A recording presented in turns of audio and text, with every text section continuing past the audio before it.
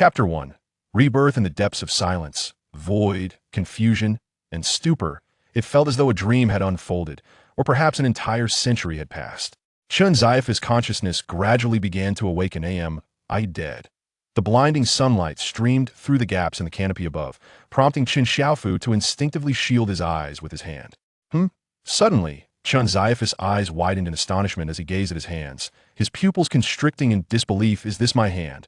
A pair of small hands, no older than 4 or 5, bore scars both new and old. A wave of pain surged through Chen Xiaofu, causing his body to convulse involuntarily.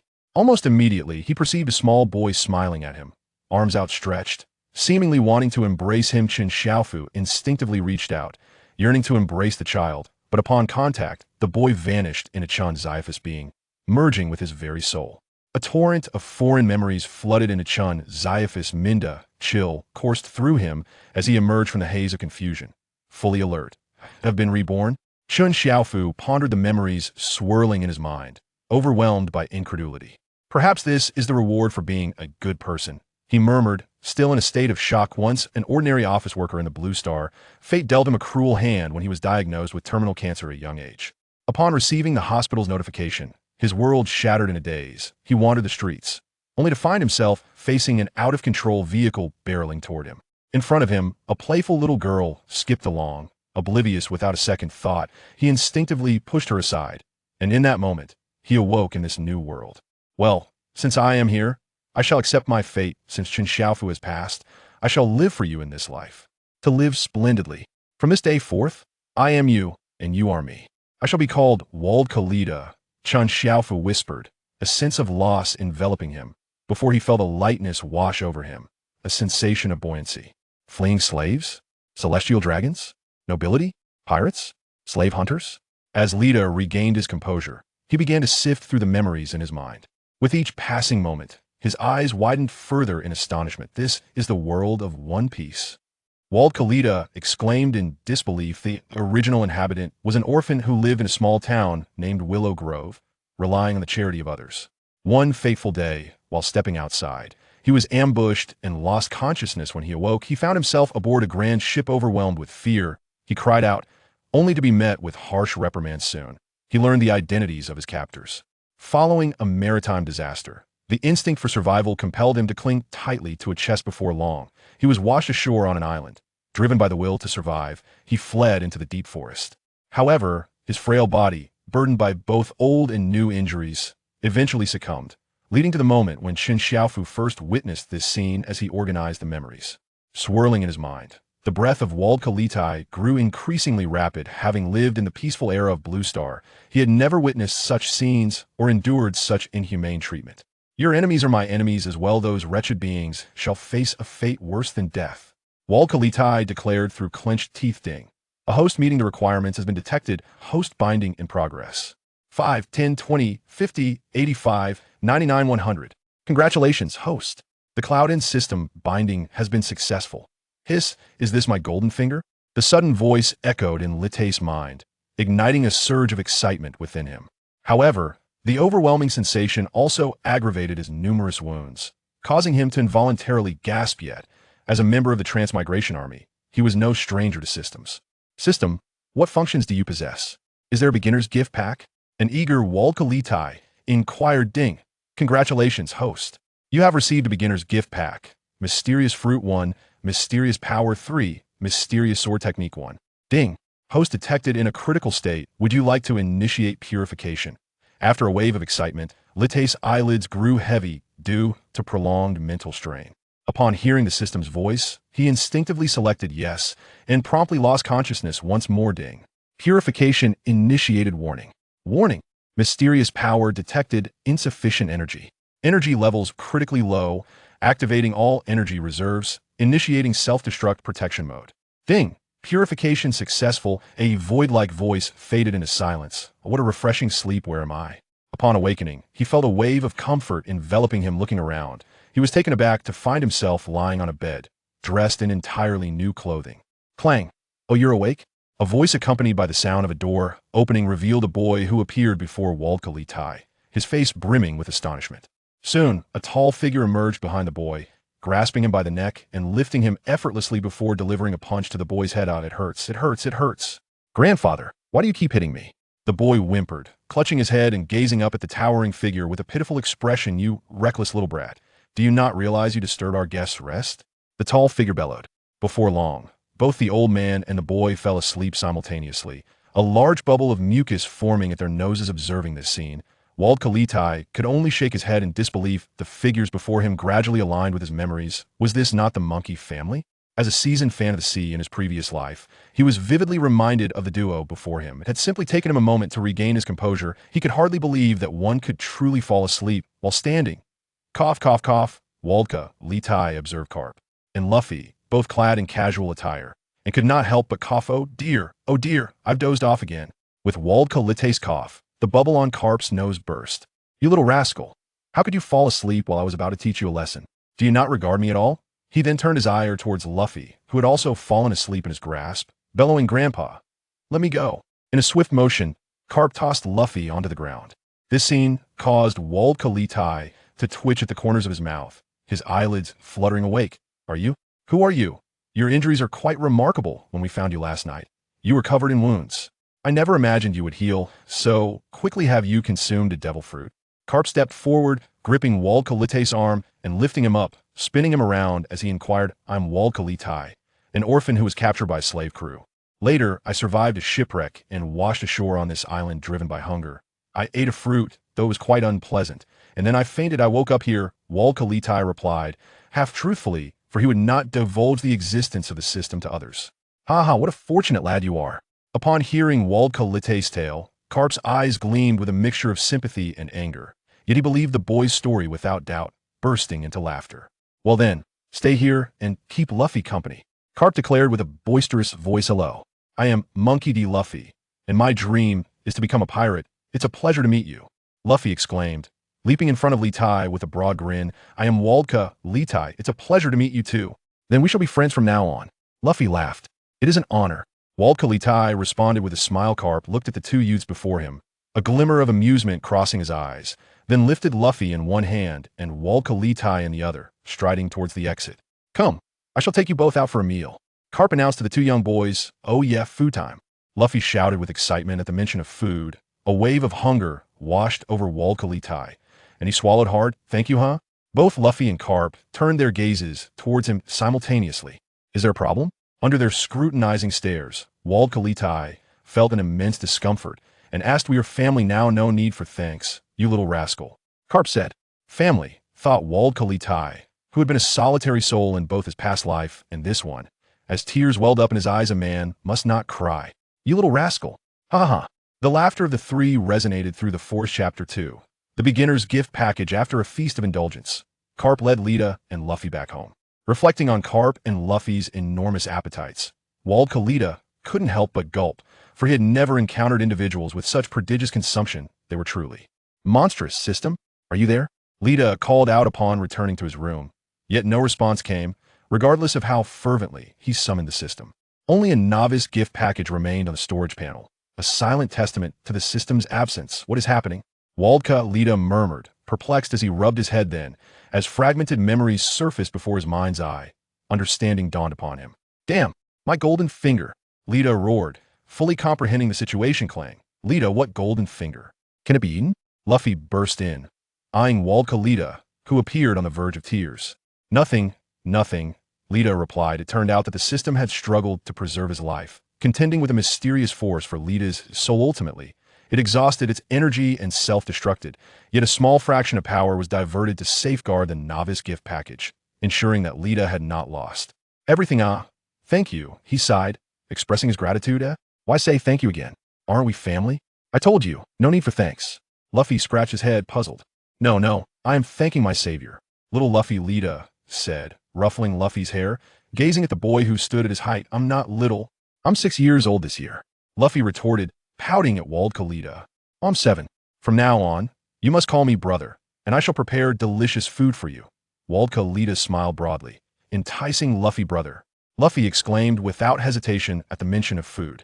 Voldka Litai responded, perhaps indulging his own whimsical desires. After all, as a seasoned fan of the sea, being Luffy's brother had long been his dream. And now it had come to fruition. Luffy, how can you cease training if you aspire to become an exceptional Marine? Carp's voice boomed from outside. I'm going to be the Pirate King. I won't become a Marine. Luffy declared defiantly, hands on his hips. You little rascal. What did you say? Amidst the ensuing chaos, Carp whisked Luffy away, leaving Voldka Litai in a state of astonishment and confusion. Having such a family is truly delightful. Litai mused to himself. Then, as his consciousness shifted, a fruit materialized in his hand. Exuding an enigmatic aura, this must be the devil fruit rewarded by the system. He contemplated before taking a decisive bite. Ugh! How can something taste so dreadful? How is it possible for such a vile fruit to exist? Voldka Litai gagged, yet he recalled some speculations from his previous life. The number of devil fruits consumed determined the extent of power one could harness. Looking at the remaining fruit, Litai closed his eyes and gritted his teeth desperate measures. He exclaimed, swiftly consuming the remaining fruits, followed by an overwhelming sense of satisfaction after approximately half an hour. He finally regained his composure. Upon assessing his physical state, a mysterious power coursed through his entire being, revealing the capabilities of the fruit to Voldka Litai. Is this the paramecia-type mind fruit?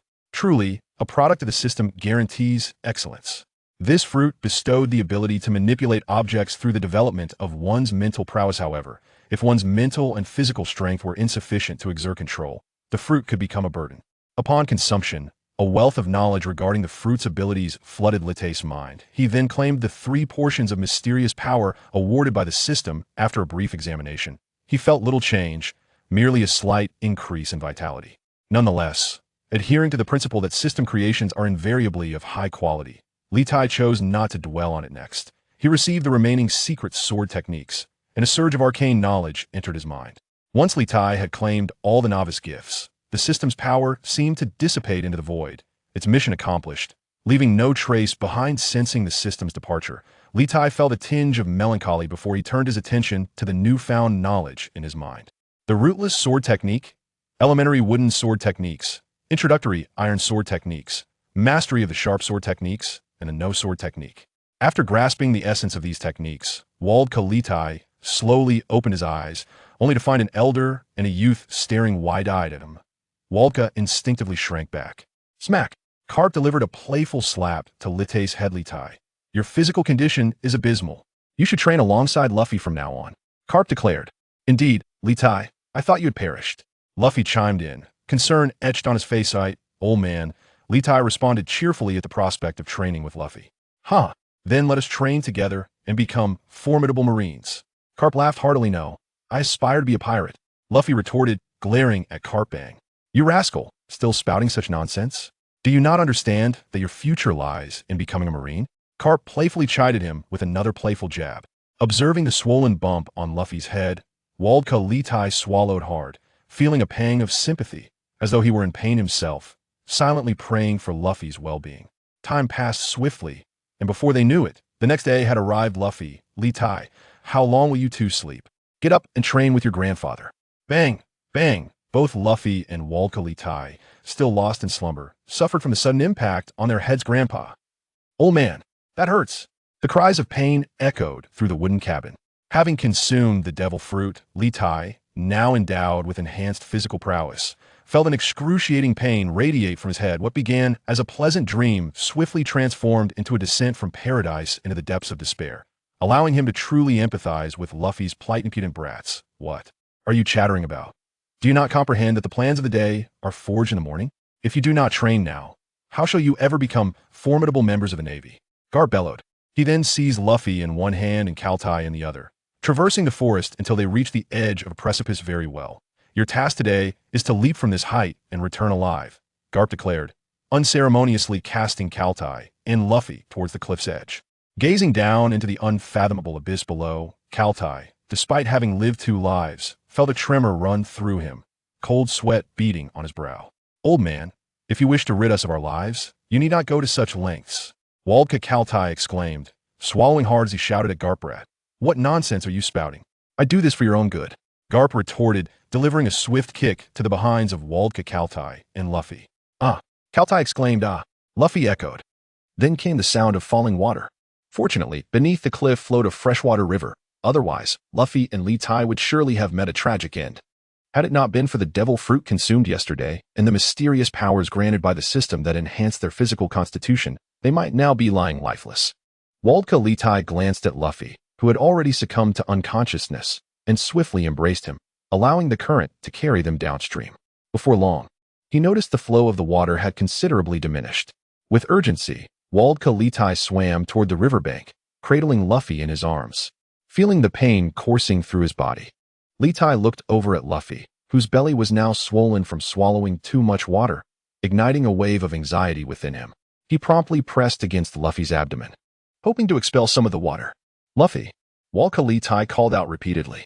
Litai, we're still alive, Luffy exclaimed, suddenly leaping to his feet, a wide grin of excitement illuminating his face. Ahem, yes, we are alive, Voldka Litai replied, finally exhaling a sigh of relief upon seeing Luffy awake, only to be momentarily choked by Luffy's unconventional thought process. They both collapsed onto the ground, utterly drained of energy, basking in the warmth of the sun above, feeling as though they had been granted an extra day of life. In the world of One Piece, human bodies were truly monstrous. Voldka Litai silently mused, reflecting on how one would likely emerge maimed, if not dead, from such a fall from such a height, a mortality rate of 99. 999. Gurgle, gurgle. Luffy and Litai exchanged a glance. Litai, let us go find some food. I'm starving, Luffy declared. All right, Voldka Litai responded, sensing a slight revival of strength within his body. Chapter 3, Training Yoshi, let us go. The mere thought of food filled Luffy with an invigorating energy, propelling him forward in a burst of speed, clearing a path. Luffy, slow down, wait for me, Voldka Litai exclaimed, eyes wide with astonishment as he hurriedly followed. As they ventured deeper into the depths of the Galbo mountain forest, the surroundings grew increasingly dim, with even the sounds of birds and beasts fading away. Roar! Suddenly, a beastly roar shattered the silence as a massive tiger emerged from the shadows. Run, Luffy! Voldka Litai shouted urgently, seeing Luffy frozen in fear on the ground. Litai, I feel like I can't move. I'm going to die, Luffy cried, tears brimming in his eyes as he gazed at the approaching tiger before turning to Litai. No, you will not die, Luffy. In a moment of urgency, he hastily activated his fruit abilities and lifted a large stone nearby, hurling it toward the tiger. The tiger, struck by the stone nearly the same size as its own body, was knocked unconscious. Litai, you are truly remarkable, exclaimed Luffy, his eyes sparkling with admiration as he gazed at Voldka Litai. Voldka Litai, gritting his teeth, was exasperated by Luffy's peculiar thought process and smacked Luffy on the head. You fool, don't run so fast. But tonight, we shall feast on tiger meat. He glanced at his hands and then at the unconscious tiger, feeling utterly drained, yet he couldn't help but break into a wide grin. Hooray! Tonight we shall eat tiger meat.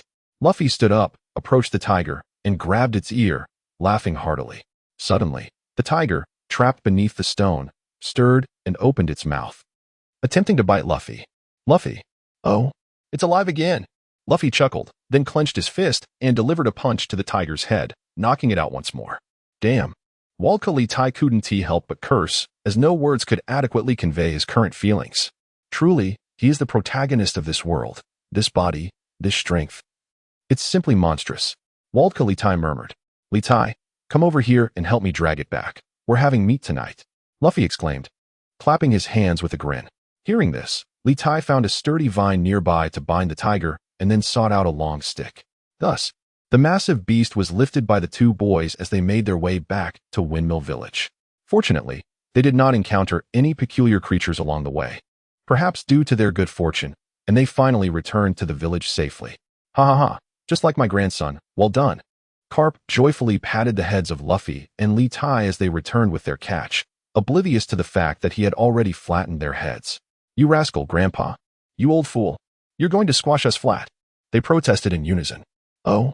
You two little brats dare to speak to your esteemed grandfather in such a manner? Carp glared at them, his voice booming. Go prepare this tiger for dinner. And after you eat, continue your training. Carp bellowed. What? More training? Luffy exclaimed, collapsing to the ground. Litai, though silent, also lay down, fatigued from using his fruit abilities, which had burdened his already weak stamina. Observing the two fallen boys, Carp roared again but did not insist that they get up. Soon, at Carp's call, a neighbor from the village came to assist in processing the tiger. Hooray! Let the feast begin. Luffy grasped a piece of tiger meat larger than himself, joyfully raising his fist as he exclaimed. Voldka Litai, equally delighted, gazed at the delectable feast before him. Upon consuming the meat, he was astonished to feel his depleted energy gradually replenishing, accompanied by a subtle surge of vitality. This prompted Voldka Litai to hasten his pace in devouring the food. Yes, he was indeed indulging in a veritable feast. For Carp and Luffy, each clutching a sizable chunk of meat, were relishing their meal with great gusto.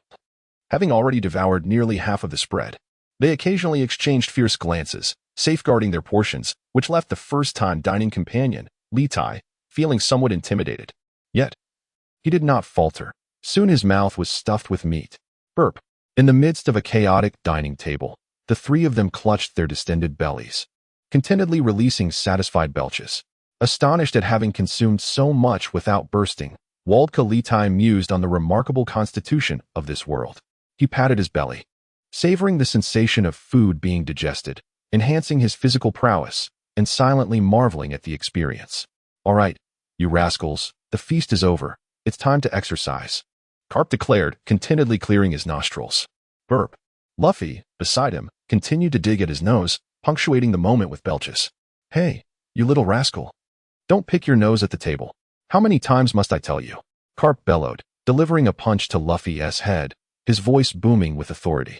Ouch. Damn it, Grandpa, that hurts. Luffy exclaimed, tears welling in his eyes. That was a loving iron fist. Carp laughed heartily. And you, Litai, what are you laughing at? Do you mock the power of my loving iron fist? With that, Carp delivered another punch to Voldka Litai's head. Damn it, old man, can't I even laugh? Voldka Litai retorted, feeling unjustly punished. Haha, it's time for post-meal exercise. My iron fist is itching. This is my love for you. Carp guffawed, leaving the two young lads bewildered. Then, the towering Carp scooped them up and tossed them into the depths of the forest. The nocturnal woods were a haven for predators, filled with the mournful howls and roars of various beasts, a reminder of the survival of the fittest. Luffy, stay close to me. Don't be afraid. I'm here. Voldka Litai had roughly charted a course before taking Luffy's hand, while the carefree Luffy gazed at the twinkling fireflies before him, his wide eyes sparkling with wonder. Devoid of any semblance of fear, bathed in the faint glow of the fireflies, the two traversed the enchanting landscape. Suddenly, a rustling sound broke the tranquility, and a massive python lunged forth, sending them both tumbling through the air, propelled by an overwhelming force. Moments later, the echoes of beastly roars reverberated throughout the mountains, as Luffy and Voldka Litai were tossed about like mere playthings by the wild creatures of the forest. Upon their return home the following day, even Garp could scarcely recognize them, for their faces were swollen, their mouths resembling sausages. Rather than express concern, Garp erupted with laughter at their misfortune. Thus, they collapsed before him, wearing expressions of utter despair. Chapter 4. The Fruits of Training in the Kingdom of Goa and Windmill Village. Time passed, and after enduring Garp's relentless training for over a month, Voldka Litai could not help but feel a bittersweet sense of joy as he recognized his growing strength and mental fortitude. This past month had been nothing short of grueling.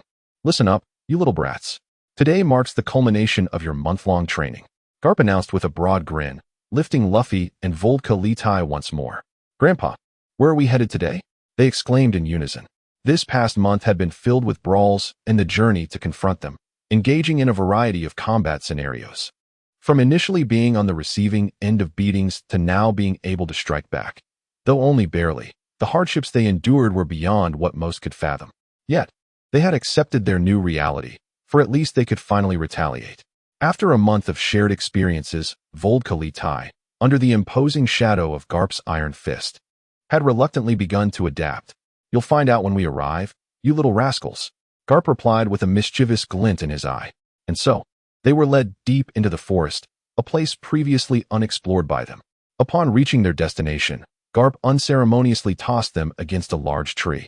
Suddenly, a horde of monkeys emerged, and the two struggled to fend off the onslaught, while Garp leisurely perched atop a boulder, relishing the spectacle before him. Eventually, after what felt like an eternity, they staggered back towards Garp, their bodies in disarray, surrounded by a group of monkeys that lay groaning, frothing at the mouth. Grandpa, why must we fight these creatures? Luffy inquired, bewildered, with Voldka Litai sharing the same look of confusion. They were aware that Garp knew of Luffy's consumption of the gum fruit, why not encourage him to develop its powers instead of subjecting him to daily beatings? This is the essence of training, Garp declared sternly to the pair. Training? All it will do is leave us hungry, and I certainly do not wish to be beaten. Luffy exclaimed. Neither do I. I do not want to be thrashed. Voldka Litai chimed in, raising his hand beside him. Enough with the whining. You both aspire to become the strongest Marines. Garp admonished sternly. I refuse to be a Marine. I wish to be a pirate. Luffy and Voldka Litai declared in unison. You two fools. Garp gritted his teeth, delivering 2 swift punches. Ouch! Grandpa's fists hurt the most. Luffy cried, clutching his swollen head. Ouch, so painful. Voldka Litai groaned, equally cradling his head, gritting his teeth. Despite feeling his physique gradually strengthening, he could not withstand Garp's iron fists, leading him to question the worth of over a month's arduous training. Subsequently, they were tossed in front of a massive gorilla, which, upon seeing them, began thumping its chest and roaring with excitement. Thus, they endured another day of torment at the hands of the gorilla. You wretched monkey. One day I shall return and defeat you. Voldka Litai vowed through gritted teeth, glaring at the gorilla. After all, throughout this month of training, the gorilla had been the one to torment them the most, as if treating Luffy and Voldka Litai as mere toys.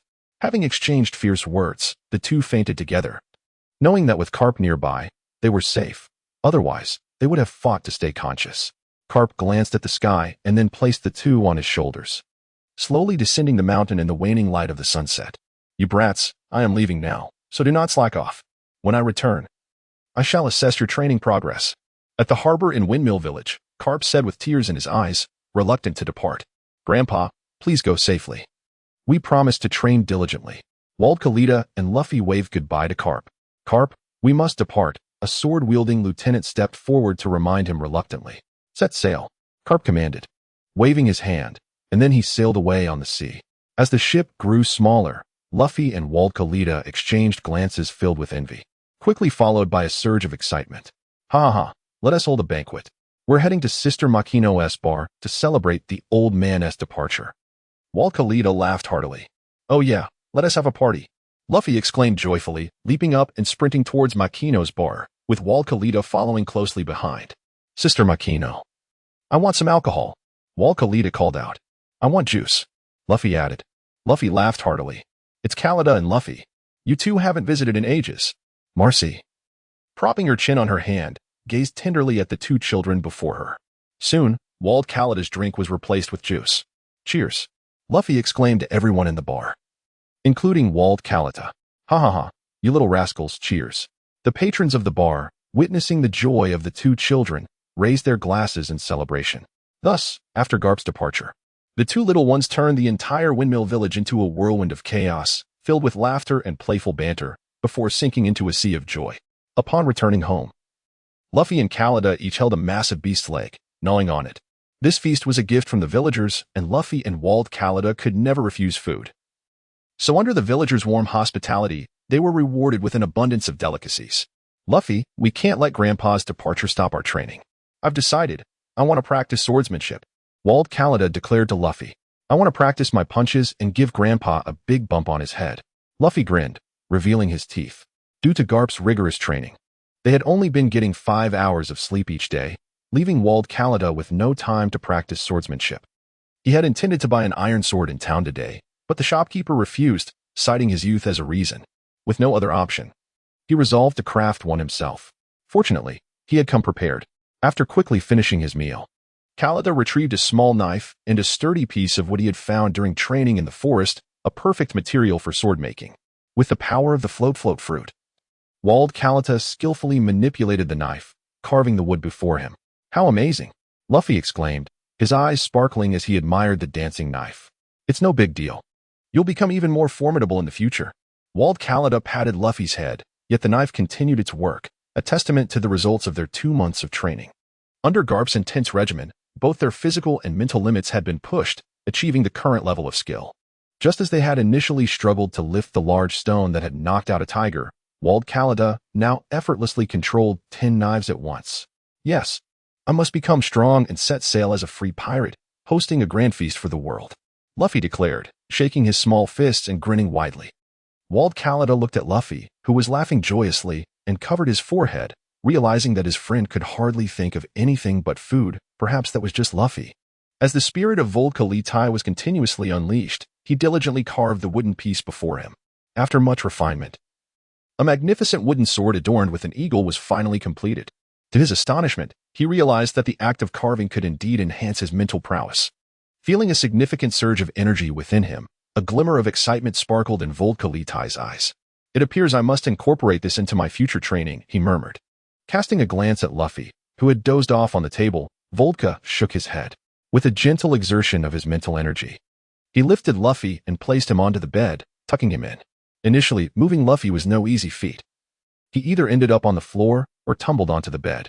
Fortunately, Luffy was carefree, or he would have surely retaliated. Observing Luffy, who was drooling in his sleep, Voldka shook his head once more and stepped outside, deftly closing the door behind him with his mental power. He then set off towards the cliff where they usually trained, carrying the freshly crafted wooden sword. Chapter 5. Conqueror's Haki. At the back mountain cliff of Windmill Village, a black-haired youth sat cross-legged, furrowing his brow in concentration. Why is even the basics so challenging? Voldka Litai pondered over the requirements of the foundational training.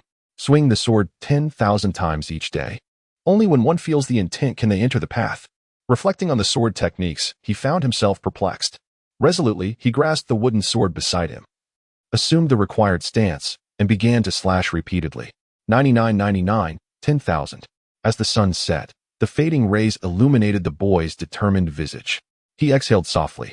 Today's task was finally accomplished. "Litai, I knew you would be here." Suddenly, Luffy charged up from below with unrestrained enthusiasm. "No, Luffy, stop." Exhausted from the mental exertion of slashing 1,000 times, Litai had little strength left. With Luffy colliding into him, both tumbled off the cliff. "I'm sorry." Luffy laughed heartily. "You fool." Voldka Litai gritted his teeth and shouted at Luffy. Splash! They both plunged into the water, although they often found themselves kicked into the water by Garp. This time it was entirely Luffy's fault. Luffy. As Voldka regained his senses, he remembered that Luffy, the fool, couldn't swim. He hurriedly swam towards Luffy, skillfully wrapped him up, and began to paddle towards the shore. Luffy. Once again, after a bout of massage and pressure, Luffy gradually regained consciousness, while Voldka Litai finally breathed a sigh of relief. "Hee, Litai, I'm hungry," Luffy said, smiling with a hint of grievance at the worried Voldka Litai. Upon awakening, Luffy realized that Voldka Litai was not present and began to search around. It was only after checking every corner that he thought of the cliff. When he found Voldka Litai, his stomach was already growling, which explained his excitement. "Fool," Voldka Litai playfully tapped Luffy's head and then hoisted him onto his back. Heading towards the dense forest.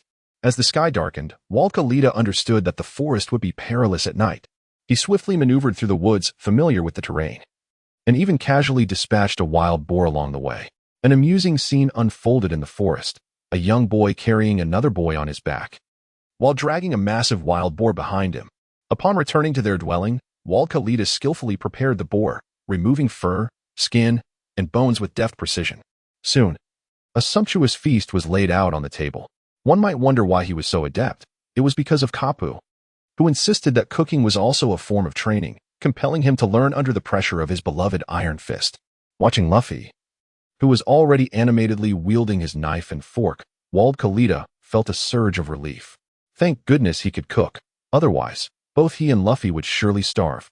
After a delightful meal, they indulged in a peaceful slumber, cherishing one of their happiest moments together.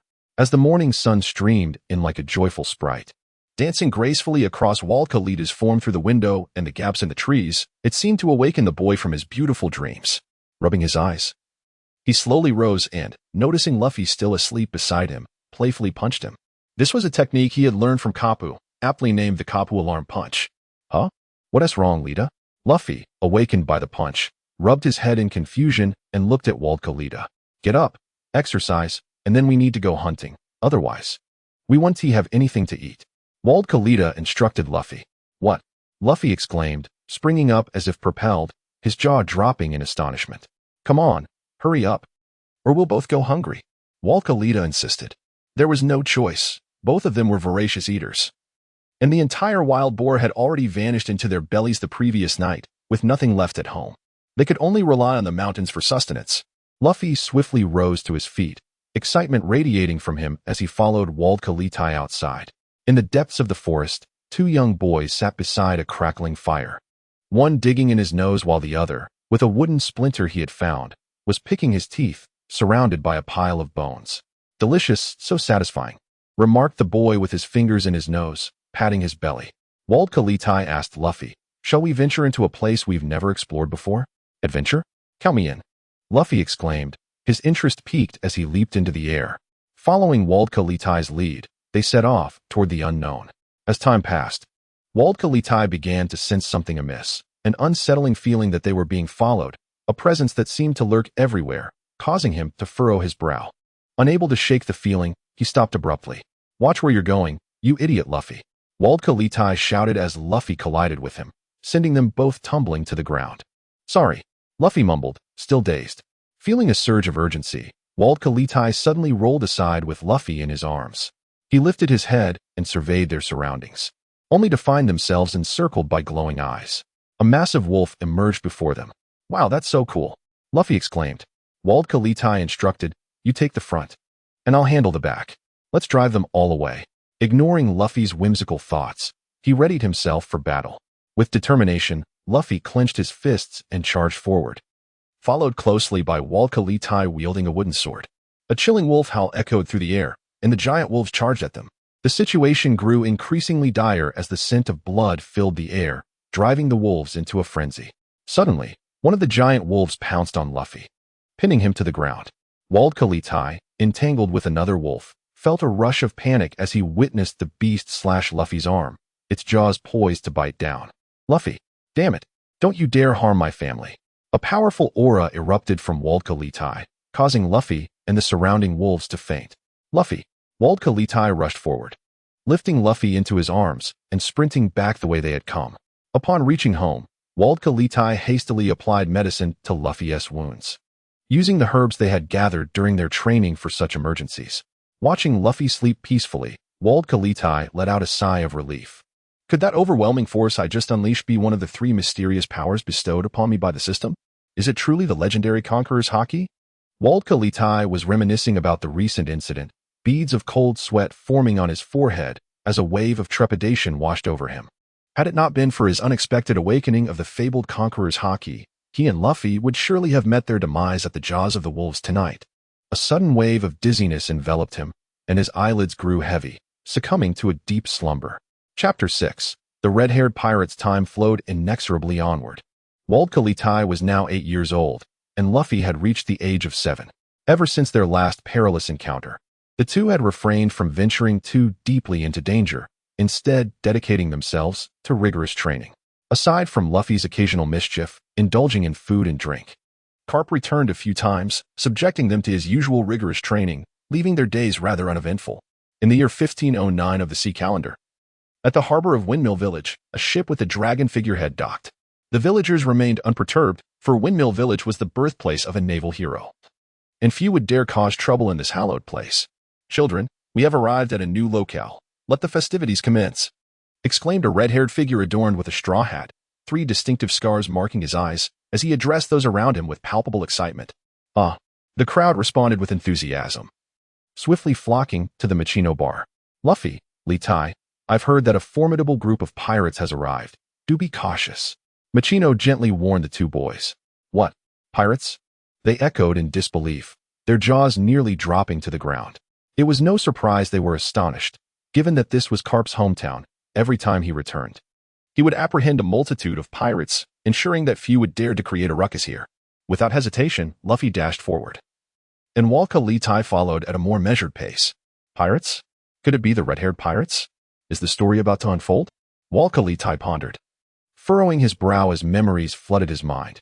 Before long, Voldka Litai, trailing closely behind Luffy, beheld a young boy confronting a group of individuals, and he realized that they were indeed the red-haired pirates from his recollections.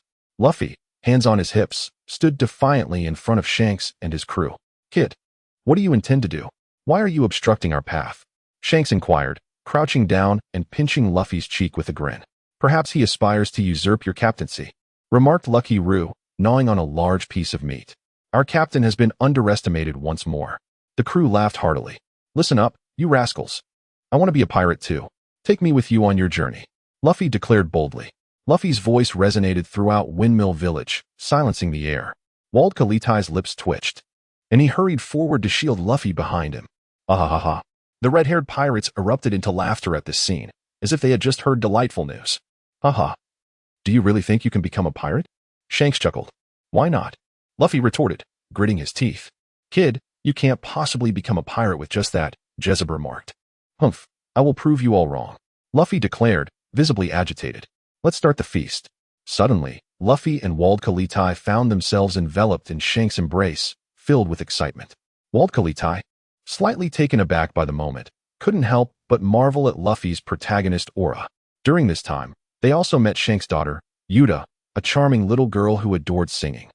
At the entrance of the Makino bar, a small boy and a small girl sat before a tiny table, which held 2 plates of chicken and 2 cups of juice.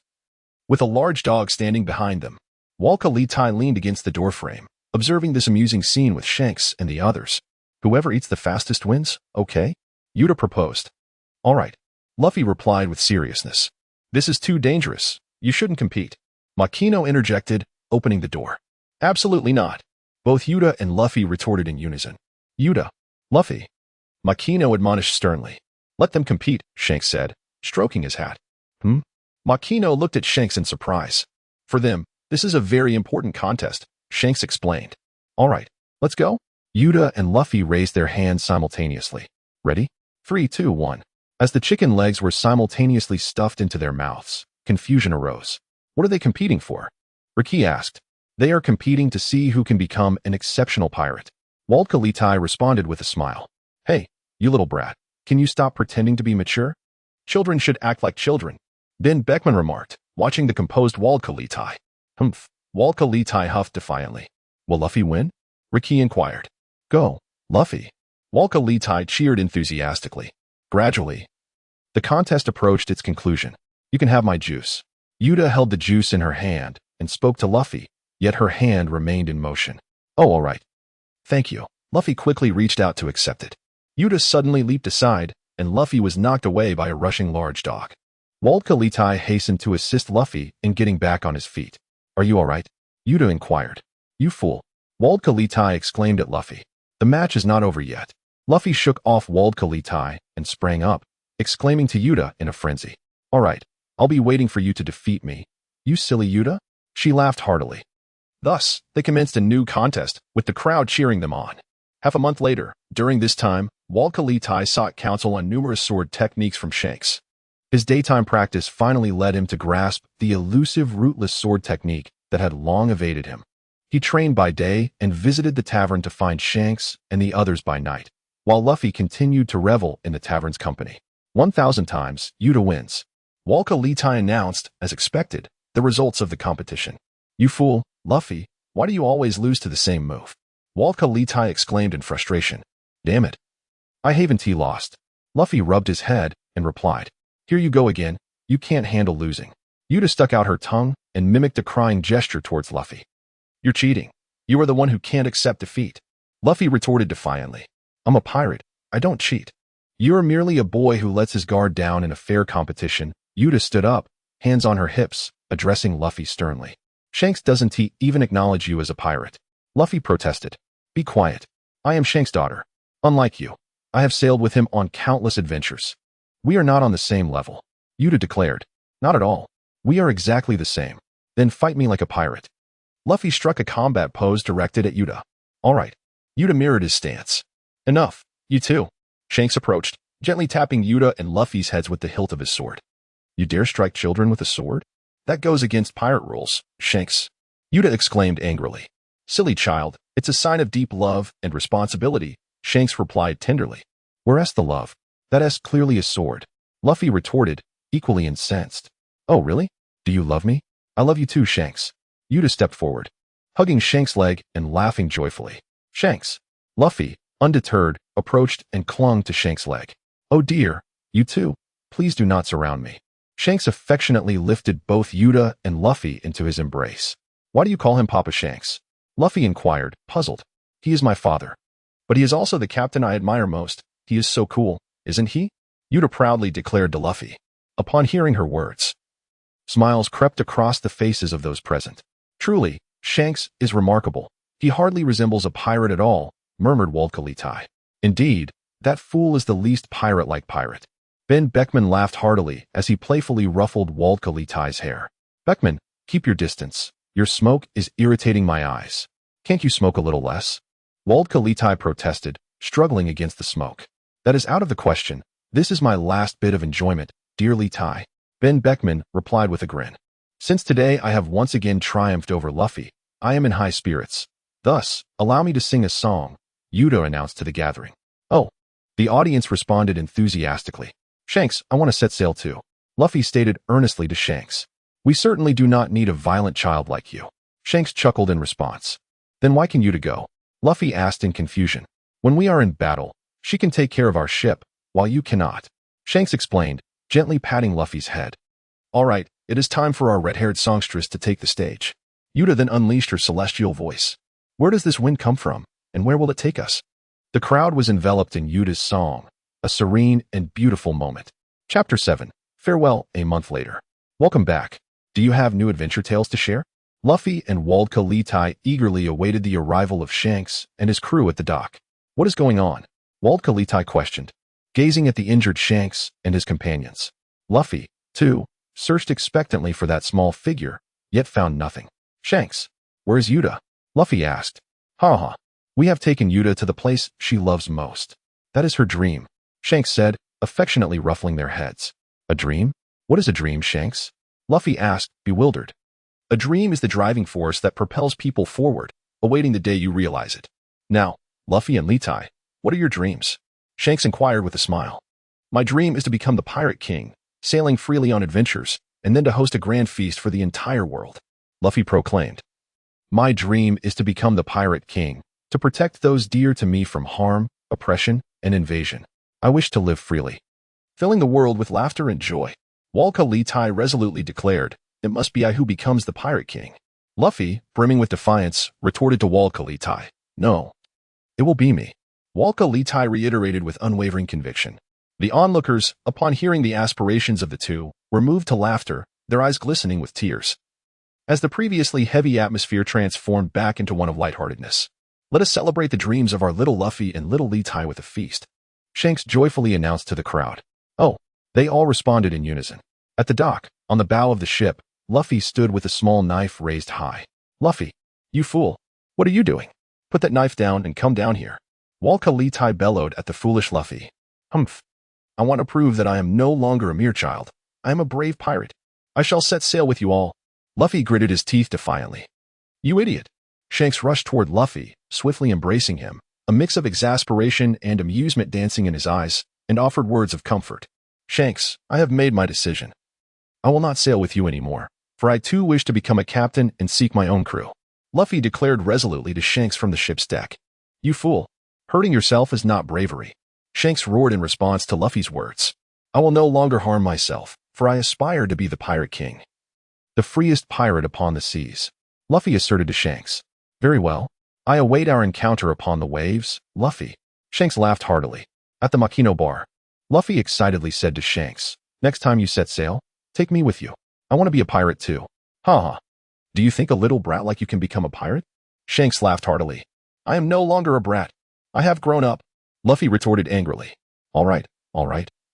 No need to be upset. Here, have some juice. Shanks offered Luffy a glass of juice. Oh, thank you. Luffy expressed his gratitude.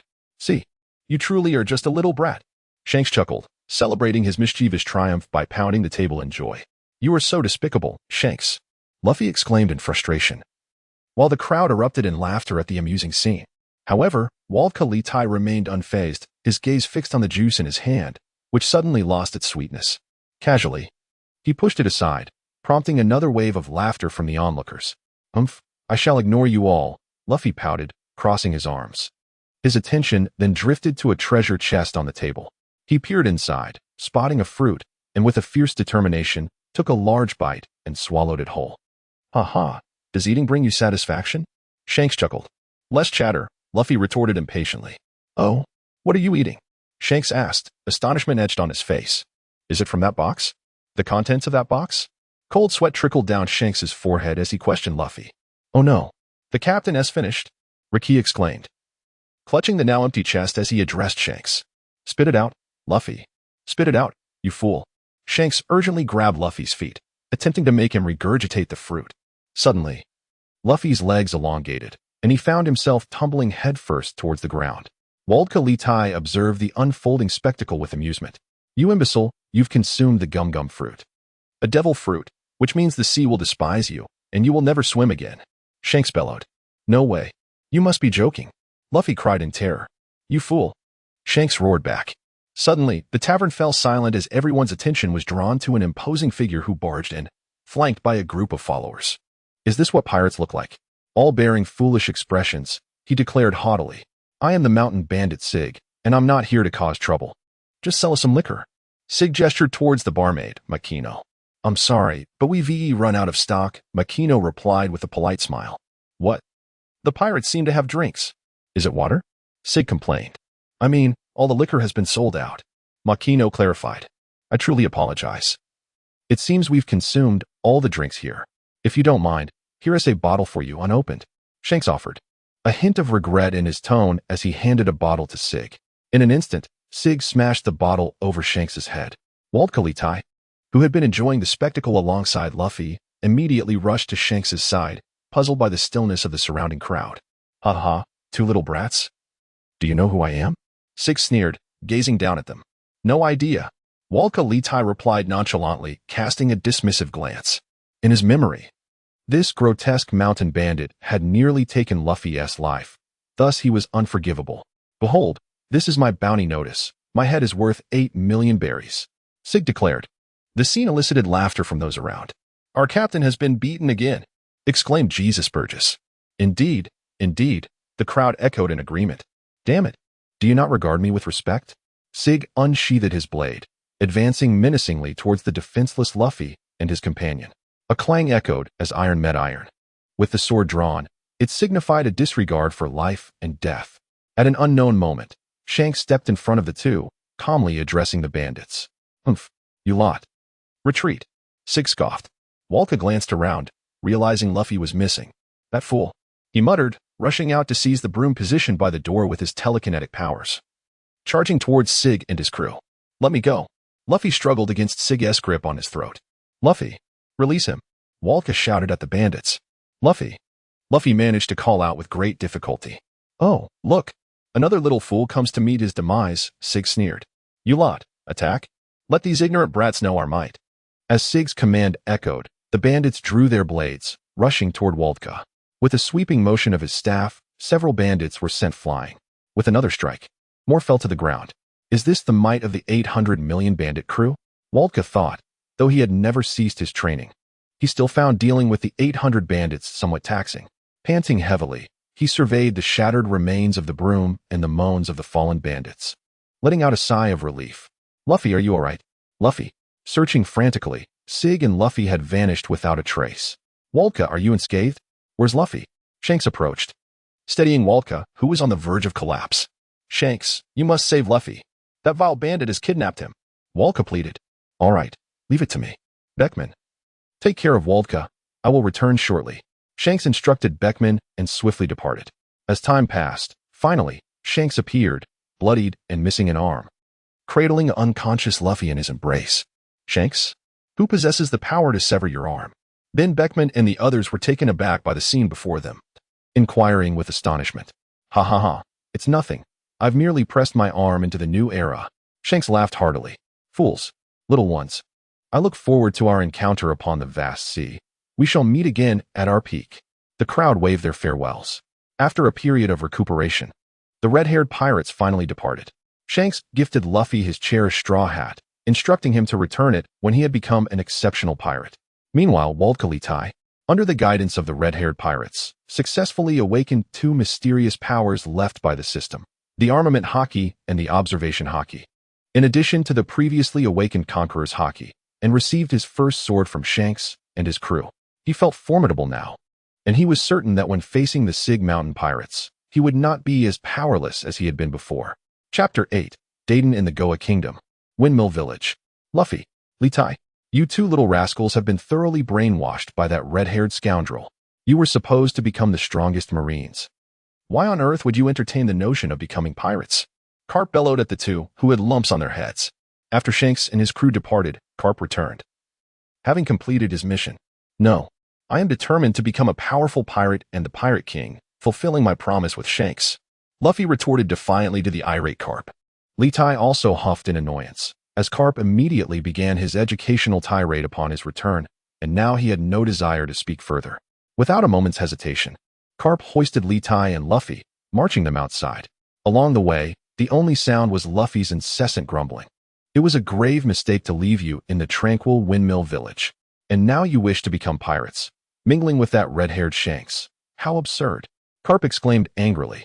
I want to become a man as strong as Shanks, Luffy declared. Seeing this unfold, Litai sighed with resignation and closed his eyes. Suddenly, with a swift motion, Carp tossed Litai ahead, sending him tumbling head over heels. You rascal, old man. What are you doing? Litai shouted at Carp. You little scamp. Why didn't you stop Luffy? You're letting him entertain such dangerous thoughts. Carp fumed. Humph, because I am the one destined to become the Pirate King. Litai snapped back angrily. Damn it. I am the one who will become the Pirate King. Luffy struggled to assert. Enough. You two little brats are far too dismissive of me. Luffy, Litai, Ace, you all are meant to become powerful Marines. Kapu glared at the two individuals embroiled in a dispute, his irritation mounting as he delivered two decisive punches. How infuriating. I have transformed into a rubber man, yet I still feel such pain, Luffy exclaimed, cradling his head. Damn it, despite having learned haki from Shanks and his crew, why does it still hurt so much? Lita grumbled. After a brief interlude, Kapu escorted the duo to a wooden house. With a resounding knock, he asserted his haki upon the door. What is this place? Luffy inquired, bewildered by the unfamiliar surroundings. This should be the lair of mountain bandits. Lita mused, recalling that this was indeed the territory of the infamous Dadan family. How noisy! Who dares to provoke me? A towering woman, a cigarette clamped between her lips, bellowed. It is I? Kapu replied nonchalantly. Mr. Kapu. The imposing woman, upon recognizing him at the threshold, staggered back in fright. Following her voice, two figures emerged from behind her, one tall and the other shorter. The woman was Dadan, the foster mother of Ace, Luffy, and Sabo, and if all went according to fate, would soon be Lita as caretaker as well. The two figures behind her were the mountain bandits Dogura, the shorter one, and Megura, the taller. Looking quite spry, aren't we? Kapu remarked with amusement as he observed Dadan and her crew. What a joke. Megura retorted. Ace is already 10 years old. Dadan expressed her discontent. What? He has grown so much? Is he doing well? Kapu chuckled in response. We can hardly manage him any longer. There's nothing amusing about it. You must come and take him away, Dogura complained, gesturing in exasperation. And what are these two little brats doing here? Dadan inquired. Oh, these two rascals. They will be entrusted to you from now on. Kapu replied with a grin. Hey, Luffy, Lita, be sure to greet them. He instructed the boys. Hello, who are they? Dogura asked. They are my grandsons. Kapu explained. The three exclaimed in unison. Mr. Kapu's grandsons? This is impossible. They fell to their knees before him, faces etched with despair. Very well, I shall present you with a choice. Would you prefer to spend your days in prison or raise these rascals? You have committed numerous crimes, and I have turned a blind eye to them. Kapu threatened, laughter ringing in his voice. How can this be? The trio cried out. Indeed. We do not wish to be captured. Megura scratched his head. Yet I must admit, life in prison could be rather appealing at times. Ace alone has been a considerable headache for us. Dogura gritted his teeth. And with your two grandsons added to the mix, I suspect those little rascals will be monsters as well. Dadan gritted his teeth and muttered. In this dilapidated mountain hut, Luffy scoffed. What did you say, you little brat? Speak again, and I'll kill you, you bastard. Dadan bellowed. Humph. Litai coldly snorted, standing expressionless beside him, while Luffy had already been captivated by a few small insects flying by and dashed away. Although aware that Dadan's nature wasn't malicious, both Litai and Luffy, having encountered the Bandit Sig's gang, held a rather poor impression of bandits, and they followed Luffy in retreat. Completely ignoring me? Dadan fell to the ground in frustration. Boss. Are you all right? Moments later, a somewhat swaggering youth appeared before them, seated on a stone with a delinquent's demeanor, arms crossed, and holding a steel pipe, casually resting his leg. Is this Ace? Litai wondered aloud. From today onwards, these two will be living with you. Make sure to get along well, okay? Carp said with a smile. What? Has the decision already been made? How can you make such decisions unilaterally? Dadan and the others shouted in anger. Is there a problem? However, upon receiving a sidelong glance from Carp, their voices fell silent. Leave it to us, the Dadan family quickly asserted. All right, it's in your hands now. I'll come back to check in when I have time, Carp replied.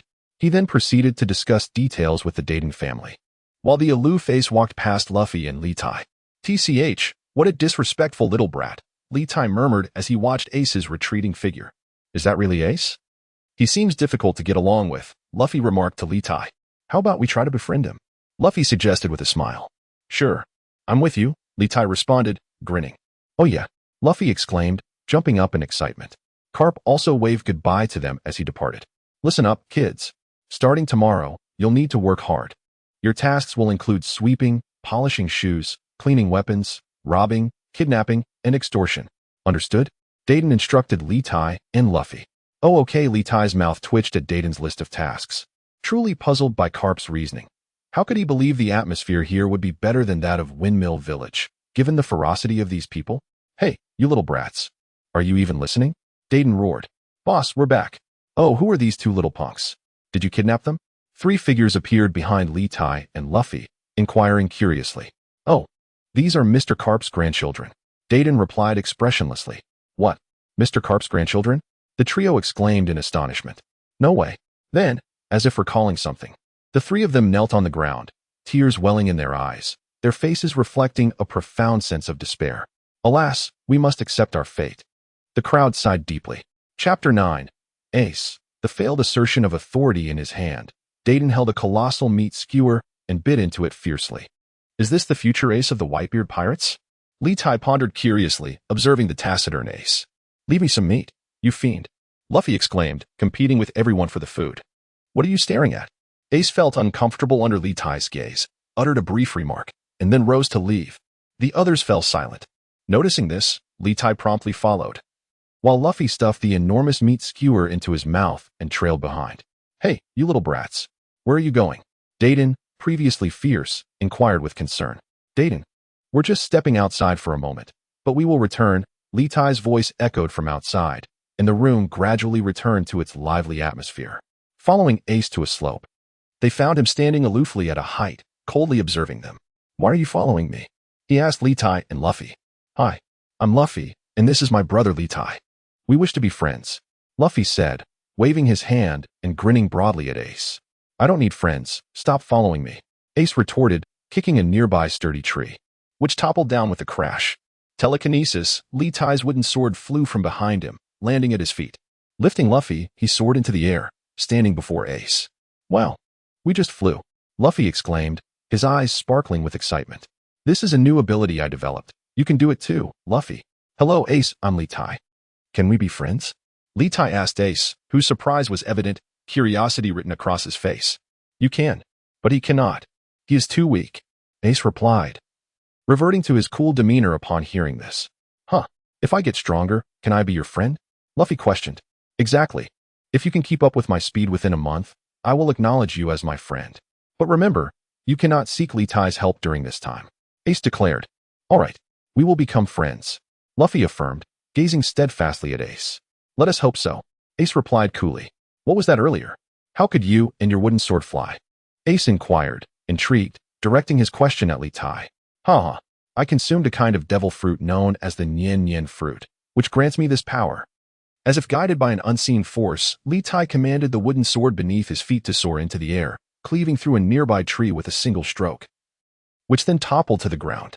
Cool, Luffy exclaimed with uncontainable excitement. Humph, one day I will find a fruit and gain immense power as well, Ace remarked, gritting his teeth, his envy palpable yet unable to suppress his words. Let us return, otherwise Miss Dadan will grow concerned. With a gentle maneuver, Litai directed the flying sword back to his feet, grasping Ace with one hand and Luffy with the other, and they set off towards the Dadan household. Ah, this is so awesome. Luffy's thrilled voice echoed at the entrance of Dadan's home, while Ace, with a grim expression, silently battled his discomfort. Let us rest for today, tomorrow. I believe Luffy will become your friend, Litai encouraged, giving Ace a reassuring pat on the shoulder. Ace nodded reluctantly, then turned away to struggle with his nausea. TCH. Such a brat, Litai observed Ace's plight, while Luffy bounced around in excitement. Ignoring them, he leapt lightly onto the roof. Litai's ability to control the wooden sword to fly was a discovery born from an unexpected event.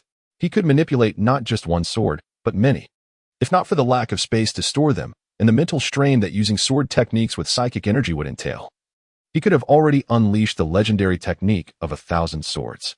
However, upon realizing that practicing swordplay not only enhanced his physique, but also his mental prowess, he whimsically pondered the results of employing psychic energy to master the rootless sword technique. To his astonishment, he succeeded, evolving from controlling a single sword to managing 4 simultaneously.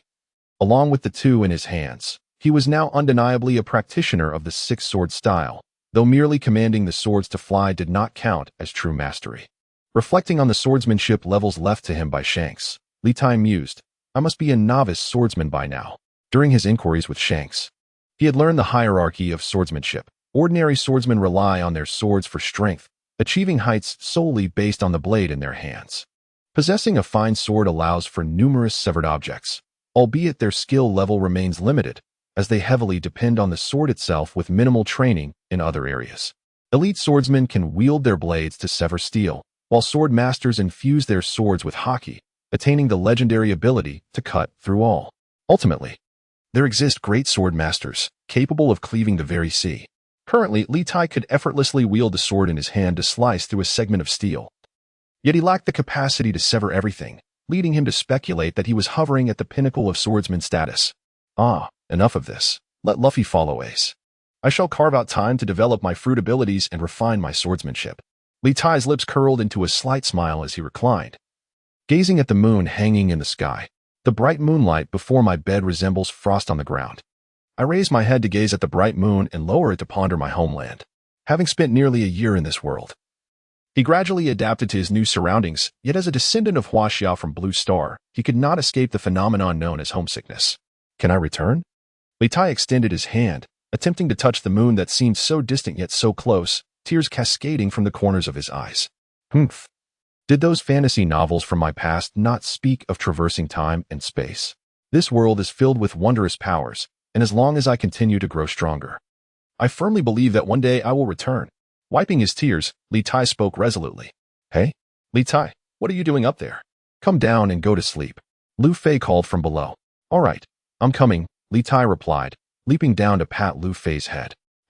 Litai, have you been crying? Who bullied you? I'll go beat them up. Lu Fei, sensing Litai's emotions, raised his fist in inquiry. It's nothing, just hurry and sleep. Litai reassured him with a gentle pat on the head. Okay, but you really have been crying? Upon returning to the room, Litai found Ace sitting cross-legged on the floor, looking at him with curiosity. No. Do you want to fight? Litai threatened playfully. Humph. One day, I will surpass you, Ace declared. Then we shall speak of it on that day. Observing the proud expression on Ace's face, Litai felt a sudden urge to tease him. However, he simply joined Lu Fei and leaped beside Ace, settling down to sleep. They shared a communal sleeping arrangement, where many slept together. Good night, Lu Fei. Good night, Ace. Good night, Litai. As the rhythmic breaths of the three filled the air, the surroundings fell into a beautiful tranquility. Chapter 10. The direction of fruit development beneath the verdant mountains and azure skies. A young boy tirelessly wielded his sword. If anyone were to witness this moment, they would be astonished to find 4 additional swords levitating behind him, dancing in harmony with the movements of his own. Exhaling deeply, Litai placed his sword aside and sat cross-legged. Why do I feel that my ability to control these 4 swords has reached its peak? Litai gazed perplexedly at the sword beside him. Indeed, the young swordsman was Litai himself, seemingly ensnared in a conundrum. He felt that if he were to manipulate even one more sword, his spirit would shatter. He had cultivated the mastery of 6 swords to the pinnacle of a swordsman's realm, known as the iron-cutting stage. Yet he remained directionless in his pursuit of the swordmaster realm. His awakened armament haki could only envelop a single fist due to his physical limitations. This was an inevitable consequence of his tender age. His stamina could not keep pace, requiring him to continue training diligently as he matured to potentially envelop his entire being in armament haki. However, even his awakened conqueror's haki seemed indifferent to him, lacking any capability for activation. This was a result of his unfamiliarity with the methods of employing conqueror's haki, leaving him to await the right opportunities that might arise upon venturing out to sea in the future. Now, It was time to contemplate the developmental trajectory of his fruit abilities. Litai shook his head, casting aside impractical thoughts, and earnestly delved into the study of his fruit powers. Initially, when he first succeeded in levitating objects, he believed he could achieve the prowess of the float fruit. However, he soon realized his error. The float fruit rendered objects lighter, enabling them to ascend. In contrast, the thought fruit harnessed mental energy to attach his mental strength to objects. For instance, to achieve flight, he merely needed a medium to infuse his flying intention, causing the medium to soar. Nevertheless, this process would deplete a portion of his mental and physical stamina. Following this logic, he could potentially lift a small island, provided he possessed the requisite mental fortitude and physical strength to do so. He could draw inspiration from Mr. Golden Week, whose abilities utilize a palette and colors as mediums to convey emotions to others. Thus, did this imply that controlling flying swords while practicing the 6-sword style was my ultimate limit? Through practice, he discovered that managing 4 flying swords with the nameless sword technique was indeed his threshold. Adding any further swords would destabilize his technique, as the might of the sword technique was overwhelmingly potent.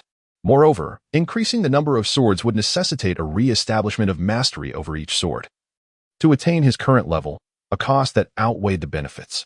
In essence, I now have 2 developmental directions for my fruit abilities. The first is to use mental fragmentation to control 4 flying swords, thereby becoming a practitioner of the 6-sword style. The second direction is to enhance the capabilities of the 6 swords through mental attachment. Fortunately, the sword techniques bestowed by the system are formidable, otherwise I might still be laboring in some remote corner, digging in the mud. Upon determining his direction, Litai could not help but feel a wave of relief. With his thoughts focused on the softening technique, he picked up the iron sword and infused his intent into it, witnessing the once rigid blade transform into a supple form. Indeed, my developmental approach is sound. With a triumphant laugh, Litai reveled in the success of his first attempt. His gaze then shifted towards the enormous stone nearby. As he applied the softening technique to the stone, he soon felt as if his vitality had been drained. Beads of cold sweat formed on his forehead, and he collapsed to the ground, exhausted both physically and mentally. Alas, a self-inflicted misfortune. He cursed, lying helplessly on the ground, feeling as though he lacked even the strength to move a finger. After lying there for half an hour, his strength gradually returned. He picked up the sword and, dragging his weary body, made his way slowly towards the Dadan household. "Hey, Litai, what have you been up to?" On his way back, he encountered Ace, who looked at him with a puzzled expression. "Oh, it's you, Ace. I just tested my new ability and ended up completely drained." "Where's Luffy?" Litai replied, having been at Dadan's place with Luffy for over half a month. "You mean that annoying little tail? He is chasing after me." Ace responded, recalling something, and then hurried off. "Well, I'll be. Not even offering to help me. What an impolite little brat." Litai muttered as he watched Ace disappear from sight. A twitch at the corner of his mouth. Suddenly, something collided with him, sending him flying and enveloping him in a cloud of dust. Coughing, Litai struggled to regain his composure. "What dares to ambush me?" Step forward for a duel. Drawing a knife, he assumed a combat stance. Feeling like a tiger fallen into the plains, attacked in his moment of weakness. "Is that you, Litai?" As the smoke cleared, Luffy, wearing his straw hat, appeared before him. "Luffy!" Litai exclaimed, his face darkening as he glared at the seemingly innocent Luffy. "Ah, Ace is still ahead. I need to catch up with him, or I'll lose him," Luffy said, pressing down his hat and with a swift fist to his palm, as if remembering something important, then dashed away. "Phew, that was close. I almost got hit by Litai. His anger is truly terrifying. Luckily, I'm clever." "Ace, wait for me," Luffy thought, lightly patting his chest in relief. "You too. Just wait. None of you offered to help me. I'll make sure to settle the score when you return." As he gazed at the departing Luffy, Lita's countenance darkened further. After enduring numerous trials, he returned to the Dadan household, where he indulged in a lavish feast, gradually restoring his physical and mental vitality. Why was that stone beyond my control? Was it due to its size, rendering it too formidable for me to manipulate? Does this imply that I am limited to controlling only smaller objects? In truth, Lita remained unaware that the very root of the stone he attempted to command had spread across the entire mountain. Had he known, would he have questioned the essence of existence? Thankfully, practicing swordsmanship enhances both physical and mental fortitude. Otherwise, in this world teeming with monsters, one could meet an untimely end at any moment. It appears I must continue to diligently practice the rootless sword technique, striving for mastery. as perhaps that will be my pathway to transcending into a swordmaster. After satiating his hunger and thirst, Litai contemplated deeply before succumbing to fatigue and drifting into slumber. Chapter 11. Sabo. More than half a month later, in the kingdom of Goa, at the uncertain destination of objects. Have I truly pulled off a significant heist in town? Indeed, I have as well. Damn it, I've lost to you again today. After 5 long years of saving, acquiring a pirate ship is no small feat. Perched atop a grand tree, 2 youths excitedly exchange treasures in their hands. A pirate ship? Are you both aspiring to become pirates? I am too. At that moment, a voice interrupted their conversation as a small figure donned in a straw hat excitedly waved from below the tree. Hey! The 2 boys atop the tree exchanged glances and swiftly concealed their treasures in a hollow within the trunk before hastily descending. What are you doing? Keep it down. The 2 boys, now on the ground, simultaneously swung their fists, brandishing ropes to bind the straw-hatted boy to the tree. Ace, so this is where you come every day? Exclaimed the bound boy with enthusiasm. Wait, did I forget something today? Litai, deep in his training, furrowed his brow as if lost in thought. Blast it. Today is the day Luffy and Ace made their pact. Panic surged within him. The Burjimi incident. Luffy and the others are in danger. With a frown, Litai recalled the agreement made a month prior, recalling that Luffy was to be abducted by a crew known as the Sapphire Pirates led by Burjimi. Curse you, Burjimi. I hope you haven't committed any heinous acts. Otherwise, I shall ensure your ruin. Without hesitation, Litai summoned his flying sword and soared towards the uncertain destination. Speak. In a dimly lit room, Luffy lay bloodied, suspended from the rafters. I don't know. Luffy struggled to speak, gritting his teeth as he uttered those words. After spending over a month together, Luffy had already considered Ace a comrade. Betraying a companion was absolutely unacceptable for him. You scoundrel. Since you refuse to speak, you may as well perish. Enraged, Berger drew a knife with a grim expression and exclaimed furiously. Come on. I'm not afraid of you. Luffy shouted with his last ounce of strength. Humph, I'll grant your wish, you little brat. Berger raised his large blade, ready to strike. Suddenly, Sabo and Ace, who had been hiding, burst in, each wielding a water pipe. Together, they forcefully shattered Berger's blade into several fragments, shielding Luffy from harm. Humph. What kind of skill is it to bully a mere child? Ace gritted his teeth, seething with anger. Ace, yo-ho-ho, finally, Ace and Sabo have emerged. Quickly tell me where you've hidden the treasure. Berger glared at the 2 boys who appeared before him, his tone menacing. If you wish to claim our treasure, you must first step over our corpses. That treasure was earned through blood, sweat, and tears by both Ace and me. Sabo, exuding an air of nobility, tightened his grip on the steel pipe and spoke with resolve. Ha ha ha, so you refuse to speak, do you? Allow me to show you what a true pirate is, and let you understand the consequences of provoking the Sapphire Pirates. With a wave of his hand, Berger commanded his men to charge at Ace and Sabo. Before long, Ace and Sabo found themselves overwhelmed, gasping for breath, their bodies marked with wounds, blood staining their garments as they were encircled by the Sapphire Pirates. Ace. Sabo. Luffy cried out desperately, tears streaming down his face. Humph. Damn brats, hand over your treasure at once. Berger pressed his knife against Ace's neck. You shall not succeed. Though you have defeated us, you will never conquer a man of conviction. Ace gritted his teeth defiantly, glaring at Berger. Ha ha ha, Ace. How amusing it is to see you in such a predicament. Suddenly, a voice echoed from above, drawing everyone's attention. A young boy stood upon a sword, soaring through the sky, grinning mockingly at Ace below. Observant eyes would surely notice the fire of fury within his gaze. Litai. Luffy softly called out as he spotted Litai in the sky, before fainting. Humph, as if I care. Ace pouted, but upon seeing Ritai's arrival, he finally breathed a sigh of relief.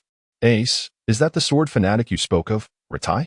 Sabo asked excitedly, gazing at Litai soaring above. Yes, Ace replied. Hey, you little brats. Do you think I am invisible? And you, flying up there, do you wish to die standing atop my head? Fire at them.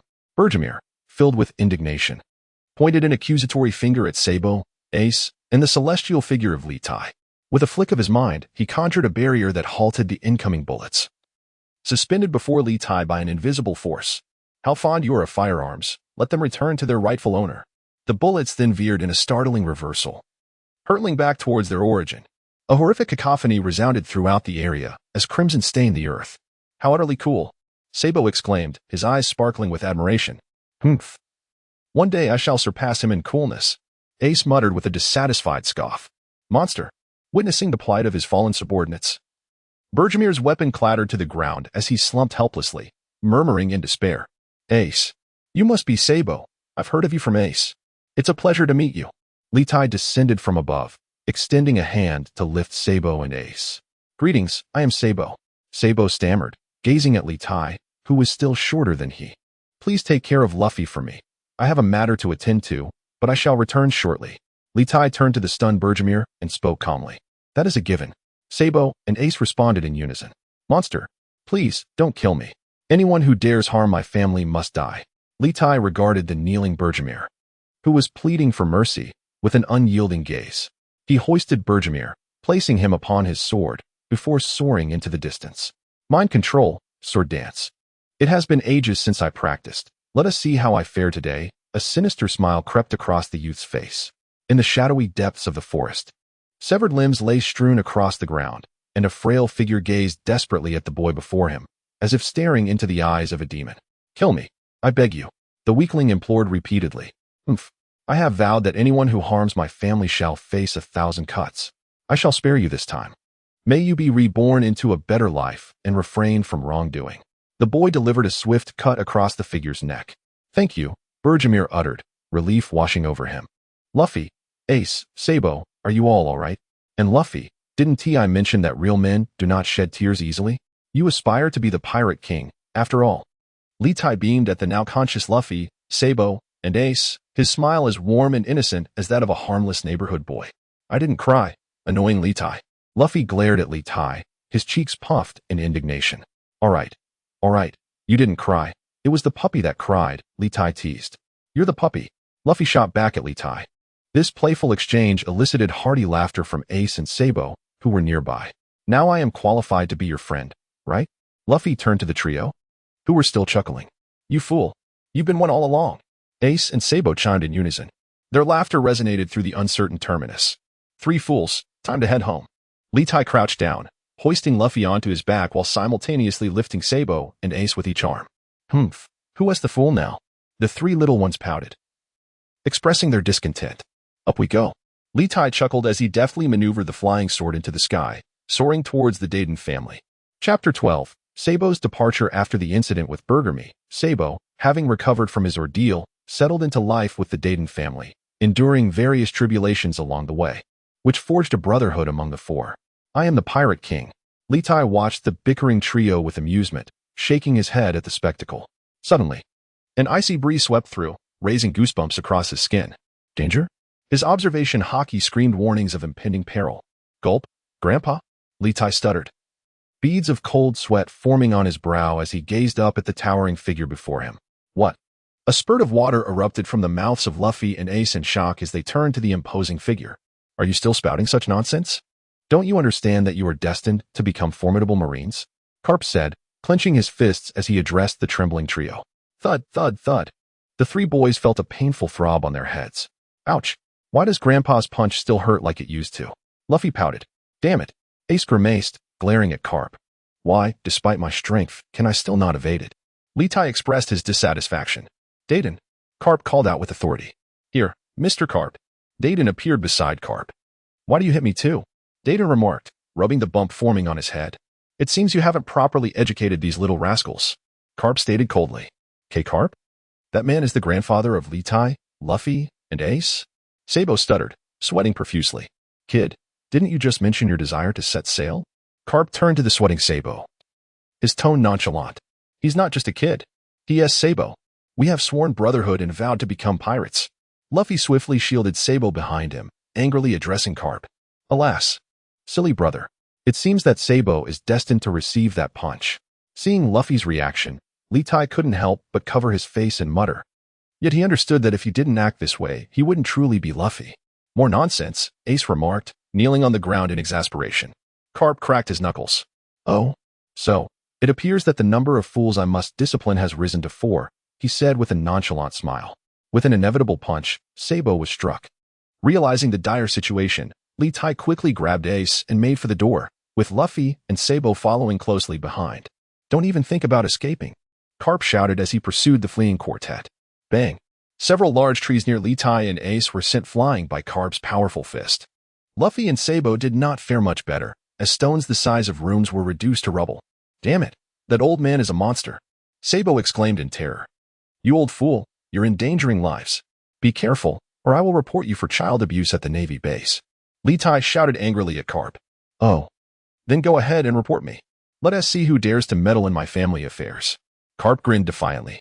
Litai cursed under his breath, realizing that the old man before him was indeed a naval hero and a rear admiral. Bang, bang, bang. All right, we shall conclude for today. Tomorrow, I shall educate you all even more severely. Don't hang up. Carp clapped his hands and walked away without a backward glance. Meanwhile, the four of them lay unconscious on the ground, oblivious to their fate. Luffy versus Ace, 1052nd match. Luffy defeated. Sabo versus Litai, 1052nd match. Sabo defeated. Humph. One day I will surpass you. Luffy gritted his teeth at Ace. What a monster. Damn Litai, can't you show some respect for your older brother? You scoundrel. Sabo retorted defiantly. Not a chance, Litai replied, squinting at Sabo. Under Carp's iron fist, the group had endured a brutal ordeal, resulting in significant strength gains, yet Luffy, Ace, and Sabo were no match for Litai. As the youngest, Luffy often bore the brunt of the torment. Notably, Ace had sought out Makino to learn how to care for a younger brother. Carp, meanwhile, had to leave abruptly to attend to a mission. Let go of Sabo. He will not return with you. Luffy shouted at Sabo's captor. Humph. I am Sabo's father, Autolook. As a noble, it is a disgrace to associate with you uncertain. Lowly trash. Autolook, his face darkened with rage, exclaimed, How dare you? We are not trash. We are brothers of Sabo. Luffy shouted in discontent. Ha ha ha, brothers? From this day forth, you are no longer. In a few days, the world nobles will arrive to inspect the kingdom of Goa, and the kingdom has decided to incinerate this garbage land. It is unworthy of existing above the kingdom of Goa. Autolook sneered, before tossing the nearly suffocated Sabo beside Luffy and Ace. What? Burn this place? Sabo muttered, lowering his head. Indeed, once we cleanse this filth, the kingdom of Goa will be even more perfect. Autolook cruelly remarked, stroking his little mustache. As his words echoed, a thick cloud of smoke began to rise from the uncertain terminus, and Autolook regarded the scene with wicked delight. Damn it, I will send you flying. Luffy exclaimed angrily. Send me flying? You worthless trash dare to challenge me? Sabo, if you don't come with me, then follow this filth to your doom. Autolook coldly turned away with his entourage. I will not go with you. Sabo shouted in fury. Luffy, Ace, come with me to save them. Sabo implored, his voice trembling. All right. They charged resolutely toward the billowing smoke. Meanwhile, Lita, practicing his swordsmanship, observed the rising smoke from the uncertain terminus. Without hesitation, he darted toward the source, knowing it would be set ablaze upon the arrival of the celestial dragons, though unaware of the exact day. Luffy, Sabo, and Ace frequented that spot to gather treasures, and the thought of their peril quickened Lita's pace. The city exuded a nauseating stench far worse than that of the uncertain terminus.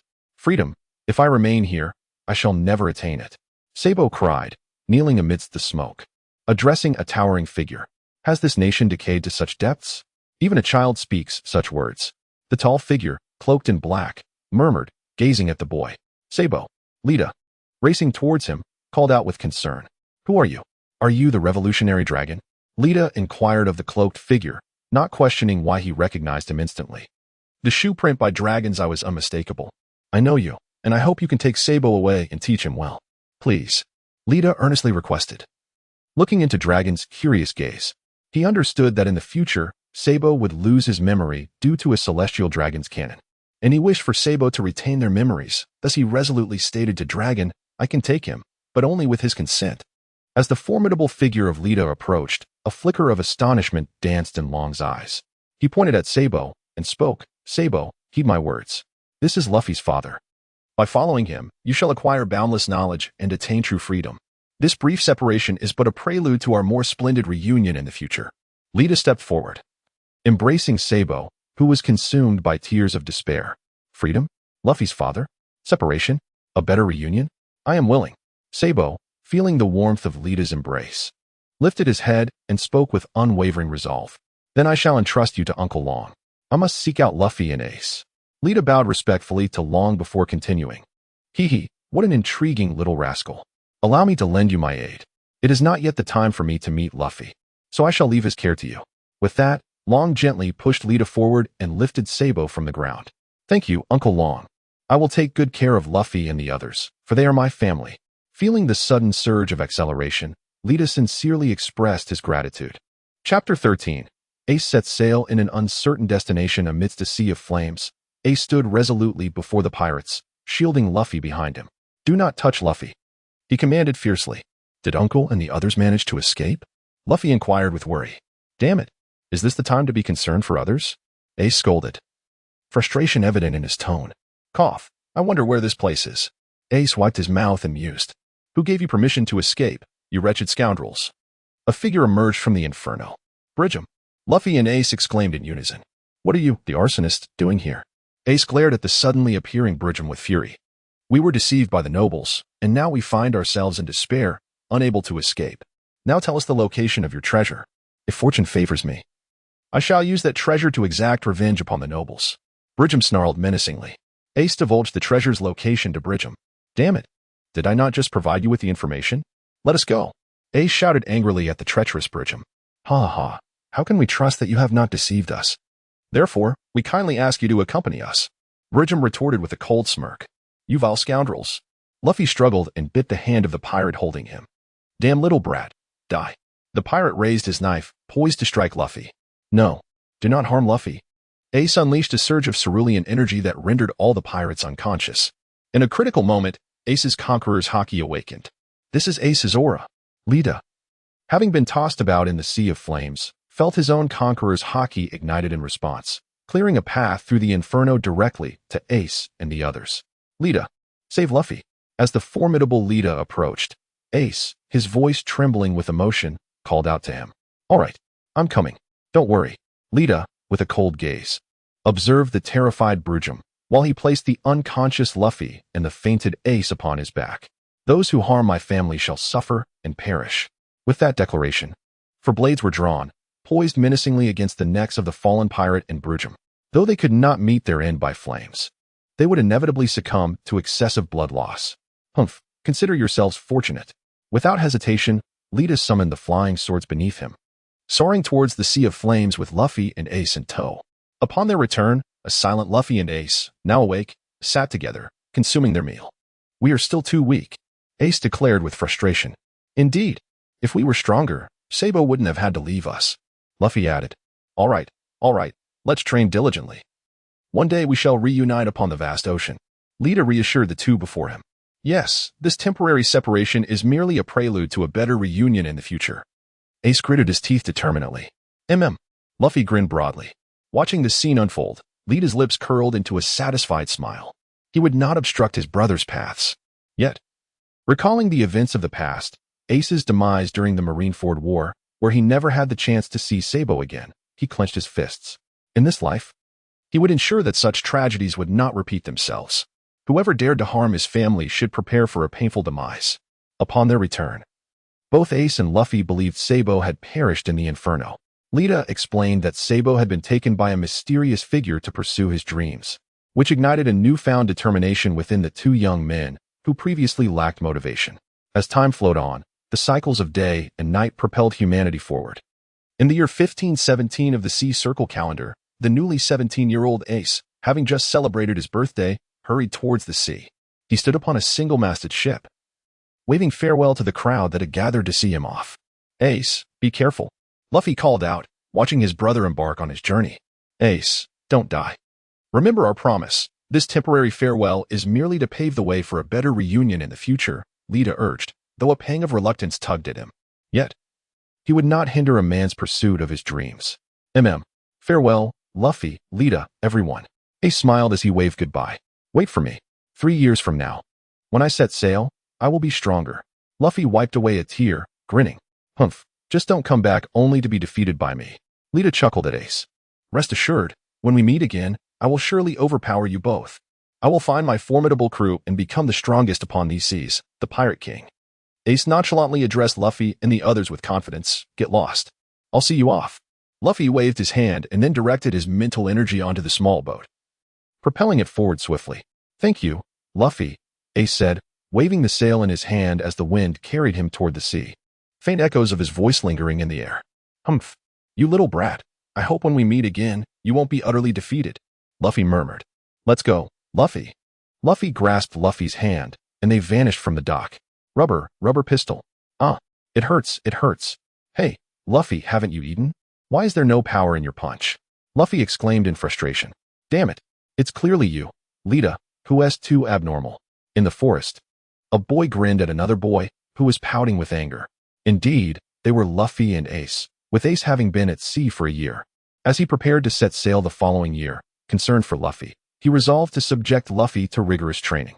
Lita, how are you so strong? I feel like your punches are almost as powerful as Grandpa's, but not as painful. Luffy curiously inquired of Lita. This is called armament haki, and evading your attacks involves observation haki. I don't know how to teach you because it's my awakened power, but I believe you will awaken in the future too. Keep it up, Luffy. Lita gently encouraged Luffy. At present, he had reached the pinnacle of swordsmanship. Sensing that he was on the verge of transcending to the realm of the swordmaster, yet he could not initiate this breakthrough. Thus, he shifted his focus to the development of his fruit abilities and the mastery of haki. Now, with just a thought, he could manipulate objects, and his reflexes had multiplied several times compared to a few years ago. However, he still could not control the conqueror's haki at will. With the enhancement of his physical and mental strength, his armament and observation haki could potentially cover the entire Windmill village, while his armament haki had enveloped his upper body. Chapter 14. Lita set sail in the blink of an eye. 2 years had passed, and Lita turned 17. Today marked his departure from the shore. A venture he kept secret, quietly setting sail on the small sailboat he had long prepared. What? That little brat Lita left without telling us? An angry voice echoed from the cramped room of the Dadan family. What? Lita set sail? Luffy exclaimed in shock. Such a slow reaction, the others thought, staring at the astonished Luffy with bemusement. Humph, that little brat Lita, didn't he even bother to say goodbye? How outrageous. Dadan fumed, crumpling the letter in her hand. Indeed. But he must be far away by now, the group lamented. Get lost, who cares about that little brat's life or death? Dadan, with a firm resolve, ushered everyone out. She then carefully smoothed the crumpled letter, gazing at its contents. Dear Mrs. Dadan, Luffy, and all the family, greetings. By the time you read this letter, I fear I have already set sail. Please forgive my abrupt departure, as I simply cannot bear the sorrow of parting from you all. I also ask for your understanding regarding my lack of eloquence. I have chosen to embark on a journey to pursue my dreams. I have made a promise to Ace, Sabo, and Luffy that we shall reunite at the pinnacle of our endeavors. Is not a brief separation merely a prelude to a more remarkable reunion in the future? My dear Madam Dadan, I entrust that foolish boy Luffy to you. Although he may be a bit daft and clumsy, he possesses a heart brimming with kindness. In truth, I am a runaway slave, devoid of a home, family, or parents. I have always been a solitary soul, unaware of my origins. Please convey my gratitude to my grandfather Garp for his years of care and for saving my life in the past. I am determined to become a man of the sea and embark on my own adventures. Wishing good health to Madam Dadan, Grandpa Garp, and everyone. I love you all. Lita, sobbing, declared with fierce determination, You wretched little brat, when you return, I shall make you feel the consequences of your reckless departure. Be safe, Lita. Her tone shifted to one of concern as she carefully tucked the letter into a treasure chest for safekeeping. Brother Lita, Brother Ace, Brother Sabo, wait for me. I shall grow strong and come for you. Luffy, racing to the now deserted harbor, gasped for breath and shouted at the sea, hoping it would carry his message to those he longed for. Indeed, after over a decade of relying on Lita, Luffy was left bewildered and heartbroken by his abrupt departure. Luffy, you crybaby, you mustn't weep anymore. Even if one day I am no longer here, you must smile and become a man who radiates joy. Lita's gentle voice echoed in his ears. Lita, I shall find the legendary One Piece and claim the title of Pirate King. You shall not contest my claim to the throne, Luffy exclaimed, adjusting his hat and bursting into laughter. Meanwhile, the protagonist Lita, engulfed in a crisis, was facing a formidable storm. What fate is this? Just as I step outside, I am met with a fierce tempest? Damn it! The heavens do not wish for me to set sail, yet I shall defy them. Lita cursed as he beheld the towering waves. With a surge of determination, he harnessed his powers, swiftly lowering the sails and channeling his thoughts to propel the small vessel into the air, cutting through the wind like a sword. After what felt like an eternity, as the wind resistance diminished and the sea began to calm, Lita exhaled a sigh of relief. Being a user of a devil fruit, He knew that should he fall into the ocean without aid, his fate would be sealed. I've made it out. Thank goodness for my powers. Otherwise, I would have surely been torn to shreds. Lita halted the boat on the water's surface and turned back to gaze at the ocean behind him. A cold sweat breaking out as he reflected on his narrow escape. Where am I now? And where should I go next? Taking out the map, Litai flipped through it. But his eyes were met with darkness as he had no idea how to read it. Never mind, he thought, pressing forward. He then retrieved food from his backpack and began to devour it ravenously, replenishing his strength. Wait, why wasn't the boat moving? Satiated, Litai contentedly patted his belly. But soon he realized a grave issue. His boat was utterly still. Oh no, he had forgotten. He had just discarded the sail. Regaining his senses, Litai looked at the sailless vessel and smacked his forehead, cursing his own foolishness. Channeling his thoughts for swift navigation, he imbued the small boat with the notion of speed, and it surged across the sea. Ah, the vast ocean, where are the islands? I'm so thirsty and hungry. Litai hung his head, tongue lolling out, staring at his empty backpack, lost in silence. Someone, please save me. I beseech the heavens for aid. Once filled with dreams and aspirations of the sea, Litai now felt as if he had been thoroughly taken advantage of by the ocean, rife with complaints. This sea is truly difficult to navigate. Litai sighed in resignation. Boom. Just then, a cannon shot shattered the tranquility of the sea. Oh my, someone is here. Food and drink await. Upon hearing the cannon fire, Litai's spirits lifted. It was indeed a stroke of luck. Channeling his thoughts for flight and swift movement, he directed the small boat toward the sound of the cannon fire. Before long, he spotted a grand ship flying a pirate flag, pursuing a small sailing vessel, where a young boy was nimbly dodging incoming cannonballs. Bang! Cough cough! Robbery! Hand over your food and drink. Litai maneuvered his small boat onto the pirate ship, but his hunger had rendered him weak, and he fell from the sky. Suddenly, there was silence. All eyes turned to a small boat descending from the heavens, revealing a peculiar boy with 3 swords strapped to his sides. Even the boy who had been pursued by the pirate ship seized the opportunity to leap onto the bow. Whoa, who is this kid? Is he seeking death? Does he not know this is the scarred pirate crew with a bounty of 6 million? The pirates, regaining their composure, erupted in astonishment. Brother, you're quite bold, remarked the boy beside Litai, staring at him in disbelief. Oh, I'm just so hungry. Who is your captain? Hurry and bring him out. This ship is mine from now on, Litai declared, boldly addressing the knife-wielding pirates. Kid, you're courting death. A booming, enraged voice emerged as a tall, muscular man with a menacing scar on his face brandished a spiked club. It's the captain. The captain has appeared. This kid is doomed. Ha ha ha. I intend to use this lad's flesh for fishing. Upon witnessing the robust man emerge, the band of pirates erupted in fervent excitement, their voices ringing out. Humph, worthless scum. Upon hearing their exuberant cries, Litai uttered with a hint of disdain. Perish, you wretched brat. Allow me to demonstrate the might of my wolf-fang staff. The brawny figure charged forward, brandishing his weapon with a roar. Bang! The deck beneath Litai buckled under the tremendous force of the scarred man's attack. With a single stroke, Litai drew his sword and executed a decisive slash. The weapon in the scarred man's hand shattered into 2 pieces. Trash, Litai scoffed. In a flourish of 6 sword dance, an array of swords erupted from Litai's being, mercilessly reaping the lives of the once boisterous pirates. Damn it, stop, you scoundrel. The recovering scarred man, witnessing his fallen subordinates, could not help but roar in fury. Though he could summon more, these men had cost him a fortune. Oh, so you think you can order me to halt? Wouldn't that be quite embarrassing for me?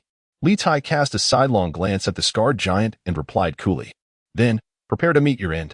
The scarred man charged forward, clutching the remaining half of his wolf-fang staff. Why bother? Litai gathered all his swords back, and in an instant, he had appeared behind the scarred man. With a gentle flick of his bangs, he whispered, How is this possible? How could a creature like you exist in the East Sea? Before he could finish his thought, the scarred man was cleaved in 2. A thick scent of blood permeated the ship, and as Litai activated his observation haki, he discerned that only he and the recently pursued youth remained on board. He turned to the astonished boy at the bow and inquired, Hey, I am Voldka Litai. What is your name? I am Clarion Kisben, a wandering soul of the seas. I have offended the captain of the scarred pirates and was chased here. Kisben replied, a hint of trepidation in his voice. Oh, then you shall be my first crew member. For now, let us tidy up our pirate ship and enjoy a splendid meal. Litai said with a smile, observing the anxious Kisben. Really? How did I become your crew member?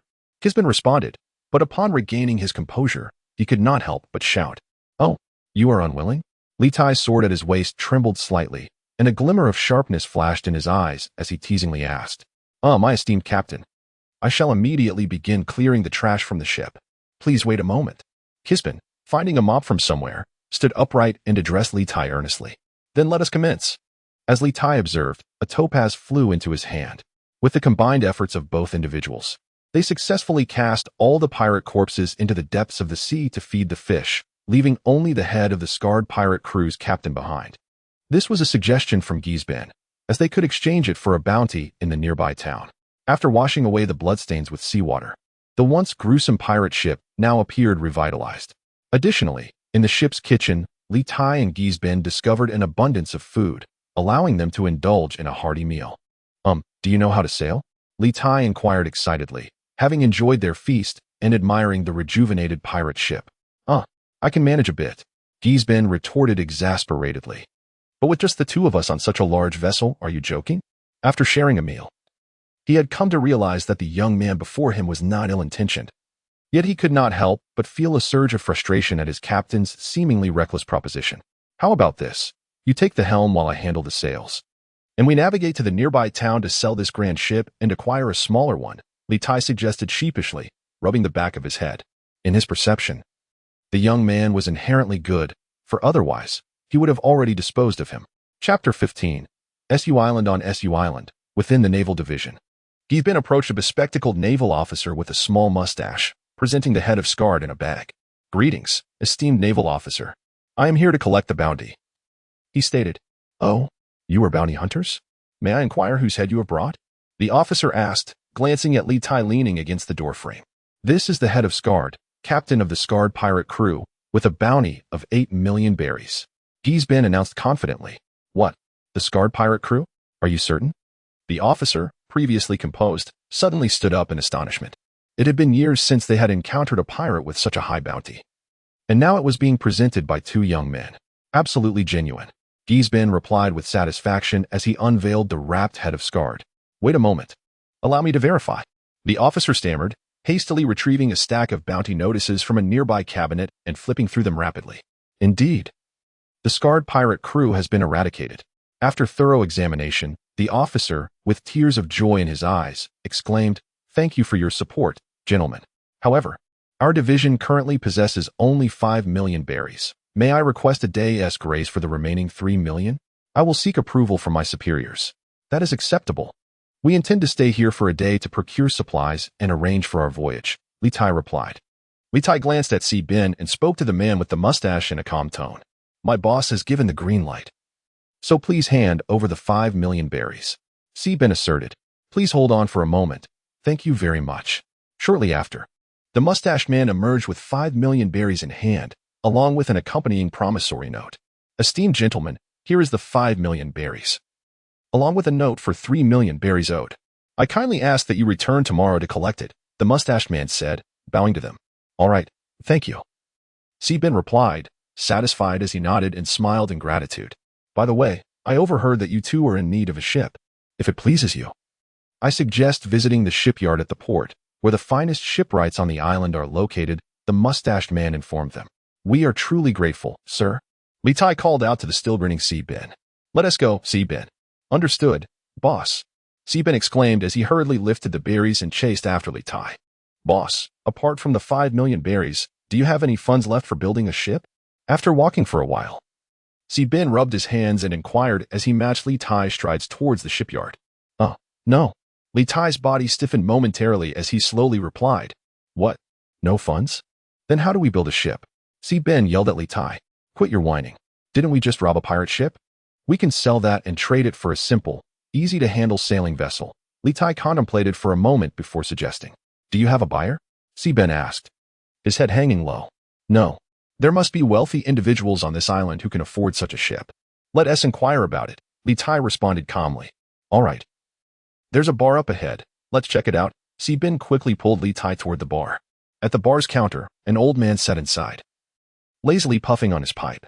"Oh, customers have arrived. What can I get for you, gentlemen?" the old man asked as he noticed Bin and Litai rushing in. "A glass of fresh orange juice with herbs," Litai said to the old man in a calm demeanor. A glass of rum with ice, Ben replied. Somewhat surprised at Litai's choice, feeling a sense of triumph at the thought that this seemingly ruthless creature did not drink alcohol. Clang, clang, clang.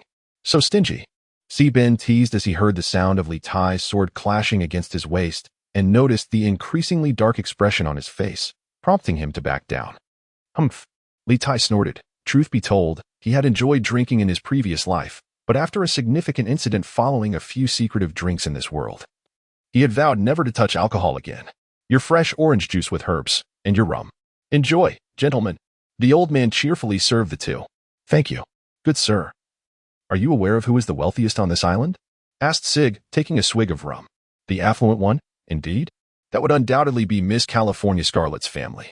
Miss Scarlet is the kindest soul on this little isle, ever generous and assisting the common folk, and she also possesses formidable maritime skills.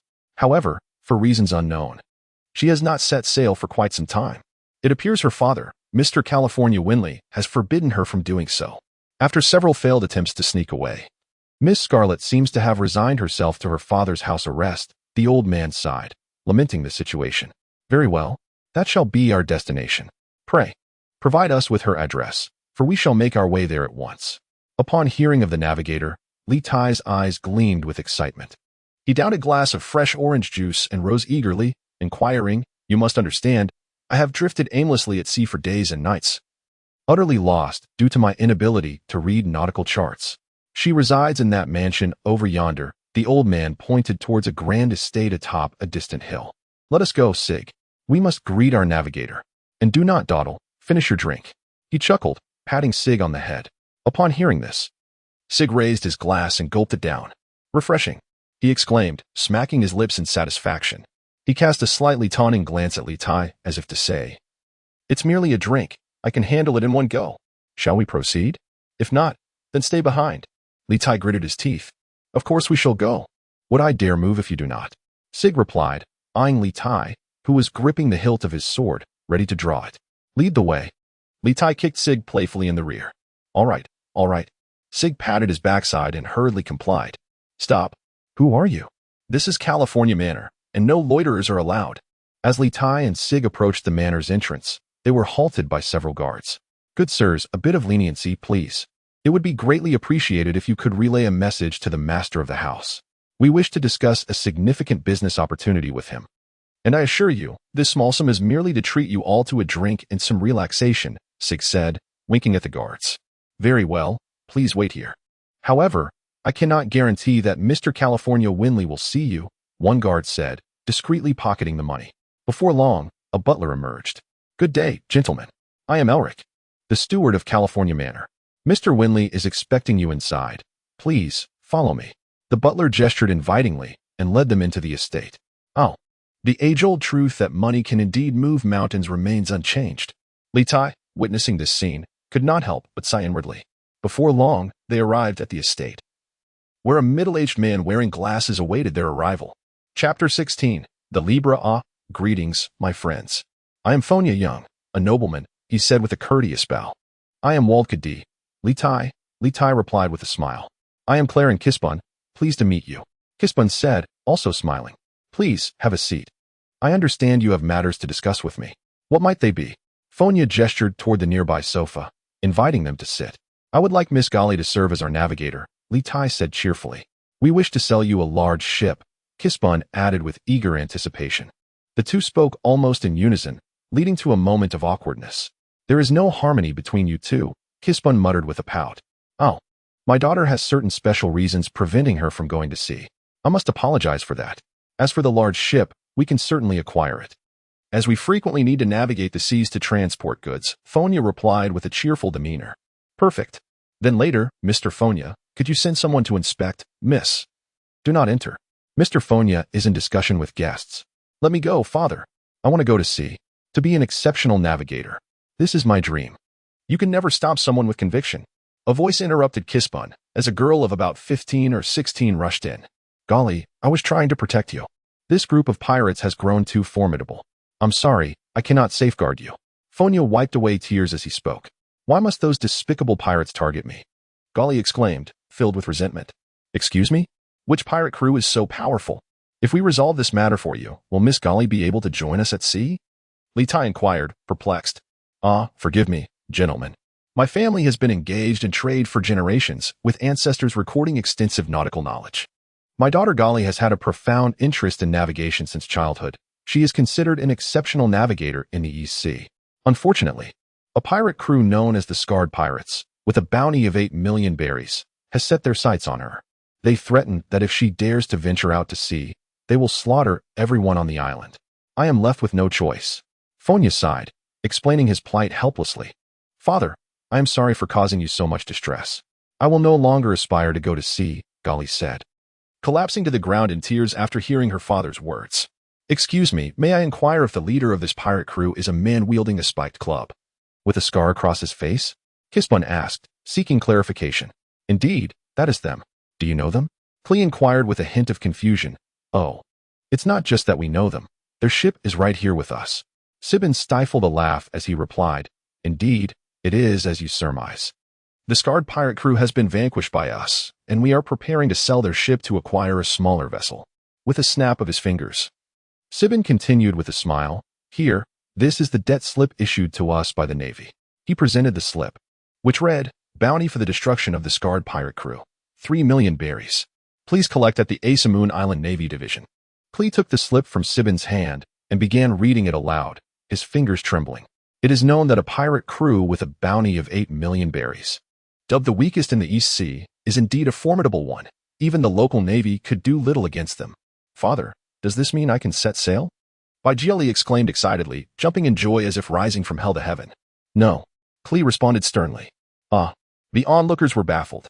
Because Litai and his companions have no ship yet, I intend to sponsor you a vessel. It is not too late to depart. With the weight that had burdened him lifted, Klee could not help but jest. Oh yes, you are the best, father, Baijiali exclaimed, leaping up to embrace Klee. Ha. How could I stand in the way of someone with such conviction? After all, I could not even if I tried, Klee teased. Thank you, Mr. Klee. Litai and Sibin expressed their heartfelt gratitude. Ailey, prepare a banquet. I wish to properly entertain Mr. Litai and Mr. Sibin. Klee joyfully summoned his butler. Yes, Mr. Klee. Ailey replied with a smile. Mr. Litai, Mr. Sibin, do you have any specifications for the ship? I will have them crafted to your liking, rest assured. We have the largest shipyard in the entire East Sea and the finest craftsmen, Klee remarked with a smile. Oh, Litai quickly rummaged through his bag and produced a design for a ship he had begun to conceptualize. I didn't know Mr. Litai was knowledgeable about shipbuilding. The crowd exclaimed in astonishment as they spread out the blueprints. Ha, not at all, Litai chuckled awkwardly, explaining that this design was a fusion of his past experiences and research on shipbuilding techniques in the world of One Piece. As he had also studied design in his previous life, Klee then summoned someone to take the design plans to the shipyard, and everyone enjoyed a delightful meal, courtesy of Klee's warm hospitality. At the port of Asamoon Island, a throng of people gathered to bid farewell. Upon learning that Litai and his companions had defeated the oppressive Scarred pirate and that their esteemed Miss Jelly was embarking on an adventure, the residents of Asamoon Island spontaneously came to see them off. Farewell, everyone. Siggy and Baijiali waved goodbye to the crowd with palpable excitement, while Litai stood at the bow of the ship, admiring the vessel he had designed. The ship stood tall at 20 meters and stretched 40 meters in length, adorned with 3 layers and 12 rooms, each marked with the symbols of the 12 zodiac signs. In the middle of the ship, there were all the essential living facilities, including a kitchen, restroom, and gym. At the bow, a scale represented peace and equality. Set sail, Litai proclaimed from the ship's forefront. In the eyes of the residents of Sayu Island, the 3 of them gradually vanished from sight aboard their vessel. Now, we can finalize our roles and responsibilities. Litai addressed the 2 before him. I'll go first. My position is navigator, Baijiali exclaimed with enthusiasm. I can take on the roles of combatant and lookout. Siggy raised his hand in agreement. Then I shall be the captain, Litai declared joyfully. Now, we need to determine the name of our pirate crew and the flag that symbolizes our spirit. Litai smiled, recalling his previous conversation with Baijiali, where he had revealed their pirate identity, leading her to ultimately agree to join their voyage after much contemplation. Henceforth, we shall be known as the Libra pirates, guardians of the weak and champions of freedom. The trio raised their hands in unison, pledging allegiance to the newly designed skull and scales pirate flag. Our next destination is Frostmoon Village. This had been Litai's predetermined objective, as it concealed a master swordsman, Frostmoon Jinxalang. And Litai sensed that his opportunity to transcend into a swordmaster lay there. Oh, Siggy and Baijiali responded in excitement. Chapter 17. Breaking through to swordmaster. The voyage across the sea was undeniably tedious. Litai was diligently practicing his swordsmanship on the deck, while Siggy idly fished and Baijiali immersed herself in a captivating book. How much longer until we reach our destination? Siggy lamented, resting his head on his hands as he turned to Baijiali. Soon, we should arrive in a few hours, Baijiali replied. By the way, why are we heading to Frostmoon Village? Siggy asked, glancing at Litai, who was intensely training. Because there is a hidden swordsman there, and I believe I can break through to the swordmaster realm. Litai responded calmly. Nanny? A swordmaster? Baijiali and Siggy exclaimed in surprise. For the swordmaster was considered a legendary realm in the East Sea. Well, I will seek him out, and then we will officially embark on the Grand Line. Litai said slowly. The stronger our captain, the easier it will be for us to relax. Oh yeah. Baijiali cheered. Accelerate, accelerate, set sail for Frostmoon Village. After a swift journey, the three of them finally arrived ahead of schedule at Frostmoon Village. Master, master, pirates have entered the village, exclaimed a group of children anxiously to the refined Frostmoon Jinxalang in his dojo. Oh, pirates, you say? A glimmer of brilliance flashed in Gung Silang's eyes as he softly murmured. Before long, the trio, led by Litai, arrived at their destination, where a refined and amiable middle-aged man, wearing glasses, had already prepared tea in anticipation of their arrival. Upon sensing Litai's formidable sword intent, a smile involuntarily graced his lips. Greetings, Mr. Gung Silang. I am Voldka Litai, captain of the Libra pirate crew. I have come today to seek your counsel, Litai said, offering a respectful bow. Welcome, esteemed guest from afar. Please, take a seat, Gung Silang replied with a calm demeanor. Boss, are you certain this is the hidden master you were seeking? Skiban inquired. Regarding Gung Silang, who resembled an ordinary neighborly uncle, with a look of confusion. Indeed, is he not just an ordinary fellow? Baijiali echoed. Absolutely, it is he. Litai responded solemnly. In truth, the moment he stepped into the dojo, he was enveloped by an overwhelming sword intent that rendered him momentarily immobilized, compelling him to pause and deeply contemplate this formidable aura. However, this sword intent had no effect on Skiban and Baijiali, who were not practitioners of the sword. Hey, boss, why are you standing still? Skiban asked curiously after taking a couple of steps forward and noticing that Litai stood with his eyes closed and unmoving. Gentlemen, it would be best not to disturb that young friend. He is experiencing his own fortune. Instead, why not indulge in a taste of my tea artistry? Gung Silang suggested with a smile directed at Skiban and Baijiali. Very well, thank you, sir, Skiban and Baijiali replied politely as they seated themselves before Gung Silang. Not at all, Gung Silang responded. As time passed, the sword intent surrounding Litai grew increasingly potent. Suddenly, a crisp crack echoed in the air, and at that moment, an overwhelming aura erupted from Litai. He exhaled deeply, feeling his body, as the rootless sword technique finally reached the mastery stage, and his swordsmanship ascended to the realm of the swordmaster. Thank you for your guidance, sir. I am profoundly grateful, Litai expressed, bowing in gratitude as the surrounding sword intent dissipated. You're most welcome. It is your remarkable talent that shines. Your potential far surpasses that of my wandering disciple, Gung Silang remarked with a smile. Disciple? Baijiali asked, perplexed. Indeed, his name is Rorinoa Zoro. He set sail long ago, and I wonder how he is faring now, that rascal, Gung Silang said with a mix of pride and exasperation when mentioning Zoro. Ha ha ha, should you ever encounter my disciple, please teach him a good lesson on my behalf, Gung Silang added with a chuckle. Zoro is my brother's designated crew member. Finding him in the future will not be difficult, Litai thought to himself. Well, if I chance upon Zoro, I shall certainly convey your sentiments, sir. Litai sat before Gung Silang and spoke. Sir, first and foremost, I extend my gratitude for your guidance. However, I still wish to engage in a contest with you, to ascertain the distance between myself and the pinnacle of mastery. Observing the seemingly innocuous Gung Silang, Litai was firmly convinced that he was a formidable swordsman. Nevertheless, he felt compelled to test his mettle. Very well, follow me. We shall duel within the village, although this village may not endure, Gung Silang remarked, a smile gracing his lips as he retrieved a sword from the nearby rack and rose to exit. Litai promptly followed. What shall we do now that the captain has left? Bai Jieli and CG exchanged glances, contemplating pursuing them. However, both felt intimidated by Li Tai's recently unleashed aura. Let us wait here. After all, it is merely a sparring session, and the captain will not be in peril. CG mused after a moment of reflection. His own prowess was not insignificant within the East China Sea, as evidenced by his ease in engaging the scarred pirate crew. Yet, Li Tai's combat capabilities had evidently surpassed regional boundaries, casting a shadow upon CG's own strength. Indeed, I concur that it is best to remain here. Bai Jieli nodded in agreement. Although she had acquired some self-defense skills, they were merely superficial and lacked substance. Participating in the duel could very well lead to her untimely demise. This was not cowardice, but rather prudence from the heart. Suddenly, a tremendous energy erupted from the rear mountains of Frost Moon Village. A devil fruit user, utilizing the six-sword style? Gung Sailang remarked, his eyes sparkling as he beheld the four swords levitating around Li Tai. Indeed, a user of the Niannian Fruit, a swordsman of the six-sword style. Li Tai declared, poised for action. What a marvel, the new generation surpassing the old. Gung Sailang mused, feeling the intensity of Li Tai's indomitable spirit. Then, I shall let you make the first move, young Li Tai, Gung Sailang invited. With a resolute heart, Li Tai unleashed the six-sword dance, wielding his swords with precision.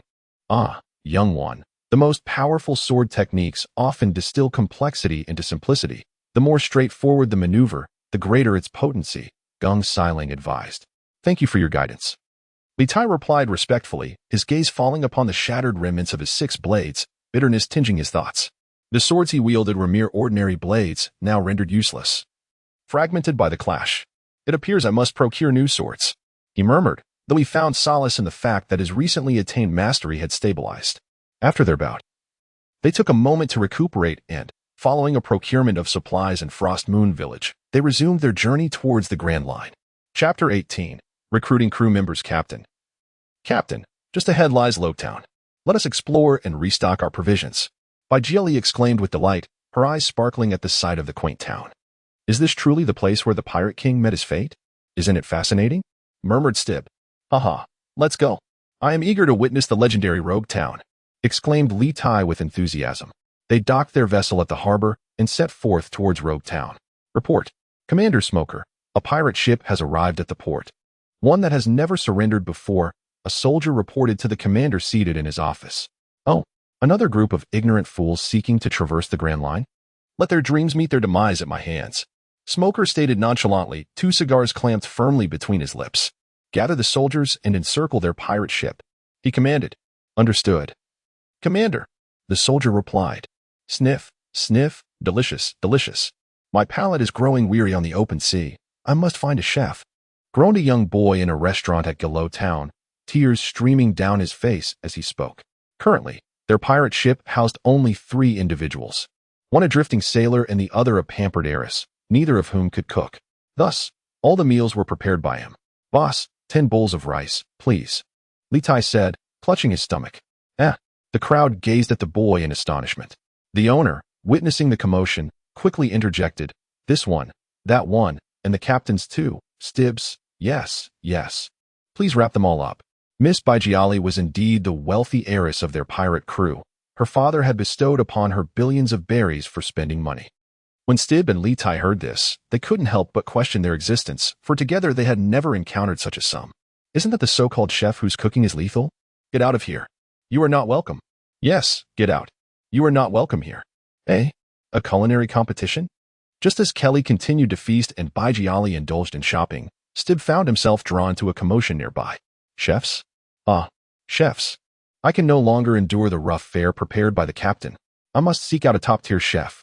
Stib's eyes sparkled upon hearing of the cooking competition. All right. The competition is about to commence. The judges are these esteemed individuals. The rules are simple. The contestant with the highest total score from the judges will be victorious. Now, let the competition begin. As the host finished speaking, chefs began to showcase their culinary talents. Impressive, impressive. Is this truly cooking? This is nothing short of artistry. Stib exclaimed joyfully. Indeed, I concur. Yes, this is far superior to the coarse food prepared by the captain. Absolutely. Miss Bai Jieli. Captain Li Tai, regaining his senses. He observed the 2 figures that had suddenly appeared beside him and exclaimed in surprise. Indeed, These two figures were none other than the chance encounter of Baijiali and Litai. Let us rewind time by half an hour. Hey, today there's a renowned chef competition. Given your insatiable appetite, why not indulge in the culinary prowess of the finest chefs from Doghai? The restaurant owner lamented, gazing at the mountain of plates piled high before him, nearly in tears. Oh, a chef competition? Thank you, boss. Litai replied, his interest piqued at the mention of the event. He had consumed every morsel of food from the small eatery, and having long sought a skilled chef, he was intrigued. Though he held a position as a chef aboard the ship, it was limited to merely tasting the food. Tired of the jibes from his fellow crew members, he was ready to take a chance, perhaps to find a chef in the process. Hey, Captain. Oh, Baijiali. Just in time. Could you cover the bill for me? Litai beamed upon seeing Baijiali approach. How much is it? Baijiali inquired. 800,000. The owner calculated, counting on his fingers. What? 800,000 for a single meal? Are you robbing me? Baijiali shouted in indignation. This fellow devoured everything we had. The owner gestured helplessly. You gluttonous captain. Are you a bottomless pit? Baijiali roared at Litai. Not at all. I only ate to a moderate fullness, Litai replied innocently. Humph. Then you can deal with these. Baijiali pointed to the hefty packages behind her. At your service. Leave it to me, Litai said, feeling a bit awkward as he had the towering bundles. With a flourish, he activated his fruit powers, levitating the large packages to follow behind them. I'm off to the chef competition. Let us find a chef to bring aboard. Litai exclaimed excitedly. A chef? Wonderful. Baijiali responded with delight. How convenient it is to purchase things this way. After walking for a while, he looked at Litai with envy. Haha. I'll make sure to find you a devil fruit in the future. Litai laughed heartily. Thank you, Captain. Baijiali stuck out her tongue playfully. And thus, the scene transitioned to the present moment. The finals of the renowned chef competition are now commencing. A tall, stunning female chef faced off against a middle-aged chef on the elevated platform. Isn't that the enchanting Carmen, known as the Daughter of Flames? Litai remarked, recalling the tall woman with a large rose at her waist, who had once lost to Sanji in a competition. It seemed she had come early to await Sanji's arrival. Congratulations to Miss Carmen for achieving the highest score and being crowned the champion of chefs, the judge announced loudly, rather than allowing her to fade into obscurity here. It would be far better to knock her out and carry her aboard. I hope she makes a wise choice.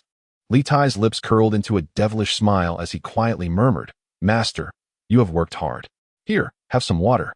The competition concluded, and Carmen found herself surrounded by her two disciples, Leo and Jose. Litai approached with Sibin and Baijiali. Who are you? Leo and Jose asked, their eyes narrowing with suspicion at the sudden appearance of the three. We are from the Libra pirate crew. I am Captain Waldeck D. Litai, he declared. I am Fonia Baijiali, and this is Claire Sibin. The trio introduced themselves. Pirates, exclaimed Leo and Jose in shock. Oh, pirates? What do you want from me? Carmen inquired, stepping forward with keen interest. Ahem, our captain wishes to invite you to join our ship as our chef, Sibin coughed, attempting to sound formal. Interesting. Why would I want to be your chef? Carmen retorted, rolling her eyes. Although the three before her were strikingly handsome, she mused that good looks alone cannot grant one the freedom to act as they please. Why not explore the world? In this tiny place, how many ingredients can you possibly gather to create exquisite dishes? Don't think that merely because you say so, we would agree to sail with you. Leo and Jose exclaimed. In a minuscule world, to create better culinary delights. Carmen mused. Exactly. Litai responded with a smile. Very well. I shall join your ship. But you must also take my two disciples along, for I require assistance when cooking. Carmen asserted to Litai, thinking to herself that it seemed she had no rivals in this place. Ha ha ha, then welcome to the Libra pirate crew. Litai laughed heartily. Oh yeah. We have a chef now. No more of the captain's cooking. Baijiali and Sibin joyfully leaped in excitement. Bang. Humph. Is my cooking really that bad? Yet you still ate it. Litai grumbled, his face darkening. This ship appears quite decent, Carmen chuckled, observing Sibin and Baijiali with their heads bandaged. Chapter 19. The Ghost Spider. I still need to buy a few knives and explore the town, Litai suddenly exclaimed, slapping his forehead. You fool. What have you been doing since you arrived in town? Sibin complained, clutching his head. I went to eat, of course. Litai replied nonchalantly. Ugh, you're being unreliable again. Sibin shouted in frustration. Miss Carmen, you must be familiar with this place. Could you show us around? It is our first visit. Baijiali eagerly requested. eager to write in her nautical diary. Of course, Carmen expressed her delight, and under her guidance, Lita successfully acquired 6 finely crafted iron blades. As for Zaro-san Iketetsu, he noticed it but chose not to act, for that blade was destined to protect Luffy in the future. After visiting Roger's departure platform, the group grew somewhat disinterested. Accompanying Carmen, they procured some essential supplies before heading towards the ship, the Libra. Suddenly, Lita, utilizing his observation haki, noticed a group of uninvited guests surrounding their companions. What? Sabo and the others inquired, perplexed. You all take the Libra and set sail first. I will handle the enemies and catch up with you, he instructed. With a focus on his powers, several individuals took to the skies, racing towards the wind direction of the Libra. Wait, they can fly? Are they devil fruit users? This is troublesome, Smoker remarked, puffing on 2 cigars. Heh, a bunch of foolish pirates. Luckily, I'm on a mission today, otherwise, you wouldn't stand a chance against this lot. Pirates deserve to die? A menacing Navy officer, sporting 3 hands on his back, declared. Well then, let us see what you can do, Vice Admiral Spider. While Smoker felt some disdain towards this individual, he recognized the hierarchy. As this was a Vice Admiral from the headquarters, Vice Admiral Spider had been pursuing a group of pirates across the Grand Line, only to stumble upon this scene. You all stay here. I sense a formidable presence nearby. I will catch up with you after ensuring your safe passage aboard, Lita commanded. Understood, Captain. Sabo and the others did not dare to delay and swiftly raised the sails. With a powerful strike, Lita activated his devil fruit ability, creating a barrier that clashed with the incoming attack. Captain Lita, the crew exclaimed in alarm as they saw him enveloped in thick smoke. I'm fine. You all go ahead, he reassured them. As the smoke cleared, Lita confronted Smoker, who was now adorned with seastone gloves, a typical appearance for a formidable adversary. Indeed, I am the smoke man, Smoker, who consumed the smoky fruit. Smoker's expression turned serious as he assessed Lita. Ha ha ha, I am Voldka Litai, wielder of the thought fruit. Navy officer, if your strength is merely this, you will not be able to stop me. Lita laughed heartily. Whether you can be stopped will be revealed through combat. Smoker retorted. Whitesnake. Boom. Ha. Do you think you can hinder me? Your power is insufficient. Lita scoffed at Smoker as he sent him flying. Armament haki? Why would a powerhouse like you appear in the East Blue, the weakest of seas? As Smoker observed the armed and enigmatic Litai, he expressed his bewilderment. I have heard that haki counters the powers of natural fruit users. Today, my curiosity has been satisfied. Admiral, you are quite weak. If there are no further matters, I shall take my leave, for my companions have ventured quite far. Litai remarked with a faint smile. Planning to leave? Do you think you can escape today? A towering figure, smoking a cigarette and wielding 6 swords, gradually approached Giant Spider. A formidable opponent. Litai's observation haki flared, forcing him to adopt a serious demeanor as his sword trembled in his grasp. Ah, yet another swordsman? However, pirates deserve death. They ought to be captured and imprisoned. Giant Spider sneered. The Marine Rear Admiral, the 8-sword-style Giant Spider, and the captain of the Libra pirates, 6-sword-style Voldka Litai, drew their blades, preparing for battle. Whirlwind sword dance. Giant Spider unleashed a whirlwind of slashes towards Litai, who countered with his own sword dance. Admiral, if this is all the strength you possess, you will not be able to stop me. Litai taunted. Foolish pirate. Die. Giant Spider charged at Litai, who met him head-on. Bang, bang, bang. Their fierce clash sent waves crashing across the sea. Blade Union. Litai shouted, transforming his sword into a great blade aimed at Giant Spider. Whirlwind. Sensing the overwhelming aura of death emanating from Litai's sword, Giant Spider summoned all his strength to defend himself. Boom. After an intense exchange, Giant Spider found himself at a disadvantage, sent flying and crashing into a small building. Marine, you are strong, but to capture me now is insufficient. I shall take my leave, Litai declared as he stepped onto his sword and soared towards the wind direction of the Libra. Damn it, accursed pirate. Giant Spider spat blood, gritting his teeth in frustration. Rear Admiral Giant Spider, are you all right? Smoker inquired, stepping forward. I am fine. Report this matter to headquarters. Another formidable adversary has emerged on the Grand Line. Giant Spider replied, propping himself up with his sword and gazing at the now tranquil sea, seething with rage. Understood. Smoker responded, retrieving a din mushy from his pocket. Moshi, this is Rogue Town. Please connect me to headquarters. We have just encountered a pirate attack. Smoker spoke into the receiver. What? A voice on the line gasped in astonishment. Yes. Rear Admiral Giant Spider is here, yet we failed to intercept the pirate. And he has sustained injuries, Smoker relayed. My apologies, I will now transfer you to Fleet Admiral Sengoku, the voice on the other end responded. Moshi Moshi. Is Giant Spider there? Provide me with the details. At that moment, the voice of Sengoku resonated through the transponder snail. Very well, I require a complete report. He stated gravely, holding the device aloft after gaining a general understanding of the situation. Understood.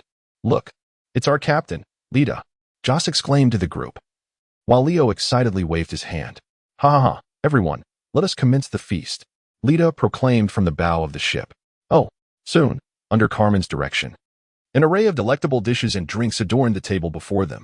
Ahem, Miss Carmen, could you possibly prepare a glass of fresh orange juice for me? Lita requested shyly. Scratching his head. Huh. The crowd gasped, with the exception of the ever-knowledgeable Steez, who erupted into laughter. At your service, esteemed captain, Carmen replied with a smile. Thank you.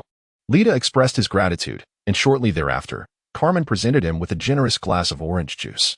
To freedom, my friends, Lita exclaimed, raising his glass of orange juice joyfully. To dreams, the others echoed, lifting their own cups filled with wine and excitement. To the Grand Line, they cheered, amidst laughter and merriment. The group gradually melded into a cohesive unit. Chapter 20. Finally, the Grand Line ahead lay Reverse Mountain on the Red Line, the very entrance to the Grand Line. Captain, everyone gathered in the conference room, and Baijiali spoke with a serious expression. Is this the Red Line that has thwarted countless pirates' dreams and claimed so many lives at sea? Carmen whispered, her beautiful face reflecting her concern. Are we going to perish? Leo and Joss exclaimed, clutching each other in terror. Foolishness, Steve shouted at the two, his teeth clenched in frustration. Do you not trust Miss Baijiali's navigational skills? Leo and Joss, their heads adorned with large bumps, looked on the verge of tears. I have faith in our navigator. I am certain she will guide us safely to the Grand Line, Lita stated calmly, for chaos was not an option for him. Now, my friends, entrust your safety to me. Everything must adhere to my command. Can you do this? Baijiali raised her hand, addressing the crew. Yes, they responded in unison. And then they moved toward the deck. Lita ascended to the crow's nest, while Leo and Joss took the helm to control the wind's direction. Baijiali stood at the bow, prepared for anything. Carmen and Steez kept a vigilant watch around the ship, wary of unforeseen circumstances. As they advanced, the weather began to deteriorate. The current has shifted. My friends, Captain, lower the sails and navigate with the current, Baijiali commanded Lita. Understood. Litai stowed away all the sails, allowing the Libra to sail swiftly with the current. A wave of astonishment washed over Cayman's beautiful face. Is this truly the fabled Red Earth continent? Skibin, gazing at the towering cliffs of the continent, could hardly conceal his own awe. Goodness, how Navi I was, having only seen this in animations in my past life. Witnessing it in reality is nothing short of monstrous. How exhilarating, Litai exclaimed. Hard to port. As the entrance drew nearer, Baijiali quickly shouted. Understood, Miss Gielli. Leo and Jose strained to pull the helm to the left. Friends, let us proceed straight ahead. They safely rode the current, rapidly propelled skyward. Ahe! The crowd cried out in exhilaration. Flying, Litai swiftly harnessed his fruit abilities, enveloping the Libra in his immense psychic force. However, due to inertia, this exertion inflicted considerable strain on his mental power. After a period of stabilization, the vessel gradually floated into the air, its speed diminishing. Long live the captain. As the Libra slowly descended to sea level, the crew erupted in cheers. With a thud, Litai, unable to bear the weight any longer, fell from the mast. Captain, are you all right? The crew expressed concern as they noticed Litai's fall. I'm fine. The forces of nature are indeed terrifying. Litai, pale-faced, gazed at the vanishing upside-down mountain, catching his breath in trepidation. Indeed, the crew nodded in agreement. It feels as though we have danced on the precipice of death. No wonder the Grand Line is known as the Pirate-esque graveyard. Even the entrance is fraught with peril. What a pity we did not encounter Laboon. Otherwise, I would have loved to pay a visit. But we shall meet again next time, Litai mused, glancing back at the receding upside-down mountain. His flight had allowed him to soar past Twin Cape, missing the legendary ship's doctor of the Pirate King and the island-sized whale, Laboon, due to the surge from the currents around upside-down mountain. All right, my friends, let us celebrate our successful arrival to the Grand Line with a feast. Litai beamed at his companions. Hooray! The crew cheered. Suddenly, Baijiali gasped. What's wrong, Jelly? The once jubilant atmosphere fell into a hush as everyone turned to her, startled. The log pointer has malfunctioned. Baji Ali, in a state of alarm, pointed at the erratic compass needle and exclaimed that without a reliable pointer while navigating the vast ocean, they would be akin to headless flies, aimlessly flitting about. Moreover, without islands to replenish their supplies, they could very well perish aboard the vessel. Perhaps the magnetic field of the Grand Line is more potent than that of the East Sea, which could explain the malfunctioning of our compass, Cayman pondered aloud. Cayman's assessment was indeed accurate, thus we must now rely on fortune to guide our voyage. Should we encounter a small island, we can procure another compass for the Grand Line. Litai chuckled in response. Therefore, let us continue our feast. Our fate is entrusted to the Libra. Ha ha. Litai laughed heartily. Suddenly, a thunderous roar echoed. Who dares to disrespect us? A colossal wave surged towards them from the distance. Brothers, hoist the sails and accelerate.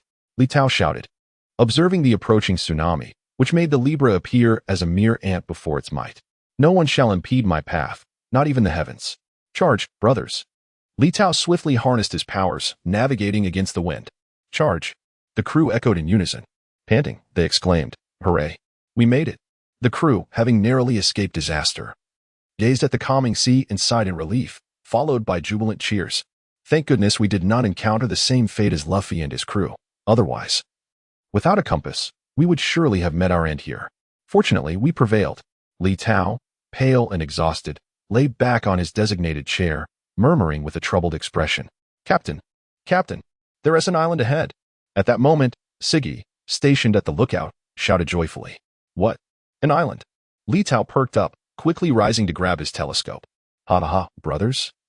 Fate has spared us. Let us set sail towards that island. Litai declared, brimming with excitement. Indeed, they approached an uninhabited isle, suitable only for rest, which dashed their hopes of acquiring a new compass. Baji Ali expressed her disappointment to the group. Do not fret, Jelly. I believe we shall encounter a populated island next time. Cayman comforted her, wrapping his arm around her shoulder. Absolutely. Cayman is right. So let us revel in joyous cheer and resume our unfinished feast. Litai proclaimed with glee. Let the banquet commence. Leo and Hose quickly transported the kitchen utensils and provisions from the ship to the small island. With the echoes of their celebration, the once desolate isle gradually came alive with merriment. Who dares to covet the Libra? At this moment, Lita, sipping on his juice, detected an unusual presence through his observation haki. He noticed two shadowy figures aboard the ship, the Libra. A smirk crept upon his lips as he murmured softly, Activate the control fruit. A wave of mental energy surged forth, enveloping the two figures, causing them to freeze in place, their eyes growing vacant and unfocused. Two little thieves. Do you think you are gods, able to repeatedly disturb my banquet? Lita spoke coldly. What are you doing, Captain? Asked Skib, bemused by Lita's muttering to himself. Keep drinking. To successfully navigate the Grand Line. Cheers. Cheers. Lita echoed. I aspire to create a comprehensive nautical chart for my father, ensuring he faces no peril while trading at sea. I aim to be a formidable adventurer, sailing freely across these vast waters. I shall seek the legendary All Blue and become the greatest chef in the world. Following Master Carmen is our ultimate goal. Gaining immense power to protect those dear to me is my greatest dream, Lita whispered, listening to his inebriated companions ramble on. Afterward, he carried all his comrades onto the ship, placing them gently in their quarters and softly closing the doors. Aren't these the two thieving brothers from Clockwork Island? I didn't expect to find them here. It seems the next destination has revealed itself. He approached the intruders, observing their contrasting sizes. A slight frown crossing his brow as their silhouettes gradually merged. It appears my new ability is finally ready for experimentation. I recall there being two devil fruit users on Clockwork Island. Lita chuckled coldly. He lit a cigarette, intentionally leaving the thieves under his control, concerned that if they awakened, they might disturb his sleeping crew. He resolved to wait until his comrades were awake before dealing with the two. A splendid life, a world of freedom. I shall embrace it, he declared, finishing his cigarette, extinguishing the butt, and calling out to the sea. Chapter 21. Clockwork Island. Hey? Who are they, Captain? Why are they on our ship? Skib and the others gazed curiously at the bound thieves, turning to Lita for answers. And what is the matter with them? I feel as if they are under some kind of control, Baji Ali remarked, tapping the head of the younger thief. They tried to steal our ship last night, but I subdued them. This is the power of my fruit, Lita explained with a smile. The captain's fruit ability is truly formidable. Skib gulped. Indeed. And with the captain already being a swordsman, combined with this extraordinary fruit ability, it's simply monstrous. Baijiali nodded in agreement. What? The legendary swordsman? Not long after joining the crew, Carmen exclaimed in awe. They had already witnessed the extraordinary powers of Litai's fruit abilities. And while they knew he was skilled with a sword, they were unaware that he was indeed a master swordsman. It appears that the captain we are following is quite formidable, Carmen remarked with a playful smile. Indeed, that is certain. Henceforth, I shall assign you training tasks. Remaining weak is simply unacceptable, Litai replied with a gentle smile. But first, let us deal with these two. The group responded affirmatively, with a subtle gesture. Litai released his control over the fruit abilities. Gradually, the older Borad opened his eyes first, as his greater mental fortitude allowed him to awaken before Akis. Where are we? Akis, what has happened? Release us. Borad shouted in anger, struggling at the sight of the unconscious Akis and Litai's group. Realizing they had encountered a formidable opponent, Borad shook his head, recalling only that he had attempted to steal the ship the previous night, only to lose consciousness inexplicably thereafter. My head aches terribly, Akis murmured, slowly opening his eyes. What is going on? He inquired, looking at Borad, who was similarly restrained. Now, you may enlighten us about your identities and how you came to be aboard our ship. Kiss approached to question them. If you choose not to speak, the consequences will be dire, Litai warned, exuding a menacing aura. Such power, it surpasses even that of King Xiong. Akis gulped in trepidation. Please, do not harm Akis. He is merely a child. I implore you, release him, Borad pleaded breathlessly. Very well, Leo, Jose, untie them, Litai commanded. Thank you. Borad expressed his gratitude. We are a band of sea thieves. I am Borad, and this is my brother Akis. We set our sights on the legendary diamond bell located on Clockwork Island. But it is currently occupied by a formidable pirate crew known as the Poker Pirates. We intended to lure you into conflict with them, allowing us to steal the diamond bell in the chaos, Borad explained, somewhat embarrassed. The legendary diamond bell, Skib exclaimed excitedly. Indeed, Borad affirmed. Captain, let us head to Clockwork Island. We can procure a log pointer there, a thrilled Baijiali suggested. The food supplies on board are dwindling, and I too must replenish provisions, as certain individuals have voracious appetites. Carmen chided, casting a glance at some of the crew. Cough, cough, it is settled then. Please, lead the way, Litai commanded. Brothers, hoist the sails. We set our course for Clockwork Island. Litai awkwardly touched his nose and raised his hand. All right. After a period of sailing, under the guidance of Borad, the group safely arrived beneath Clockwork Island. Is this truly Clockwork Island? The Grand Line is truly marvelous. Could such architecture genuinely exist? Litai murmured in awe. The group docked the ship, gazing up at the towering Clockwork Island, exclaiming in astonishment. This is indeed Clockwork Island. And these stone steps were constructed to prevent enemy invasions. Numerous mechanisms are installed above, and at the center, there is an elevator. As soon as the dim entrance opens at dusk, we can stealthily ascend. Borad explained. Captain, we rely on you, Ski said, looking at Litai with a smile. No problem, Litai replied with a grin. Hey, are you all listening to me? Borad said, irritated. We are. However, we cannot afford to wait for dusk, Litai said with a squint and a smile. With remarkable speed, Litai bestowed 2 fruit powers upon each person and they soared skyward, ascending towards the pinnacle. Are we flying? Borad exclaimed. We are flying. Akis danced with excitement. What a formidable crew. This is fantastic. Clockwork Island can finally rid itself of the reign of King Bear, Borad whispered joyfully. Soon, they reached the summit where a gentle breeze caressed them, leaving everyone feeling invigorated. Look, that is Clockwork Town, and over there is Poker Castle. Hanging at the top is the world's first clock made entirely of diamonds, Borad joyfully informed the group. You all go procure supplies. I will seize the clock from the castle, Litai instructed. Captain, be careful, Carmen said, leading Leo and Jose toward the town, while Kisbun and Baijiali eagerly followed suit. All right, you can leave now. I will find you after I handle my business, Litai said, narrowing his eyes. Do you not need me to brief you on the situation? Borad asked with concern. Not necessary, Litai replied with a smile. Litai drew all his swords, infused himself with a thought, and flew towards Poker Castle. A thunderous crash echoed as the magnificent Poker Castle was sliced in half. The group's attention was captured by this commotion. Truly impressive. The captain is incredibly powerful. He is nothing short of a monster. Carmen and her companions marveled. What is happening? Why has the poker castle been split in two? Is the Bear King intent on obliterating Clockwork Island? The inhabitants of Clockwork Island emerged from their homes, their faces etched with terror as they beheld the commotion surrounding Poker Castle. Could we truly be attempting to steal a vessel belonging to such a formidable adversary? Akis, let us renounce this life and seek your parents. Perhaps they are waiting for you somewhere. Borad bitterly remarked to Akis beside him. I will heed Brother Borad's counsel. Akis replied stiffly. Chapter 22. Submission. Who dares to assault me, the king? A figure resembling a bear charged forth, roaring with fury. It is I. Litai gazed at the approaching Bear King, a glimmer of brilliance flashing in his eyes, before calmly declaring, You? Who are you? The Bear King inquired, bewildered. Boss. This is the captain of the Libra pirates, Voldka Litai, with a bounty of 55 million berries. A figure, burdened with a gas canister and adorned with the letter A on his attire, brandished a wanted poster. How dare the Libra pirates appear on Clockwork Island? A beautiful woman stepped forward, gritting her teeth. Oh, you're all here? That saves me the trouble of searching for each of you. Litai smiled at the 5 individuals now before him. Humph, we have not wronged you. Why do you attack us? The Bear King roared in indignation.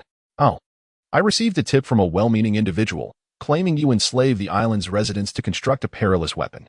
I am simply a person of good conscience, unable to tolerate your reckless antics. Litai replied with a smile. How contemptible. What does a bounty of 55 million berries matter? Brothers, charge. The poker pirates surged forward alongside the 5. Boom. A dark red aura erupted from Litai, unmistakably revealing his ability to unleash Conqueror's haki at will, albeit without control over its range. The initial 5 were the most severely affected, yet due to their considerable strength, they did not succumb. However, the subsequent pirates, lacking their resilience, were rendered unconscious. What is this power? The Bear King inquired, beads of cold sweat forming on his brow. Heh, would you like to learn? Disband your pirate crew, and you 5 shall join mine. I will teach you. Litai approached the immobilized individuals, smiling. The pirate flag is our faith. We could never abandon it, even if it costs us our lives. The Bear King declared vehemently. Indeed, even if we perish here, we shall never forsake our beliefs. The other 4 echoed in unison.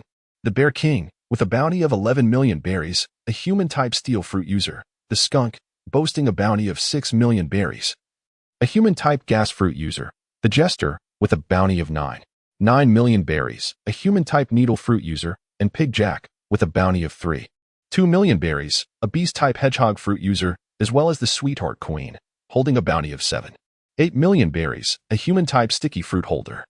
These are all your personal details. I have not misrepresented anything, have I? Litai remarked, squinting with a smile. And what of it? The Bear King gritted his teeth. Huh. You are all possessors of devil fruit powers, yet you content yourselves to linger in this small place, nurturing unfeasible dreams of becoming the Pirate King? You are akin to frogs at the bottom of a well, oblivious to the vastness of the sky, Litai disdainfully stated. You brat, what do you mean by that? The others roared in anger at Litai. Is it not true? At the forefront of the Grand Line lies the New World, where the strong gather and elites abound. The 4 emperors reign supreme, and even the Navy dares not venture too deeply. By what right do you believe that you can claim the title of Pirate King from this insignificant island? Litai questioned, perplexed. Could it be that we truly are just frogs at the bottom of a well? The others murmured, subdued by Litai's fervent words and domineering presence. I can assure you, once your strength earns my acknowledgement, I shall permit you to establish your own crew. At that time, the poker pirates can become an affiliate of the Libra pirates, Litai continued. Is that true? Are you truly willing to see the flag of the poker pirates fly once more? The Bear King exclaimed, exhilarated. I disdain to lie. Were it not for your lack of ruthlessness, I would have already cleaved you all in two. Litai smirked mischievously. I am willing to disband the poker pirates and join the Libra pirates. The Bear King slowly prostrated himself on the ground. And the rest of you? Litai's sharp gaze turned toward the other 4. I too am willing to submit. Remaining here will not allow my strength to grow. I desire to challenge those formidable adversaries you mentioned. The jester also gradually bowed down. Then I shall require the esteemed captain's care from now on. The Sweetheart Queen winked flirtatiously before slowly lowering herself. And what of you two? Pig Jack Skunk? Litai inquired, his eyes fixed on them. We too are willing to submit. The 2 also gradually prostrated themselves. If that is the case, everyone rise. Attend to the aftermath and come to find me. I will introduce you to the other companions. Litai, His imposing aura diminished, cheerfully declared. Yes, Captain. The five, feeling the terrifying presence dissipate, breathed a sigh of relief and responded respectfully. Furthermore, if you brothers are willing, you might consider discussing with the mayor of the town to secure them a legitimate means of livelihood, understood? Litai seemed to have had an epiphany. Just as he was about to depart, he turned back to say, Captain, is that truly possible? Big Bear King and the others exchanged glances and inquired. Of course. Litai replied with a faint smile. Thank you, Captain. The five, with tears in their eyes, expressed their gratitude. As they had initially thought their comrades would be left to drift aimlessly upon the seas after the disbandment of their pirate crew. Now, with a purpose. They were deeply moved. I shall take my leave now. Once you have settled matters, come find me in Gear Town, where I shall await your arrival. With that, Litai gently ascended towards Gear Town, leaving the others in a state of bewildered contemplation. Since we cannot become the Pirate King ourselves, why not support Captain Litai in his quest for that title? It seems rather appealing, Big Bear King said with a smile. Haha. Behold the castle cleaved in two and the fallen bodies. They laughed heartily, as though their future was once again filled with hope. After all, in this world, it is ultimately the strong who command respect. The captain's strength is truly formidable. Do you think the perilous weapon we've been secretly researching could harm him? Sweetheart Queen licked her lips and inquired. No, we were merely frogs in a well. The clown shook his head. We couldn't even move. What chance did we have? Before the battle even commenced, our men were already down. How could we possibly fight? Stinky Weasel scoffed as he looked at the unconscious figures on the ground. Oh ho ho, it seems we've aligned ourselves with a powerful captain. Pig Jack chuckled as well. All right. Let us hasten to wrap up our current affairs, and then seek out the captain. Big Bear King waved his hand, grinning. Indeed. Chapter 23, The Lodestar Captain. We are here. Bai Jelly waved her hand. How did it go? Were we able to procure the items we needed? Litai descended from the sky and smiled at Bai Jelly and the others. Yes, indeed. I have purchased a recording log and a navigational chart of the Grand Line. Our next destination should be Jaya Island. Bai Jelly responded with a smile. Jaya Island, you say? That sounds splendid. Let us set sail for Jaya Island. By the way, Zyaligia, please procure a permanent log for Alabasta Kingdom as well. Thank you for your hard work. Litai affectionately ruffled Bai Jelly's hair. Certainly, Captain. Bai Jelly replied with a beaming smile. I'm famished. I must seek out some food. After the skirmish, I feel utterly drained. Litai resumed his usual demeanor and slumped towards a restaurant. Following an indulgent feast, he made his way to the small shop owned by the mayor and his wife. Ding ding ding. Is anyone there? Litai politely knocked on the door. Who are you? A young woman, adorned with spectacles, emerged, gazing alluringly at the stranger before her. Greetings, you must be the mayor's wife of Clockwork Town. I am Voldka Litai, and I have come seeking your assistance.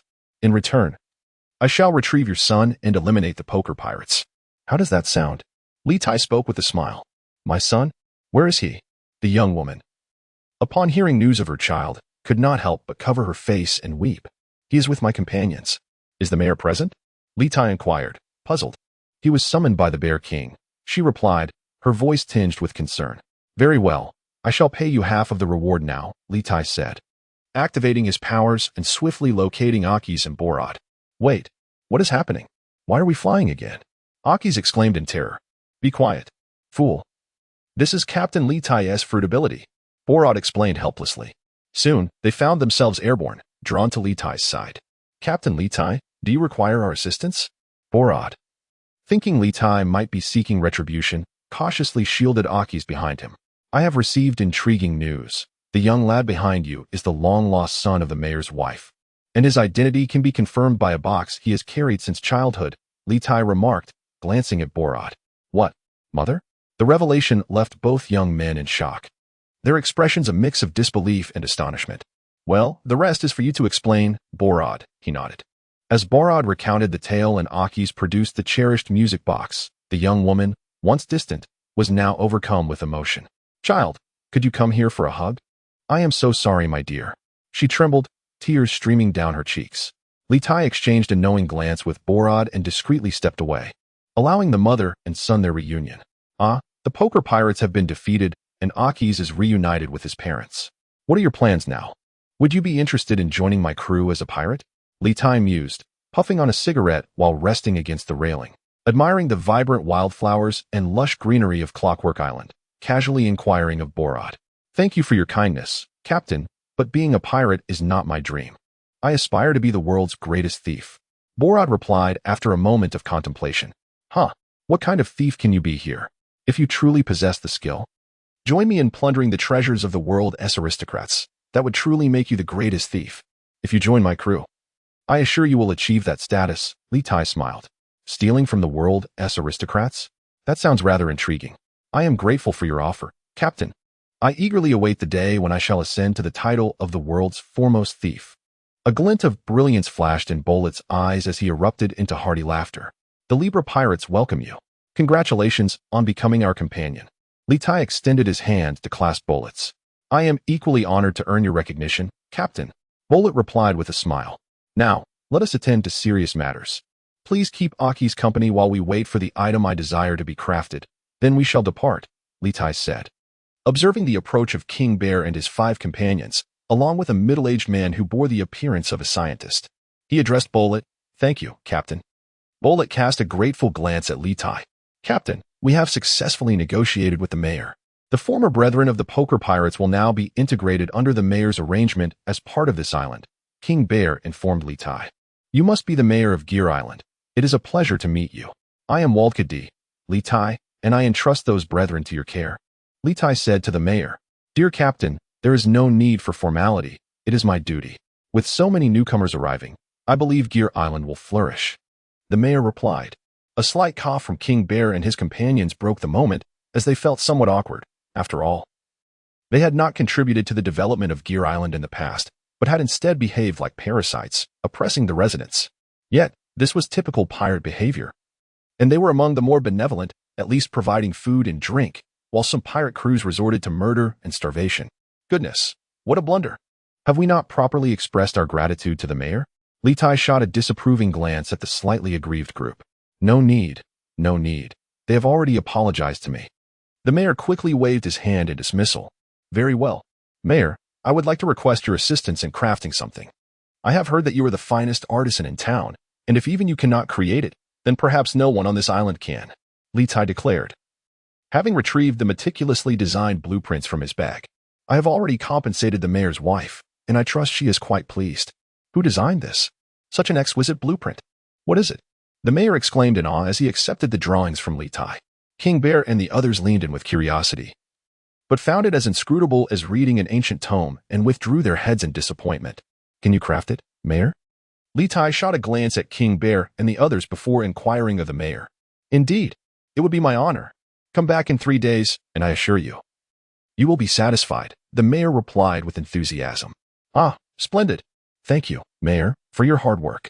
Upon hearing that it could be constructed, Litai breathed a sigh of relief. In truth, this was a devil fruit extractor he had devised, a concept only feasible through the capabilities of his own Niannian Fruit. By placing the user of a devil fruit within this apparatus and utilizing the powers of the Niannian Fruit, he could extract the abilities and transfer them to another storage device. This was his vision, and the likelihood of success was remarkably high.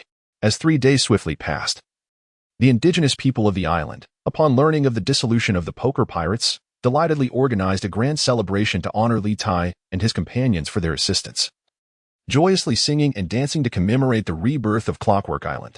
This is what Captain Litai required, the mayor, exhausted, indicated towards the machinery before him and unexpectedly dozed off. He had labored tirelessly for 3 consecutive days and nights to fulfill Litai's request to construct the devil fruit. Gratefully, Litai gently placed the slumbering mayor onto a sofa and expressed heartfelt thanks while gazing at the machine before him. This is the ability input port. And this is the ability transformation port. Once we acquire some sea prism stone from Wayno, our success will be assured. Litai nodded in satisfaction, murmuring to himself. He then carefully transported the devil fruit extractor onto the ship, the Thousand Sunny, and meticulously moved it to the empty laboratory he had reserved for this purpose. The next day, Bolet, don't forget to come visit me, Aki said reluctantly. Captain, please be safe at sea. The ordinary crew members of the former poker pirates tearfully bid farewell. Amidst the heartfelt farewells from the residents of Clockwork Island, the group resumed their journey toward Gaia Island. Chapter 24. The Walbo Pirates Brothers Gather Around. After sailing for a while beyond the Clockwork Island region, Litai called everyone together. We will now divide the ship's quarters, assign roles among the crew, and arrange our future training schedules. As everyone gathered, Litai addressed them with satisfaction. Siggy will be our steward, Baijiali will serve as our navigator, and Carmen will be our chef. Leo and Jose will assist Carmen. Your positions remain unchanged. Yes, Captain. The 5 responded in unison. You 5 shall now focus on building your physical strength, and when we encounter suitable devil fruits in the future, I shall bestow them upon you. Litai spoke slowly. All right, it's time to introduce our new companions. Big Bear King, you will reside in the Leo room. Sweetheart Queen, you will stay in the Gemini room. Skunk, your quarters will be in the Virgo room. Joker, you are assigned to the Aquarius room. Bullet, you will inhabit the Cancer room. As for myself, I am Scorpio. C is Capricorn, Baijiali is Taurus, and Caban is Aries. Leo and Hushi are Pisces. As for the Libra room, no one is permitted to enter without my permission. Do you understand? Litai said with a serious tone. Understood, Captain. The others joyfully responded. Then let us warmly welcome our new companions and celebrate with a feast. Litai exclaimed. Absolutely. The crowd cheered in delight. With more members aboard, the atmosphere grew lively, finally resembling that of a true pirate crew. Litai grinned. Standing at the bow of the ship, a cup of juice specially crafted by Cayman raised in hand, murmuring to the sea, Isn't it wonderful? Our strength has indeed grown considerably. Cayman approached Litai, also holding a cup of juice, and smiled in agreement. Haha, indeed. Our strength has indeed amplified. Here's to a brighter tomorrow. Litai raised his juice toward the crowd with a beaming smile. Cheers. They all echoed. I finally understand why pirates enjoy feasting. Sailing the vast ocean can be dreadfully dull. I must find something to occupy myself. Litai mused, gazing at the endless sea. The thrill of sailing is exhilarating when the adventure is alive, yet monotonous during quiet moments. Brothers, assemble. Litai called out to the listless crew. What is it, Captain? The crew's attention was drawn to Litai. In order to hone your skills, I have devised a training regimen that everyone must partake in, including myself. Litai said with a mischievous smile. What is it? The crew seemed intrigued, inquiring further. From today onward, those with devil fruit abilities must immerse themselves in the sea to adapt to its suppressive nature against their powers. Then, you will complete 10,000 push-ups, 10,000 sit-ups, and 10,000 squats, without resorting to your fruit abilities for any unfair advantage.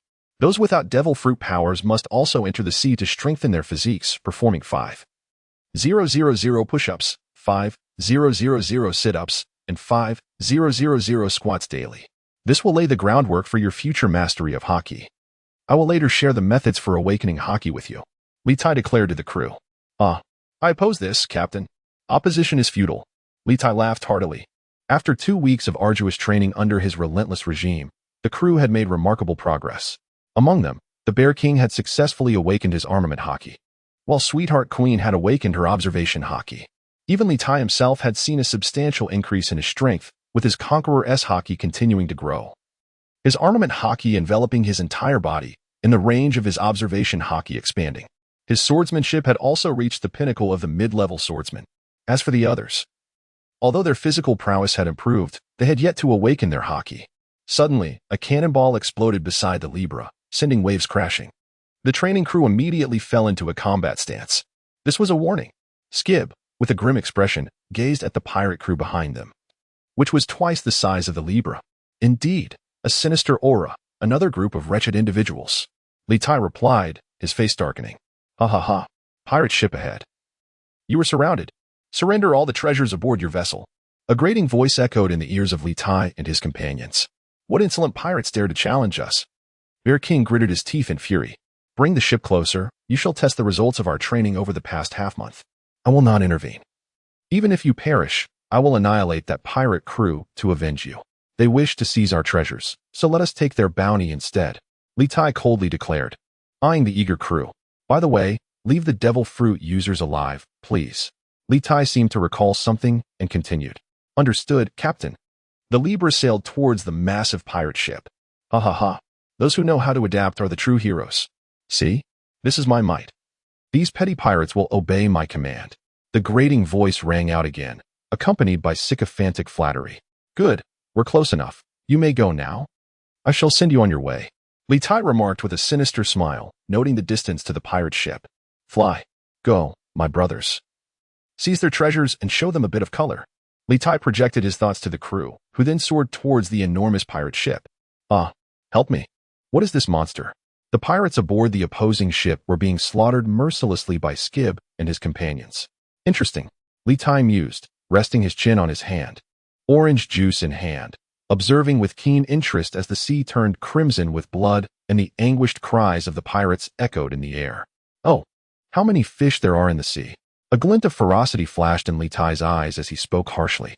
As the pirates leaped into the sea, it was as though they had entered a hellish battlefield, with severed limbs scattered across the waters and flying swords harvesting lives, their anguished screams echoing through the air. Half an hour later, hey, you all are far too slow. It has taken a full 30 minutes, Litai remarked, a hint of dissatisfaction evident in his voice as he glanced at the diamond clock nearby. Captain, there are simply too many of them. Our hands are getting weary. Sweetheart Queen pouted, shaking her hands in a playful manner. The captain on the opposing side claims to have once been a king. Those we have slain were his guards. He is also a devil fruit user, though I cannot say which fruit it is. It certainly seems quite bizarre. The formidable Bear King tossed a lecherous individual before Litai, stating, here he is. Who might you be? I feel like I have seen you somewhere before. Litai remarked, feigning deep thought as he regarded the man before him. I am Walpo, the king of the Drum Kingdom, a member of the world government. You must release me at once, or the Navy will not spare you. Walpo, realizing that Litai recognized him, regained some of his bravado, speaking with an arrogant tone. So you are the scoundrel. In that case, I feel no guilt whatsoever. Rest assured, what transpires here will remain a secret. Litai exclaimed, a look of enlightenment crossing his face. With that, Litai activated his observation haki, and the swords around him continued to reap lives from Walpo's pirate crew. Even the birds flying overhead fell victim to his blades. All done, Litai declared proudly. Seeing his triumph, even the likes of S and his companions felt a chill run down their spines. Litai was ruthless, having silenced them all. Thank goodness we did not provoke the captain. Otherwise, we would not even have the right to feed the fish. Bear King remarked, patting his chest. Indeed. It seems the captain showed us mercy back then. The clown added. Now, keep a close watch on this Walpo pirate ship. I have an experiment to conduct. No one is to enter without my permission. Understood? Understood. The crew, sensing Litai's serious demeanor, straightened up. Thank you for your hard work, everyone. Litai expressed his gratitude. Chapter 25. The pull inside the laboratory, the devil fruit extractor was submerged in a transparent glass tank filled with seawater. You can't do this to me. The world government will not let you get away with it. Walpo exclaimed in terror, staring at Litai. Come now, be calm. I fear that anxiety may affect the outcome of my experiment. I shall be gentle. With a smile, Litai spoke. He disregarded Walpo, kicking him into a chamber of the extractor. Utilizing the powers of the Niannian Fruit, he deftly manipulated a needle imbued with haki, piercing it into Walpo's body with ease. Employing a small sword within, he effortlessly severed Walpo's neck, subsequently injecting his blood onto a prepared fruit within another chamber. As time passed, Walpo's life gradually ebbed away. Then, a miraculous scene unfolded. The ability of a devil fruit manifested upon an apple. Once Walpo's life had completely dissipated, the Tunton devil fruit successfully adhered itself to that very apple. It was accomplished, truly a success. Trembling with excitement, Litai gazed at the devil fruit within the extractor, exclaiming with fervor. He gently pressed a button nearby, and the once crimson seawater along with Walpo's body was swept away, leaving no trace behind. With trembling hands, he guided a mechanical arm, which then presented the Tunton fruit into his grasp. With this machine, every devil fruit user among our crew will no longer be a dream. In the laboratory, Litai examined the devil fruit before him, laughing maniacally. After securing the Tunton fruit, he adjusted his collar and calmly strode towards the laboratory exit. On the deck of the ship, Skibin addressed Litai. Captain, this is the treasure we acquired. We did not open it without your permission.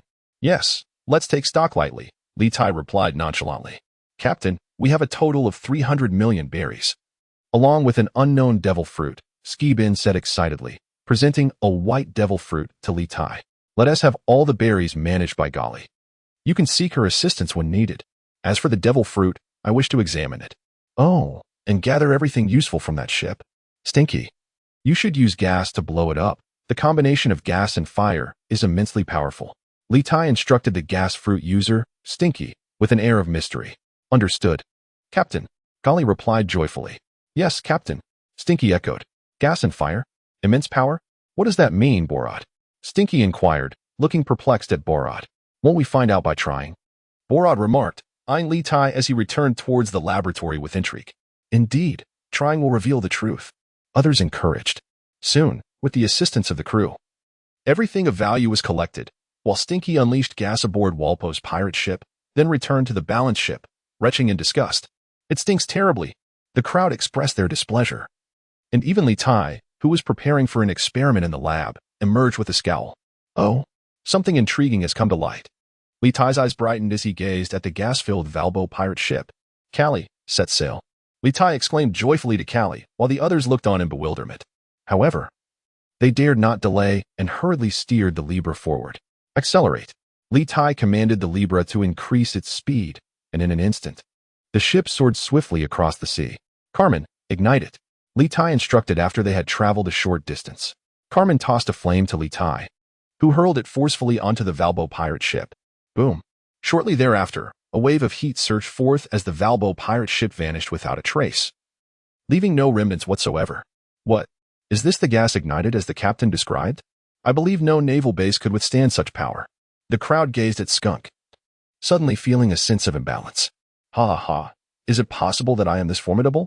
Skunk laughed heartily at the sight of the shattered Valbo pirate ship.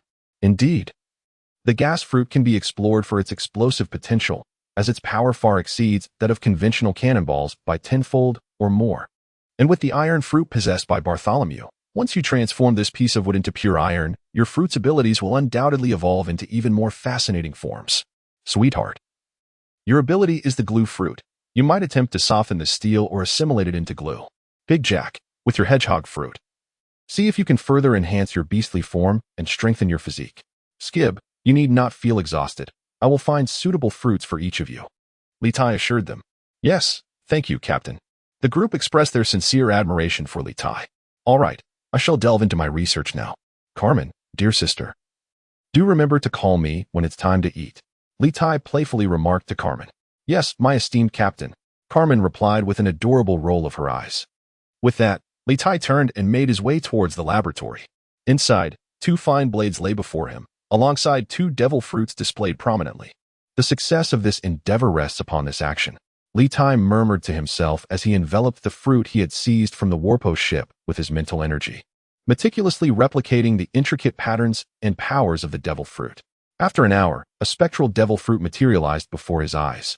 Should anyone have been present to witness this spectacle, they would have noted that this apparition bore an uncanny resemblance to the white devil fruit resting upon the table. Save for the absence of the original's enigmatic powers, Litai gazed intently at the high-quality blade ensconced in his mental grasp, observing as the once ethereal devil fruit gradually became etched upon the sword's blade. With a sigh of relief, he acknowledged the success of the second step. Yet his focus remained unwavering. A mysterious force continually clashed with his mental energy. Come to me, he commanded with a cold huff, as the abilities of the white devil fruit began to manifest upon the totem of the sword's devil fruit. As he beheld the sword now infused with the powers of the devil fruit, alongside the original that had not dissipated, Litai was struck by the magnitude of his discovery. This was even more exhilarating than extracting a devil fruit.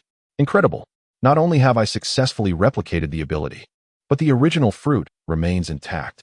Is this the natural type cloud fruit? I shall leave it to Sigibin, he murmured, grasping the blade imbued with the powers of the cloud fruit. Resolute in his ambitions, he decided to replicate the swallow fruit as well. His gaze lingered greedily on the swallow fruit, envisioning the potential of his blade absorbing the abilities of others upon striking them, truly invincible. Ultimately, through his relentless efforts, a second devil fruit sword was successfully forged. From now on, you shall be named Tao Tai, and you, Yuntin, he declared softly. To his astonishment, the 2 swords quivered, and a wave of elation washed over Litai. I hope I haven't inadvertently created a monster, he gasped, drawing in a sharp breath before sheathing the 2 swords and securing the 2 devil fruits. Chapter 26, Belonging Everyone, Gather Around. I have successfully experimented with this fruit, Litai announced, stepping onto the deck with a pale complexion while holding the cloud fruit aloft. Captain, are you all right? Sigibin and the others inquired with concern upon noticing Litai's ashen face. Haha, I'm fine. I merely conducted a few minor experiments. And the mental toll was a bit taxing, he reassured them, dismissing their worries. This is a natural type, the cloud fruit. Who among you desires it? He offered. raising the devil fruit towards those who lacked one. A natural type? The legendary top-tier devil fruit. Sweetheart and the others exclaimed in astonishment. If we weren't prohibited from consuming a second devil fruit, I would have wanted it immediately. They marveled at their remarkable fortune, having casually seized a pirate ship and acquired the fabled natural-type devil fruit. Now, you all confer amongst yourselves, Litai suggested. Indeed, there is also this swallowing fruit. Now that we possess 2 devil fruits, we require 2 individuals to partake. Do not fret if you have not yet consumed one. Rest assured, when the opportune moment arises, we shall present it to you. Litai smiled as he observed the yearning glimmer in the eyes of those who had not yet tasted the devil fruit. The group exchanged glances, fully aware that the recent owner of the swallowing fruit had just been vanquished by them. They all surmised the outcome regarding the extraction of the devil fruit, yet none dared to voice their thoughts. Now, you few deliberate amongst yourselves. Who shall consume these 2 devil fruits? Once a decision is made, come to the Scorpio room to find me, Litai instructed before retreating to his quarters, utterly exhausted. The creation of the demon's sword, Tao Tai, along with the toll taken by Yuntin on his mental faculties, was immeasurable. Yes, Captain, the group responded. How about we decide by vote to determine who shall consume this devil fruit? Suggested Stig, noting the perplexed expressions of those around him. Agreed. Chimed in Carmen and the others. I am already a possessor of a devil fruit, so I shall abstain from your decision, declared Big Bear, raising his hand. So are we, added Sweetheart Queen and her companions, also opting out of the vote. Thank you. The few who had not consumed a devil fruit expressed gratefully. They were ordinary folk, lacking the formidable abilities of Zoro and the others. Thus, the prospect of gaining immense power and altering their fates through the consumption of a devil fruit was profoundly enticing. What are you saying? Are we not comrades? Boomed Big Bear, his laughter resonating, a testament to his past as a captain. First, the Niannian Fruit, he announced, and the atmosphere aboard the ship grew tense. The air thick with an aura of suspicion and mistrust, perhaps for various reasons. Nonetheless, Litai had faith in his comrades, for they had weathered life and death adventures together. Journeying from the east blew to the Grand Line. Though Borat had boarded the ship a tad later, he trusted his instincts would not betray him. One by one, the group placed their answers on Big Bear's paper, totaling 6 slips. The first slip, Stig and Sweetheart Queen opened it nervously, reading aloud as the others watched with smiles. The second slip revealed Stig, as the clown also opened a note. The third slip echoed Stig, as the skunk read from his note. The fourth slip declared Stig, as the clown took yet another. The fifth slip, with a grin, Big Bear remarked, I suppose we need not open the last one? Thank you, everyone, Stig said, holding back tears, deeply moved. Bang. What are you thinking? We merely wish for you to grow stronger to protect us. Baijieli gently tapped Sibin on the head, smiling as she spoke. Indeed, my brother, only by strengthening your abilities can you protect us. I certainly do not wish to encounter someone as formidable as the captain while attempting to pilfer something and end up meeting my demise. Borod grinned widely and patted Sibin on the shoulder. Yes, yes. Sibin, you must prepare ample ingredients for me when the time comes. You know I am only interested in rare delicacies.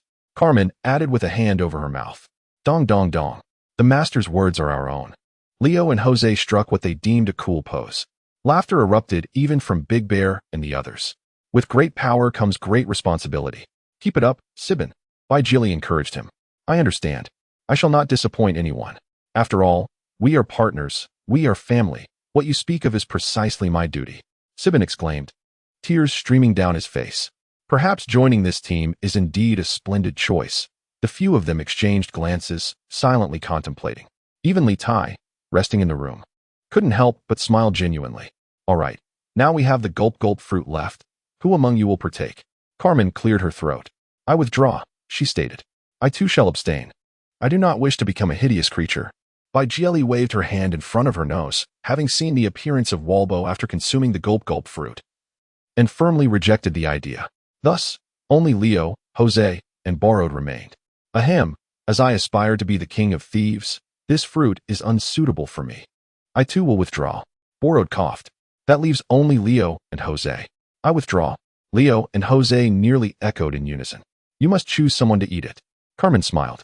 Let Leo have it. He entered the game before me and is older. Jose looked earnestly at Leo. Foolish boy, how could you yield? Realizing he could not refuse Jose's gaze, Leo playfully reprimanded him. I did not. Jose retorted loudly. Laughter erupted once more at the sight of Leo and Jose's antics.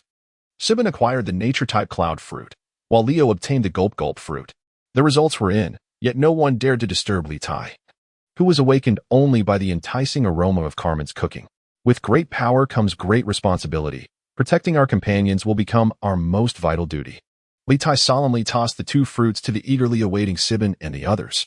Yes, Captain, the 2 responded resolutely. Then indulge. Suddenly, both bit into the devil fruit and immediately retched. No spitting. Consume it all. Otherwise, it will have no effect. Litai observed the 2 individuals on the verge of vomiting, a mischievous grin spreading across his face. Meanwhile, Deshion and the others stifled their laughter, silently enjoying the embarrassing predicament of their companions. Captain, I have never tasted anything so horrendous, Leo exclaimed, tears streaming down his cheeks. Ugh, I feel the same, CG remarked, barely managing to suppress his retching. Hilarity erupted among the group as they witnessed the entire devil fruit being consumed. You 2 fools, the captain was merely teasing you. 1 bite of the devil fruit is sufficient. Sweetheart chuckled, covering her mouth to stifle her laughter. Ah, Captain, I shall confront you with all my might. CG and Leo glared at Litai with eyes that seemed to accuse him of a grave offense. Hey, don't blame me. I heard that the more you eat, the stronger the power of the devil fruit becomes. Litai retorted defensively. I don't believe a word you say. The atmosphere aboard the Libra gradually transformed into one of merriment amid their playful scuffles. Chapter 27, Reuniting Island, Windmill Village, the Dadan family. Rubber gun. Luffy, what are you doing? Are you trying to get yourself killed? Dadan bellowed at Luffy, who was exhausting himself with training. Oh, Dadan. I want to grow stronger and find the legendary One Piece to become the Pirate King. I still feel far too weak. Litai and Ace are incredibly formidable. Their dream is to become the Pirate King as well. Luffy replied nonchalantly. You fool. Who cares about your life? Dadan retorted, her tough exterior belying her softer heart. I know. Luffy adjusted his hat, a smile spreading across his face. I wonder how Litai and that rascal Ace are faring. It's been ages since we received any news. All we have is a bounty notice, and then nothing. Dadan murmured in response to Luffy's words. This all traces back to the last battle in Rogue Town against the Ghost Spider.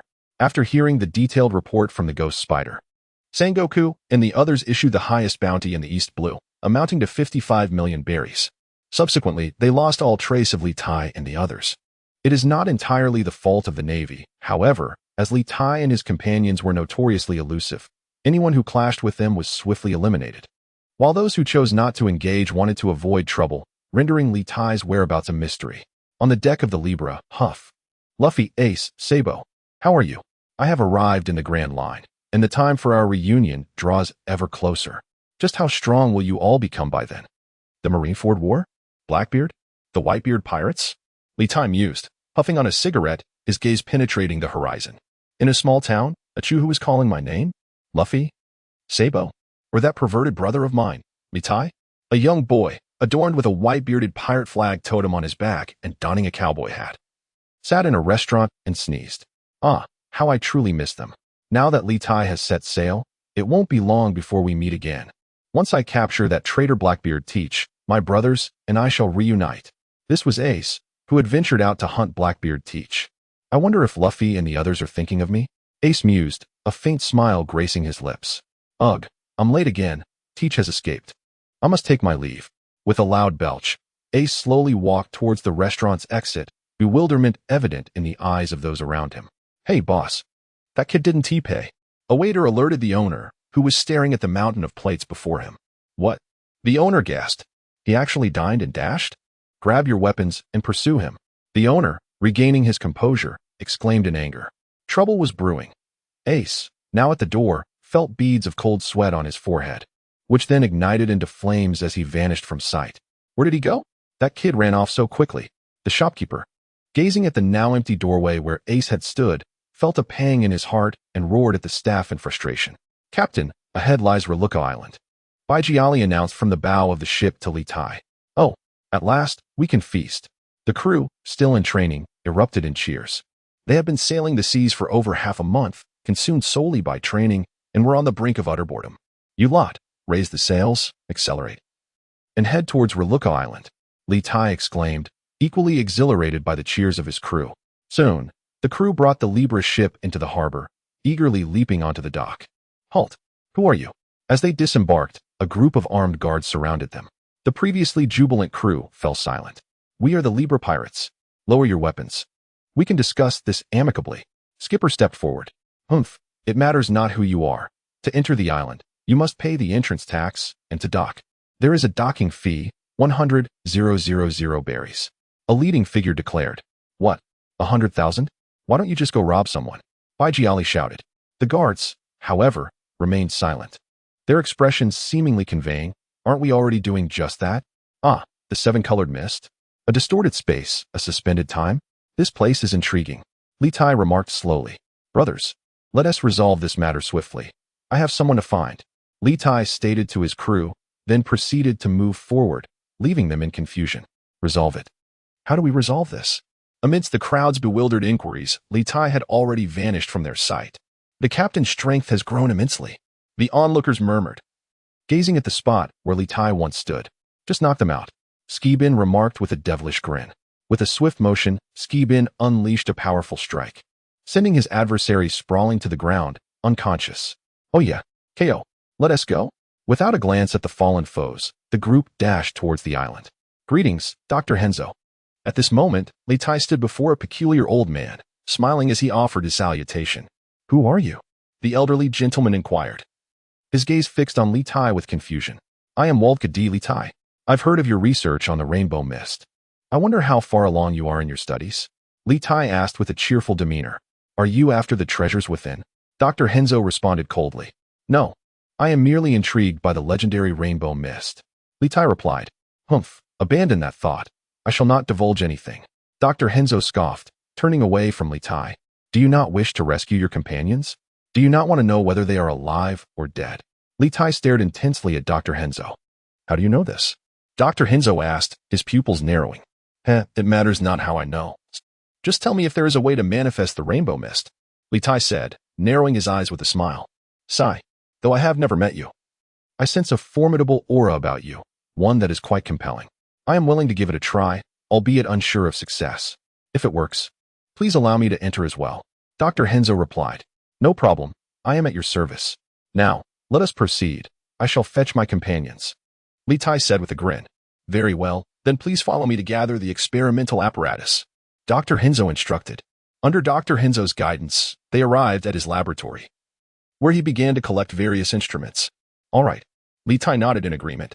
With a wave of his hand, Dr. Henzo and the equipment levitated, floating toward the Libra ship. As Litai activated his observation haki, he gazed at his companions, who were joyfully engaged in their activities, shaking his head. Wusho no, the captain is in trouble. That location is the Libra ship. The crowd rushed towards the direction of Litai without the slightest hesitation, as he gazed at the crimson characters appearing in the sky. Spelling out scales, Litai couldn't help but nod, secretly acknowledging its impressive flair. This was the peculiar invention of that eccentric doctor, the skunk, whose underlying principles remained somewhat unclear. Later, it was appropriated by Litai to serve as a signal transmitter. As the saying goes, a single arrow pierces the clouds, and thousands of troops come to meet. Litai, who had certain peculiarities, found great delight in this little gadget. Chapter 28, The Mist of Rainbows, Captain? Boss. Who is this little old man? The crowd, gathered by Litai at the ship's edge, inquired with astonishment. This is Dr. Henzo. I am heading into the Mist of Rainbows and require the assistance of this elder. Shortly, some obstacles will arise.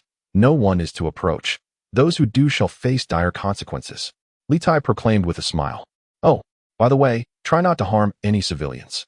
If the Navy arrives, evade them if possible. If not, eliminate them. Litai seemed to recall something, continuing his instructions. Understood. The crowd replied, licking their lips with excitement. They had failed to notice that since aligning themselves with Litai, the aura of lethality surrounding them had intensified, and their demeanor had increasingly mirrored that of Litai. Now, I entrust the outside to all of you. Rest assured, I shall return. Litai assured them with a smile. Boss, don't we go in with you? Skeet asked, perplexed. No. It would be quite perilous for you to enter now. My strength may struggle to safeguard you. Litai calmly responded. Then we shall wait for you outside. We will ensure no one approaches. Big Bear and the others reluctantly shrank back, fully aware of Litai's formidable prowess That ridiculous bounty could never accurately measure his capabilities. Very well, Doctor, you may commence. Litai nodded with a smile at Dr. Henzo. All right. Henzo retrieved a machine and poured an unknown liquid into it.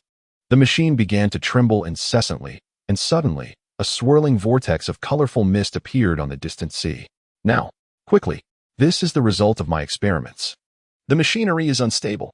Dr. Henzo exclaimed anxiously, beads of sweat forming on his forehead. The success of this experiment was purely a stroke of luck. If he missed this opportunity, he might never gain entry again. I leave the outside to you. Indeed. With that assurance, Litai did not linger. Seizing Henzo and rushing towards the mist of rainbows. Boss, he has vanished. The crowd exchanged glances, staring at the figures of Litai and Henzo disappearing beneath the horizon, along with the colorful mist. Do not worry. We must trust the captain. We shall guard this place, Big Bear said with a gentle smile. At that moment, an elderly man clad in strange mechanical attire approached with the group. We are. Dr. Henzo, is this truly the fabled Eternal Kingdom? Litai gazed into the dimly lit space, standing upon a vessel that was relatively intact, inhaling the pervasive scent of decay emanating from the surrounding ships. Frowning, he inquired, is it truly as they say? Such tales are mere fabrications, Henzo replied with a hint of melancholy. 50 years ago, I caught but a fleeting glimpse. This place is, in truth, a graveyard for ships. Regardless of whether it is a paradise or not, the treasures herein are undeniably abundant. Litai exclaimed, activating his observation haki. Before him, a chest of wealth levitated, though restricted by an unseen force. He noted that numerous treasures lay hidden within the vessels. With a slight smile, Henzo crossed his arms. Suddenly, a peculiar chime resonated, accompanied by an ethereal voice. To those who disturb the spirits of the departed, unload your cargo and depart at once. Otherwise, you shall incur the wrath of the cursed. What is that? Henzo asked, anxiety creeping into his voice.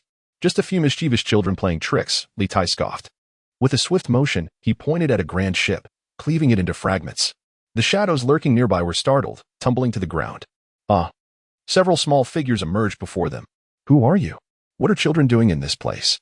Litai mused, stroking his chin as he scrutinized the young intruders. We are the pumpkin pirates of Ibs Consod. A boy with a prominent nose stuttered. Indeed. And who are you?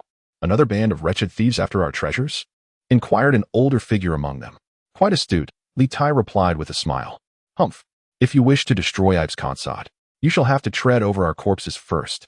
Despite their fear, the young ones spoke defiantly. Well said. Yet, I find little interest in clashing with mere children. You might want to converse with your elder friend first, Litai remarked, a look of admiration on his face as he addressed the poised youngsters. Doctor, please enlighten these little ones. He gestured towards Henzo, who was visibly excited. Elder friend? The children exchanged puzzled glances at the exuberant Henzo. I am Henzo, he exclaimed, tears of nostalgia streaming down his face as he beheld his unchanged childhood companions. Rabani? A girl queried, confusion etched upon her features. Don't think you can deceive us. Our companion Henzo perished in flames long ago. Do not presume that invoking his name will fool us.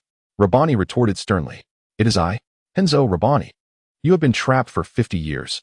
I have searched for you for 50 years. Henzo cried, overwhelmed with emotion. What? 50 years? How is that possible? A group of young children, their faces painted with astonishment, remarked that they felt as if they had only been here for a few days. Gradually, through Henzo's explanations, they began to accept this unusual reality. Rabani, do you know what peculiarities this place holds? Lita inquired curiously after the others reminisced. Peculiarities? There is but one, the enigmatic misty tunnel. No matter which way we wander, we always return to the same spot. Rabani pondered for a moment before responding. Then please, lead the way, Lita said with a smile. Certainly. We owe you our gratitude for unveiling the truth, Rabani replied earnestly. It's nothing, Lita said cheerfully, as he guided the group swiftly to a mysterious passageway, following Bikini's directions. The tunnel emanated a mysterious energy and captivating hues. Dr. Henzo, our transaction is complete. I wish to explore within, Lita said, furrowing his brow as he gazed at the tunnel, then resolutely stepped inside. Is that all right? Henzo asked with concern. No worries. We will inevitably return here, Rabani assured him. However, after a prolonged wait, Lita had yet to reappear, prompting the group to abandon their vigil and instead take Henzo to their ship, where they commenced a reunion feast. Time? The power of space? Lita mused as he traversed the tunnel, feeling the distortions of space and the essence of time. He wandered through the passage, as if it had no end. What a wretched place. Am I to be trapped here? Lita's frustration grew as he realized the tunnel seemed interminable. No, I must calm myself. There must be a way out. After all, didn't Luffy and the others eventually escape? He murmured, closing his eyes and sitting cross-legged. Gradually, apart from the sound of his breathing, all else fell silent. Clang, clang, clang. Lita, seated in the tunnel for an indeterminate time, felt his mental prowess intensifying with the passage of time, producing an extraordinary resonant sound. As the sound grew more insistent, Lita, with his eyes tightly shut, seemed to be guided by an unseen force towards a crystalline entity radiating mysterious colors. What is this place? How did I arrive here? Lita exclaimed, his previously closed eyes snapping open as he surveyed his surroundings with curiosity. What is this? He wondered, reaching out to touch the enigmatic crystal. Suddenly, as Lita's fingers brushed against the crystal, it surged toward his heart, unleashing a formidable aura that propelled a torrent of profound knowledge into his mind. Chapter 29, Little Earth Mastering the Spatial Crystal of Abscondad? The ability to manipulate time? After absorbing this vast knowledge, Litai gasped in astonishment. Although he was aware of the myriad wonders within the world of One Piece, he never anticipated the existence of such extraordinary phenomena. Is this the controlling crystal of Abscondad? To his surprise, the devil fruit was anchored within his heart. This was his first experience of introspecting his own body, observing how the system rewarded devil fruit, the thought fruit, was deeply embedded in his heart, emanating a mysterious power that dominantly barred the spatial crystal from accessing the heart, rendering it unable to advance, merely orbiting around the heart. Oh, this simply won't do. Litai chuckled softly at this sight. He then directed his mental energy to create a small opening around the thought fruit, allowing the previously orbiting spatial crystal to tremble and squeeze itself inside, as if liberated from a shroud. Is this truly Abscondad? Once the spatial crystal positioned itself beside the thought fruit, Litai felt his perception soar like a rocket, revealing the once enigmatic Abscondad in its entirety. Ha ha ha. This must be the fabled heart network. Since it now belongs to me, I shall rename it Little Earth. After experiencing this newfound power, he reveled in the vast expanse of several thousand square kilometers, grinning with satisfaction. As for the name Little Earth, it was merely a reminder to prevent him from forgetting his homeland, for time possesses a peculiar ability to erase memories, and he feared that one day he might lose recollection of his roots. It is time to emerge, Litai murmured, stretching his waist. Oh, Captain Litai, you're back? Rabani and the others exclaimed joyfully upon seeing Litai suddenly appear beside Henzo. How long have I been away? Litai inquired as he observed the others indulging in food, unceremoniously joining them and grabbing a colossal meat stick to munch on curiously. You've only been gone for about an hour. Henzo calculated the time in his mind and replied slowly. An hour? That truly isn't long. Litai remarked, seizing another giant meat stick. Hey, save some for us. This is our gathering after 50 years without seeing Henzo, Rabani shouted. Burp, I was just too hungry. As for the gathering, let us celebrate outside. Litai contentedly burped, recalling how he felt as though he had been trapped in that warped passage for decades. Gather outside? Rabani and the others asked in confusion. Yes, it is indeed time to go out. Oh, by the way, Rabani, if you encounter a fellow named Luffy from the Straw Hat Pirates, please extend them a helping hand on my behalf. Thank you. Also, I am the captain of the Libra pirates, so please refrain from attacking us. Litai said with a smile. All right. Rabani spoke with a hint of confusion. Let us go. Suddenly, a mysterious vortex emerged behind Henzo and his companions, drawing them in. Litai nodded in satisfaction before consuming the remaining food entirely. Wastefulness is a disgraceful act, he proclaimed, clapping his hands. This will be my home from now on. It certainly requires some renovation. Observing the decaying space, Litai furrowed his brow, speaking joyfully. I demand light. With a mere thought, a small sun gradually appeared in the sky above.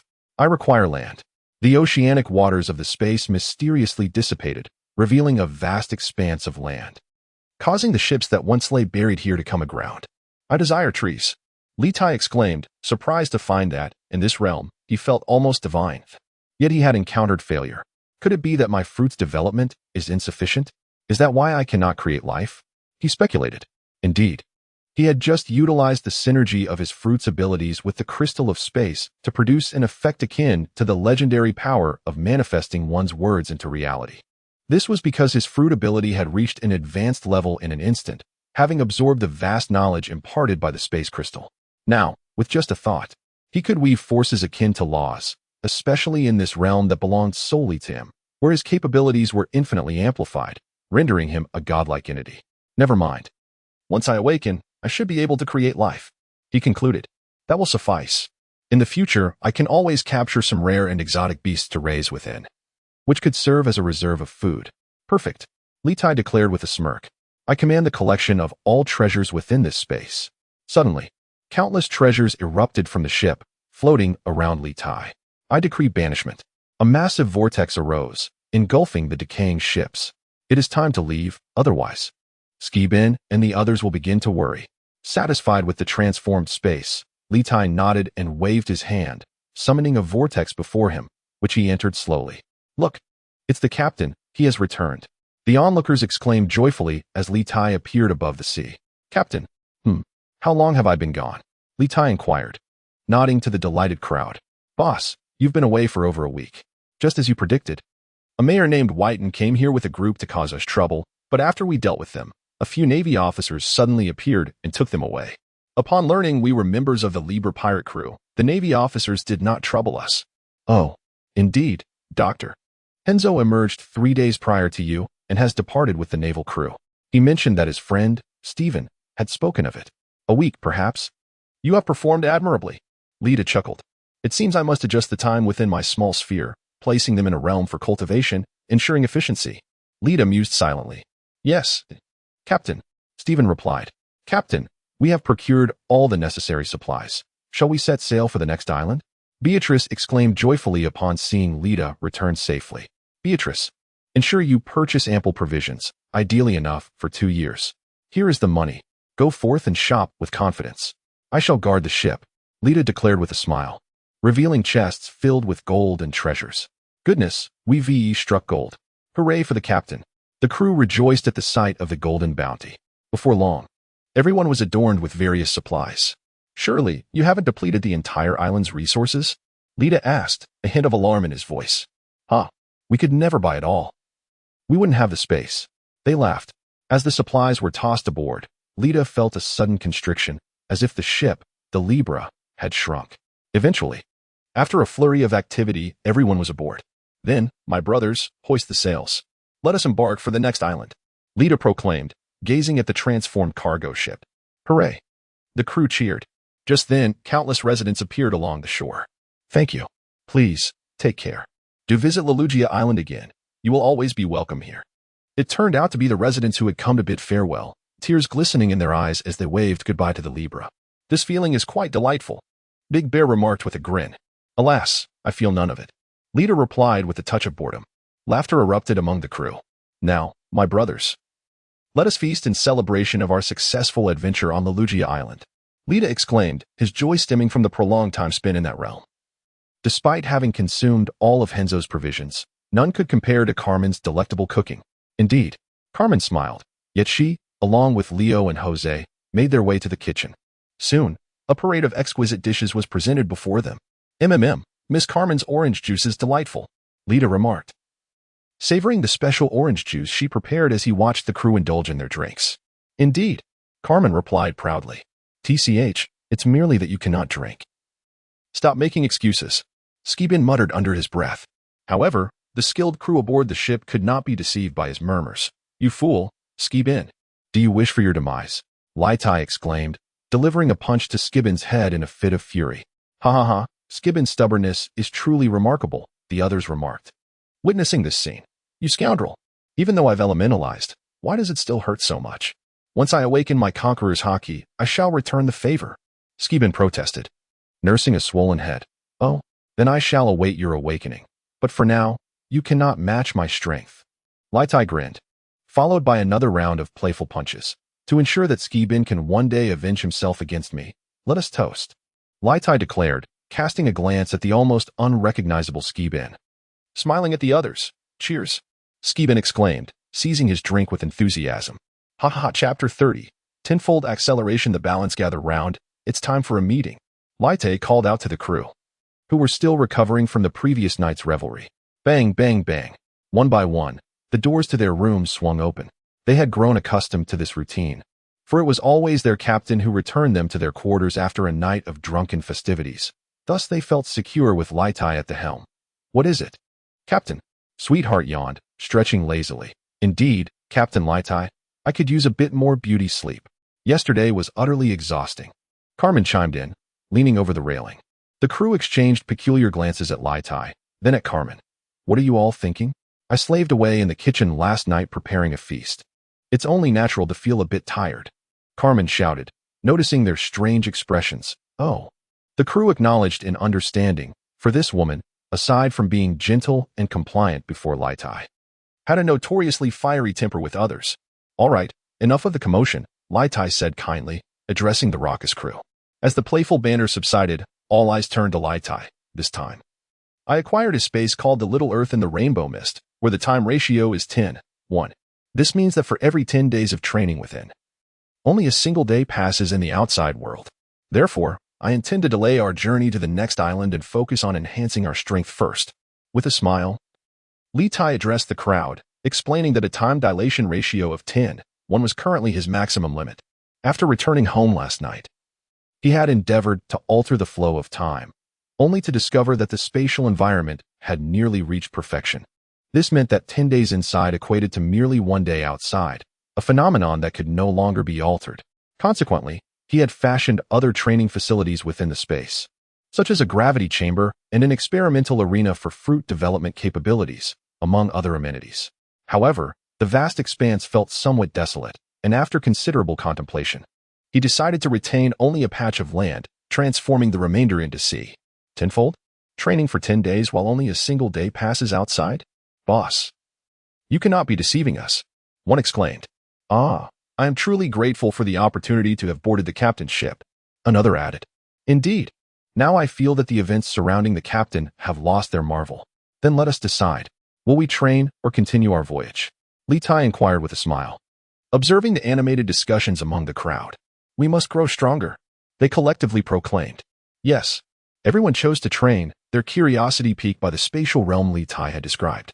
Then, brace yourselves.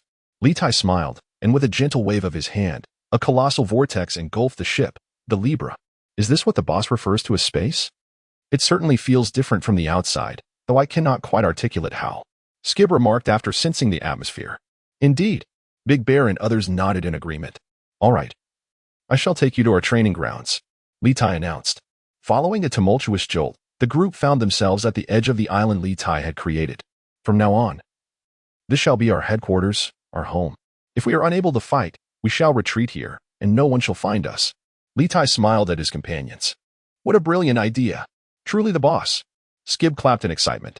With a moment's reflection, he recognized the strategic significance of this spatial stronghold. White Fist, ironized flowing silver. Go. Skib. Go, Big Bear. They cheered, supporting their comrades engaged in battle. The two combatants exchanged blows, causing ripples to spread throughout the space. Boss. The mysterious flowing gold that you and Big Bear helped me develop has yielded results. Leo exclaimed joyfully, turning to Litai. Successful? Litai, who had been observing the match, withdrew his gaze and responded with surprise. This also reflects Litai's direction for the development of Daxiong and Leo. Daxiong can now turn anything into iron, while Leo possesses the ability to consume anything and subsequently create whatever he desires. Through their collaboration, they astonishingly produced a highly pure, mysterious fine iron. Indeed, we have placed it in the laboratory. Leo nodded affirmatively. Without further ado, let us go and take a look, Litai exclaimed with delight. Upon their arrival at the laboratory, they beheld the enigmatic fine iron, flowing like water.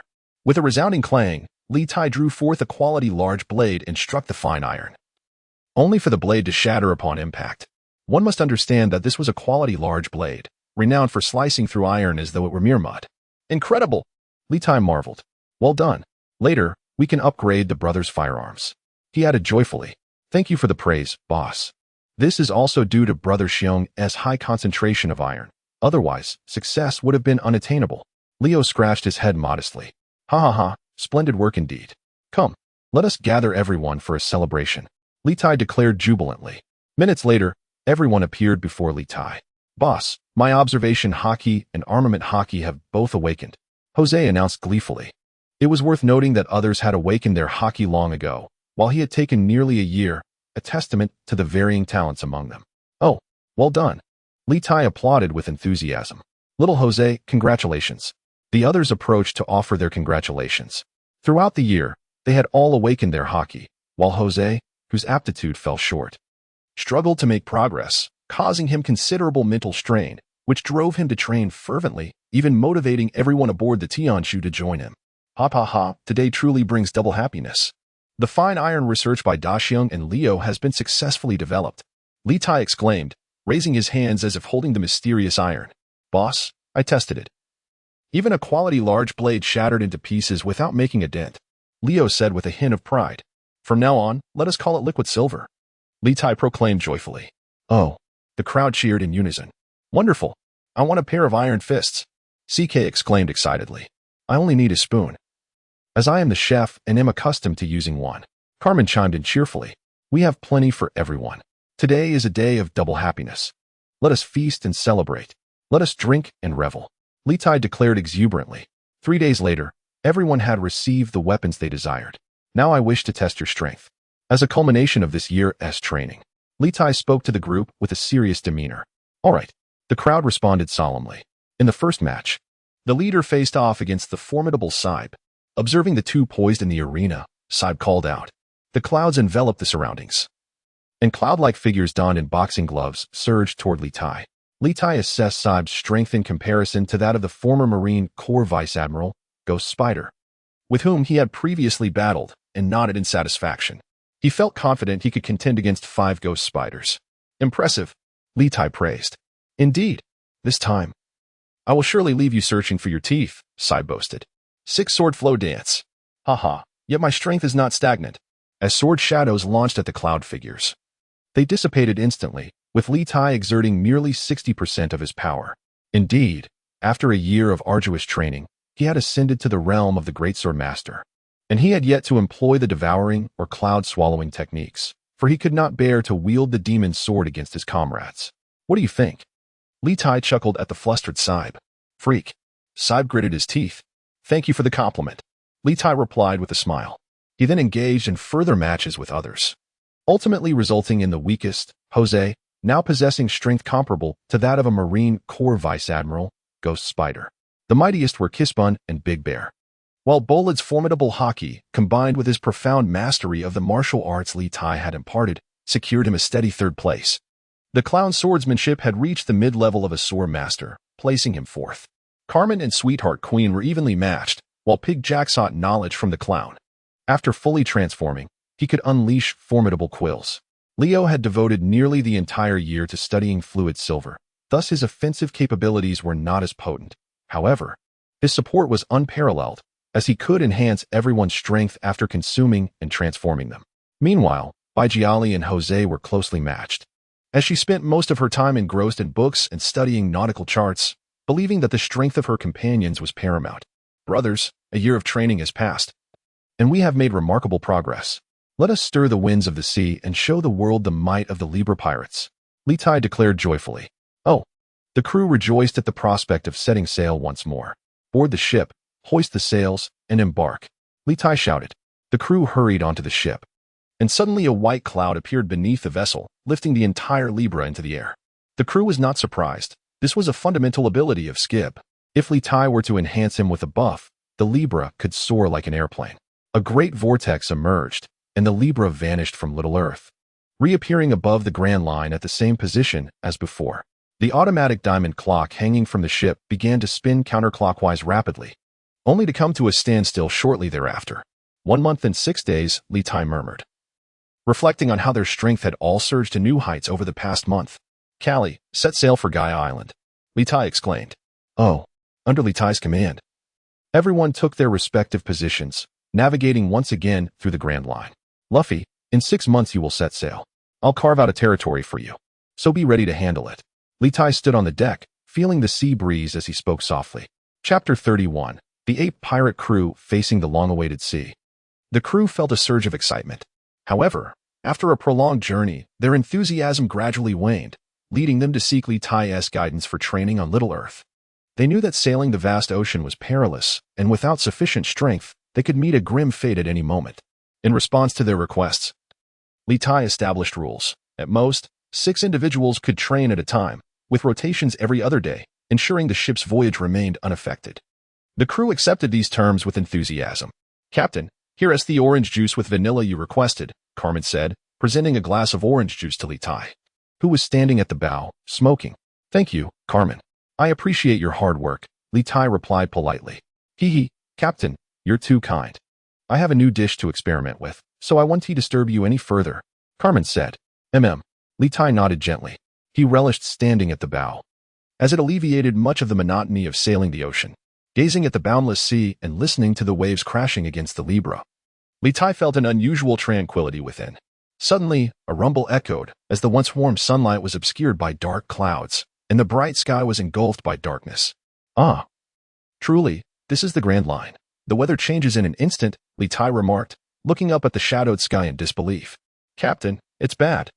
Our recording compass is broken," Bajeli exclaimed, running over in a panic. "Broken? What happened?" Litai asked, puzzled.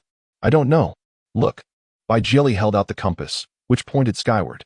Carmen and Bolid approached the ship, gazing at the record pointer pointing skyward, their brows furrowed in contemplation. With the others engaged in their training on the small planet, only the 4 of them remained aboard. "I should have guessed what was amiss. But first, let's summon the others," Lita remarked with a smile. With a wave of his hand, a deep azure vortex materialized above the Libra, and soon, Sigibin and the others emerged. "What's wrong, leader? Has something occurred?" they inquired, puzzled by Lita's presence. "Our record pointer points to the sky, which suggests there may be an island above. Legends speak of floating islands, and I wish to verify this," Lita explained, beaming at the group. "Is that true? Finally, something interesting is afoot," Sigibin exclaimed with delight. "Indeed.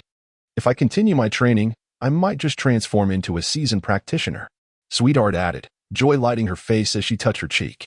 Just then, a rhythmic chant broke through Lita's words. "Salvage, salvage." The group's attention was drawn to a grand ship brimming with monkeys, approaching them. "All stand at attention," as commanded. "Your Majesty." As the vessel neared the Libra, Sigibin and the others prepared to act. "Hold on a moment. Let us observe first. Do not engage." Lita waved his hand. Intrigued. "Leader? Are you calling for me?" An imposing figure resembling a giant ape stepped forward, excitement radiating from his face. "Prepare for salvage operations. All sunken vessels belong to our ape pirate crew. They belong to me, the Ape King."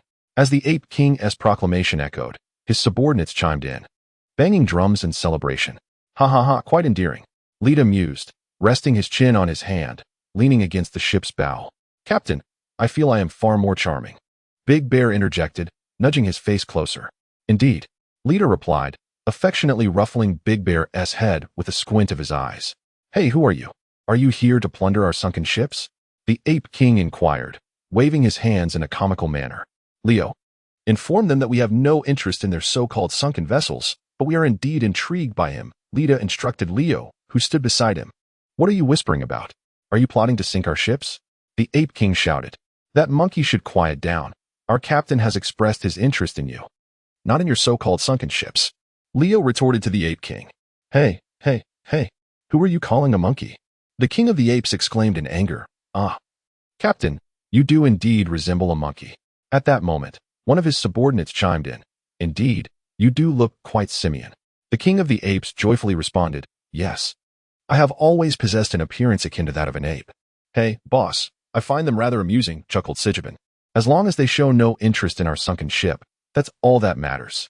The King of the Apes replied nonchalantly, "Lads, prepare to commence the salvage. Do not be anxious. Simply regard the individuals on the other side as pumpkins or watermelons," the King of the Apes instructed. "Yes, Captain." Several monkey-like figures leapt from the ship, ropes in hand. The sounds of gongs, drums, and orderly horns resonated from the vessel. "How delightful!" Bajeli exclaimed with excitement. "Indeed. It is quite entertaining." The others nodded in agreement. For those who spent their days either training or sailing, this spectacle offered a much-needed solace to their lonely hearts. After all, a single day outside equated to 10 days within the small Earth. "Leo, please inquire whether that ape wishes to visit our ship," Lita said with keen interest. "Ape, would you care to come aboard our vessel? Our captain wishes to extend an invitation," Leo conveyed. "A visit? Splendid."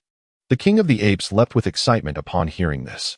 However, Once he landed on the ship, he realized he had acted hastily, as a formidable aura pressed down upon him, making him feel like a feeble, helpless little monkey at the mercy of others. Ahem, Lita gently cleared his throat, and the pressure instantly dissipated. Greetings, esteemed individuals. May I inquire what brings you here? The king of the apes trembled, cold sweat beading on his forehead as he stammered. My companions adore you immensely, and thus could not contain their aura. My apologies, Lita said with a friendly smile. It was indeed not entirely the fault of Sijabin and the others. Although they typically behaved harmlessly, their murderous instincts had intensified since aligning with Lita. Living together had dulled their senses, but the presence of an outsider ignited their latent ferocity like oxygen meeting a flame. Yes, yes. Little monkey, you are utterly adorable. Baijiali exclaimed as she jumped beside the king of the apes, playfully tousling his fur. Indeed, I find you quite fascinating. Big Bear added as he patted the king of the apes on the head. Ahem, I sincerely thank you all for your affection. Is there anything else? If not, I must return, the king of the apes said, tears of joy glistening in his eyes. No, nothing at all. You seem quite agreeable. And I merely wish to ask if you would like to join me on my ship for an adventure? Lita smiled warmly. I have my own team. I cannot betray my beliefs. Though the king of the apes felt trepidation, he resolutely stated, indeed. Quite remarkable. Lita offered a compliment without pressing further. Allow me to pose another question. Are the sunken ships here all fallen from the sky? Lita inquired. Yes, they have all descended from above. It is said that there exists a place in the heavens known as the Sky Island, where deities reside. The king of the apes replied. Thank you, Lita said with a smile. Can I return now? The king of the apes asked cautiously. Yes, indeed. Allow me to escort you, Lita replied with a grin. Escort me? Oh, esteemed one, I am but a mere ship's salvager. Do not harm me, exclaimed the king of the apes in fright.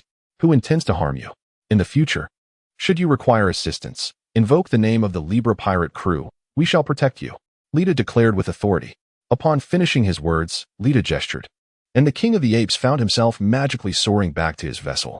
Now, it is time for us to depart. Skibin, your performance awaits, Lita announced. Splendid, the crowd exclaimed joyfully. Ha ha ha, make way, I am about to fill my cup, Skibin said cheerfully. A dark cloud enveloped the Libra ship, gently lifting it skyward. Farewell, little monkey. Should you encounter a certain straw hat fellow named Luffy, inform him not to wander aimlessly, but to come find me. Lita called to the astonished crew of the ape pirates below. We are flying. Straw Hat. Luffy. The king of the apes committed these words to memory. Understood, esteemed ones. May you have a safe journey. He bid Lita and the others. All of you, play music to send off our esteemed guests. The king of the apes instructed his subordinates. Safe travels, esteemed ones. A cacophony of drums and cheers reached the ears of Lita and his companions. Ha ha ha. How delightful. They laughed.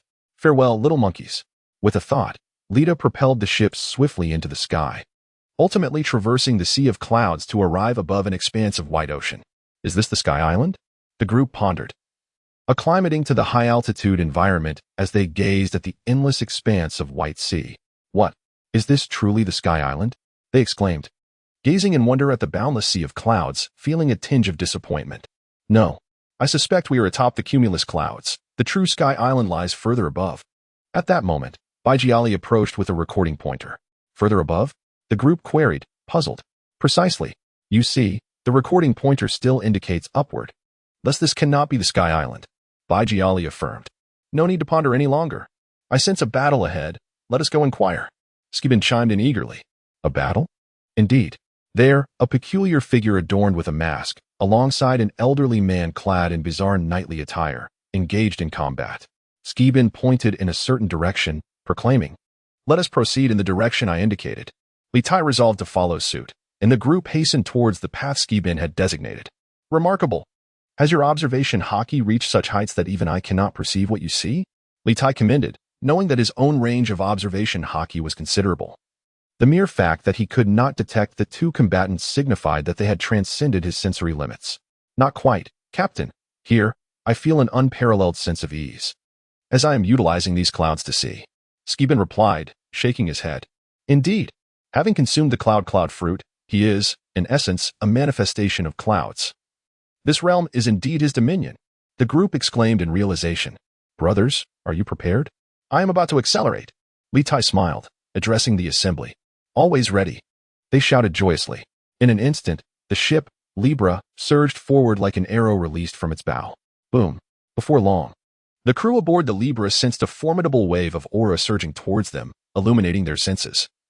For they could discern that the two figures before them were on par with their own strength. Captain, Skibin and the others cried out in excitement.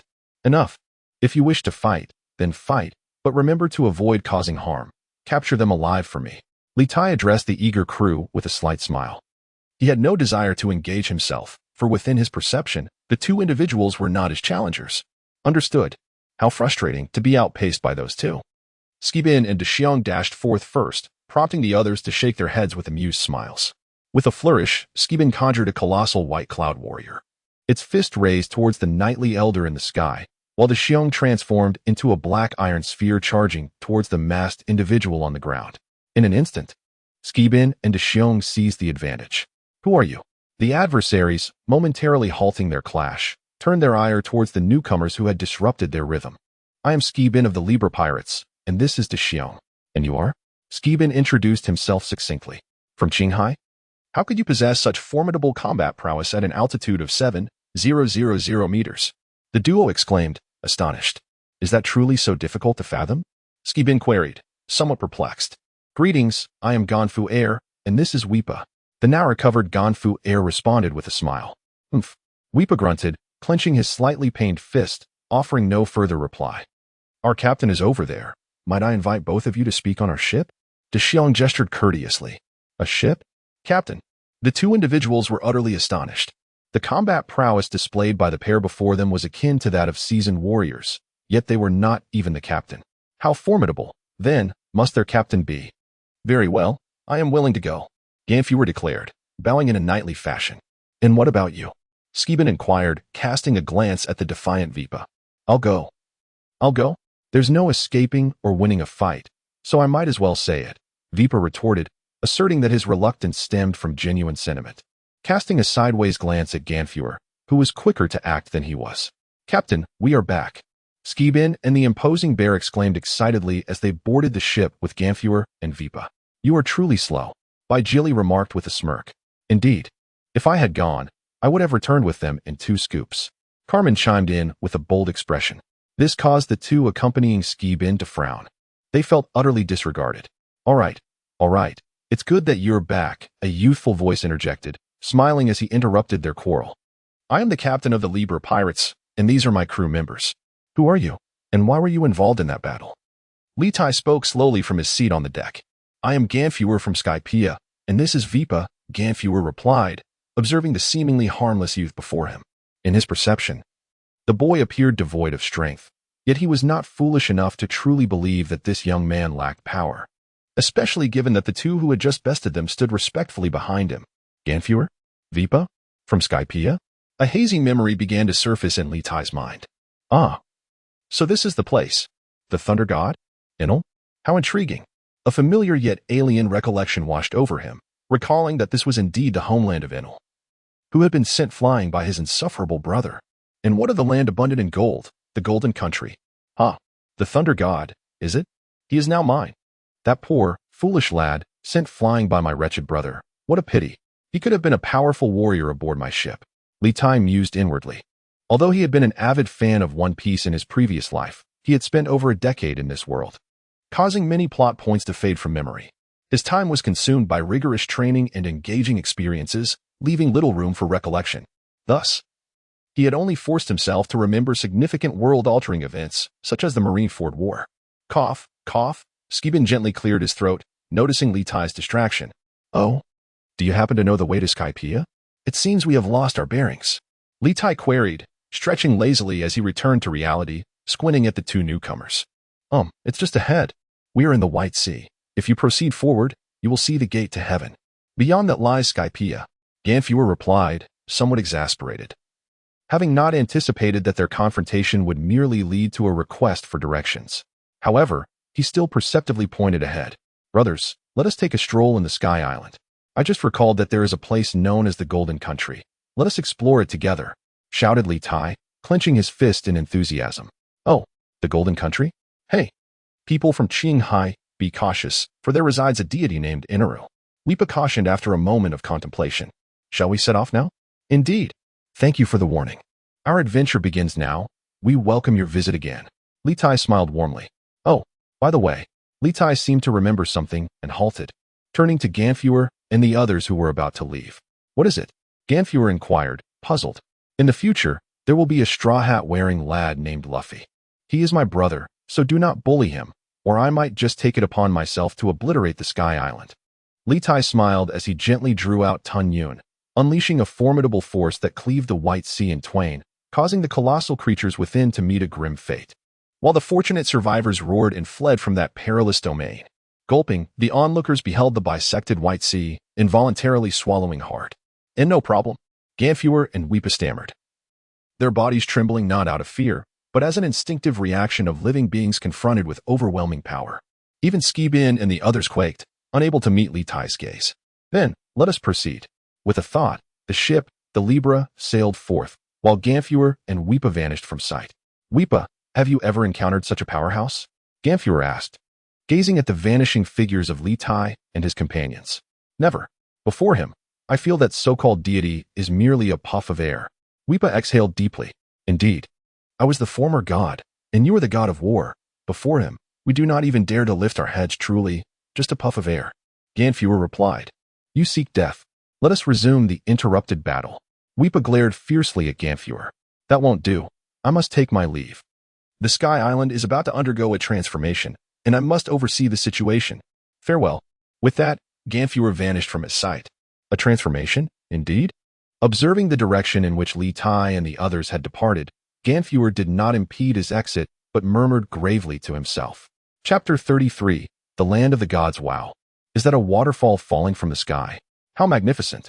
After a considerable journey, Litai and his companions arrived beneath a waterfall, where the sunlight illuminated the cascading water, creating ripples that danced upon its surface, and vibrant rainbows shimmered above, glowing with an ethereal beauty that defied description.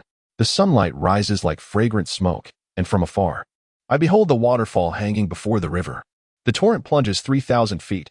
It seems as if the Milky Way has descended from the heavens. Is this what they were speaking of? Litai mused. Well, our captain is quite the poet. The crowd marveled.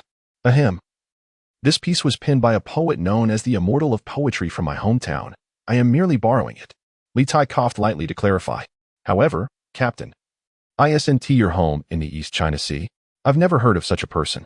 I am also from the East China Sea. Bai Jieli inquired with curiosity. Indeed, boss. I have traveled far and wide over the years and have never heard of him either. Skibin echoed with intrigue. Enough of this topic, let us ascend. I believe we have arrived at the true entrance to Sky Island. Litai rolled his eyes and interrupted the conversation. Oh, the Libra ship soared towards the heavens. Ascending the waterfall, and soon a magnificent gate to the sky appeared before them. The gate bore the grand inscription, the Gate of Heaven. Huh? Could it be that angels reside here? Queen Sweetheart asked with keen interest. Ha ha ha, perhaps. Litai replied with a chuckle. Shall we enter to find out? Skibin suggested. Indeed. Let us venture inside and discover. Thus, let us set sail. Litai proclaimed with fervor. Look, there is an elderly woman with wings. As the Libra ship glided toward the entrance, an elderly woman appeared before them, holding a device resembling a camera and capturing their images. Excuse me, elderly lady. What are you doing? Leo called out from the front. I'm not an elderly lady. My name is Amazon, the overseer of the Gate of Heaven. May I inquire? Esteemed guests from afar, are you here to engage in battle or to sightsee? The angelic old woman, identified as Amazon, spoke leisurely. We are here for adventure, Leo declared. And what does engaging in battle entail? Jose, standing beside Leo, asked in confusion. Hee, regardless of your purpose, if you wish to ascend to the upper Sky Island, each of you must pay a fee of 1 billionic. With 11 of you, that totals 110 billionic. This is mandated by law. The elderly woman did not address Jose's question, but continued her explanation. What is that? The group queried in perplexity. Can we enter without paying? Carmen inquired. Of course. You may. After all, I am merely an overseer, not a guard. The elderly woman replied nonchalantly. Then let us proceed. After all, it's free money. Bai Jieli exclaimed joyfully. May I ask how we reach Sky Island? Boom. Suddenly, 2 massive pincers emerged from beneath the ship, lifting the Libra vessel. These are the unique express shrimp of Sky Island. They will transport you upward. Just as the crowd prepared to intervene, the elderly woman explained, prompting them to relent. Wishing you all a pleasant journey. As the elderly woman finished her words, the swift shrimp began to dash away with Litai and the others in tow. To the omnipotent deity and the divine officials, I am the inspector of the gate of heaven, Amazon. There are 11 intruders who have unlawfully entered the realm. I implore you to deliver divine retribution upon them. Unbeknownst to Litai and his companions, their photographs and information had already been reported in detail to the so-called deity by the elderly woman. The scenery of the Sky Island was truly breathtaking. The group aboard the swift shrimp marveled at the picturesque views whizzing by. Indeed, they wished fervently for additional eyes to take in the magnificent sights before them. As for the swift shrimp, please, in comparison to the speed of the scales, controlled by Litai and Kispun, this creature moved as slowly as a tortoise. Before long, the group was tossed into the air by the swift shrimp, landing gently upon the surface of the sea. The realm of the gods? Litai gazed at the multitude of houses scattered like stars, and the walkways built against the clouds, murmuring to himself, "Halt! Do not move." A voice interrupted their excitement. The group turned towards the sound to see a leader surrounded by a contingent of soldiers, coldly encircling them. "We are the police, the White Beret Brigade. I am Captain McKinley." "Oh," the group responded, looking at McKinley with confusion. Hey, what is this reaction? You are under arrest for the crime of unlawful entry into our territory," McKinley said angrily. "Huh? Arrest? You think you can do that?" DeXiong scoffed. "Indeed. Just by us. Now, please surrender, or you shall face divine punishment." McKinley, feeling the pressure from DeXiong, began to sweat, yet he gritted his teeth and persisted. "Humph." DeXiong waved his hand dismissively, and the self-proclaimed police guards were transformed into iron figures. "Not bad. They make quite appealing statues," Litai remarked with a smile as he stroked his chin. "They are far too weak." DeXiong chuckled, scratching his head. "Release that captain. Let him take us to meet this so-called deity," Litai commanded. With a wave of his hand, Captain McKinley was restored to his original form. You released us. You will face divine punishment for this," McKinley exclaimed, collapsing onto the ground in terror. Controlling his thoughts, Litai waved his hand near his nose, and gradually, they noticed McKinley's gaze became vacant, his finger pointing in a particular direction. "Splendid. A human-shaped compass has been completed," Litai grinned. "Let us go. We shall meet the legendary deity and see what the divine looks like," Litai exclaimed joyfully. "Oh."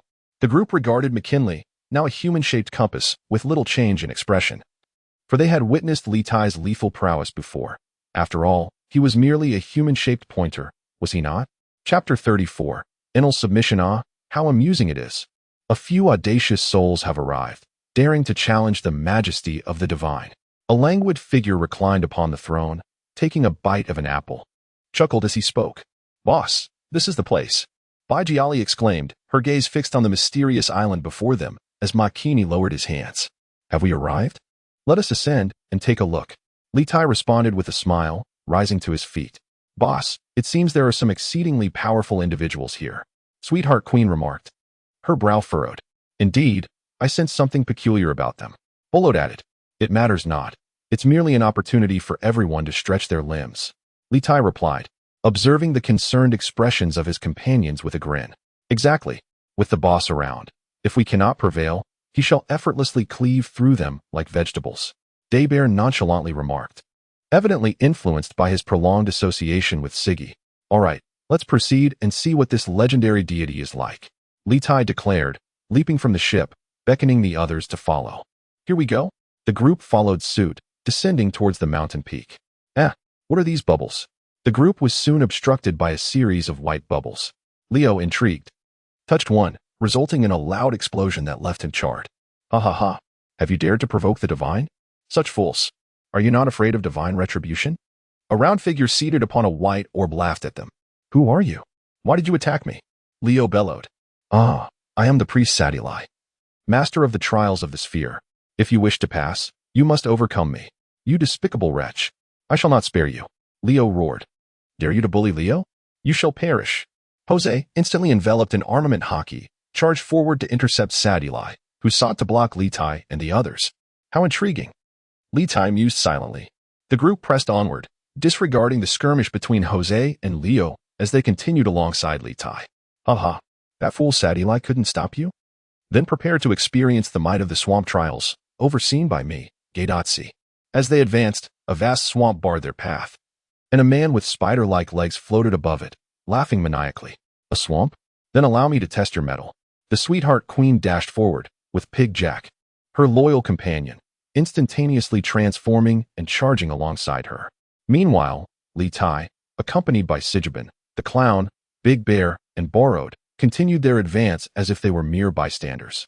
Carmen, Baijiali, and the skunk remained by the Libra ship. Carmen and Baijiali were too lethargic to move, while the skunk, having witnessed Litai's demonstration of a gas explosion during their last encounter, had retreated into the laboratory to pursue scientific endeavors.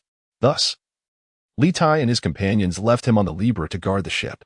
Boss, those fellows didn't seem to possess devil fruit abilities. How could they unleash such formidable power? Sijabin inquired with curiosity. Bang! Why did you hit me, boss? Sijabin protested, clutching the bump on his head, feeling wronged. I have no idea, Litai exclaimed in frustration. As the captain of the Libra pirates, he felt humiliated. Oh, what does that have to do with you hitting me? Sijabin continued. Though he had awakened his Busashoka haki and grown stronger, he still felt pain whenever Litai struck him. Do I care about my dignity? Litai rolled his eyes. Haha. Big Bear and the others burst into laughter at Litai's misfortune. At that moment, a blade-like flame swept towards them. Welcome to the trial of the ropes, where the survival rate is 0. I am the priest here. You may call me Azura, or the Knight of the Heavens. I prefer being called Azura. A figure riding a massive avian creature addressed Litai and the others. Fire? Rope? Heh, let me see if your ropes are strong enough, or if my sword is sharper.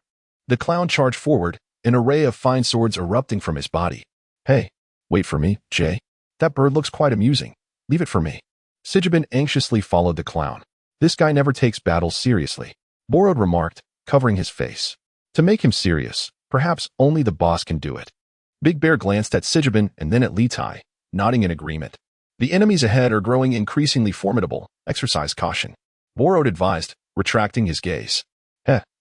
Litai lifted his head to gaze skyward, a deep smile gracing his lips. Let us go. That intriguing fellow is drawing closer.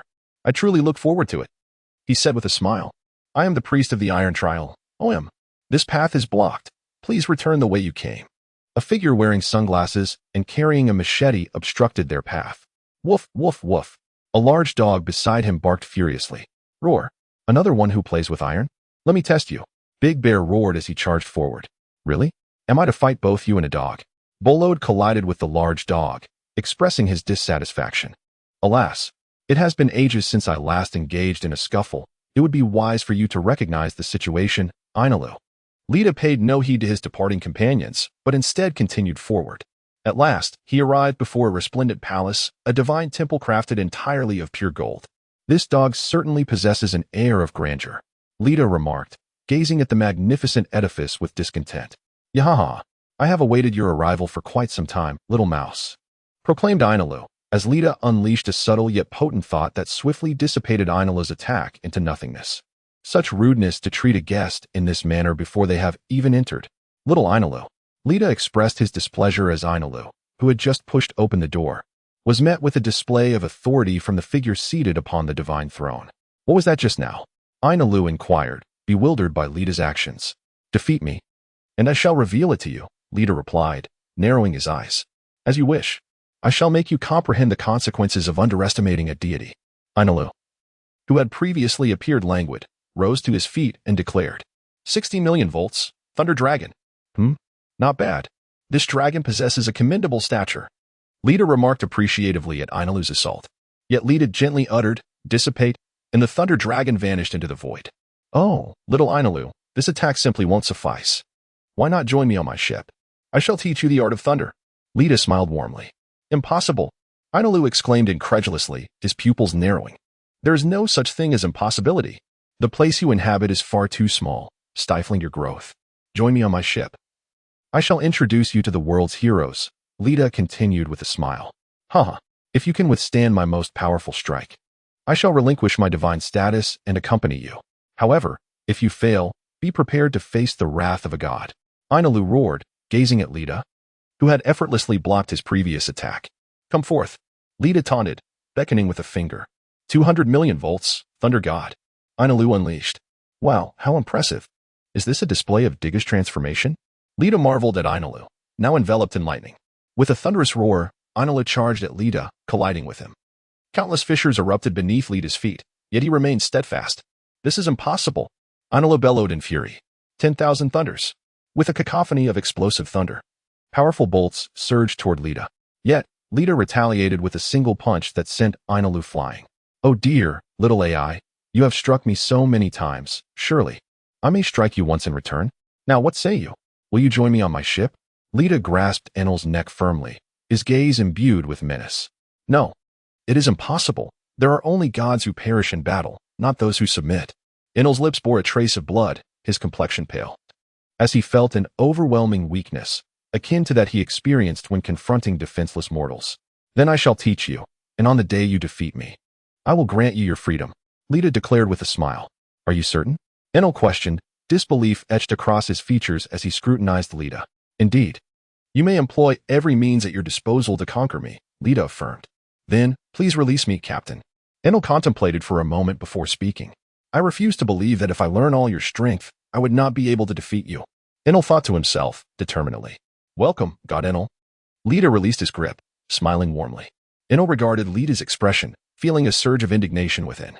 By the way, what about your Ark of Prophecy? I haven't seen it. Lita inquired, puzzled. It resides in the land of gold, Ainula replied. Then let us set forth, Lita said with a smile. Chapter 35. The submission of the high priest in the misty forest. The 4 trial high priests lay subdued beneath the might of Siggy and his companions, who appeared somewhat battered and disheveled. Ainula followed closely behind Lita, his eyes wide with incredulity at the sight of his subdued subordinates. He had not anticipated Lita's strength, nor that of his followers. Release the god. What have you done to our deity? Several high priests shouted angrily, their agitation directed at Ainula as he trailed behind Lita. Do not move. Siggy bellowed at the restrained trial high priests. Boss, these fellows are quite formidable. Their methods of attack are rather peculiar. Siggy expressed his apprehension, recalling how close they had come to disaster. Well done, everyone.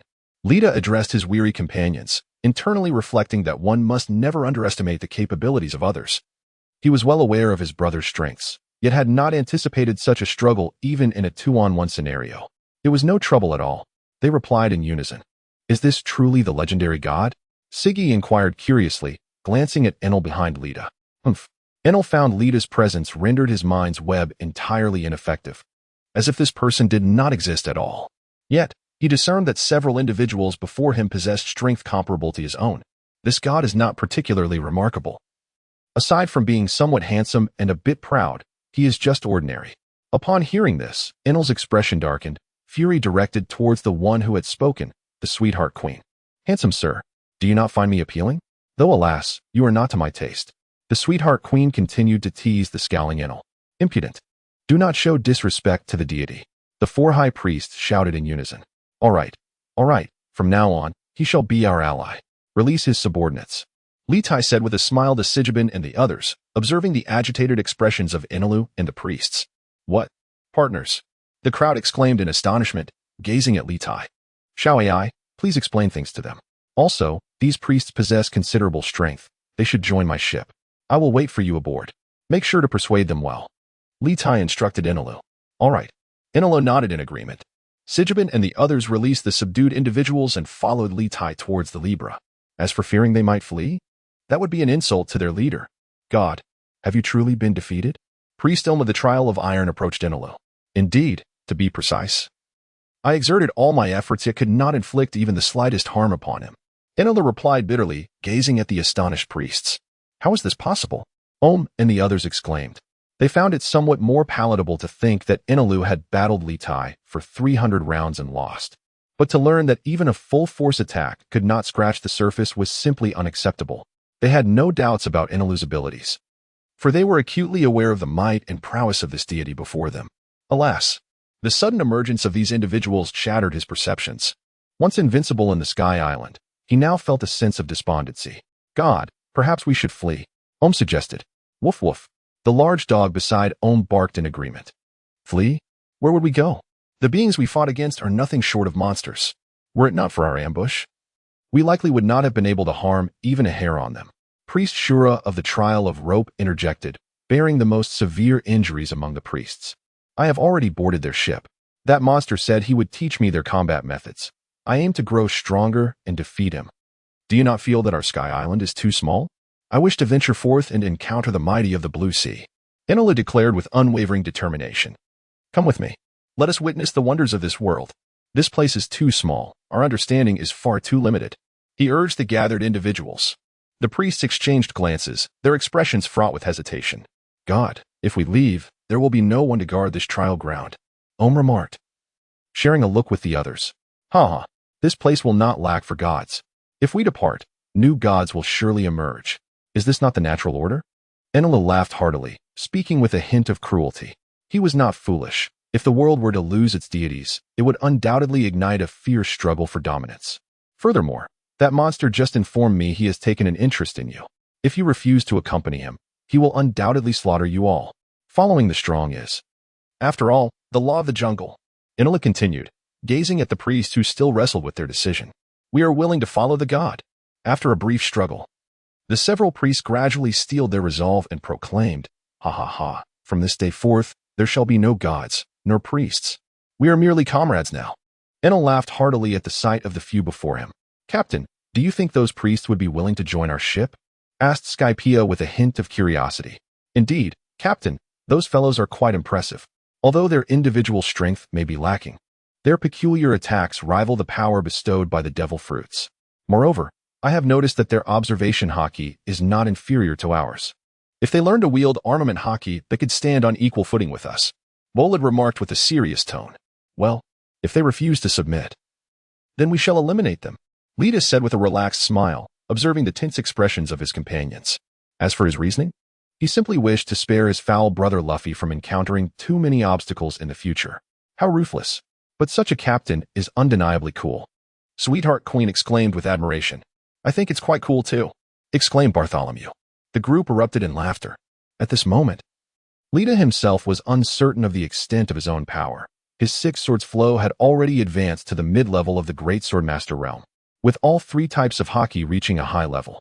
The development of his thought fruit had also reached an advanced stage, and when combined with the spatial crystal, his abilities could nearly reach their peak, allowing him to barely achieve a state where words wield power. However, he understood that the strength of this world extended far beyond his current capabilities. For fragments of memories within the spatial crystal had revealed glimpses of formidable beings capable of annihilating worlds with a single strike, or even altering the very fabric of existence with a mere thought, an accomplishment far beyond his reach. Just then, a flash of lightning enveloped four figures as they appeared on the ship, interrupting Lita's contemplation. Welcome back. You have made an exceedingly wise choice, Lita said with a smile. Friends, let us commence the feast and welcome our new comrades aboard. Lita exclaimed with enthusiasm. Oh, Skypea and the others responded joyfully. A feast? Enel and his companions queried in confusion. Indeed, let us revel in joy, Skypea said, throwing an arm around Enel's shoulder. Enel replied, somewhat stiffly under the embrace. Chapter 36, The Golden Country Cosmic Pirates? Infinite land? Advanced technology? Scarce resources? The destruction of a super kingdom? How intriguing, gazing at the mural before him, depicting four winged figures conversing with four colossal silhouettes. After a day of revelry, Lita and the others arrived at the legendary Golden Country. Indeed, Captain, it seems this mural speaks of a colossal kingdom that, due to its advanced technology and lack of resources, ignited a cataclysmic war. Enel turned to Lita and expressed his conjecture. So you built the Ark of the Covenant to reach the boundless land mentioned in this mural, correct? Lita chuckled. Ahem. Indeed, prior to encountering you, my esteemed leader, that was my belief, for a deity should undoubtedly reside at the pinnacle. Enel awkwardly scratched his head. The four priests who had accompanied them gazed at Enel's demeanor as though they had stumbled upon a new world, for in their eyes, Enel had always been a figure of ruthless cruelty. Enel shot them a glare, coughed twice, signaling them to silence their chatter. Enough of this folly. Once we have resolved the matters in Qinghai, we shall venture to this so-called infinite land. Lita interrupted their antics, then curiously turned his gaze to the grandest stone tablet before him, realizing it was the fabled historical text. In the name of the gods, the ancient weapon Poseidon resides here. We are the chroniclers of history, in harmony with the chimes of the great bell tower. I have arrived here to lead this passage to its ultimate conclusion, Pirate Joel D. Roger. Lita softly recited the inscription, and, upon reaching the final words left by Roger. Shook his head and smiled. The reason Lita recognized these characters was due to his inheritance from the small planet. These ancient scripts were naturally ingrained within him, requiring no study. Boss, you can actually comprehend the text above? The others stared at Lita in astonishment, muttering under their breath about the unfairness of fate, blessed with immense strength. He was also endowed with such profound knowledge. Well, I merely fortuitously came to know these characters. Lita nodded with a smile. He held little interest in the so-called Sea King Poseidon, yet this journey bore its own rewards. Lu Fei, by the time you read this passage, you must have set sail, right? Aren't you astonished by your brother's remarkable prowess? However, I trust you have gathered your own companions by now. Cherish them well. I miss you. This is the historical text, so be sure to utilize it wisely. By the way, I'll be borrowing a bit of the gold here. Lest your companions find it challenging to support you, consider it an allowance from me. Upon seeing Joel D. Roger's mischievous humor, pirate Voldka Litai joyfully unsheathed the Tathagata sword, enveloped it in his domineering aura, and inscribed the words in ancient script upon the historical text. Haha. I can hardly wait to see Lu Fei's expression when he encounters this passage. Lita thought with a mischievous grin. Boss, what are you doing? Perhaps inscribing something significant? The others speculated, observing Lita's imaginative expression. Ahem, enough of this, brothers. Let us gather the gold. Our affairs in Sky Island must come to a close. Lita said with a smile. Oh, however, my dear leader, is it truly sufficient to take just a little? Why not gather the golden town within the small earth? Skibin and the other elders inquired, perplexed. No, let this place be reserved for those fated to find it. We must not be overly greedy. Having enough is sufficient. Besides, with so much gold in tow, where could we possibly exchange it? In the end, it would merely be a heap of worthless scrap. Lita explained, as his subordinates remained oblivious to the concept of inflation. Very well. The group gazed longingly at the golden city before them, but they had always heeded Lita's words. As for the newcomers, including Ainalu, they expressed their confusion regarding the significance of such commonplace treasures. Then you may proceed. Ainalu and I shall deliberate on how to connect his arc penance to the Libra, Lita declared to the crowd, before leading Ainalu and a few others to examine the ship. Goodness, I never anticipated the Libra could be modified in such a manner, exclaimed Skibin and the others upon witnessing the transformed ship. Ainalu's arc penance was now seamlessly joined to the side of the Libra, with the power source relocated to the space between the two vessels. The bow of the arc penance had been removed and melted down to form the emblem at the bow of the Libra, while the original sails were taken down, as their new power source could be charged via electricity or biogas, thus propelling the ship.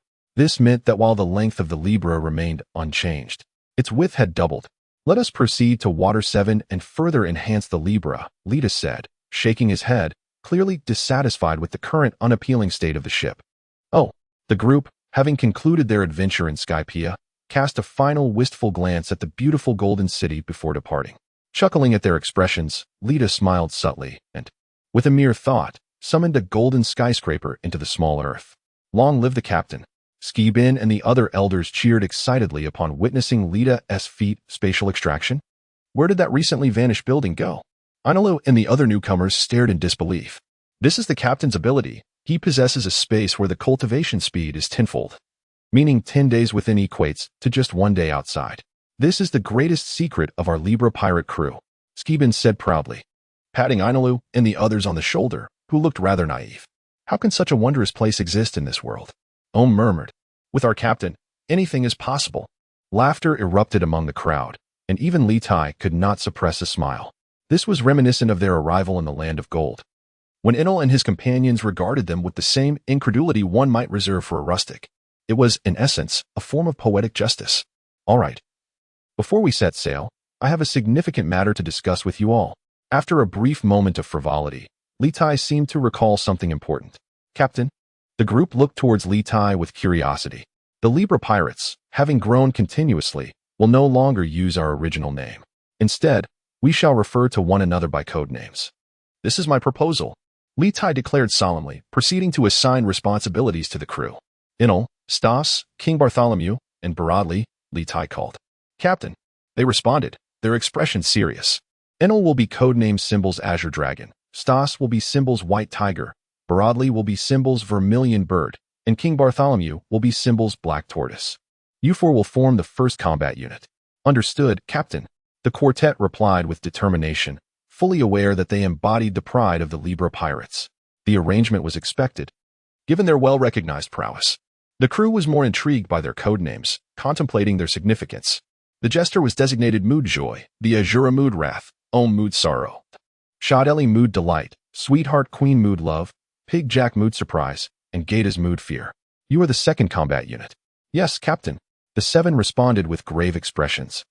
Baiji Ali will be assist Rabbit, Carmen will be assist Snake, Leo will be assist Ox, Jose will be assist Monkey, and Stink Badger will be assist Rat. You will serve as our logistics team, the support for our brothers in the days to come. Understood. Carmen and the others affirmed. Everyone, remember your code names. We are on the brink of an unending series of battles ahead. Are you prepared? Litai addressed them with seriousness. Always ready. Is this truly our captain? What are his ambitions? Though the crew did not grasp the meanings behind these code names, they held unwavering faith in their formidable captain. Now, brothers, let's return to the Blue Sea and embark on our next adventure. Litai proclaimed with fervor. Assist Rat had already prepped the gas to fuel their power source, while Enel and Stas utilized their abilities to elevate the Libra, which then surged forth towards the Grand Line. How wonderful! Chapter 37, The 8th Squad, The Great Voyage Route. Ah, is this truly the Great Route? How dreadfully dull. Enel, holding a fishing rod, idly conversed with Skypea. Oh, sailing can be exhilarating at times, yet at other moments, it is excruciatingly tedious.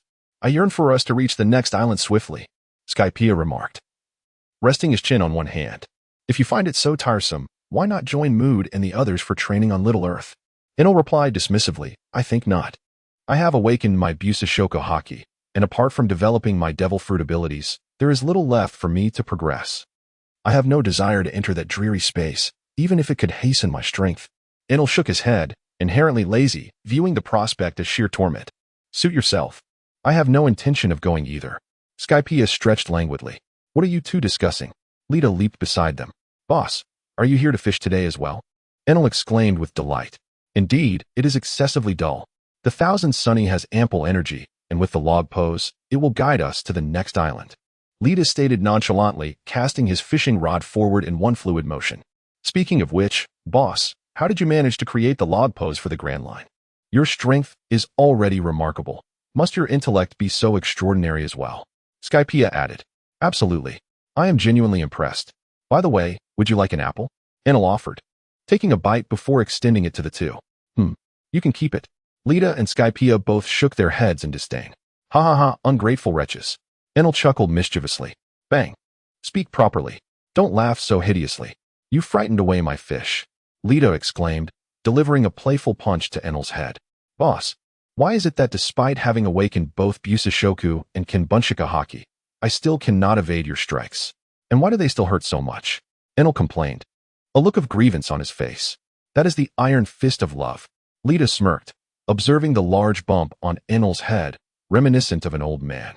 He clenched his fist and raised it, finally understanding that elder's joy. Deservedly so.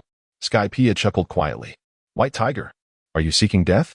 Enel retorted at Skypea, who was reveling in his misfortune. Oh dear, little Azure Dragon, you seem agitated. That mentality is unacceptable. Your lightning will merely be absorbed by my white clouds, enhancing their might. Skypea wagged his finger. Stupid White Tiger, do not call me little Azure Dragon. Your clouds only serve to amplify my lightning power. What are you boasting about? Enel fumed. Honestly, what are you two always bickering about? Bear approached, leaning against the ship's railing, observing the two squabbling individuals. Because we are bored. Enel and Skypea echoed simultaneously. Humph. The two exchanged glances, then let out a cold snort. Well, you two continue, Big Bear said, scratching his head in a good-natured manner. By the way, Xuanwu, what brings you here? Who is steering the ship in your absence? Skypea inquired. Oh, that is not a concern. I've set the ship to autopilot. I came out to watch you argue because I was rather bored. Big Bear replied. Autopilot? The trio from Litai asked, their faces filled with confusion. Does our ship have that capability? Litai questioned with uncertainty. It seems it does not, Enel remarked. Hey, what is going on? Bullet on the lookout tower exclaimed in surprise. Indeed, only the 5 of them remained aboard the Libra, as the others had been sent by Litai to train on Little Earth, including Carmen, due to Litai's belief that their abilities were insufficient. Bullet, it must be said, was a formidable genius, having forcefully ascended into the ranks of the elite. Captain, there appears to be an island ahead. An island resembling a naval ship, Bolid announced excitedly. An island? An island. Splendid. At last, a place with human habitation. I shall indulge in a grand feast. Skypea declared with enthusiasm. Since descending from the Sky Islands, they had been navigating without encountering any signs of civilization, as if these islands were purposely evading them. An island resembling a military vessel? I think I recall something. Litai rubbed his head, and indistinct images began to materialize in his mind. Never mind. Let us go ashore and unwind. Litai shook his head. Captain, what is the matter? With a wave of his hand, a whirlpool appeared on the ship, and figures emerged before them. Aside from the assist team, everyone was present. As for why they hadn't come out earlier, it was because that group was a bunch of research-obsessed madmen. Even Baijiali was engrossed in upgrading the maritime navigation pointers. A small island has appeared ahead. We should investigate. Let us replenish our supplies. Litai smiled slightly at the crowd. Huh? The Navy? At that moment, the others looked curiously towards the calm sea. Indeed, everyone present possessed the ability of observation haki, particularly the new crew members who had been aboard the Sky Island, whose talent for observation haki was exceptional. The Navy, you say? Then let us pause and wait. Directly approaching the island might provoke a conflict and endanger civilians. Litai said calmly. Understood, Captain. The crew responded enthusiastically, eager for action. Report. A pirate ship has appeared ahead. A soldier on the warship reported to his commander. Pirates? Which crew? The commander inquired. It's a crew flying the Libra pirate flag, the soldier replied. Libra? That sounds familiar. Move closer. I need to consult Admiral Nelson. The commander then turned and made his way into the ship. Admiral Nelson. A pirate ship emblazoned with the emblem of scales obstructed our path. The naval sergeant addressed the corpulent figure seated, wielding a colossal meat stick in each hand. Oh, pirates? Are they also in pursuit of the Millennium Dragon? Inquired a bespectacled, squint-eyed individual. Ha ha ha. What is the matter, Eric? They are merely pirates. We can easily annihilate them. Our 8th Division boasts over 50 formidable vessels. On this expedition, we have brought along more than 1,000 comrades. What can a mere pirate crew do against us? Admiral Nelson remarked with indifference. Indeed, carry me outside. Lieutenant, inform all ships to unite and test my newly devised formation. Nelson seemed to recall something, stating, Yes, sir, responded a lieutenant, rising to his feet. All personnel, assemble urgently. Prepare for battle, and practice according to the Admiral's new formation. The lieutenant stepped forward and spoke into a transponder snail. As he concluded, the warships were instantaneously interconnected by iron nets. Ha ha ha, splendid, Nelson exclaimed, thrilled as he was carried out of the council chamber. Indeed, Admiral, your formation is truly remarkable, Eric remarked, a flicker of disdain crossing his eyes. The Libra has arrived, exclaimed Stephen, observing the massive warships lined up upon the horizon. Boom, boom, boom. Cannons erupted around the Libra, yet all incoming projectiles were intercepted by the crew. Heh, they struck first. Let us hold nothing back, after all. They are but a band of naval scum. Lita mused, as hazy memories surged forth in his mind upon seeing the naval vessels. Brothers, wait until they encircle us before we strike. Remember, we, the Libra, refrain from initiating combat unless provoked, and when we do, we shall leave no survivors. For those with abilities, ensure they are captured. Lita's eyes gleamed with a ruthless glint as he spoke softly. You just as I desire. Let them experience the terror of the thunder god. Anilu bellowed with laughter. But that won't do. If you finish them all, what will we do for fun? The captain 1T engage, and we have 11 members against their 55 ships. Each one of us can take out 5. Let us see who can finish first, Stephen replied, eyeing the exuberant Anilu. Exactly, Qinglong. We've been languishing in this small sphere for too long. We must also take action and stretch our limbs. They all echoed. Very well, I shall heed your wishes. Anilu waved his hand, somewhat regretful. Why shouldn't I engage? Lita inquired, puzzled. Captain, let us take care of those incompetent fools across from us. Anilu responded anxiously. Precisely. If the captain intervenes, it would be too embarrassing for us. Skeeb, along with his companions, shook their heads in refusal. Very well. Lita sighed, gesturing dismissively. Indeed, in his perception, the adversaries appeared exceedingly feeble, unworthy of his involvement. Moreover, it seemed they might pose considerable trouble for Luffy and his companions in the future. Thus, amidst the jubilant cheers of a few. The fate of Nelson and the other Navy officers was sealed. Chapter 38, the 8th Division, Annihilation. Ah, what a headache. Why do I recall that Battleship Island is situated in the East Blue? Why has it manifested in the Grand Line? Lita, listening to the sounds of cannon fire and the approaching naval vessels, strolled to the bow of the ship, lit a cigarette, and disregarded the Navy. Instead, gazing towards the direction of Battleship Island, furrowing his brow in contemplation.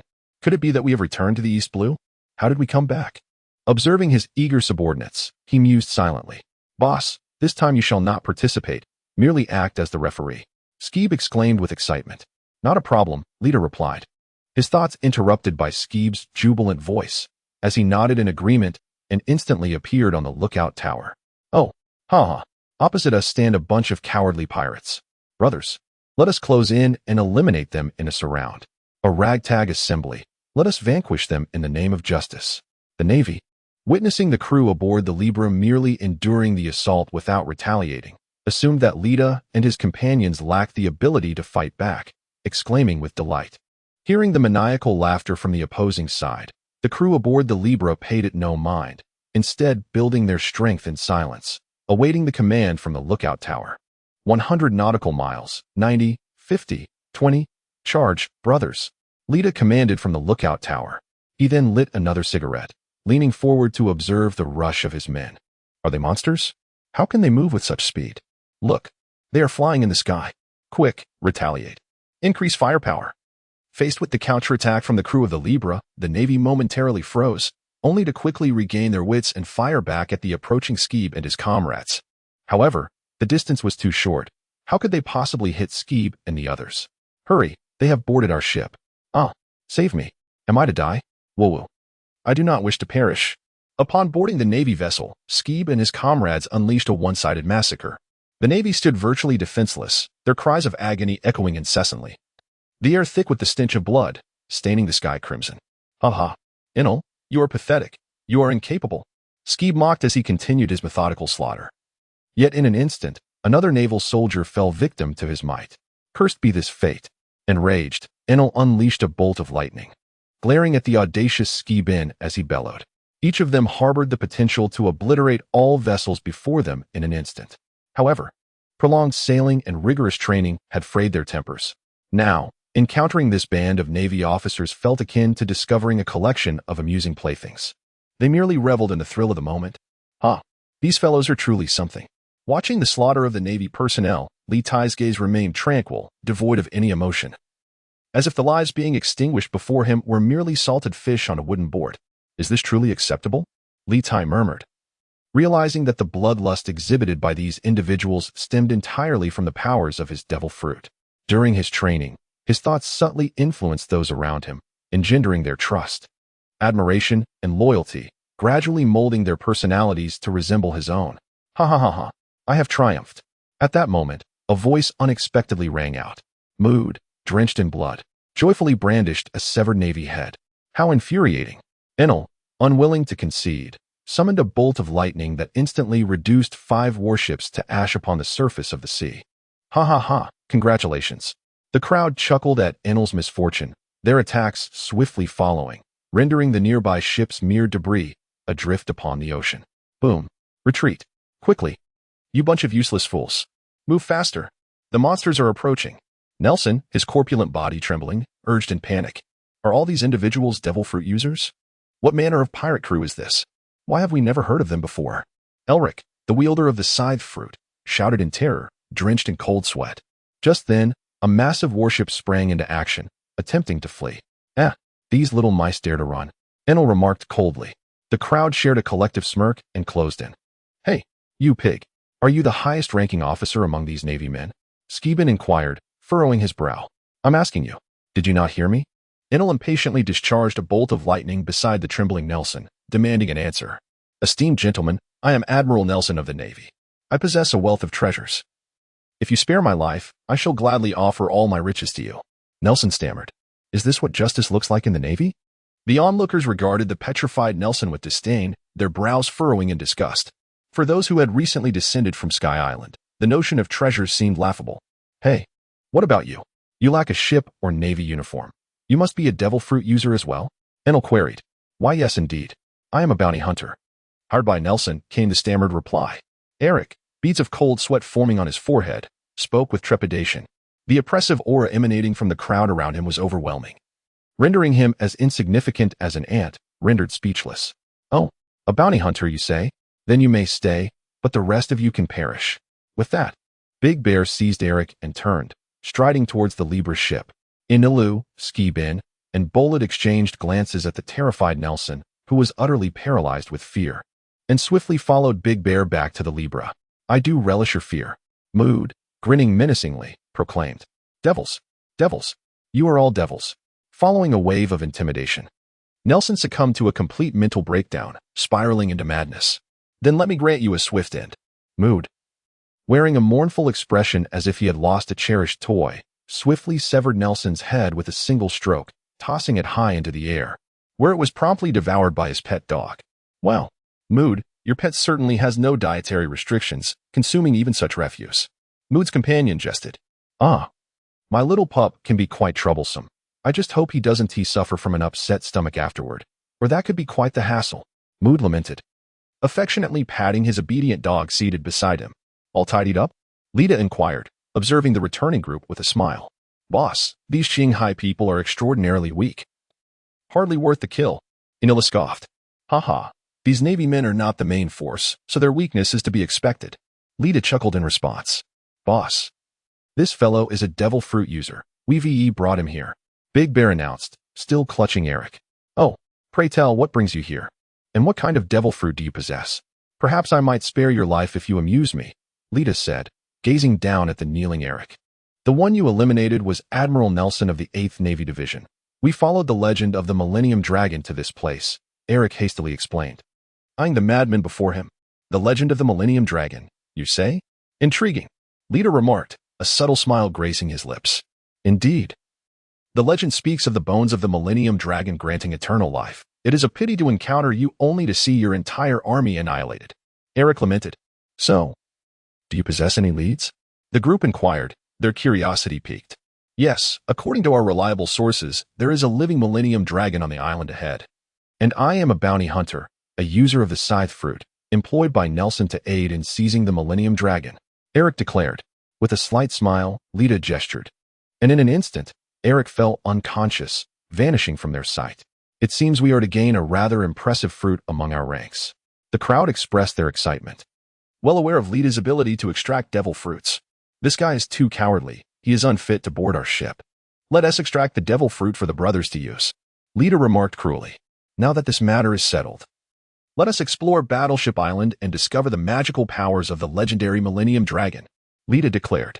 Oh, the crowd responded enthusiastically. Why has Battleship Island appeared in the Grand Line?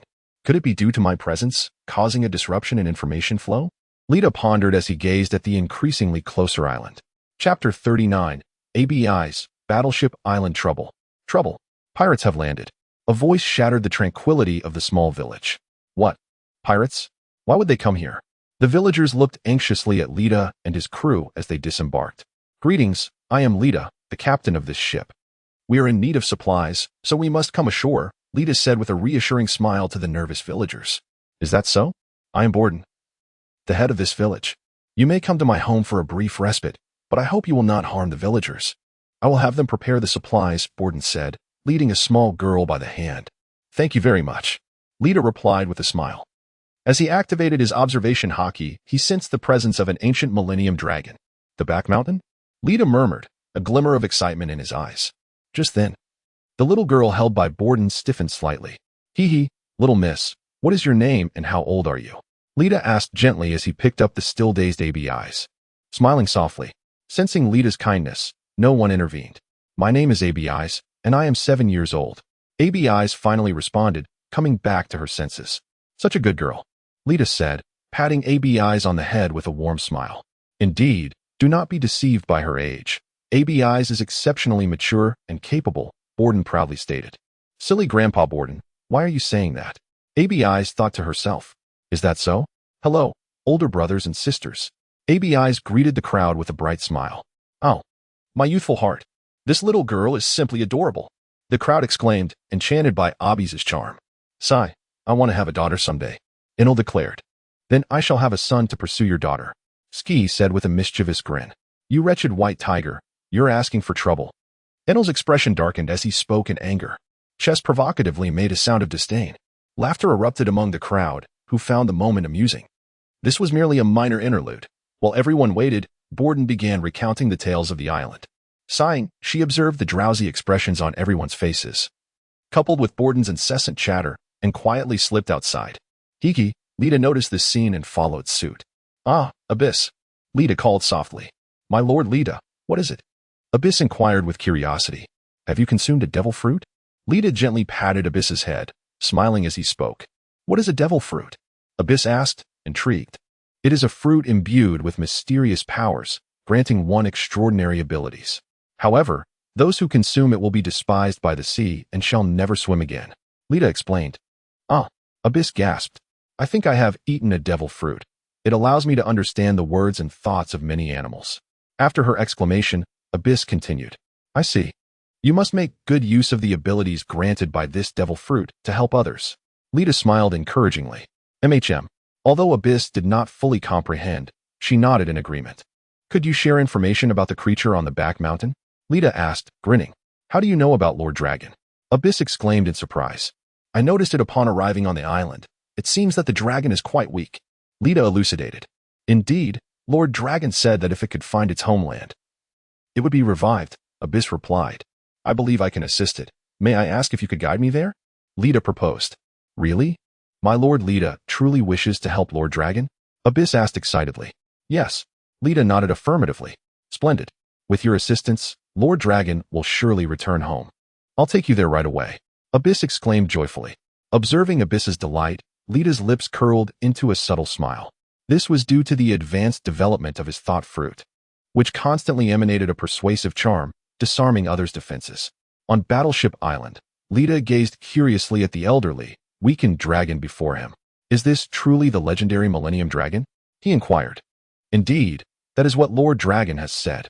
It claims that as long as it can return to its hometown, it will be reborn and soar through the skies once more. Abis responded. Is that so? Then let us proceed. Lord Dragon, please do not resist. Lita advised with a nod. The dragon acknowledged with a slight nod and uttered a soft growl. It sensed that this human was formidable. If it resisted, it would surely meet its demise. This is the instinct of being an animal. With a flicker of thought, Litai embraced Abis, while Long Yi floated beside them. And together they ascended into the air, soaring towards the mouth of the cave. Roar. The outside world welcomed the long-lost sunlight, and with Long Yi returning to the sky, he joyfully flapped his wings and excitedly exclaimed, All right, Long Yi, relax. We are off to seek your homeland. Abis, sensing Long Yi's exuberance, chimed in with delight. Wush Litai, along with Abis and Long Yi, materialized aboard the Libra. Abis, we will wait for my companions. Once they procure the necessary supplies, we shall depart. Litai declared. Abis nodded in agreement. By the way, does Long Yi know where his homeland lies? Litai inquired curiously, gazing at Long Yi, who was resting on the ship. A glimmer of confusion flickered in Long Yi's murky eyes. And then an image appeared in his mind as he struggled to point in a particular direction with his wing. Long Yi indicates that his homeland is in that direction, for he flew from there. Abis elucidated. Is that so? Litai pondered calmly. Boss, we are back, exclaimed the crew. Huh, could this be the 1,000-year dragon that Eric spoke of? The newcomers gazed curiously at Long Yi resting on the Libra, engaging in lively discussion. Yes, it must be so. Now we are off to find his homeland, and we shall experience the fabled homeland of the 1,000-year dragon, Litai remarked with a faint smile.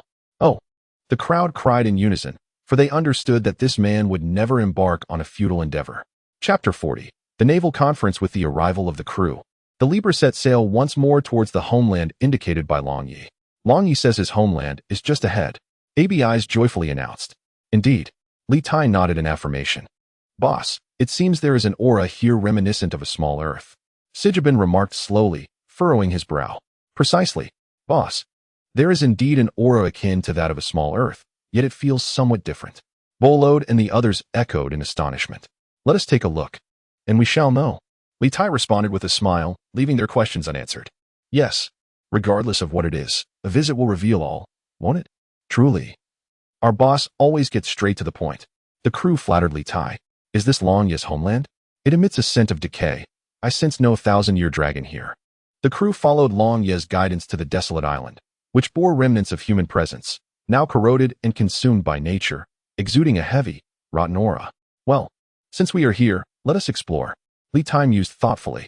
All right. Then, the crowd dispersed joyfully, leaving only Master Long and Abisi.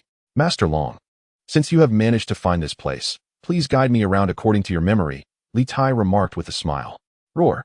Upon arriving at this location, Master Long seemed to be infused with a burst of vitality, exclaiming with excitement. He then lifted Abisi onto his back and began to roam about with Litai. At Marine headquarters, a voice crackled through the communication device. Moses, this is the 8th Marine Branch. Please connect me to Admiral Sengoku. There is an urgent matter to report. Moses, this is Sengoku, replied the Admiral, furrowing his brow. What is the matter? Admiral Sengoku. This is a report from the Sergeant at the 8th Branch. Our fleet of 55 warships has been annihilated. Over 1,000 Marines, all dead. Not a single survivor. The anxious Marine relayed. What? Admiral Sengoku exclaimed in shock. What news do you have? Who did this? This is a provocation against the Navy. Sengoku roared, trembling with anger. He had never lost his composure like this before. The lives of over 1,000 Marines had been extinguished just like that. We learned from the military island that it appears to be the work of a group known as the Libra pirates. The sergeant reported, his face pale with fear. Understood. Send me all your information. Sengoku said darkly, hanging up the phone and taking a deep breath. Gather all the commanders for a meeting, he instructed, forcing himself to remain calm. Yes, sir. In the conference hall of Marine headquarters, the Libra pirates, truly terrifying, remarked Kizaru, his expression grave as he reviewed the documents in hand. Those despicable pirates deserve to perish. Akainu declared angrily, clenching the papers tightly. Where's Garp? Why has he not attended this crucial meeting? Sengoku demanded, glaring at the assembled commanders. Report, Admiral Sengoku. Vice Admiral Garp seems to be on leave, visiting the East Blue to see his grandson. One of the officers stood and informed. Curse it. That scoundrel. Never mind him. Now let us discuss who will handle this situation, Sengoku said in frustration. I shall go. The group that injured the ghost spider in Logtown was them, wasn't it? Akainu said, standing up with a grim expression, a cigar clenched in his teeth. Very well. Let Akainu lead the mission. Sengoku replied after a moment of contemplation, nodding. If we eradicate this group of pirates, then this matter will be settled. If Admiral Akainu fails to defeat them, then we shall issue a bounty. Sengoku stated after a long period of reflection. Yes, sir. The crowd gazed at the somber-faced Akainu, unable to fathom that any pirate could survive the onslaught of this formidable man. Then, let us adjourn, said Sengoku, his expression grave. Admiral Akainu, we await your promising news. Humph. Before me, no pirate can escape. Akainu proclaimed as he turned to leave, gathering his troops, the gates of justice swinging wide open, directing his course towards the Navy's 8th Division. On Lost Island, as Akainu charged towards Lita, the latter was engrossed in studying the mural above and a colossal stone tablet. Feeling the pulsation and exhilaration of the spatial crystal within his heart, Lita suppressed this sensation and lifted his gaze to examine the mural and the enormous stone tablet beside him. Is this the secret of the 1,000-year dragon? He murmured. Dragon Lord, I believe we have come to the wrong place. The true dragon's lair seems to be Battleship Island. This was once the dwelling of Abis and her ancestors. After a series of changes, they relocated entirely to Battleship Island. Lita turned to Dragon Lord and Abis, stating, What? Battleship Island is the Dragon Lord's homeland? Abis inquired, her expression one of disbelief. Indeed, Abis. Based on the mural and the tablet, the Dragon Lord's homeland lies beneath Battleship Island, submerged by the ebb and flow of the ocean. Lita elucidated slowly. Wonderful. Dragon Lord, did you hear that? Your homeland lies right beneath our feet.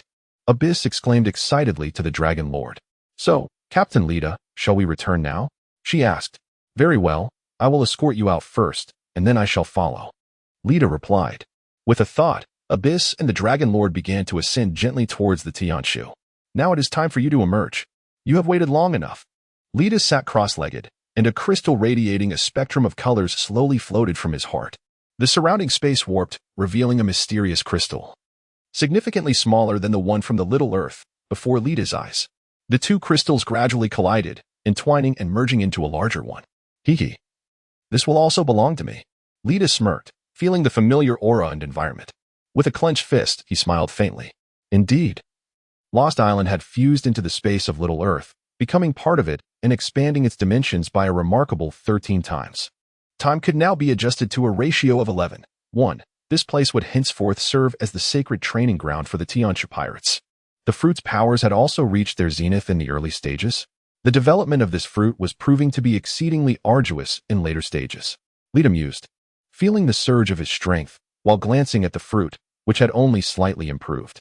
He recalled that when he absorbed the rainbow space previously, the fruit had soared from the pinnacle of the intermediate stage directly to the apex of the advanced stage. Forget it, there's no rush for the fruit development. It's time to return to the Libra, Litai said helplessly, and in the blink of an eye, he appeared aboard the Libra. Wow, Lord Litai, how did you come back? Abis was startled, looking at Litai, who had suddenly appeared beside her.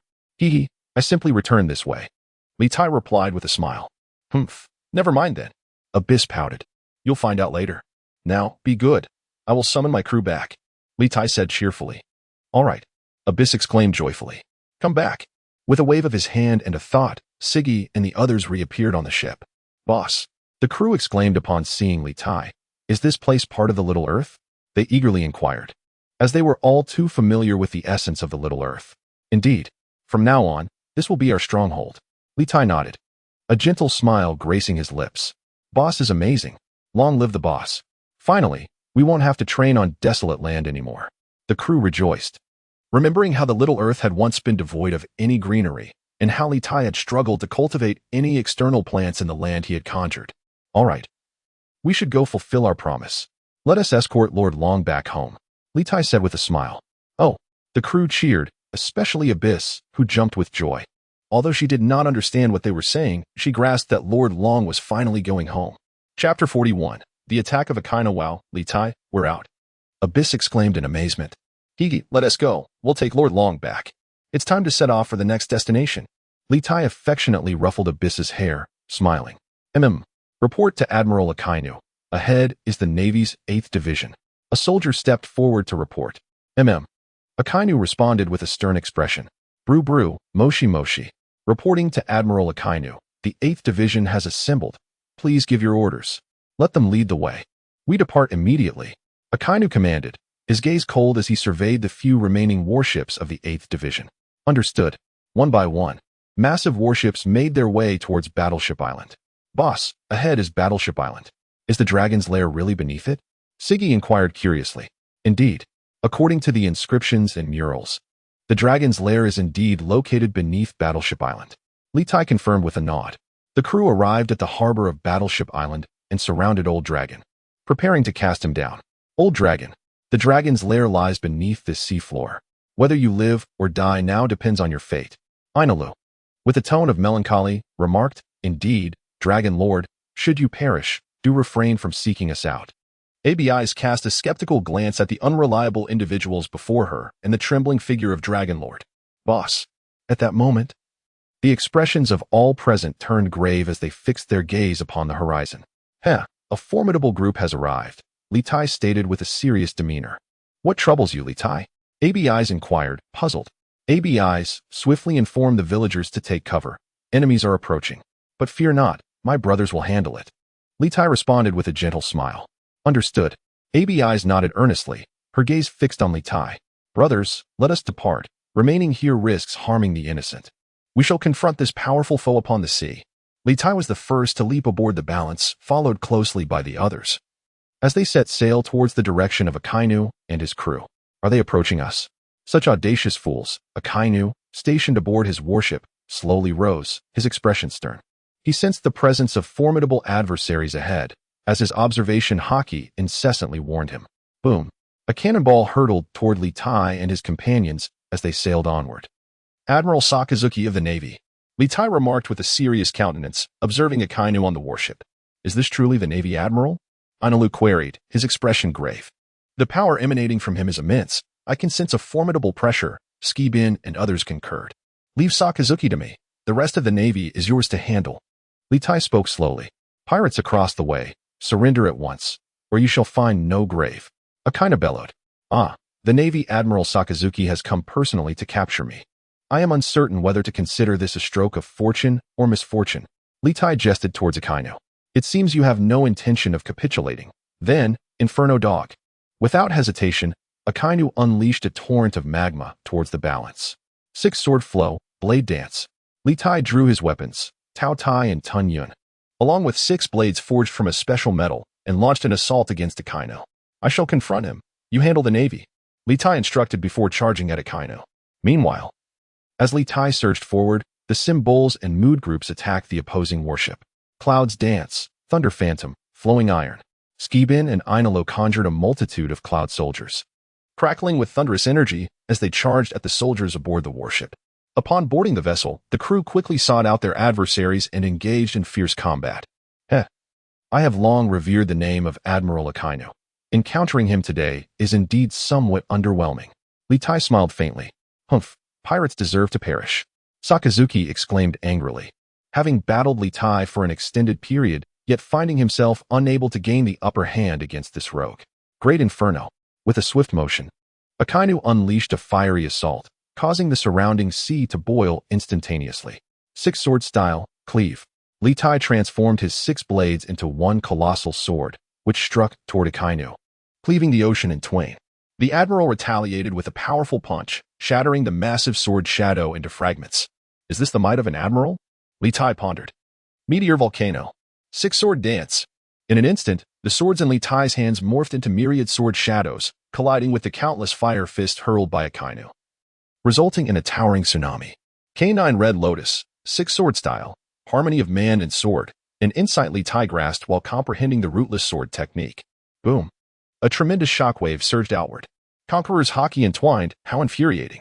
To possess Conqueror's haki and treat me as a mere sharpening stone. Akainu observed as Litai's haki entwined around his sword, sensing its relatively nascent strength, indicating that this detestable pirate had only just attained it. Ha ha ha. Thank you, Admiral Akainu. I haven't fought this thrillingly in ages. You've even helped me grasp the Conqueror's haki that I struggled to utilize. You truly are a magnanimous person. Litai teased, facing the visibly darkened expression of Akainu. Boom. The two clashed once more. Although Akainu's devil fruit powers were formidable, it appeared his armament haki and observation haki were considerably diminished, while Litai seamlessly fused his haki and abilities into his sword, delivering equally potent strikes. 3 days later. Damn you, mad dog. Litai cursed vehemently. Pirates should not exist in this world. Long live absolute justice. Akainu charged forward again, prompting Litai to meet him head-on. Is it really necessary just because I eliminated a bunch of Navy scum? Litai retorted, perplexed. Meanwhile, the battle on the Tianqing ship and Akainu's warship drew to a close. Under the arduous attacks from the likes of Skibin, they finally vanquished all the Navy forces. Phew. What a terrifying display. Is this the strength of the Navy headquarters? Their offensive capabilities are bizarre. They can soar through the skies without any devil fruit powers.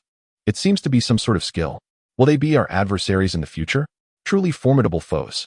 Skibin and his comrades discussed the Navy before them, each harboring a glint of madness and excitement in their eyes, for the thrill was unparalleled.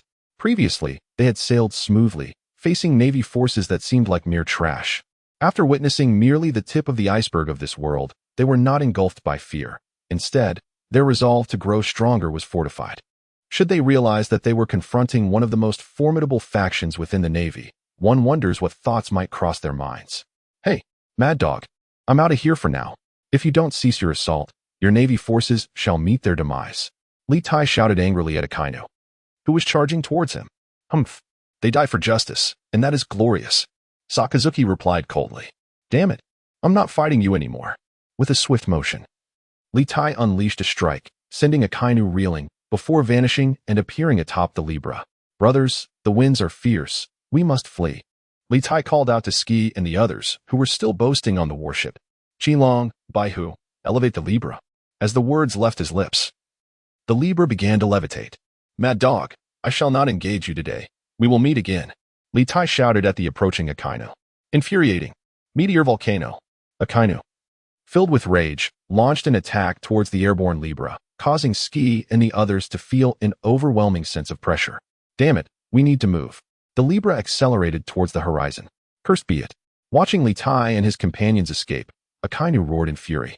Boss, I felt as though I was on the brink of death. That fellow is no weaker than you. Everyone aboard the Libra spoke with grave expressions. Train diligently. We shall seek retribution against that mad dog next time. Litai gritted his teeth, acknowledging his narrow defeat, as Akainu's stamina surpassed his own. If the battle had continued, he would surely have been the one to suffer. Chapter 42. Bounty as Litai and his crew roamed the vast ocean. The Navy headquarters was in an uproar. Brew. Moses, this is Admiral Sengoku. Sengoku responded as he answered the transponder snail. This is Sakazuki. I have failed. And we have suffered heavy losses. Sakazuki's grim voice resonated from the other end. What? Even you could not subdue them? Admiral Sengoku exclaimed in astonishment. Indeed. Sakazuki clenched his teeth in frustration. Very well, return to Navy headquarters at once. Sengoku said gravely before ending the call and picking up another transponder snail. Moses. Summon all personnel on leave to return immediately. Yes, that includes the slacking Kazan and Garp. Sengoku concluded before hanging up. Aboard the Libra, the crew remarked, Boss. Is this the Navy's main force? Indeed, they are formidable. We were nearly vanquished. Especially, many of their sailors seemed to wield a form of haki. Their techniques, when combined with haki, rival our devil fruit powers.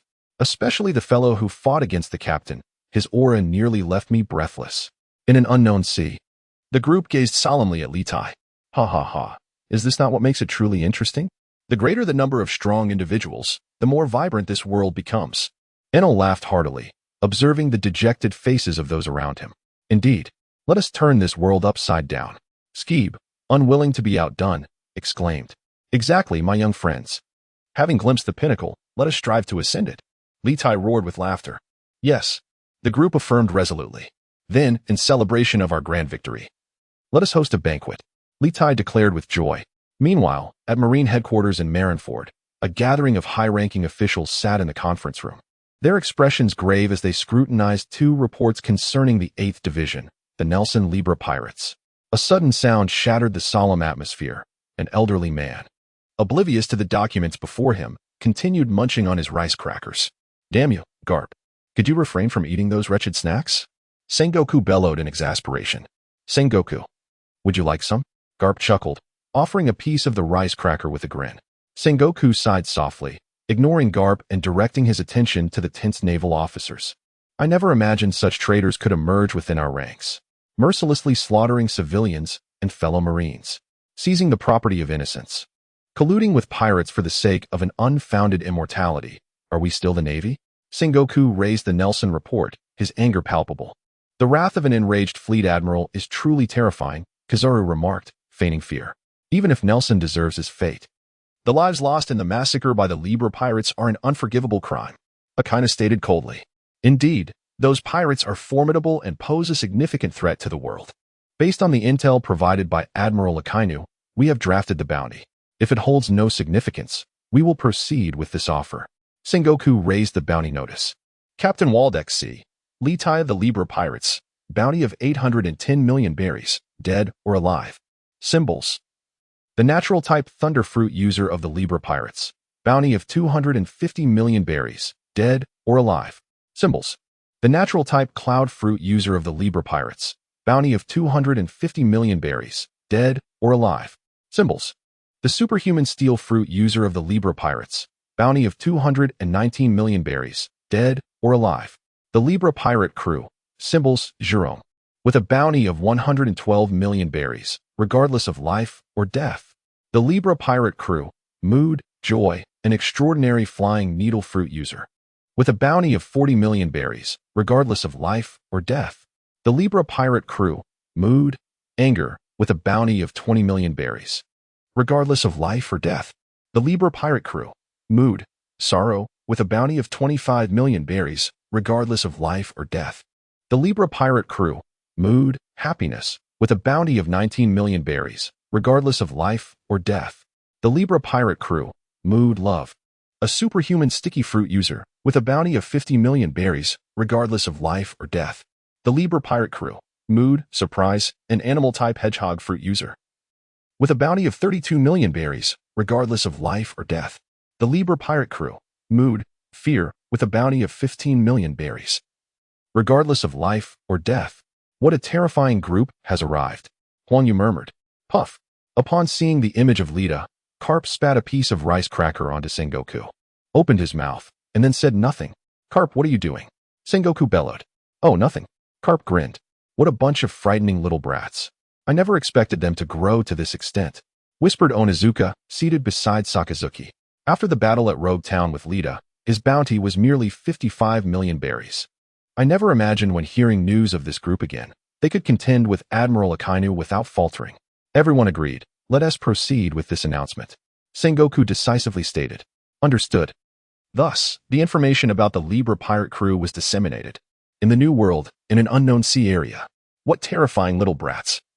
Having never even set foot in the New World, yet already so powerful. Indeed, Luffy's brother is truly a monster. Ha ha ha, speaking of Luffy. It seems he is also about to set sail? Shanks, come over here a bit. Beckman shouted. Oh, don't be so stingy, really. Shanks laughed. Little ones. Let us celebrate Lita's second bounty. Shanks exclaimed joyfully. Oh, in an unknown small town, a boy clad in denim, with a white-bearded pirate crew emblem on his back, was reading a newspaper. Lita, that perverted brother, finally has news again.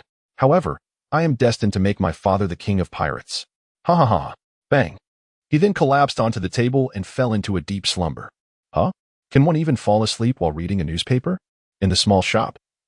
The crowd buzzed with astonishment. A new world, the Whitebeard pirates. Father, it seems a remarkable band of pirates has appeared over on the Grand Line. A young man with a pineapple hairstyle swiftly approached an elderly gentleman sporting a crescent-shaped mustache. Gulalala, what fresh news do you bring? Asked Whitebeard, taking the newspaper. Father, weren't you advised against drinking due to your health? He remarked, noticing the bottle beside Whitebeard. Gulalala, Marco, it's nothing serious. But this little rascal must be one of Ace's brothers, Isn't? Truly, they are an impressive lot, even defeating that kind of fellow, Whitebeard declared. However, these revelations were lost on Lita and her companions who sailed the seas. Chapter 43. The mysterious island Libra. Finally, you've emerged. We were beginning to think we were without a navigator. The crew exclaimed joyously. Libra, you should continue to guide us aboard the Libra. Without you, we drifted for weeks without sighting land. Steez lamented, clutching Libra's leg. Cough, cough. I got a bit too engrossed in my research. I hadn't anticipated that our log pointer would malfunction. Libra admitted sheepishly. Woo, woo. Do you have any idea how we got here?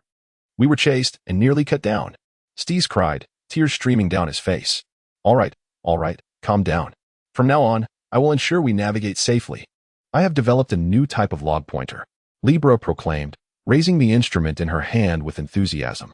This time, it will work, right? Lita inquired skeptically. Absolutely no issues this time. Libra replied confidently. Very well then, Lita said, still somewhat doubtful. At that moment, the instrument in Libra's hand began to react. Oh, Captain. The log pointer indicates a small island ahead, Libra exclaimed joyfully. Excellent. Let us head there immediately to replenish our supplies. Lita responded with excitement. Marking a week since their clash with Akainu, the Libra swiftly sailed toward the direction indicated by Libra. Before long, a dark, fog-shrouded island materialized before them. The island appeared desolate, and a foul odor wafted into the crew's nostrils, causing them to wrinkle their noses in distaste. Captain, do you think anyone lives here? The crew questioned with uncertainty. Just then, a chilling howl echoed through the air, prompting the crew to immediately assume a defensive stance. Let us investigate, Lita declared. Her curiosity piqued as she led the crew toward the source of the howl. Captain, I want to go back to Little Earth. The atmosphere here is too eerie. Bai Jelly spoke nervously. All right, Litai pondered for a moment before nodding. In an instant, Bai Jelly vanished from their sight, entering the small sphere of Earth. Upon arriving amidst the crowd howling like wolves, the individuals could not help but furrow their brows, for there were no wolves present, only a pervasive stench of blood. Furthermore, as they ventured deeper into the island, they discovered that their observation haki seemed to have faltered, rendering them unable to perceive anything. Boss, what on earth is this place? Sigu surveyed the eerie surroundings, glancing at the ghostly trees. Humph, coward. Enela scoffed. Damn, you call me a coward? Don't stand so close to me. Sigu retorted angrily. Do you think I wish to be so near? Enelu, whose once infallible sense of direction had abandoned him in this place, felt as blind as a bat, causing him great unease. When faced with the unknown, one invariably harbors a sense of trepidation. Enough of the bickering. Pull yourselves together. It seems something is approaching. Litai spoke earnestly. Ding, ding, ding. What is this sound? Such a peculiar noise. A Xiao sound? In the world of One Piece. Why would there be a Xiao sound? Litai murmured, his expression odd as he listened to the sounds around him. Boss, have you heard this sound before? The others, noting Litai's peculiar demeanor, inquired curiously. If I am not mistaken, this sound is indeed that of a Xiao, but why it exists in this place, I cannot say. Litai elucidated. A Xiao. The group exchanged glances, evidently unaware of such a phenomenon. Well, if I cannot explain it clearly, let us investigate further to uncover the truth. Litai smiled and shook his head. How? Just as Litai and the others advanced a short distance, a shadow charged towards them, with a flash of lightning. Enelu and his companion instantly unleashed an attack upon the figure, which promptly collapsed to the ground. How the figure struggled to rise, but was swiftly subdued once more by the group. What on earth is this creature? Sigu questioned, bewildered. Is this a member of the werewolf clan? Litai gazed at the menacing figure before him, its wolf-like visage adorned with long, sharp fangs, as if it were a beast that craved flesh. Huh? The others looked at Litai in astonishment. This is also something from the memories of my inheritance. The werewolf clan is a bloodthirsty and powerful race. But according to the knowledge in my mind, they became uncontrollable and violent due to a curse. However, I thought this race was already extinct. Why are they appearing here?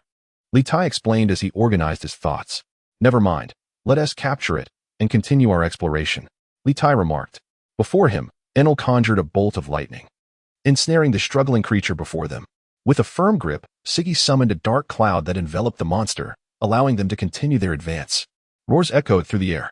Not far into their journey, a myriad of green eyes flickered to life within the thicket, and a pungent scent assailed Litai and his companions. Good gracious, this many? Siggy exclaimed, observing the creatures that had encircled them. The sound just now came from that direction. Let us break through. Litai pointed ahead. Blade dance. Litai led the charge, and swiftly, shadows fell to the ground. The group retaliated, unleashing a tempest of electric fury that illuminated the island as bright as day. At last, through their concerted efforts, they carved a path forward. It must be said, the resilience of these monsters was indeed formidable, far surpassing the Marines they had encountered aboard the Akaina warship, who wielded the power of haki. Eventually, Litai and his companions arrived at their destination, where a mysterious fruit and a resonating Xiao lay upon the altar. What is this? A devil fruit? The group gazed in astonishment at the sight. My rumble fruit seems to have been discovered at an altar as well, Enel remarked. Seeing this, Litai summoned forth Cayman and the others who had been training within the small sphere. Boss, what's happening?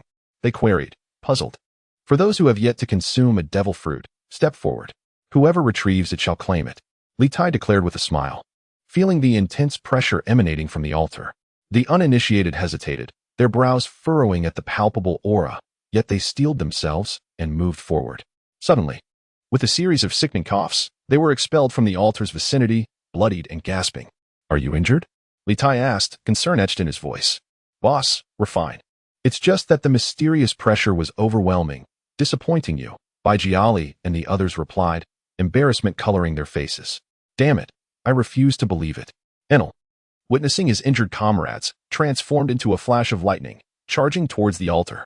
However, as he neared, an immense force erupted, sending him sprawling away, plunging the altar back into tranquility.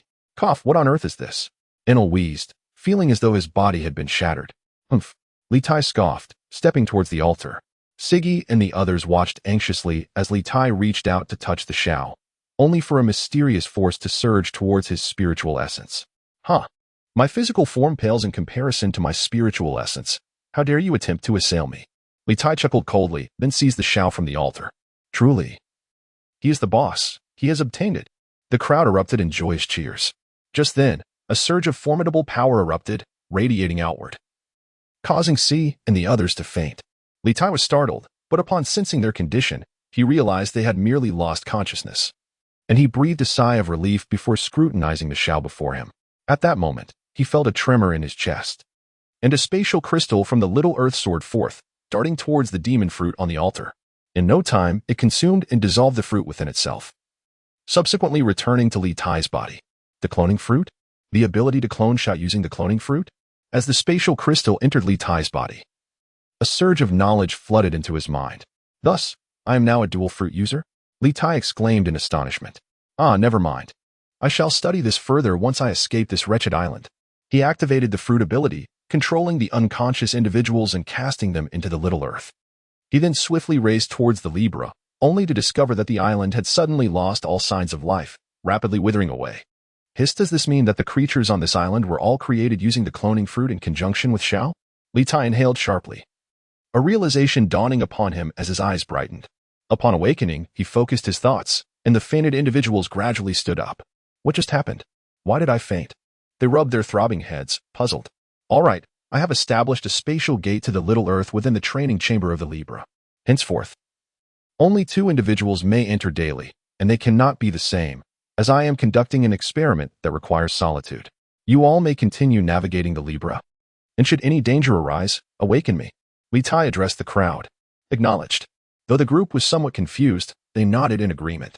With that, Litai opened the portal to the Little Earth, casting everyone aboard the Libra while all supplies were transferred onto the ship. As Litai attuned himself to the interior of the Little Earth, he sat cross-legged, delving into the study of his newfound fruit abilities. What is the boss planning to do? The crew exchanged bewildered glances on the deck of the Libra after witnessing all the supplies Litai had extracted, unable to fathom the reason behind it. Since we cannot discern the reason, let us not dwell on it. It seems the boss is preparing for an extended period of cultivation. Now, let us resume our voyage. As the words faded, the Libra continued its gentle journey across the vast ocean. Chapter 44, 12 Little Earth. Why does it still fail? Litai gazed upon the countless remnants of human forms surrounding him, murmuring in confusion. Suddenly, he drew forth a drop of blood, and under the influence of spatial crystallization, a diminutive silhouette rapidly morphed into a humanoid shape. Yet, just as success seemed imminent, it was tragically obliterated into a mist of crimson. Cursed fate. Another failure.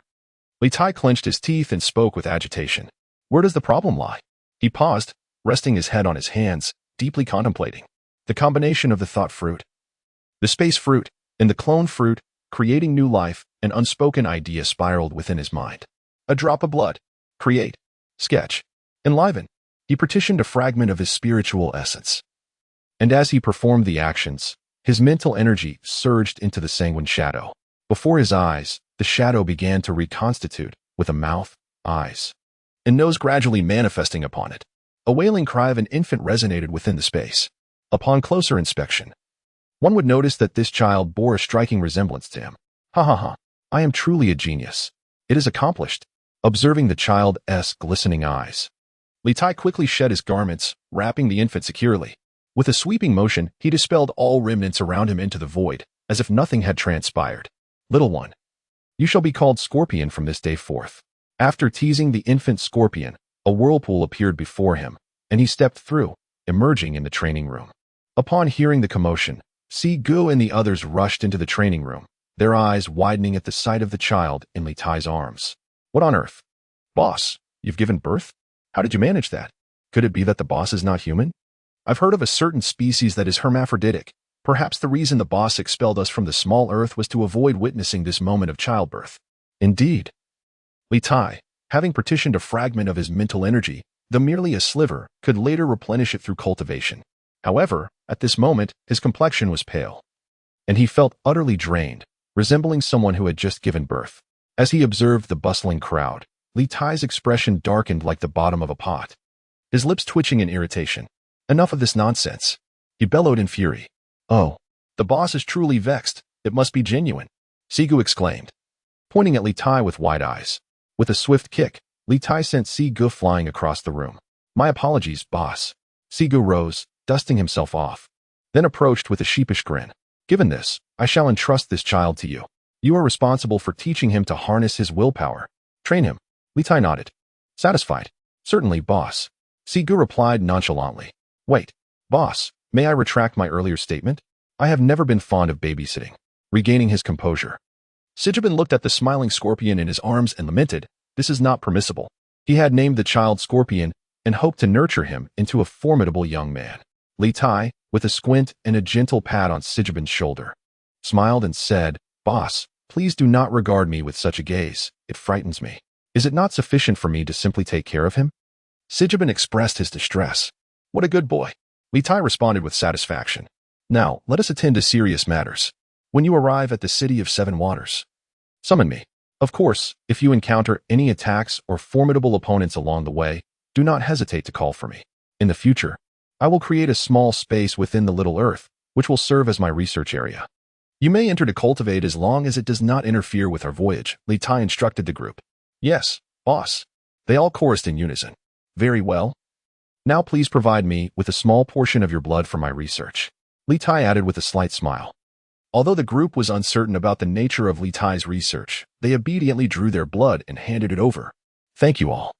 And I shall rely on you henceforth, Litai said with a faint smile before turning to walk back into the Little Earth space, with Sijibin and the logistical team, including Scorpion, following him inside. In the Little Earth, the island of desolation, Sijibin inquired of Litai, how should we raise Scorpion? Raise him as you see fit. Just ensure he does not perish. Litai replied with a smile. The others exchanged looks of bewilderment. Litai turned his head away, as if pondering the question of child rearing. Was it not akin to how Garp raised him and Luffy? As long as they survived, was that not enough? Very well. You may figure it out yourselves. I must commence my new research, Litai declared before vanishing from their sight. Sijibin gazed at Scorpion and the vanished Litai, tears welling in silence. What was needed now was to restore his mental strength and continue the creation process. Litai observed the fresh blood before him and, employing his spatial abilities, froze it to preserve its vitality. He then engaged in the cultivation of the rootless sword technique, having discovered that its practice could continuously enhance and repair his mental and spiritual powers, as well as refine his swordsmanship. In the experimental space, using his own blood and Sijibin's, during the 50-second experiment, a figure began to take shape. No problem, it's nearly perfect, Litai exclaimed upon inspecting the newly formed vessel, which inherited the excellent genes of both himself and Sijibin. Though he had achieved success in the previous 51 attempts, none were perfect due to the presence of numerous flaws and undesirable genes. Without hesitation, Litai infused the newly formed vessel with a surge of spiritual energy. Quiet now, little one. Do not disturb my brother while he conducts his experiments. Litai wrapped him in a layer of cloth and then placed him inside a thermal box containing children. Surrounding him were the figures of 10 children, making a total of 12 when including the Scorpio outside. The thermal box bore their names: Water Bottle, Taurus, Aries, Capricorn, Cancer, Sagittarius, Libra, Leo, Gemini, Virgo, and Pisces. You must not let me down regarding my expectations, Litai murmured as he gazed at the slumbering little ones. These beings were the most exquisite creations of Litai, born from countless experiments, exhibiting remarkable survival abilities and approaching perfection in all foundational aspects. Each possessed an independent identity and personality, apart from their origin as new beings created through the fusion of Litai's soul power, necessitating their loyalty to him.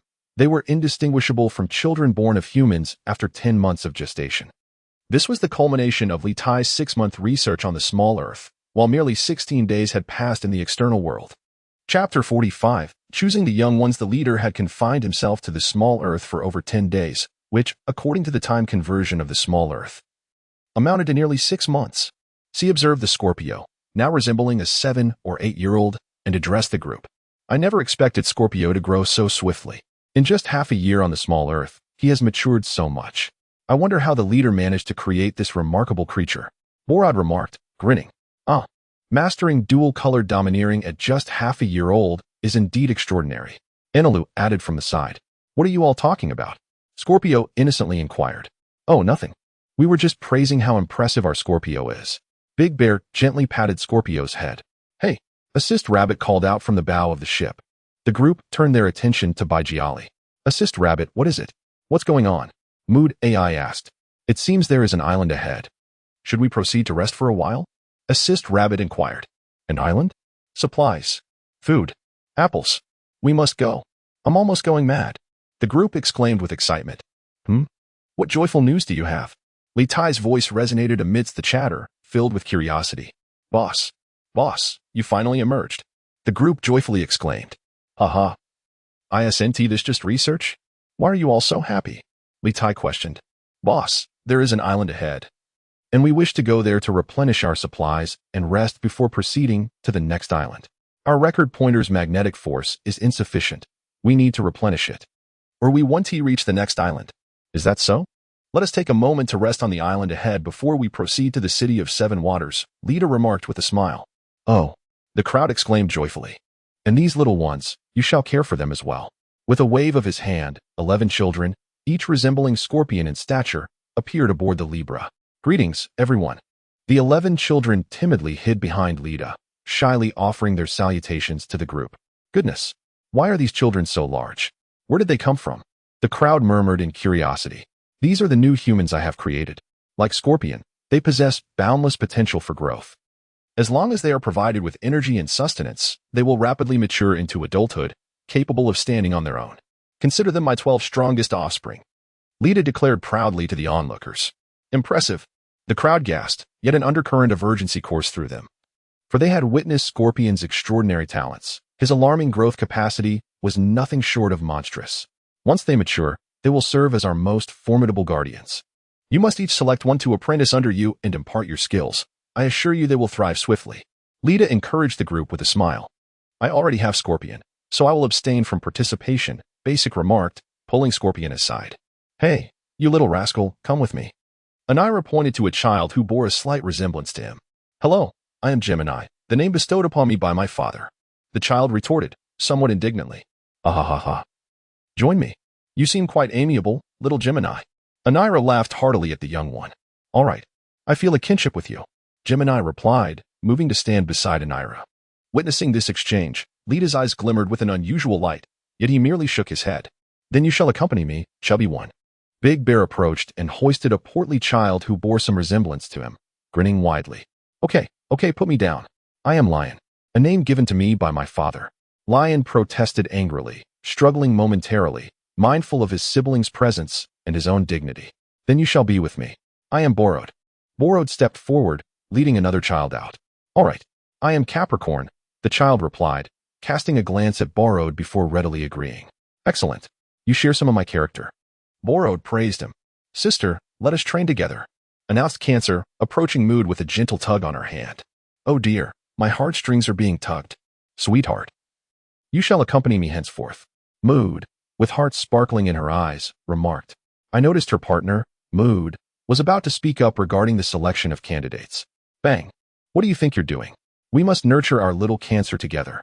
Mood exclaimed angrily, giving Mood a playful nudge. Oh, then I shall refrain from choosing. Mood, slightly intimidated, retreated. The onlookers, witnessing this scene, exchanged knowing glances filled with intrigue. Humph. Mood huffed, offering no explanation. As she took Mood by the hand and led the little Cancer away. I want to join too. I wish to be with that young lady. The little Pisces declared to assist. Huh? My little friend, do you aspire to become a chef? This is quite a skillful endeavor. Assist replied with a smile. No. I absolutely must learn. Let the older siblings handle the fighting. Pisces pouted. Then come here. Assist beckoned, and Pisces happily scampered over to Carmen's side. Greetings. Little junior apprentice. I am your elder brother, Chonyo, and this is your second elder brother, Shinho. I shall be quite strict with you. The two, one tall and one short, smiled at Pisces. Hello, elder brothers. Please guide me well, Pisces politely bowed. Hee, such a small one with a big spirit, Litai chuckled. Pisces playfully stuck her tongue out at Litai. Now, let us take charge of these 4 little winged fellows. Mood stepped forward, pointing at the small winged creatures akin to them. Greetings, I am Aries. I am Sagittarius. I am Virgo. I am Aquarius. Please guide us well. The 4 little ones bowed to Mood, angry, sad, and joy. Ha, splendid. The 4 laughed heartily. I am Taurus. Who shall I accompany? A small one raised their hand and asked. Very well, little one, you shall come with me. The clown replied to the hand-raising Taurus. Excellent. Taurus beamed at Mood. Who bore a sword? Little Libra, what about you? Litai smiled gently at the nearby Libra. I wish to learn navigation and painting. This way. My older siblings want to lose their way at sea. Libra stated resolutely. Little Rabbit, this dear one is entrusted to you. Litai cheerfully addressed the pleasantly surprised Mood. Hee, I promise to fulfill the task. Mood exclaimed, gazing at Libra's cherubic face. And what of Rat? Still engrossed in research. Litai glanced around, noticing the absence of Assistant Mouse, and furrowed his brow as he inquired, where's that guy? Apart from the essentials, he has been holed up in the laboratory. I wonder what he is studying in there. De Xiong stepped forward, expressing his concern, as that individual had become increasingly detached from them. Well, let him be. We should pay more attention to his well-being. Litai nodded in agreement. Now that everyone has chosen their apprentices, let us dedicate ourselves to guiding them. Litai smiled gently. Onward to the island ahead. Once we arrive, we shall celebrate with a grand feast, he declared with enthusiasm. The ship, Libra, swiftly propelled itself toward the next island. Chapter 46. The Vengeful Man. Young ones, disembark. Litai shouted excitedly as he beheld the vibrant and bustling metropolis before him. Upon disembarking from the Libra, he waved his hand, and the grand ship was drawn into the small planet, causing a stir among the locals. Ignoring the commotion, Litai and his companions surged into the city, their eyes darting in awe, like country bumpkins visiting the city for the first time. At that moment, a statuesque woman appeared before them, and the abilities of Si-Bin and his companions activated instantly, restraining the woman who blocked their path. Who are you? Why do you impede our way? Litai inquired with curiosity. Esteemed guests, welcome to the carnival city of eternal night. I am Litai, the secretary to Mr. Audi-Del of this city, she replied, beads of cold sweat forming on her forehead, her eyes brimming with tears as she gazed at Litai in fear, feeling an overwhelming sense that a single misstep could cost her life. Oh, Audi-Del? I do not believe I am acquainted with the gentleman you mentioned. Litai responded with a subtle smile. Mr. Litai, our mayor specifically instructed me to ensure that you meet Mr. Audi-Del if you were to arrive here. As for the reasons, I am merely a minor character and unaware, Litai replied with a quiver in her voice, clearly intimidated by the formidable presence of the group known as the Evil Pirate Crew. Very well, since we are here, a meeting would not be amiss. Litai contemplated for a moment before nodding. He then exchanged a glance with Si-Bin and the others, signaling them to retract their abilities and release Litai from her restraints. With a sigh of relief as the pressure dissipated, Litai exhaled softly, her expression reflecting the joy of having survived a harrowing encounter. Lead the way, Litai said calmly. Yes, my lord, Litai responded, regaining her composure. Moments later, they arrived before a magnificent castle. My lord, this is Mr. Del's estate. Allow me to escort you inside, she said, guiding Litai and his companions further into the opulent surroundings. Is this an elevator? Litai inquired with a hint of confusion. My lord, this is an elevating pulley staircase, specifically designed for transporting individuals to higher levels. Lyle elucidated. How marvelous. The others, including Si-Bin, exclaimed in awe. My lord, Mr. Del is awaiting you in his office. Please follow this way, Lyle guided Litai and the others through a labyrinth of turns until they finally arrived at an opulent office. Ah, is this the renowned Libra pirate crew? It is a pleasure to meet you all. I'm Audi-Del. Upon entering, they encountered a rotund gentleman adorned in lavish attire, sporting a prominent mustache, who stood to greet them. Do we know you? Why would we recognize you? What is your purpose in inviting us here? Litai cast a glance at Si-Bin, who stepped forward to inquire. Please, take a look, Audi-Del exclaimed, retrieving a stack of bounty posters from his drawer.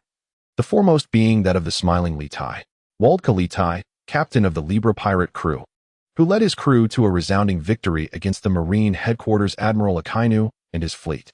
Although this matter was suppressed by the Navy and not publicized in the newspapers, your bounty posters have circulated throughout the dark underworld. If you are not known, then I, as the mayor of this carnival, might as well resign, Audi-Del declared, handing the bounty poster to Si-Bin, who then passed it to Litai. However, Litai chose not to examine this so-called bounty poster, instead swiftly gathering the others' posters. Please, have a seat. Audi-Del gestured invitingly. Now, speak. What is your purpose? Litai gradually approached the sofa and seated himself, inquiring with a measured tone. I wish to collaborate with you. You possess formidable strength, and I wield considerable financial resources. Audi-Del stated, his teeth clenched as he spoke. Oh, Litai regarded Audi-Del with surprise, encouraging him to elaborate. My sole request is for you to assist me in avenging my family when the opportunity arises. A flicker of hatred gleamed in Audi-Del's eyes. Go on, Litai said, intrigued. My wife encountered a band of pirates while en route to the Sabay Archipelago. And these pirates are affiliated with Joker. They masquerade as pirates, but in reality, they are Joker's slave-capturing crew. By the time I learned of this, my wife and daughter had suffered unbearable indignities and were slain. Slave-capturing crew? Joker? A shadow of unpleasant memories flitted across Litai's mind. Pray tell, who is Joker? What is his background? Is he powerful? Enel inquired with curiosity. The world government stands as the mightiest force in this realm, unshakable by any means. This supremacy emanates from their possession of two formidable institutions. The first, the well-known Navy, and the second, the Seven Warlords of the Sea. The Seven Warlords are pirates sanctioned by the world government, endowed with the legal right to plunder. Don Quixote da Flamingo, also known as Joker, is a brutal, greedy, bloodthirsty fiend. Ostensibly, he is one of the seven warlords under the aegis of the world government, while clandestinely, he operates an illicit human auction house and engages in arms dealings. Wielding influence across the globe, the slave-capturing squad is but one of his many factions. Why do you believe we can assist you in confronting such a formidable adversary? Litai asked, perplexed. No, I have sought the aid of all passing pirates, not just you. Outrider lamented, tears streaming down his face. I cannot even find their corpses. I must avenge them, even if it costs me everything. Boss, let us help him. Several women, including Baijiali, were moved by Outrider's heartfelt display, voicing their support. What a compassionate man. The onlookers murmured, watching Outrider weep profusely. Very well, we shall acquiesce to your request. However, we seek not your wealth nor your power, but rather a favor to be repaid in due time. Litai pondered briefly before speaking slowly. Really? Are you serious? Outrider exclaimed, his eyes wide with disbelief. Indeed. If you wish to know my reasoning, I too harbor disdain for that organization, as they have left me with most unfriendly memories. Litai rose, a gentle smile gracing his lips. Everyone, let us proceed and commence the banquet. Litai called out, stepping toward the door with excitement. Oh, the crowd responded eagerly, as it had been ages since their last celebration. With a thud, Outrider knelt and bowed deeply, tears flowing as he expressed his gratitude to the departing figures. A delightful smile inadvertently crept upon the lips of those leaving. Chapter 47, Enel's Past, Side Story, Part 1. In a tavern within Carnival City, Litai addressed the barmaid. A glass of orange juice with vanilla, please. I would like an apple juice as well. Enel chimed in, stepping forward. Suddenly, Litai gazed at Enel with profound emotion, as if encountering a kindred spirit. What's wrong, boss? Do I have something on my face? Why are you staring at me like that? Enel asked, feeling a shiver run down his spine, his lips quivering. Nothing's amiss. I had always thought I would never encounter a kindred spirit in my lifetime. Yet I find my kindred spirit has been by my side all along. Litai, moved, spoke up. No, I simply dislike alcohol. I prefer apples. Enelu stammered in reply. What a coincidence. I feel the same. I only enjoy orange juice, not alcohol. Litai exclaimed. Haha. One who only drinks orange juice and another who only sips apple juice. Two fellows who can't even handle liquor seem to find a kindred spirit in each other. Brothers, let us toast. Siggy mocked mercilessly, raising his glass to gulp down a hearty swig, then biting into the large meat skewer in his hand. Casting a smug glance at Litai and Enelu, as if to proclaim, see, a true man indulges in robust drink and hearty food. How dare you? Have you become arrogant, or am I unable to wield my blade? Do you have the audacity to mock me? Litai clenched his fists and delivered a punch to Siggy's head, stating, ahem, that was merely an accident. I was careless and did not dodge. Brothers, let us continue drinking. Siggy responded, nursing a swelling bruise atop his head. Truly, you are infuriating.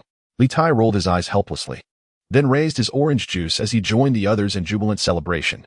Meanwhile, seated at the tea bar, Enelu took a sip of his apple juice and gazed at his frolicking companions, gradually recalling his childhood experiences.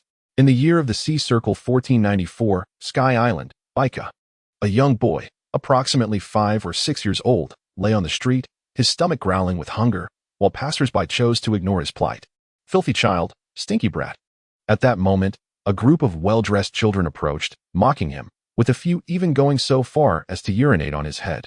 Indeed, this boy was the young Enelu. Please, spare me, he pleaded, powerless to prevent the cruelty, his voice a mere whisper. Finally, just as he felt he might succumb, the group was led away by their parents, who scolded them while casting disdainful glances at Enelu. Help me, please. Enelu lamented as he watched them depart.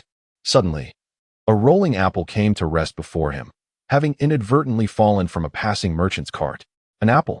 Enelu, fueled by an unknown surge of strength, devoured the fruit voraciously.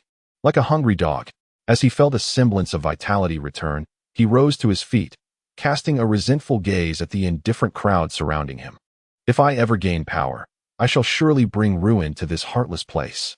Enelu vowed silently, then made his way towards the forest beyond the city.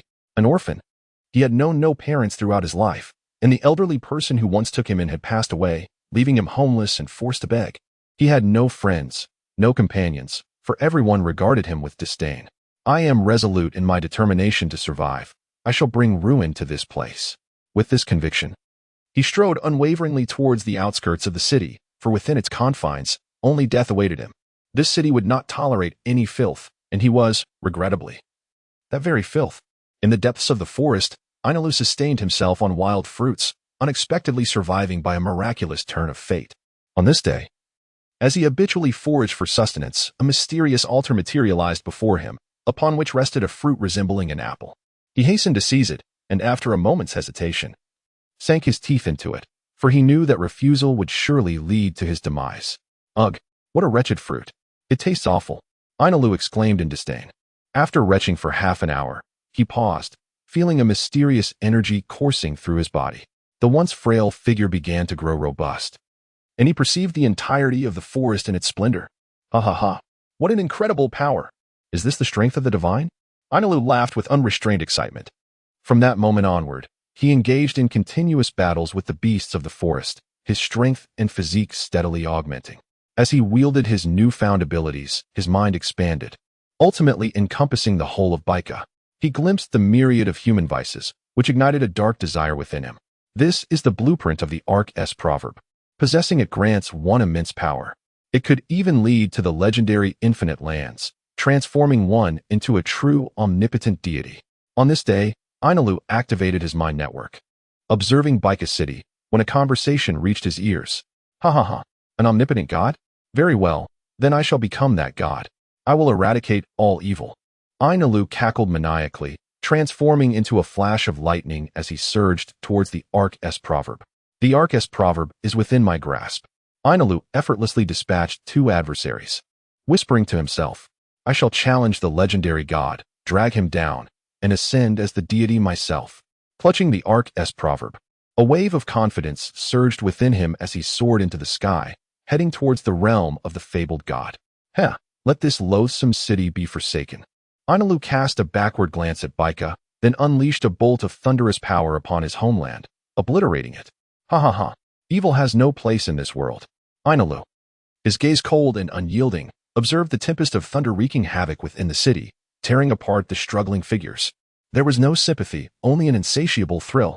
Farewell, Ainalu murmured as he watched Baika vanish from sight, then set his course towards the fabled Isle of the Gods, formally issuing his challenge to the divine. In Carnival City, within a tavern. Hey, Qinglong, why are you lost in thought? Don't think that just because you're not drinking, we want to converse with you. I tell you, today I shall drink, and though you sip apple juice, I will make you regurgitate it. Siggy approached the dazed Ainalu and remarked, You fool, do not underestimate me. Just watch as I render you utterly inebriated today. As he spoke, Siggy seized the opportunity to ambush Ainalu, pouring a mouthful of alcohol into his unsuspecting mouth. Ha ha. Siggy laughed heartily, pointing at Ainalu. How dare you? You scoundrel, resorting to such underhanded tactics. Ainalu roared in response. TSK, TSK, Siggy stuck out his tongue, adopting an expression that seemed to say, You cannot defeat me, which only fueled Ainalu's fury, causing the onlookers to erupt in laughter. Honestly, this rascal has no fear of being beaten to a pulp someday, Lita exclaimed, observing the scene with disdain.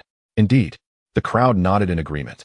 I am but a pirate, Siggy proclaimed. As the old saying goes, good men do not live long, while evildoers thrive for millennia. I consider myself a harbinger of mischief. He cackled shamelessly.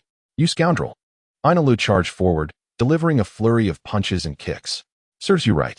The crowd scoffed, glancing at the bruised and battered Siggy with amusement. Chapter 48. 287 children. After 3 days and nights of revelry in the carnival of the Eternal City, the group had sufficiently stocked up on supplies, even converting vast sums of gold into millions of berries. They were now poised to embark on a new journey. Farewell, Delaware. By the time we meet again, I trust we will have dealt with that warlord, Don Quixote da Flamingo, Lita said with a smile. Wishing you a safe journey. I believe in you. Please take care. Audidel replied, visibly moved. My lord, here is the permanent log post to reach Water 7. Please accept it, Audidel said, exchanging a knowing glance with Lita before reverently presenting the log post.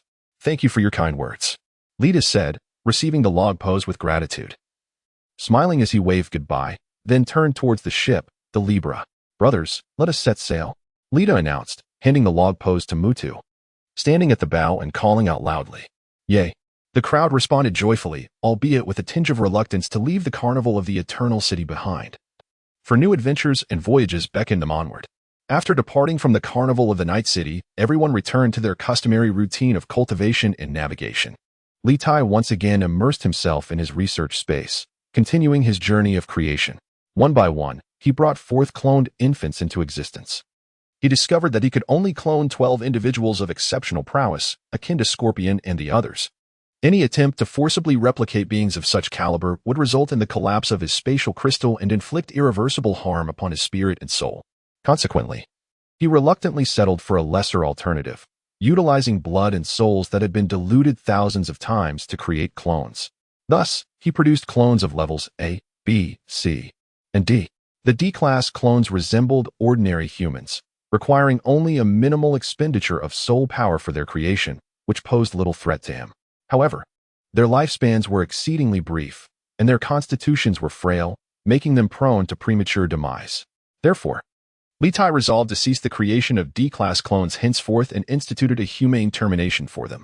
He could create 12 A-class clones. Exceeding this number would burden him unduly. Having 12 felt sufficient. One must not be overly greedy. The B-class clones could number up to 89, though more would also impose a strain. As for the C-class, he could produce 198, yet an excess would similarly burden his mind. The aptitude of A-level clones was comparable to his own, while the B-class clones were likely on par with the notorious Spider of the Navy. The C-class clones appeared to possess abilities akin to those of the officers. With these little ones in existence, the future world promised to be truly remarkable. Litai cast his gaze upon the now empty A-level space and the B and C-level infants. Their eyes tightly shut. He then turned to the thick stack of documents in his hand, a trace of satisfaction gracing his pale visage. "Grow well, my little ones. Apart from me, no one shall know of your origins as clones. You are all children of the Libra pirates. Beyond this threshold lies your new life." Litai murmured, "Oh, I shall create no more. The emptiness is almost overwhelming." Closing his eyes, he attuned to the energies within himself. Noting that his once vast spiritual and soul power had dwindled to a mere fraction, even the devil fruit residing near his heart and the spatial crystal felt considerably diminished. He practiced the rootless sword technique with his eyes closed, witnessing his spiritual powers flourish while his spent physical energy gradually replenished. Even he, who had already reached the pinnacle of the great swordsman's initial stage, sensed significant progress in his sword realm. Little Earth, after a fortnight, he finally restored his depleted soul power and physical energy. Litai let out a sigh of relief, murmuring to himself, as he felt the power coursing within him. An irresistible urge to experiment with further cloning surged, but he was immediately met with a tremor of spiritual energy that compelled him to cease his actions. He nearly faced a catastrophic collapse of his soul. Such stringent limitations were utterly ruthless. Litai cast a wary glance towards the dissipating blood mist. He had sensed a force of regulation intervening, as if any attempt to create would lead only to his demise. "Damn it, one day, I shall overturn you and put an end to your intimidation." Litai expressed his discontent while gazing into the void. Ding, ding, ding. Wail, wail, wail. Litai produced a flute and gently blew into it, causing the previously serene infants with closed eyes to erupt into cries. What a headache. Litai regarded the cacophony of wailing children with a sense of helplessness. He gathered all the children and waved his hand, erasing all traces of their presence. "Brothers aboard the Libra, lend me a hand." Litai's voice resonated through a small vortex, reaching the Libra and the miniature Earth. "Huh? Master by who? It seems our father is calling us." The Scorpion, engaged in training, remarked to his mentor, Siggy. "Yes, cease your training," Siggy responded, observing the Scorpion, now appearing as a youth of around 15 or 16, with a flicker of his eye. "It has been a long time since we last saw father. It must have been nearly half a year in the miniature Earth, while outside only about 15 days have passed," the Scorpion mused. This scene unfolded in various locations, where the earliest 12 individuals, including the Scorpion and Capricorn, had all matured into youthful forms of 15 or 16, each possessing varying degrees of mastery over a form of haki, whether it be observation haki or armament haki. The most gifted, the Scorpion, had even begun to awaken the dual-colored haki, nearing its full manifestation. "Boss. Father," the group reverently called out as Litai appeared before them. "Huh? Have these little ones been consuming growth hormones? They've grown so quickly, Litai exclaimed, astonished by the 12 youthful figures. They do eat quite a lot, and their strength has increased significantly. Siggy remarked with a smirk. What are growth hormones? The scorpion and the others exchanged confused glances. Ahem, never mind. Just focus on your training. Litai quickly shifted the topic. In the 6 months I've spent on the miniature Earth, has anything significant occurred outside? Boss. It seems we are drawing closer to Water 7, and the number of pirates has steadily increased. However, those who attempted to raid our pirate crew have all been vanquished. Siggy stated earnestly. Well done, Litai praised. It's simply because they are too weak. Ainalu spoke. Fear not. Once we have completed the modifications to our ship, we shall venture into the new world, a realm that is truly a paradise for the strong. Litai smiled gently, then shifted his tone to a more serious demeanor. There is a matter I wish to entrust to you all. A grand gift awaits. What matter? A gift? I can't shake off this unsettling premonition. King Dexiang observed Litai's expression, sensing an ominous event looming. Ding ding ding. Wah, this is the gift I present to you. With a wave of his hand, a multitude of infants appeared before them. What the 287 of them? I protest. We came here to be pirates, not full-time caretakers. The crowd, upon witnessing the sight, felt a surge of color drain from their faces as the information about each infant flooded their minds, prompting a collective outcry. I object. Protests are futile. Litai grinned widely. Have mercy on us.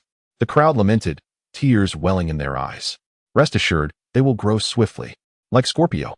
They will cease their rapid development once they reach their 20s, requiring only care and attention during this time. Besides, these little ones are all children of our pirate crew. Litai elucidated. Father, are they all our younger siblings? Scorpio and the others gazed at the 287 little ones with joy. Indeed. From now on, you shall be responsible for their care. You must diligently hone your skills and teach them as well. Understood? Litai smiled. We will take good care of our younger siblings. The 12 young ones responded cheerfully. From now on, aside from your training, you shall devote your time to these little ones. Once they grow a bit more, you will begin to train them. Litai declared with delight. Yes, father. The 12 bowed respectfully. Qinglong, Baihu, Zhuke, Xuanwu. It is said that with great power comes great responsibility. When they reach the age of 5 or 6, you shall take turns guiding their training. I will provide you with a manual on military training methods. Litai said with a gentle smile. Understood, boss. The 4 bowed in unison. Sishi, you must ensure these little ones are well fed. Litai added with a soft smile. Absolutely. Sishi looked at the group of children, a glimmer of maternal instinct shining in her eyes as she replied joyfully. Then let us celebrate the rebirth of these little ones with a feast. Cheers. The crowd exclaimed joyfully, though the 4 from the first tier initially appeared reluctant. Their spirits lifted upon seeing the infants, especially when they thought of Scorpio and the others. These little ones were indeed extraordinary, possessing astonishing potential. Moreover, it appears that these little ones will henceforth be their apprentices. Unbeknownst to them, each of these creatures possesses a modicum of the blood of Litai intertwined with their own. And Litai, the bearer of the 3 hues of haki, has bestowed upon them considerable potential, as they themselves are endowed with the dual hues of haki. The beings they have created are naturally imbued with the seeds of haki, and even Litai cannot fathom the extent of power these little ones may ultimately achieve. Chapter 49. Arrival at Water 7. As the fleet of vessels gradually approached the harbor of Water 7, a vibrant city surrounded by sea, the excitement was palpable. Captain. Ahead lies Water 7, exclaimed Mutu, leaping before Litai, his countenance radiating joy as he beheld the city so near. The crew raised their gazes. And there it was, a magnificent city afloat upon the waves, with buildings interwoven amidst countless docks and piers. Cascading waterfalls streamed from the highest structures, while seagulls soared above. And innumerable ships glided toward the harbor and docks, each undisturbed by the others. At long last, we have reached Water 7, Enel proclaimed gleefully. What a bustling place. Is this truly the ultimate destination of dreams for shipwrights? The crew stood awestruck by the splendor before them. Indeed, the Libra is finally ready for her transformation. Here lies the finest shipwrights in the world. Litai exclaimed, gazing at the hodgepodge creation that was the Libra with excitement. Under Litai's guidance, they slowly maneuvered into Dock 1. As the Libra entered, curious glances were exchanged among the onlookers, for the ship appeared as though it were 2 vessels fused into one, a peculiar sight indeed. What is that? The Libra pirate flag? Wow, it belongs to the Libra pirates, the most formidable crew of the first half of the Grand Line. As the Libra glided in, the sight of the flag hoisted high above sparked a wave of astonishment and trepidation among the crowd. For this was the notorious crew with a bounty totaling 184 billion berries. "Greetings," Litai said warmly as he and his crew disembarked from the Libra. Smiling at the apprehensive shipwrights. "Hello there. How may we assist you?" A slightly older shipwright, gathering his courage, stepped forward to address Litai, who exuded a friendly demeanor. "I have a business proposition for you, but you cannot make the decisions. I would like to speak with your mayor," Litai replied with a smile. "Absolutely. We wouldn't dare object. Such a challenging client is best referred to our esteemed Mayor Iceberg." At that moment, a shipwright with a notably long nose approached, bowing before Litai and his crew. "I am Kaku, the foreman of Dock 1, and I shall escort you to the mayor." Kaku has arrived. As Kaku approached, the tension among the onlookers dissipated, and they spoke with excitement. "Kaku." Skibin gazed curiously at the young man before him. Indeed, Kaku is the most exceptional shipwright in Dock 1. The once apprehensive shipwrights now spoke proudly to Lita and the others. "Hiki, I am merely flattered by my colleague's kindness," Kaku replied with a smile. "Captain," Enel called softly, sensing a formidable aura emanating from the individual before him. "Then, I would appreciate it if you could lead the way," Lita interjected, halting Enel's conversation with a smile. "It would be my honor," Kaku said, guiding Lita and the others toward the mayor's office. "Knock, knock, Mayor Ice. Are you there? Guests have arrived," Kaku announced as he rapped on the door. "Ah, it's Kaku." A tall, bespectacled beauty opened the door. Glancing at Lita and the others behind Kaku, her eyes widening in surprise. Is Mayor Ice available? I brought guests to discuss a business proposition." Kaku inquired of the beauty, whose name was Kafali. "Yes, the mayor is resting. I will wake him immediately," Kafali replied. "Thank you." Kaku expressed his gratitude. "You all should stop staring at me. Be careful, or I might accuse you of harassment," Kafali jested, turning away to approach the slumbering Mayor Ice. "Mayor Ice, wake up. Guests have arrived," Kafali called into the ear of the sleeping mayor. Who is it?" Mayor Ice rubbed his eyes, bewildered. "It's a group of pirates. They claim to have a significant business matter to discuss with you," Kafali explained. "Pirates? What kind of pirates?" Mayor Ice asked, puzzled, as he typically wouldn't be hosting mere pirates.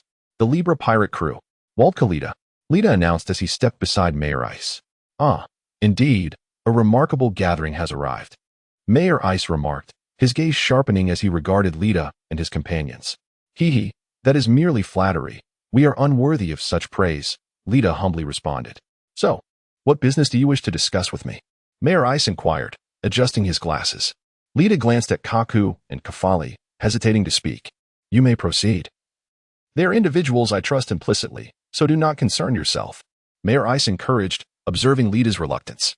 "However, I do not trust them. This business involves certain confidential matters, and I prefer not to have outsiders present." Lita smiled gently, asserting his position. Kaku and Kafali exchanged glances, their expressions tinged with anger, but were swiftly overwhelmed by an immense pressure emanating from Lita, rendering them motionless. "Very well, by who? Please escort these two out, and ensure the mayor's door is closed to prevent any intrusions," Litai remarked with a subtle smile. Observing the departing individuals, he continued. Are you threatening me?" the icy mayor inquired, his expression grave and helpless. "Mayor Bing, you exaggerate. If we wish to eliminate you or annihilate this city, it would be a trivial matter for us. There would be no need for such theatrics," Litai replied, addressing the visibly apprehensive mayor. "Now, pray tell, what business or confidential matter is so clandestine?" Mayor Bing pondered briefly before responding. "Very well, I desire that you construct a vessel of this design," Litai declared. And with a mere thought, a stack of ship design blueprints appeared in his hands. These designs were a fusion of his past life studies on cruisers and submarines, resulting in a versatile trimodal vessel suitable for land, sea, and air. How is this possible? A ship without sails cannot possibly navigate," Mayor Bing exclaimed, taking the designs from Litai, his disbelief palpable. As long as you adhere to my specifications, constructing it will pose no challenge," Litai reassured the astonished mayor with a smile. "Excellent. I shall ensure this vessel is crafted to your requirements, though I am curious. Who is the designer of this blueprint? Might you reveal their identity?" Mayor Bing inquired eagerly. "To be candid, I am the designer of these plans," Litai confessed. "You?" Mayor Bing responded incredulously. "Indeed. Now, please provide me with a cost estimate. How long until the vessel is completed?" The budget is not an issue. Litai requested with a grin. Very well, we should exchange insights when the opportunity arises. The construction cost of this ship should be around 2 billion belly. However, many materials may be somewhat difficult to procure. For instance, I am uncertain if we have the appropriate quality for this component. Mayor being indicated towards the booster design. Fear not, do your utmost in the construction. As for the materials, ordinary ones will suffice. Here's 1 billion belly.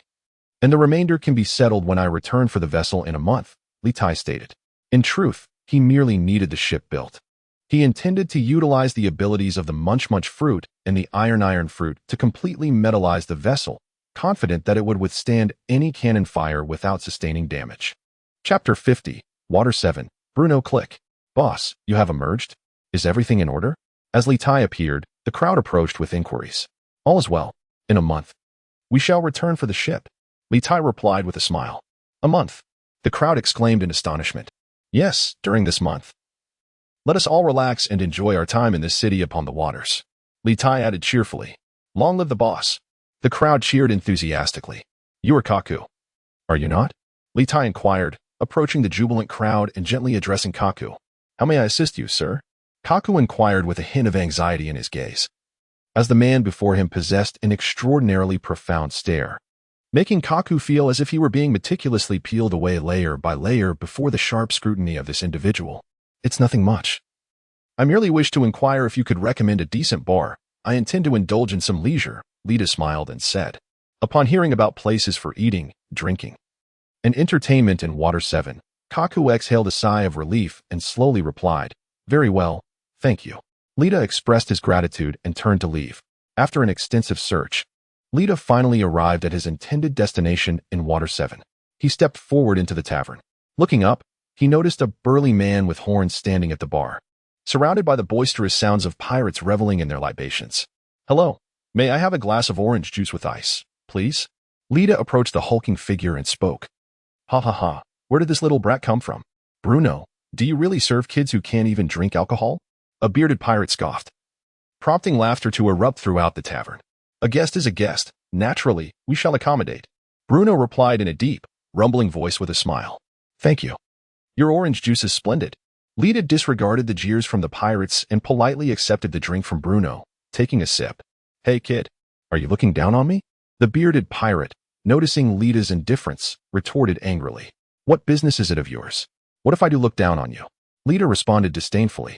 You are truly bothersome. Be silent, Lita admonished. The large man fell silent, his face contorted in fear as he gazed at Lita. I remember now, he is Voldka Litai, the notorious pirate with a bounty of 810 million berries. A pirate exclaimed, trembling as he collapsed to the ground in terror. What? The Don Quixote pirates? The other pirates instantly scattered in panic. The bearded pirate found himself kneeling before Lita, repeatedly bowing his head in supplication. Humph. Do not let your tongue run wild again. In my previous temperament, I would have turned you into a mere stick. Lita waved his hand dismissively, and the bearded pirate, drenched in cold sweat, dashed towards the exit. Finally, it is quiet, Lita murmured. I never expected the legendary pirate Voldka Litai to be so young. Bruno remarked, somewhat flustered. It's nothing special, Lita replied nonchalantly. May I ask, Mr. Lita, what brings you to seek my company? Bruno inquired, not being a fool and recognizing that Lita's demeanor suggested he was not there for idle chatter. How shall I address you? Lita set down his glass, narrowing his eyes as he questioned. My name is Bruno, the man replied, a bead of cold sweat forming on his forehead as he spoke. Bruno, you seem rather tense. Litai jestingly remarked, this is merely a small tavern, frequented by petty ruffians and obscure little pirates. Today, encountering a legendary great pirate like you for the first time, I suppose anyone would feel a bit nervous. Bruno interjected, Gulyalu, is that so? Then please prepare a glass of orange juice for me. After downing the orange juice in one gulp, Litai narrowed his eyes and spoke. Suddenly, with a swift motion, Bruno launched an attack towards Litai. In response, Litai waved his hand, causing a blade to fly forth and intercept Bruno's assault. How did you discern my identity? Bruno inquired, his expression darkening. What identity, Bruno? Or perhaps the infamous lapdog of the world government, CP9? Litai grinned, his smile betraying a hint of mockery. Indeed, how did you know? We have resided here for 4 years. I believe this is our first encounter, is it not? Bruno. enveloped in a palpable aura of menace, spoke firmly. Refrain from exuding such murderous intent. I merely wish to inquire if you would be interested in joining my pirate crew. Litai gestured dismissively. I could never betray my own sense of justice and align myself with pirates. Abandon the thought. Bruno exclaimed in anger, feeling that Litai had insulted his beliefs. What a pity for that delightful orange juice, Litai lamented, and with a casual flick of his hand, 6 swords simultaneously slashed towards Bruno. Iron block. Bruno immediately employed the Marine's 6 styles technique, struggling to withstand Litai's onslaught. Shurgon. After evading Litai's attack, Bruno retaliated. Tatsumaki. With a swift motion, Litai sent a blade of energy slicing towards Bruno. Observing Litai's seemingly childlike attacks, Bruno felt a mix of despair and fury. Realizing that under Litai's protection, he could not even release the slightest disturbance to alert his companions. Honestly, this is your establishment. It wouldn't do to damage anything. Litai chuckled. Open the door. Seeing he could not overpower Litai, Bruno attempted to flee. That won't do, my friend. If you run away, what shall I play with? Litai remarked, as he swiftly lunged forward to grasp Bruno's leg, which had nearly vanished into another dimension. Come back. With a forceful tug, Litai pulled Bruno back from the void. What do you intend to do? Unable to fight or flee, and now interrupted by your forceful interference. My stamina is entirely spent. Bruno glared at the composed Litai, roaring in frustration. I have already stated my intentions. I have my eye on you. If you cannot serve me, then relinquish your abilities. Litai declared with a fierce gaze, having already condemned the individual before him to death. How? Is this even possible? Upon hearing Litai's words, Bruno felt a chill run through his body, his complexion paling as he spoke. Nothing is impossible, in any case. You are doomed now. Litai resumed his seemingly harmless demeanor and replied, 6 blade dance prison. With that, the blades in Litai's hands took flight, ensnaring Bruno in their grasp. A vortex appeared, and both Litai and Bruno vanished from their original location. Father. A group of trained children, upon seeing Litai, hurriedly stood and saluted, their curious gazes shifting to Bruno, who had fainted within the sword cage behind Litai. Father, who is he? They inquired, bewildered. This fellow has some use. I brought him back. Train diligently, my dears. Litai offered no further explanation and, after a brief admonition, transported Bruno into the laboratory. Chapter 51. The City of Seven Waters, Navy 6 styles. Inside the laboratory, Bruno awoke, bewildered by the unfamiliar surroundings. Where is this? He exclaimed in terror. Ah, you woke up sooner than I anticipated. Litai turned to the awakened Bruno, a grin spreading across his face. What do you intend to do? Let me go, Bruno shouted, desperate to unleash his fruit abilities, only to find that his powers and the Navy 6 styles had slipped from his control, rendering him powerless. Do not even think about escaping. This is my realm. All your strengths are restrained by me. Stop struggling, Litai declared, producing a large syringe and plunging it into Bruno's body. Release me. Let me go, Bruno cried, feeling the life force draining from him, his veins bulging as he fought against his restraints. Stay still, Litai commanded sharply, a force of order manifesting to bind Bruno completely.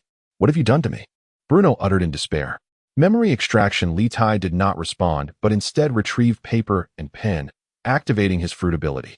Bruno's eyes turned white as knowledge and data streamed into Litai's mind. His experiences, past, techniques, and more were all extracted. Time in the laboratory ticked away, and Litai's memory extraction of Bruno neared its conclusion. Hiki. Bruno grinned foolishly. Has he lost his wits? Is this memory extraction akin to soul-searching? Observing Bruno, who was drooling and grinning vacantly, Litai sensed the influx of memories in his mind. Now, he merely needed to solidify his grasp, and he would instinctively master the Navy 6 styles. Little did he expect the world government to be so ruthless, training individuals from childhood and employing a nurturing approach akin to raising a puppet. Very well, since it has come to this, I shall grant you a release. Litai first removed the 2 horns from Bruno's head, intending to preserve them as curiosities. He then injected Bruno's blood into the fruit and together cast both the blood-infused fruit and Bruno into the devil fruit extractor. As time passed, Bruno's vitality waned, and when the last drop of his blood mingled with the sea, his once towering figure began to wither away. Upon one of the fruits nearby, a mysterious and new devil fruit gradually took shape. It is complete, Litai exclaimed joyfully as he beheld the emerging devil fruit. To whom shall this devil fruit be bestowed? He pondered, scrutinizing the fruit before him. Gently, he placed the Mara Mara Nomi beside another devil fruit and secured it away. That fruit belonged to Eric, the wielder of the scythe fruit, whom they had encountered during the downfall of Nelson. Scorpio, summon your siblings. I am to impart new techniques to you, Litai announced as he exited the laboratory and made his way to the plaza of Lost Island, a space typically reserved for Scorpio and the others' training. Yes, father, Scorpio replied, observing the neatly arranged 12 squads, the 12 little ones, who were the captains of these teams, and the children aged around 8 or 9 standing behind them. Litai beamed with satisfaction. I shall now demonstrate the newly acquired techniques of the Marine 6 styles, which are highly suitable for you. How much you comprehend will depend on your aptitude. I will later convey the methods to your captain. Do not fret if you do not grasp them right away. Simply consult your captain, Litai instructed them. Yes, father. Sure, gone. Without further ado, Litai began his demonstration. His finger muscles tensed, and the armament haki enveloped his fingers, shooting forth like a bullet, creating a massive chasm before the onlookers. Renkyaku, a flurry of wind blades erupted from his feet, shattering the nearby structures as if they were mere tofu. Moonwalk. An explosive sound echoed as his figure vanished, reappearing beside Pisces in the blink of an eye. Paper drawing. Litai relaxed his muscles, disappearing from sight. Soru. He reappeared before Pisces, his feet striking the ground in rapid succession, vanishing once more. Tekai. With his muscles taut, Litai drew a blade, striking it against himself, producing a resounding metallic clash. This is the Marine 6 styles. Each of you is capable of mastering them. Familiarizing yourselves with these powerful techniques will one day serve as your means of survival in battle, Litai stated. Yes.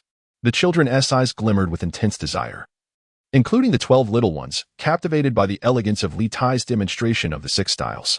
Aha! Once you have mastered these techniques, I shall take you sailing upon the vast ocean. Litai smiled as he gazed upon them and spoke. Oh! The exclamations reverberated through the space of Little Earth. As Litai and his companions cheered, in a dimly lit room within Water 7, several figures sat in heavy silence. Only the sound of their breathing could be heard. Bruno has vanished, one figure exclaimed. How is that possible? A living person cannot simply disappear into thin air. Ruchi, are you mistaken? A woman's voice interjected. Khalifa. Bruno has truly disappeared. He may have even sacrificed himself. Another voice chimed in. Gabra, share all the information you possess. I trust you would not just about such matters. Kaku spoke first, breaking the silence of the conference room. To my knowledge, Captain Wald Litai of the Libra pirates went to Bruno's bar and caused quite a ruckus. Shortly thereafter, Bruno vanished from the establishment. Gabra revealed. Then the key lies with this Wald Litai. What do you know about him? Ruchi, seated at the head of the table, inquired. Damn it, the Navy has sealed all information regarding the Libra pirates. We are completely in the dark. Unless we seek the Navy's assistance, our years of covert operations will surely end in failure. Kaku exclaimed in frustration. Is that so? Then it is up to Bruno's fate. Should the opportunity arise, we shall take our revenge. Ruchi stated coldly. CP must harbor no emotions. Even if we meet our demise, no feeling should be revealed. Khalifa whispered through her tears. Let us disperse. Our plan is on the verge of success, and we cannot afford any unforeseen complications. Ruchi was the first to rise and exit the room. Sigh. Let us pay more attention to the intentions of the Libra pirates. I have matters to attend to at the docks. I shall take my leave. Kaku also stood and departed. The remaining individuals exchanged glances, each silently praying that Bruno would remain safe. Chapter 52. The D-Re reader. After Litai abducted Bruno, he did not reappear in Water 7, but instead, he secluded himself within Little Earth, tirelessly training. This drove the CP9 members searching for Litai into a frenzy.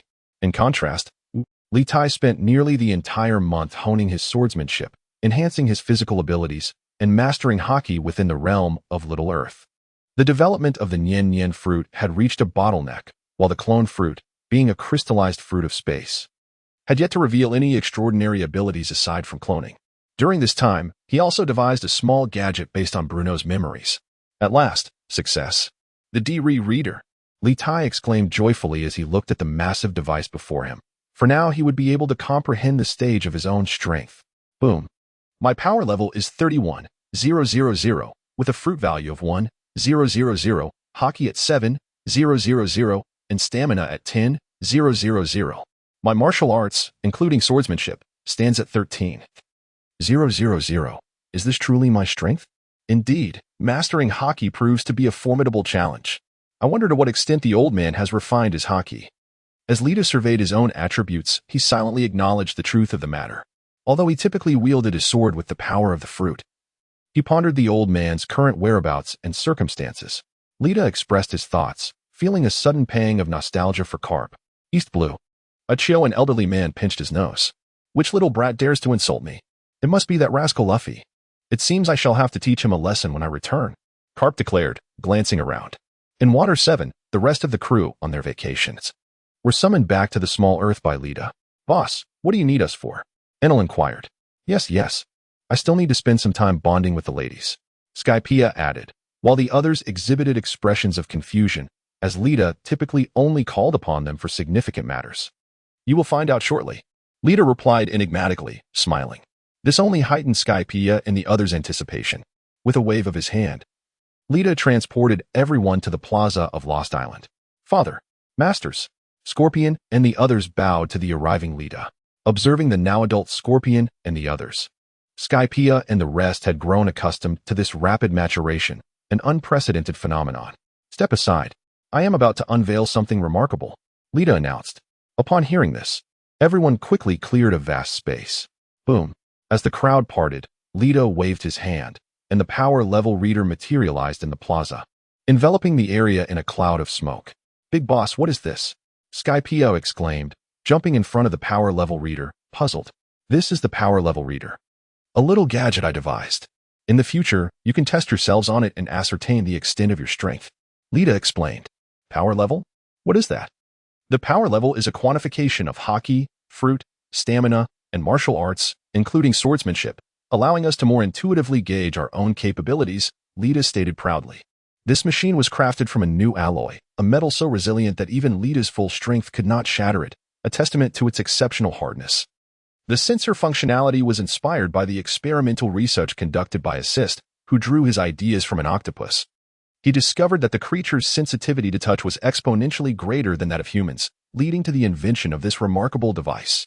Initially, he believed it to be of little utility, yet unbeknownst to him, it would later be utilized by Lita in the development of a power value reader. Combined with the display capabilities of the telephone bugs purchased in Water 7, this invention proved to be far more advanced than the method employed by CP9s, which merely involved inflicting blows to gauge power levels. He felt like a genius of invention. Wow, boss, that's incredible. Upon hearing Lita's explanation, the others found themselves at a loss for words to express their astonishment. They were no fools, fully aware of the immense advantages this machine's debut would bestow upon them. By who? Unleash your full strength and deliver a punch to the power value reader, Lita said with a smile as everyone turned their curious gazes toward Siggy, eager to gauge the extent of this eccentric individual's capabilities. At your service, Siggy replied, before striking the power value reader with a forceful punch. The device displayed the following data: power value 12, 599, fruit 4, 000, haki 3, 099, stamina 3, 000, martial arts, including swordsmanship, 2, 500. Boss, what is your power value? Siggy inquired with curiosity. 31,000, Lita responded. Yaha, by who you're weak. Enel mocked upon hearing this. What are you laughing at? If you have the guts, give it a try. Siggy retorted angrily. Yaha, I'll give it a try. Enel then transformed into a streak of lightning, darting toward the power value reader. The device revealed power value 13, 100, fruit 6, 000, haki 3, 000, stamina 3, 100, martial arts 1, 000. Yaha, see, I told you I was stronger, Enel boasted, glancing at his data. He was surprised to find that he was only slightly ahead of Siggy, yet still provoked him further. Siggy, faced with Enel's taunting and the data displayed, found himself momentarily speechless. I'll have a go too. Suddenly, Bartholomew Kuma's entire body turned to iron, enveloped in armament haki, as he delivered a powerful punch. The reader displayed power value 15, 000, fruit 7, 000, haki 2, 000, stamina 4, 000, martial arts 2, 000. Wow, Xuanwu, have you been training behind our backs? The others exclaimed in astonishment at Kuma's power value. Not at all. It's probably because the boss often has me use my fruit abilities, which makes them stronger, Kuma replied, scratching his head. Is that so? The few individuals possessing fruit abilities exchanged glances, their eyes glinting with intrigue. Now it's my turn. Borod, covered in armament haki, struck the reader with a punch. The display read, Power value 13, 600, Fruit 0, Haki 6, 000, Stamina 5, 000, Martial Arts 2, 600. What a freak. Both Ainalu and Sib were somewhat disillusioned. Realizing that they were the weakest among the first tier, they were merely performing for each other, much to the amusement of Borod, who chuckled, I concede. Thus, under the scrutiny of the crowd, Litai began to grasp the strength levels of everyone present. The most formidable among them was Litai himself, boasting a power level of 31,000, while the 4 from symbols ranged between 1, 200 to 1, 500, and the 7 from mood hovered around 5,000 to 9,000. The 12 members of the Zodiac Guardian Squad possessed power levels between 2,000 and 4,000, with the remainder varying from 500 to 1,000. One couldn't help but wonder what heights their capabilities might reach in the world. It was imperative to disseminate the power level readers and enhance the record-keeping system to consolidate all data. Eventually, a detailed analysis could be provided. A rudimentary device merely for testing power levels would suffice. This required careful planning. Observing the power level data before him, Litai understood that this world was far from simple. Even a formidable figure like Jin Shitzi, who dared to confront the Navy alone, ended up imprisoned, having to cripple himself to escape. Why was the world government so formidable? It was precisely because they possessed a myriad of violent institutions. Thus, establishing a powerful and indestructible force was not comparable to a mere pirate crew. Only by amassing strength could they continuously attract various talents and create a self-sustaining cycle. Chapter 53, Water 7, and clapping his hands. Litai signaled the excited crowd to settle down. Calculating the time, it's time for us to retrieve our ship. We should commence our next voyage. He indicated to the group. Father, when can we set sail with you? Scorpio eagerly inquired, looking at Litai. Indeed, Captain, it's time for these little ones to see the world. Sib chimed in. Absolutely. Look how much they've grown. Their strength is now sufficient to handle some of the challenges at sea. Bear remarked, observing the once infantile youngsters who had matured into their 20s. Even though these youngsters were undeniably strong, this confined space had ultimately stunted their growth. A man who had never faced bloodshed could hardly be deemed a true man. The vast ocean was their true homeland. Borod, typically reserved, finally spoke up. In that case, once our ship is ready, let's set sail together. Litai contemplated for a moment before responding. Oh, the crowd erupted in joyous cheers. Wait a moment, I have conditions. Litai doused their enthusiasm with a splash of cold water. Whatever the conditions, we will agree. Scorpio and the others eagerly replied. Given our large numbers. For the sake of future management, after careful consideration, I intend to establish a central authority for our Libra pirate crew. Litai spoke with a keen glint in his eyes. The center of power? The crowd inquired, puzzled, for a pirate crew had no need for such a hub. Are you suggesting we pursue it, Captain? Realization dawned upon them, and their eyes sparkled with excitement. What institutions currently held this center of power? This meant that the man before them was poised to embark on a quest for supremacy. Indeed, this world is tainted, and we require an opportunity, a chance that is soon to arrive. Thus, it is also our moment. Litai slowly articulated. The crowd remained in the dark about this opportunity. Yet Litai was fully aware that it lay with the soon-to-depart Luffy, the man destined to become the Pirate King. We will heed the captain's call. Even if it leads to our demise, it matters not, exclaimed Bartholomew Kuma. Us too. They echoed, laughter filling the air. Excellent. Litai surveyed the vast assembly, his laughter resonating. From this day forth, you shall refer to me as the Star Leader. Qilong, Baihu, Shike, Xuanwu. You shall henceforth serve as the celestial guardians of the Libra pirate crew. Should I be absent, you four may deliberate amongst yourselves to manage the entire crew. Yes, Star Leader. Joy, anger, sorrow, happiness, love, surprise, fear. Henceforth, you shall be the hidden guardians of the Libra pirate crew, our clandestine division tasked with assassination, pursuit, intelligence gathering against foes, and more. The four guardians must provide unconditional support. If your ranks are insufficient, you may seek to recruit additional talent. You shall henceforth be the covert operations of our Libra pirate crew. Understood, Star Leader. Scorpio, Capricorn, Aquarius, Sagittarius, Libra, Taurus, Cancer, Aries, Leo, Pisces, Virgo. Gemini, you 12 shall serve as the celestial guardians of our Libra pirate crew. You may select personnel from among your siblings, forming 12 guardian squads named after you, responsible for the protection of our crew. Does that pose any issues? Litai succinctly delineated the responsibilities among them, while numerous questions remained.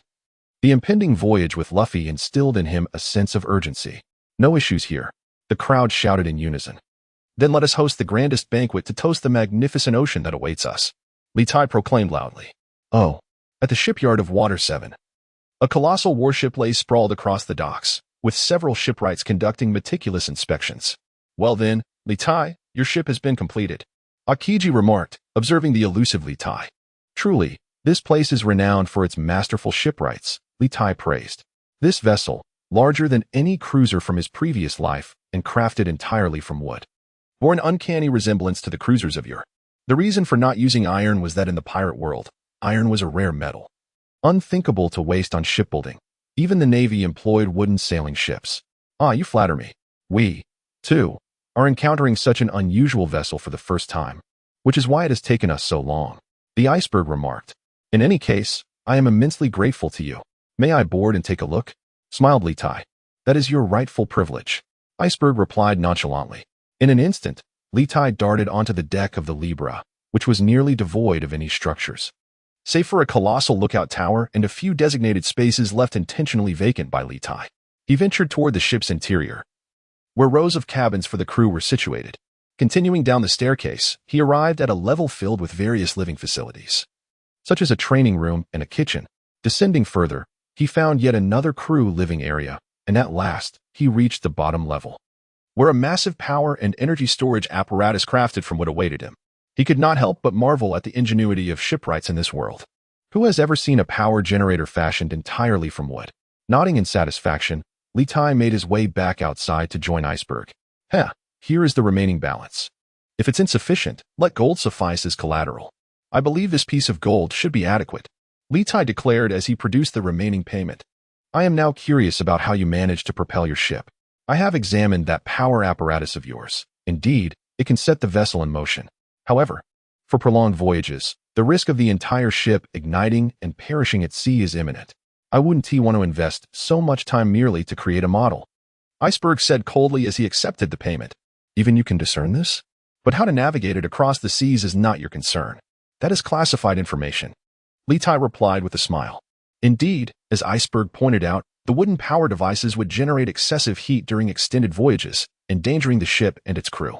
However, who could forget that he had both a steel fruit and a glutton fruit user among his crew?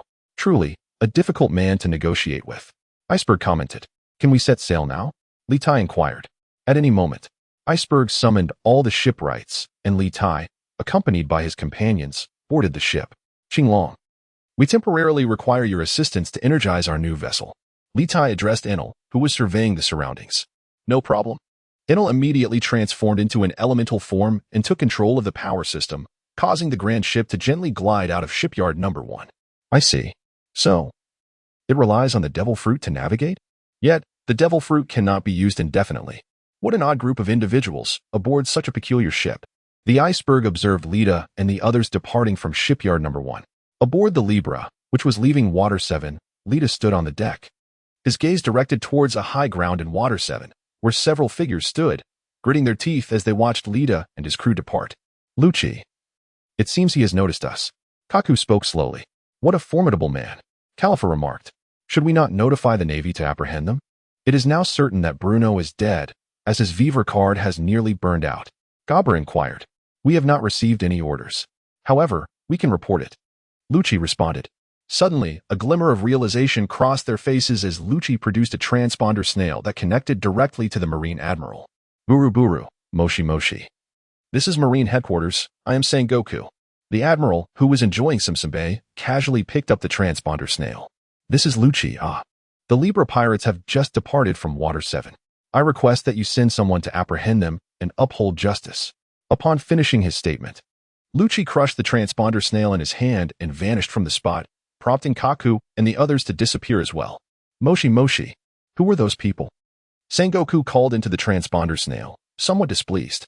Yet, regarding the information conveyed through the snail, There was no room for error. Moshi Moshi. Is that Akainu? Sengoku dialed Akainu's transponder snail. Yes. What orders do you have, Admiral Sengoku? Akainu's cold voice resonated through the snail. Proceed to Sabay Archipelago and await the Libra pirates. I suspect their next destination is the New World. I hope you can intercept them in the paradise, for if they reach the New World, we will have no means to deal with them. Sengoku spoke slowly. Understood. I will go. Akainu then hung up the call. Moshi Moshi. Is that Kazan? Sengoku, staring at the disconnected transponder snail, felt a headache coming on. He dialed another transponder snail. Moshi Moshi. What is it, Sengoku? A lazy voice responded from the snail. I need you to assist Akainu in apprehending the Libra pirates at Sabay Archipelago. Sengoku instructed. Oh, very well. Kazan replied before also hanging up. Sabay Archipelago? The Libra pirates? A middle-aged man riding a bicycle murmured to himself. Nevertheless, he turned the bicycle's direction towards Sabay Archipelago. Chapter 54, Star Guard's Trial. Naval battle. As they gazed at the gradually fading Water 7 and felt the grandeur of the sea, the group could hardly contain their excitement. Indeed, they belonged to the ocean. Captain, shall we proceed according to the original plan? Bartholomew approached Lita and inquired. Yes. Let us first steer the Libra into the Little Earth. We shall go to meet them. As Lingtai waved his hand, a colossal whirlpool gate materialized, and the Libra ship gradually vanished beneath the horizon. Star Leader, you have returned. The 12 Star Guardians stood aligned within the small Earth. Indeed. We shall resume our voyage once Dr. Zishu installs his newly developed gas cannon and energy converter and fully metallizes our Libra ship, Lingtai announced, observing the excitement among the crowd. Yes, the group busily set to work under Lingtai's command, installing energy converters and cannons upon the deck of the Libra ship. After a series of tests confirmed all systems were operational, Lingtai nodded at the eager bear and the ever-curious assist Chonyo, who had been researching new metal types. Ironize. Instantly, the Libra ship transformed into a colossal steel vessel at a remarkable speed. Star Leader, lend me your aid. Chonyo bellowed, with a flick of Lingtai's hand. Chonyo's body rapidly enlarged, and he swallowed the fully metallized Libra ship whole. Moments later, the ship emerged from his belly. I have fulfilled my duty, Chonyo exclaimed as his form swiftly diminished before fainting. Well done, Lingtai remarked, waving his hand, causing Chonyo to vanish from sight. Now, let us conduct a functional test, Lingtai declared. The crew boarded the ship and proceeded with various assessments. Star Leader, everything is in order, they exclaimed joyfully. Then let us set sail. Off to the ocean. With a sweeping gesture, Lingtai summoned everyone except for the logistics team to the deck of the Libra ship. A whirlpool gate opened, revealing a steel giant on the ocean's surface. Wind power, all systems functional. Hydropower, all systems functional. Solar energy, all systems functional. Boom. A massive mushroom cloud erupted above the sea, stirring tumultuous waves. Gas cannon, all systems functional. Upon receiving a series of directives and confirming no issues, Lingtai finally wore a satisfied smile. This meant the Libra ship now functioned akin to a perpetual motion machine, entirely self-sufficient. Now, hoist our pirate flag. Set sail. As Lingtai's voice echoed, a grand pirate flag ascended slowly, fluttering proudly above the Libra ship. Days later, while navigating the vast ocean, reports emerged of several unidentified pirate vessels ahead. The Star Guardian on the lookout instantly sounded the alarm. In an instant, figures appeared on the deck, and Lingtai emerged from the captain's quarters. At last, we see figures, the crew exclaimed excitedly. Captain, a peculiar ship has appeared ahead. It resembles the Libra pirate ship. A pirate, peering through his telescope, exclaimed, What? The Libra pirates? That infamous crew with a bounty exceeding 1.8 billion? Why are they here? A bearded pirate responded in terror. What are you afraid of? We command a crew of 2,000. Do we fear just a handful of them? Charge forward. The captain of the ship bellowed in fury. Aye, Captain. As the pirate ship surged forward, accompanied by several smaller vessels, a voice called out, Fire a cannon to halt them. Rydell produced a transponder snail. Boom. A colossal wave erupted beside the opposing pirate ship, instantly engulfing several smaller vessels. Return fire. Return fire.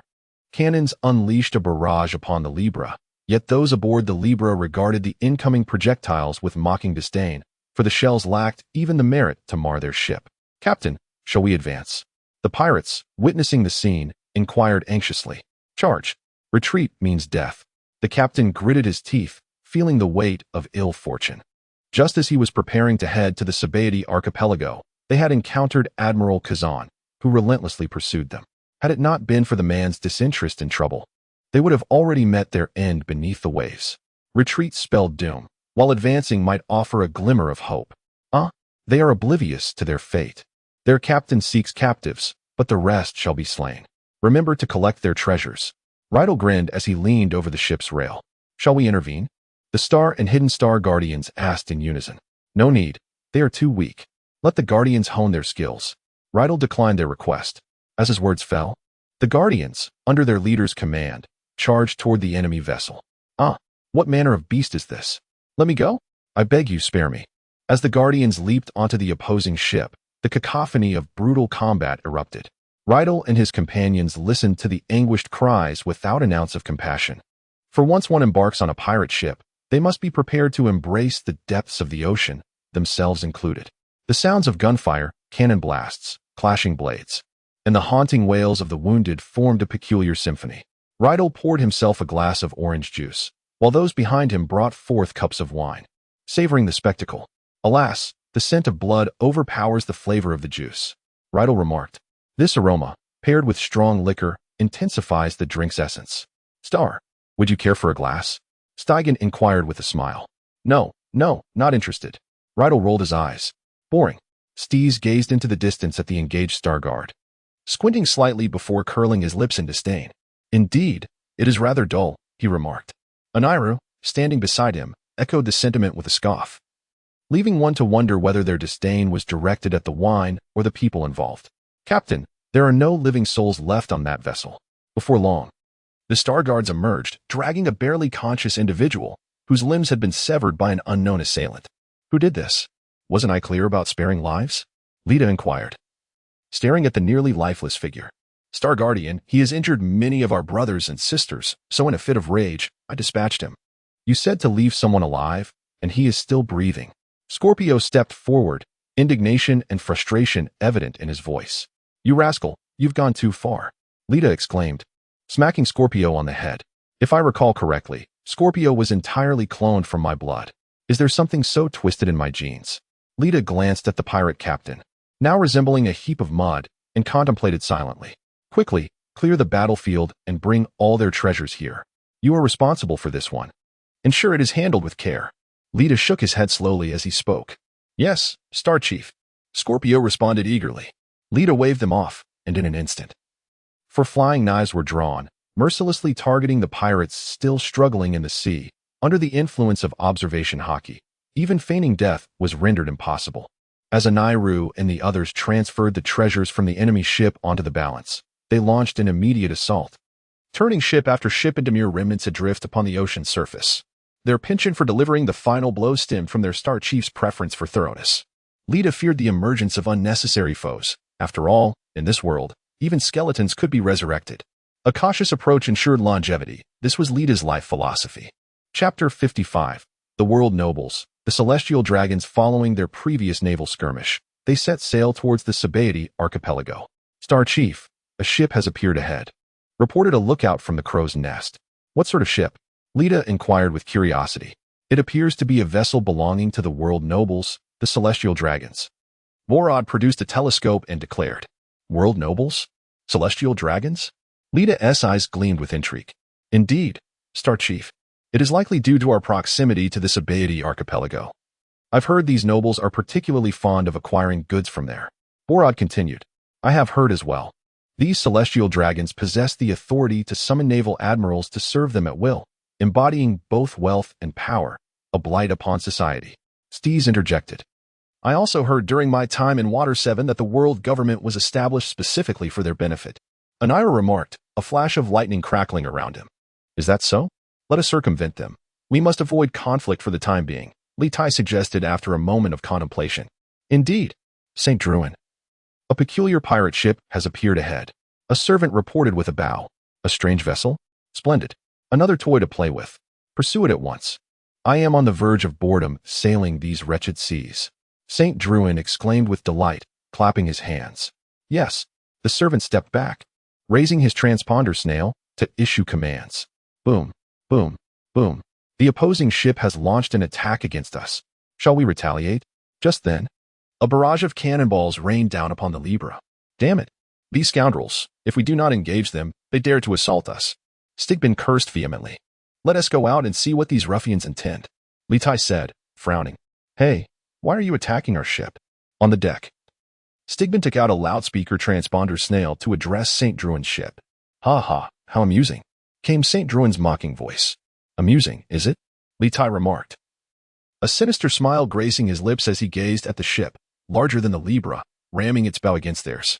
You all go and entertain them. Leave that so-called celestial dragon for me. I wish to play with him. No sooner had he finished speaking than the Star Guardian, provoked by the cannon fire, charged forth, closely followed by the Star Seer and the hidden Star Guardian. Really, must they provoke us when they could simply live peacefully? Litai murmured, observing the chaos unfolding aboard St. Druin's grand vessel. Aboard St. Druin's ship. Moses, is this the Navy headquarters? We are under pirate attack. Send reinforcements immediately. St. Druin bellowed into a red transponder snail. Moses, this is Sangoku, Sangoku answered, puzzled, as he recognized the identity of the caller. We are positioned east of the Sabay Archipelago. Dispatch the Navy at once. St. Druin interrupted Sangoku, his voice laced with fury. Bang. The sound of a door being kicked open echoed as a figure approached him. Yaha, is this the fabled world nobility? Enel mocked, eyeing St. Druin, who cowered in the corner, his head encased in a transparent glass dome. Do not touch me. If you do, there will be no place for you in this world. The Navy is merely our hound, and the world government serves as our. Enough with your incessant prattle. Save your words for when you meet our Star Guardian. For now, I kindly ask you to be silent. Standing beside Enelu, Skibin swiftly leapt forward and shattered the glass dome atop St. Druin's head, striking him across the face. How dare you strike me? St. Druin bellowed in disbelief, glaring at Skibin. And what of it? Skibin retorted disdainfully, grasping St. Druin by the collar. Moses, I am Sengoku. Do not lay a finger on the celestial dragons, or the Navy shall pursue you relentlessly. Sangoku, the chief of the Navy, spoke urgently into the transponder snail. Ah, the fleet admiral? We did not provoke him. He was the one to initiate the attack. Skibin scoffed, addressing the transponder snail before crushing it in his grip, seizing the celestial dragon and vanishing, reappearing aboard the Libra. Meanwhile, Sengoku's expression turned grave upon hearing Skibin's words. He promptly contacted Akainu and Akiji, who were already stationed in the Sabay Archipelago, commanding them to provide assistance towards St. Druin. Amidst the Navy's flurry of activity, aboard the Libra, Skibin announced, Captain, this is the celestial dragon who ordered the assault against us. I have already informed the fleet admiral. They are on their way. You should release me and obediently become my slaves. St. Druin shouted upon seeing the arrival of the crew. Freeze.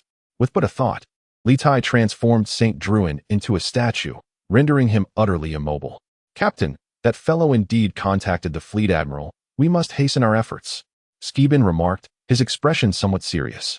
Very well. Thank you for your hard work. Go assist the Star Guards. Quickly clear the battlefield and bring their treasures here. Litai instructed Skibin and the others, disregarding St. Druin's protests. Indeed, confronting the world government at such an early stage could be detrimental to Litai and his crew's development. Yet the audacious celestial dragons insisted on provoking them. With Skibin's involvement, the opposition faced a one-sided massacre, and treasure chests were swiftly transported aboard the Libra. As the Star Guards retreated, a colossal bolt of lightning descended from the heavens, obliterating the grand vessel into splinters. Star Guardians, the crew exclaimed joyfully aboard the Libra, gazing at the piles of treasure, which far surpassed their previous encounters with other pirates. Well done, Litai declared, opening a treasure chest with a smile. What is this? A devil fruit? The crew gasped in astonishment. Litai opened a small box to reveal a mysterious devil fruit nestled inside. He then opened 3 or 4 identical boxes, each containing a devil fruit. A bountiful harvest indeed. Litai waved his hand, gathering all the treasures, and joyfully exclaimed, Congratulations, Star Lord. The crowd echoed his sentiments with enthusiasm, for Litai's riches were, in essence, their own. Now, let us deliberate on how to deal with that celestial dragon. They have bestowed upon us such a grand gift.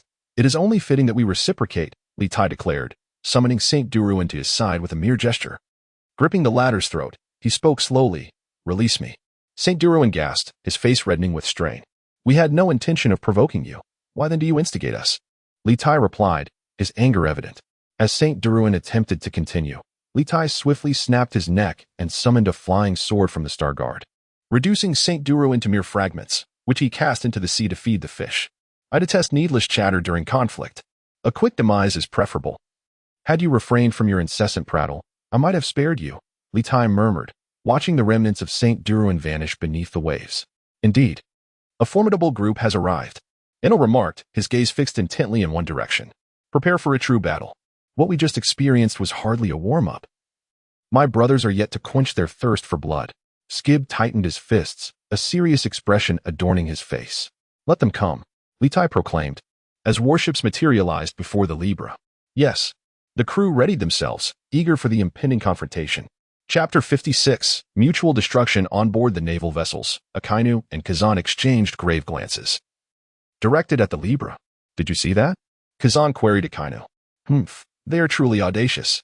Akainu retorted, flames flickering around him, exuding a menacing aura.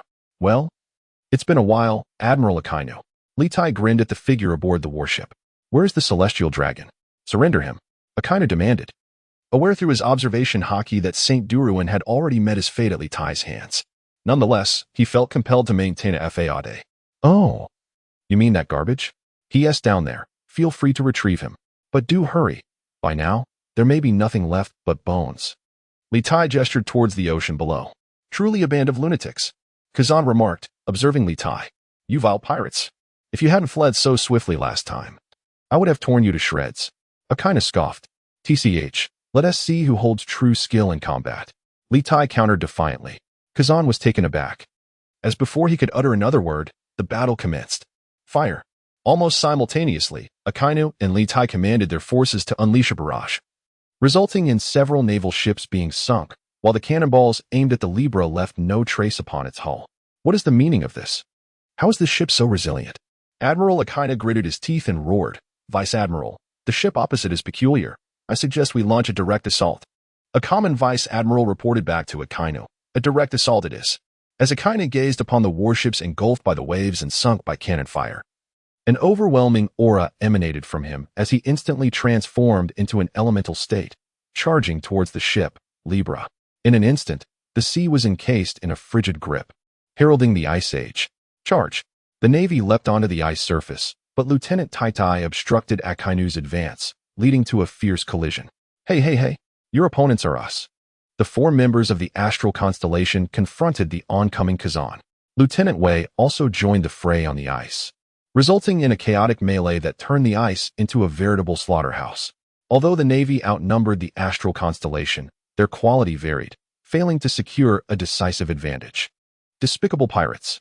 An enraged Vice Admiral attacked the astral constellation, but at that moment, the hidden astral constellation launched a counterattack, intercepting the Vice Admiral. Let the battle of the children be left to the children. You are our opponents, Mood cheerfully declared. You are courting death. The Vice Admiral, witnessing fallen Navy personnel, gritted his teeth and pressed forward. Akainu, your attack lacks power, Taitai provocatively remarked. Taitai, do not be so arrogant. I will ensure you are imprisoned and impelled down. Akainu retorted angrily in response to Taidai's taunt. Dota value, 35320. A massive stone tablet was summoned by Taidai, revealing data that was promptly concealed again. Hiss. Truly deserving of the title of Admiral, such strength is indeed monstrous, Taidai exclaimed upon glimpsing the data on the tablet. What was that just now? Akainu inquired. Regarding the stone tablet that had thwarted his strike. What it is does not concern you. I am under no obligation to inform you. Taitai replied defiantly as he faced Akainu's onslaught. Once I capture you, all your secrets will be revealed. Akainu scoffed coldly. 3 days later. What manner of monsters are you? Kazan remarked gravely as he faced the 4 formidable opponents before him, while the Navy continued to fall around him. Less chatter. Do you look down upon us with that lazy demeanor of yours? Enel snapped, teeth clenched in anger. 200 million volts. Thunder God. Strikes rained down upon Kazan, who struggled to fend off the relentless attacks from the astral constellation. Hey, how about we negotiate and call off the fight? Blood trickled from Kazan's lips as he fought to maintain his composure, while the astral constellation members were equally fatigued, their stamina waning. Without a retreat order from the Star Leader, we shall fight to the bitter end. Blo spoke. Is that so? Kazan gazed at Akainu, who was engaged in a fierce battle with Litai, and slowly remarked, Akainu, if you continue this fight, I may very well meet my end here. Look at the fallen Navy soldiers. Kazan addressed Akainu. Humph, they died for justice, and that is their rightful fate. Akainu gritted his teeth in response. Ha ha. We shall see this through to the end. At that moment, Litai's aura surged, and the color of Conqueror's haki enveloped his sword as he struck towards Akainu. Conqueror's haki. Is that haki entwining? Akainu remarked. Thank you for your guidance. It has been ages since I wielded my sword with such fervor. I never anticipated that my Conqueror's haki would progress as well. What a formidable power indeed. Litai chuckled. Conqueror's sword dance. Akainu's red lotus. Litai and Akainu clashed in an instant, the immense shockwave from their collision silencing the battlefield, even halting Kazan and the others mid-fight. A pained cry escaped Akainu's lips as he slowly sank to his knees, one of his arms severed and lying on the ground. Litai, too, coughed up blood and propped himself up with his sword to avoid collapsing.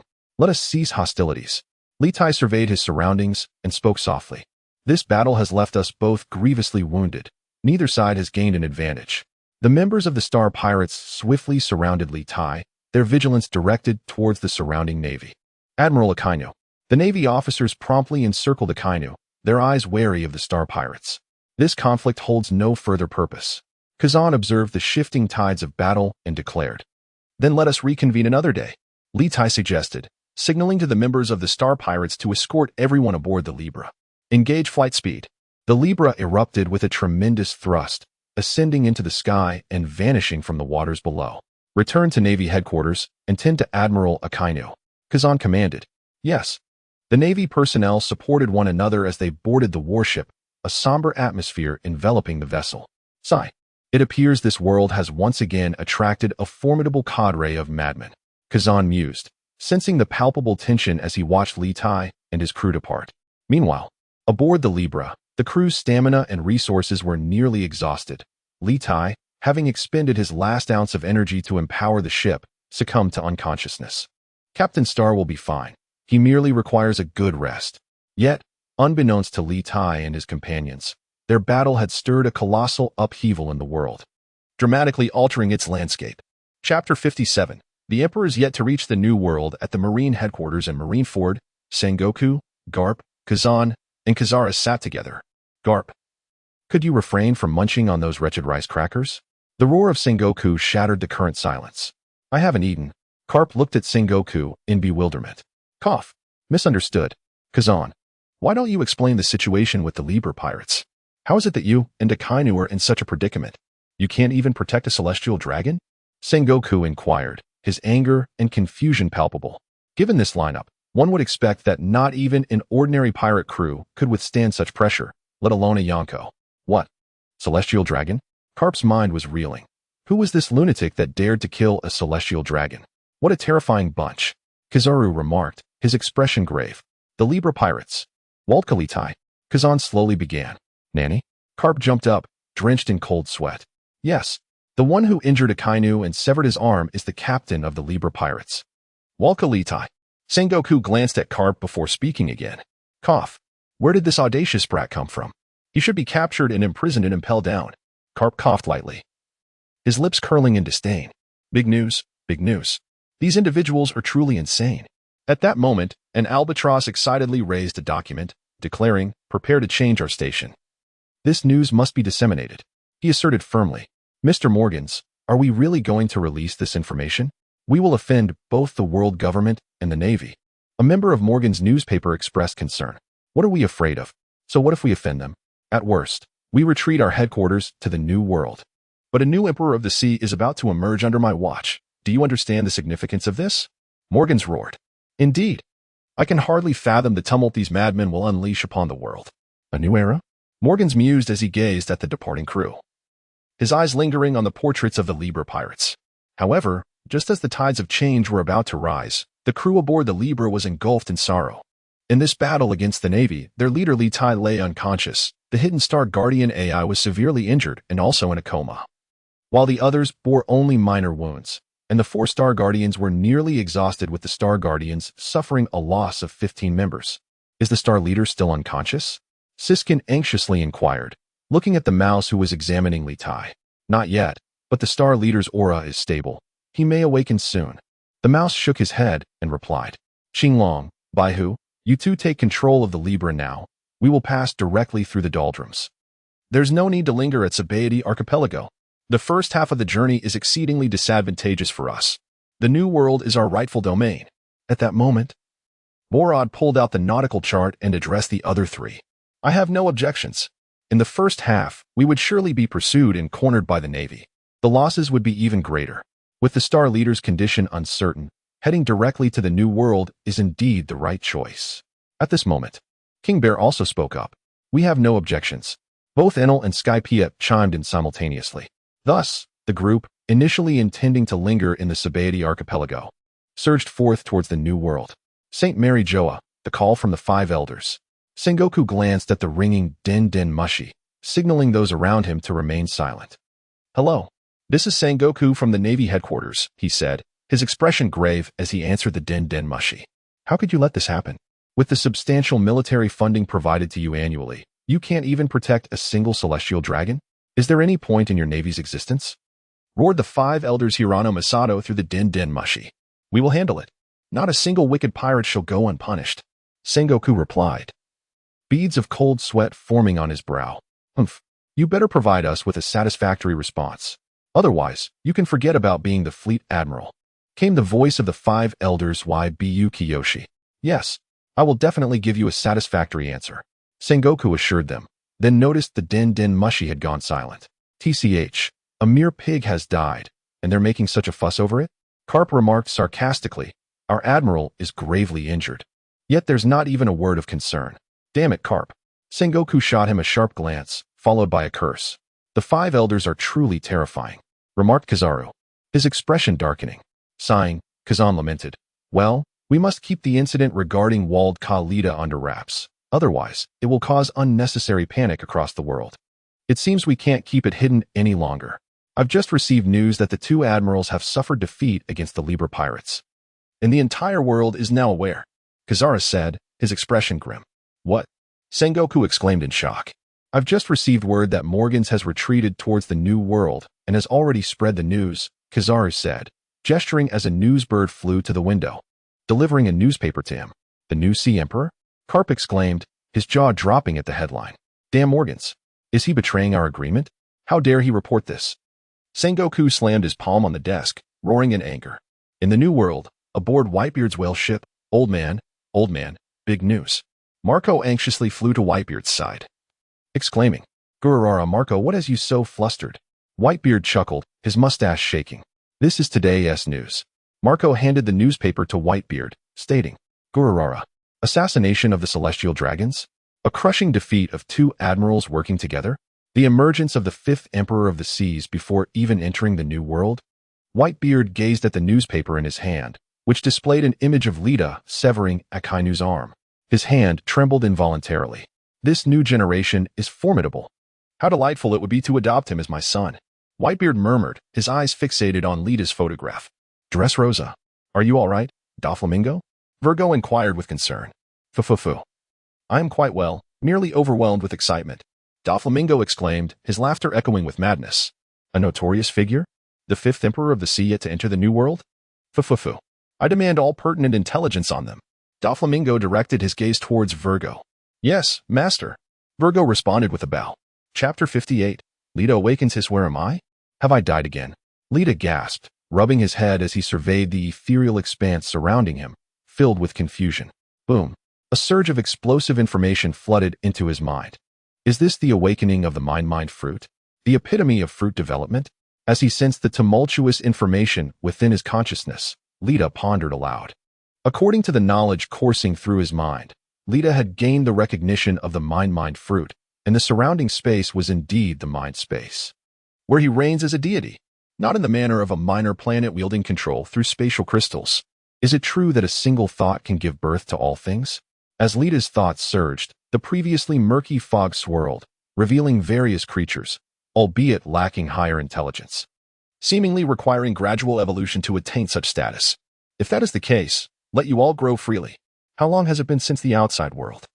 After observing everything before him, Lita spoke slowly. As soon as Lita's words fell, a mist enveloped him, and he gradually vanished within it. The Star-Lord has awakened.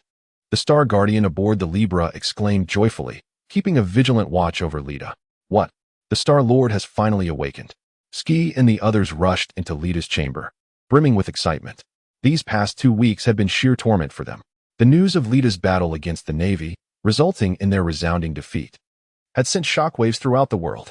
They had learned of this while passing through a small island to replenish supplies after traversing the calm belt. With Lita still unconscious, the space of the minor planet remained sealed, and fearing unforeseen events, they had circled in the skies after adequately stocking their provisions. Now that Lita had awakened, their pillar of strength had returned, prompting them to collectively exhale a sigh of relief. Is everyone all right? Lita opened his eyes to the concerned gazes surrounding him and spoke slowly. Star-Lord, we are all fine. The group responded, though their spirits seemed somewhat dim.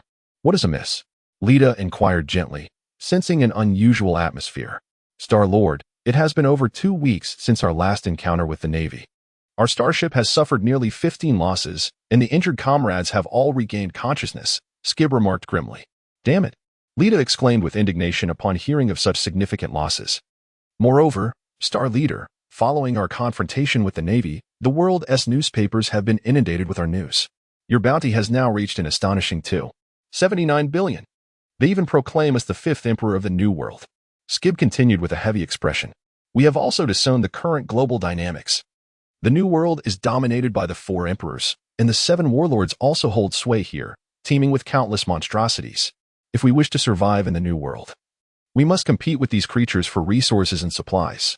As for the already stabilized world order, our intrusion will undoubtedly render us targets for numerous pirates who aspire to ascend by stepping on us. At this moment, the usually composed Borod began his analysis. Indeed, the others nodded in agreement, affirming Borod's insights. Is this a scheme to elevate us?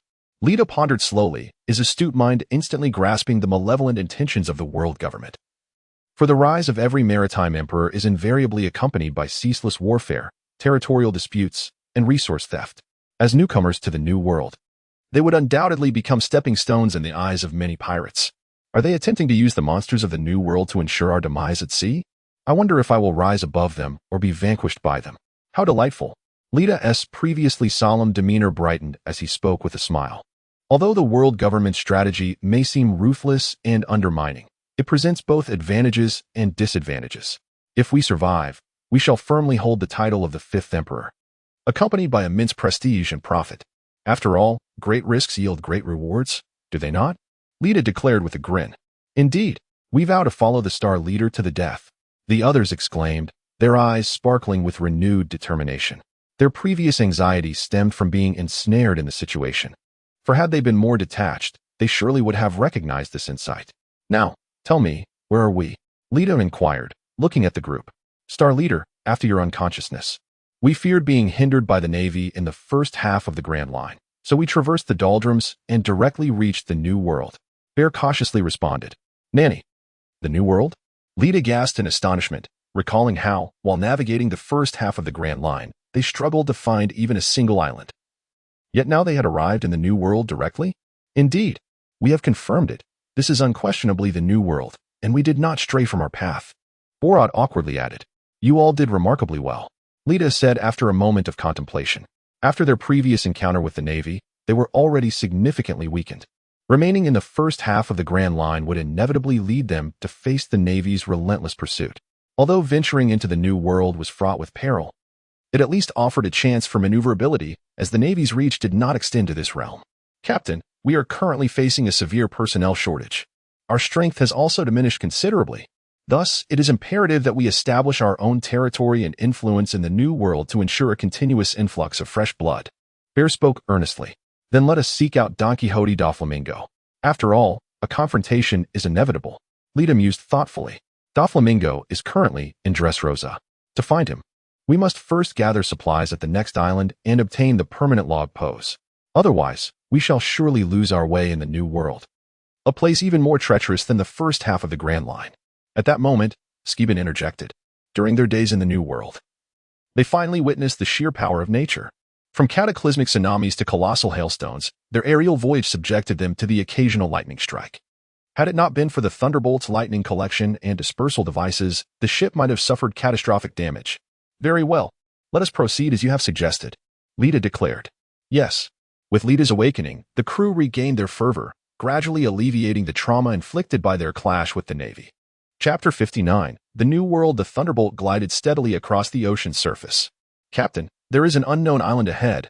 We should land to replenish our supplies, reported the Star Knight. After a period of recuperation within the Little Earth, Lita regained his composure and noted that the awakening of the Niannian Fruit had led to a remarkable enhancement of his abilities. Although he had not yet achieved the legendary power of creating life with a thought, he was pleasantly surprised to find that he could now manipulate the clone fruit using spatial crystals with greater ease. In a unique manner, Lita had managed to resurrect the fallen Star Knights. Why call it unique? Because their rebirth was merely physical, inheriting all the experiences of their predecessors. In essence, they were but vessels carrying the will of their former selves. With the awakening of his fruit's capabilities, it seemed that Lita's development had reached its zenith. It was time to delve into the application of haki and swordsmanship, he mused as he turned back to the Little Earth. Is my Dao power 35420? Lita gazed at the readings before him, his eyes sparkling with intrigue. Boom. Dao power 43,020. A blood-red haki enveloped his blade as he swung it with force, his newfound power manifesting before him. 43,020? Is this the power of Conqueror's haki? I feel as though I have grasped something truly extraordinary. Litai gazed at his own power level alongside that of Akainu, murmuring to himself. Based on his current recollections, Akainu, as the most formidable admiral, possessed a power level of 35,420. Thus, one could infer that the power levels of the admirals range between 30,000 and 40,000.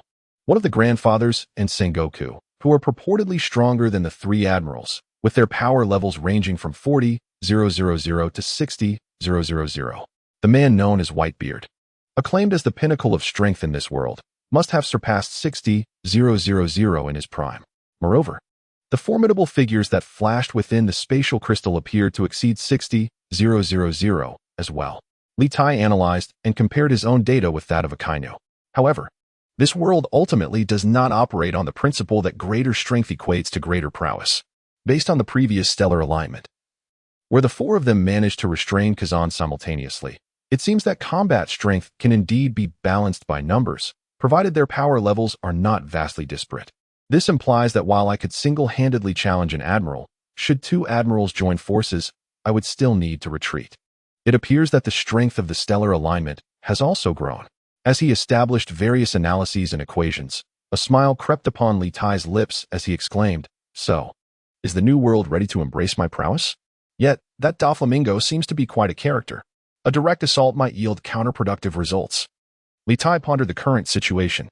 Doflamingo, as a warlord and the king of a nation, poses a threat. An aggressive approach could lead to unnecessary repercussions.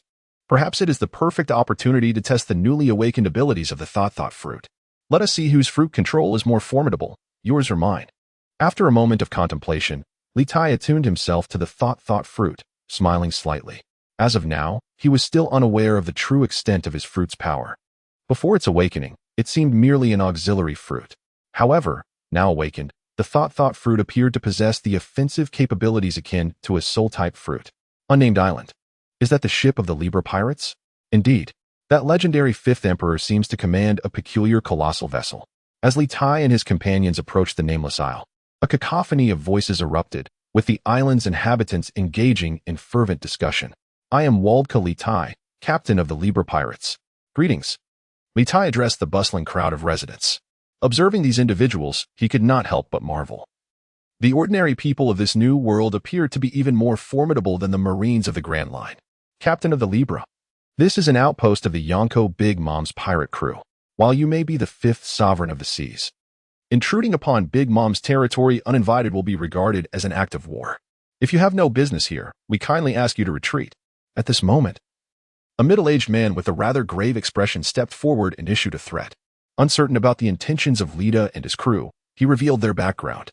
In the New World, the four emperors represent the pinnacle of power. Even the Navy holds no sway here, as this vast ocean is entirely dominated by pirates.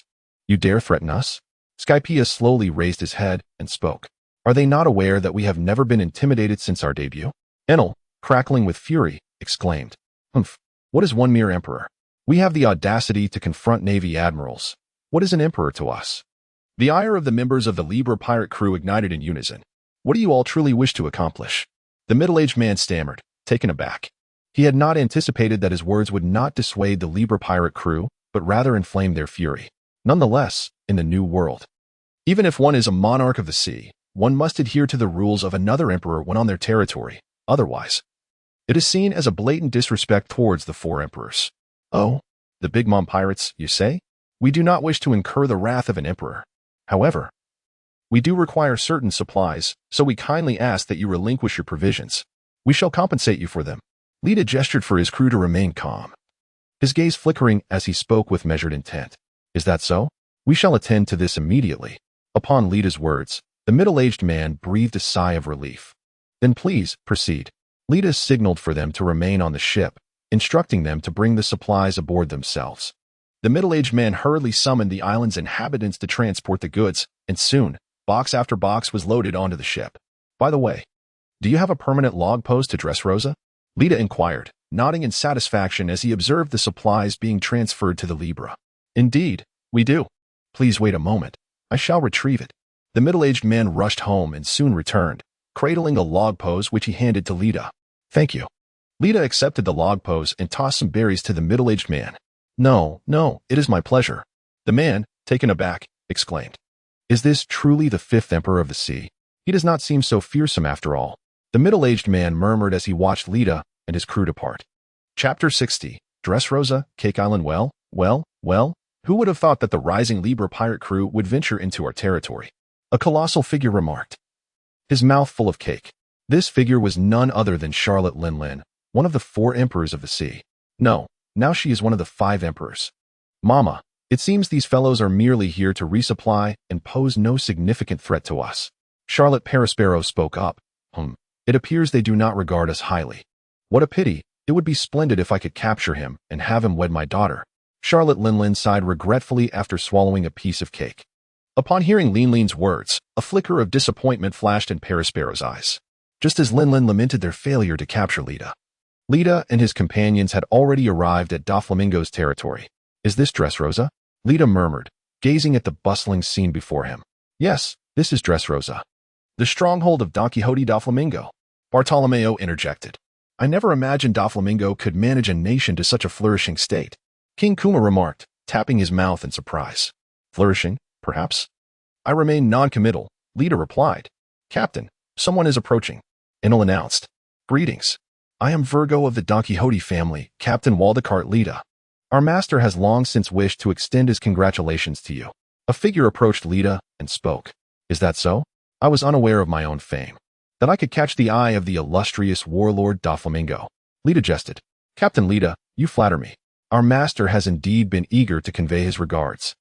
Virgo stiffened slightly at Lita's words, feeling a touch embarrassed. "As it happens, I have some important matters to discuss with your master. Please lead the way." Lita regarded Virgo thoughtfully, then spoke slowly. "Then please, follow me." Virgo gestured invitingly. "Let us proceed and see what the legendary pirate, the warlord Doflamingo, looks like." Lita beckoned, leading the 4 stars to follow Virgo towards Doflamingo, while the others remained with the Tenjin ship, ready to respond to any unforeseen events. Before long, the 5 arrived at Doflamingo's stronghold under Virgo's guidance. "Is this truly the so-called fifth emperor of the seas? He seems rather youthful," a wild voice echoed in Lita's ear, followed by an overwhelming presence enveloping Lita and his companions. "Humph." Lita snorted, a crimson aura of conqueror's haki rising from him, clashing with the formidable force, causing the ground to tremble as if about to collapse. Truly, he is the madman who dared to slay celestial dragons. His power is indeed formidable."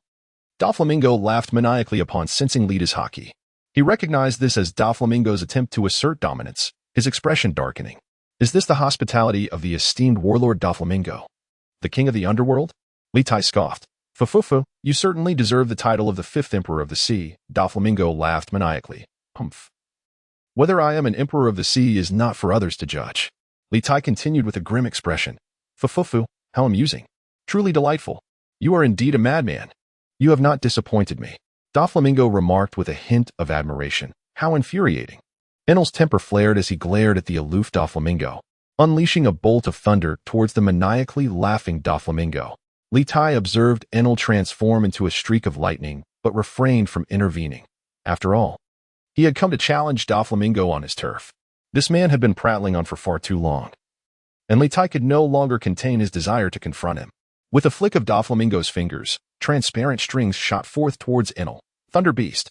Enel retaliated fiercely, colliding with Doflamingo in an explosive clash. Meanwhile, members of the Don Quixote family arrived on the scene. You best remain calm. Do not disturb your master's battle. The three companions of Litai surged forward, swiftly subduing the approaching core members of the Don Quixote family. With a thunderous roar, 200 million volts, Thunder God, the air was filled with a resounding sonic boom as both Doflamingo and Enel were sent crashing to the ground. Are you all right? Skypea rushed to support Enel, his brow furrowed with concern.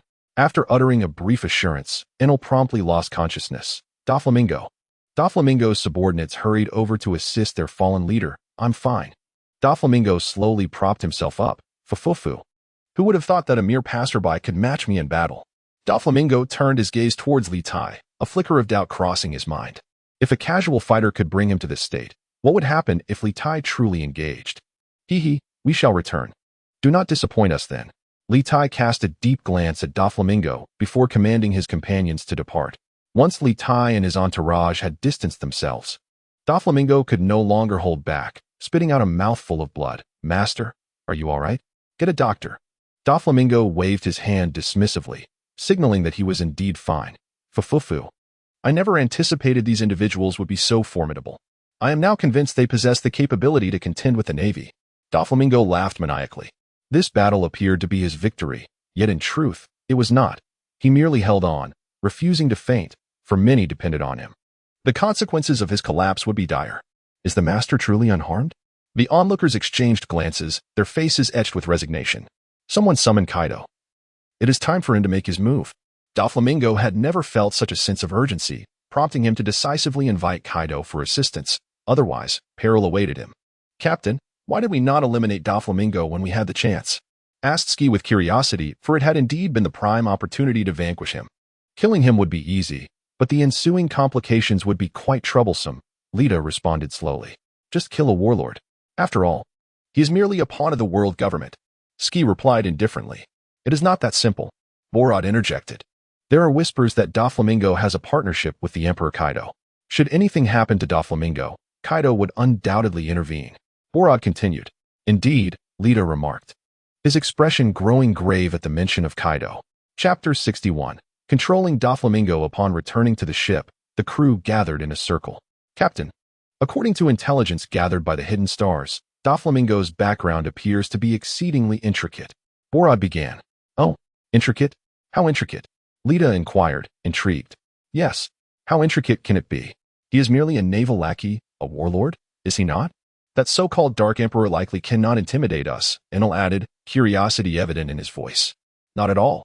According to the intelligence from the Hidden Stars, it seems Doflamingo was once a world noble, a celestial dragon. It is said that his father, disillusioned with the celestial dragon's ideology, renounced his status. However, he later fell victim to the ignorant wrath of the common people, resulting in his mother's death. When Doflamingo's father sought to return to the ranks of the celestial dragons, he was rebuffed, which led to Doflamingo's descent into darkness, culminating in patricide. Moreover, his brother is the adopted son of the current fleet admiral, who was dispatched to Doflamingo's side as an undercover agent, ultimately driving Doflamingo to madness. And he appears to possess secrets of the world government. Borod recounted all that he knew in one breath. What? Is this information from our Hidden Stars? Have they truly become this formidable?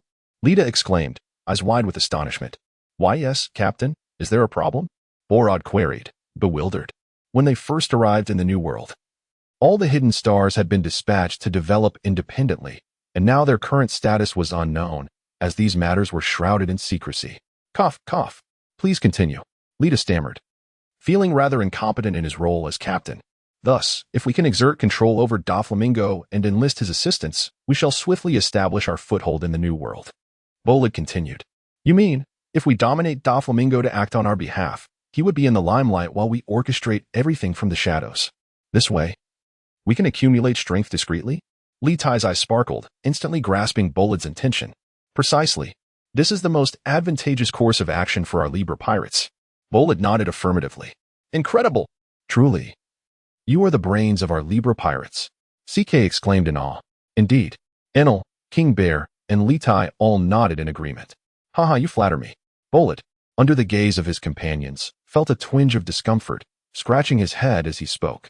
Now, the most critical task is to determine how to control Doflamingo and persuade him to willingly serve our interests. CK observed Litai, deep in thought. Leave that to me.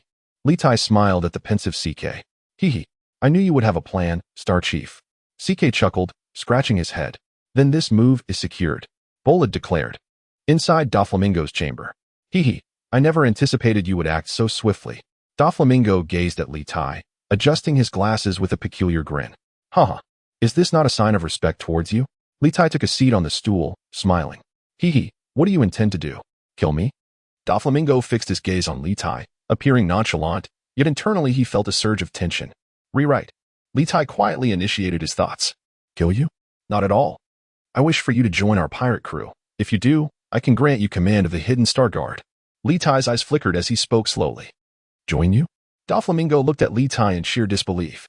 Indeed, Litai affirmed. Hee, are you all mad? Or am I the one who has lost my senses? Doflamingo burst into maniacal laughter, for he was one of the 7 warlords, a dark emperor. Even Kaido, one of the current 4 emperors, was merely his partner. And this individual before him dared to suggest he join their ranks? You are insane. Litai rose, speaking slowly. Hee, I didn't expect to be ambushed. Doflamingo gasped, struggling for breath. Haha, just behave, and all will be well. Litai sneered, then unleashed his mental prowess to rewrite Doflamingo's memories, making him aware that Litai was now his master. Time ticked away, as Litai was hindered by a domineering aura emanating from within Doflamingo. Should he conquer this force, Doflamingo would subsequently become his asset. Boom. The conqueror's haki of Lita surged forth, shattering the final defense within Don Quixote Doflamingo. With a pained cry, Doflamingo succumbed to unconsciousness. Good heavens! Is this fellow going to become a fool? Lita, drenched in sweat, murmured as he gazed at the unconscious Doflamingo. With a series of sharp slaps, Lita crouched beside Doflamingo, who gradually opened his eyes. Master? What are you doing here? Where's this? My head aches terribly, Doflamingo inquired, clutching his head as cold sweat broke forth. Phew, it appears that I have not failed. Lita silently exhaled in relief. If this had gone awry, the subsequent matters would have been troublesome. Are you feeling better? Lita asked with concern, observing Doflamingo's distressed state. Master, I feel much improved. Weren't you off sailing the seas? How have you returned? Doflamingo queried with curiosity. Ahem, I have returned for the time being. You remain in the light while we operate in the shadows, facilitating our development. Do you understand? Lita gently coughed.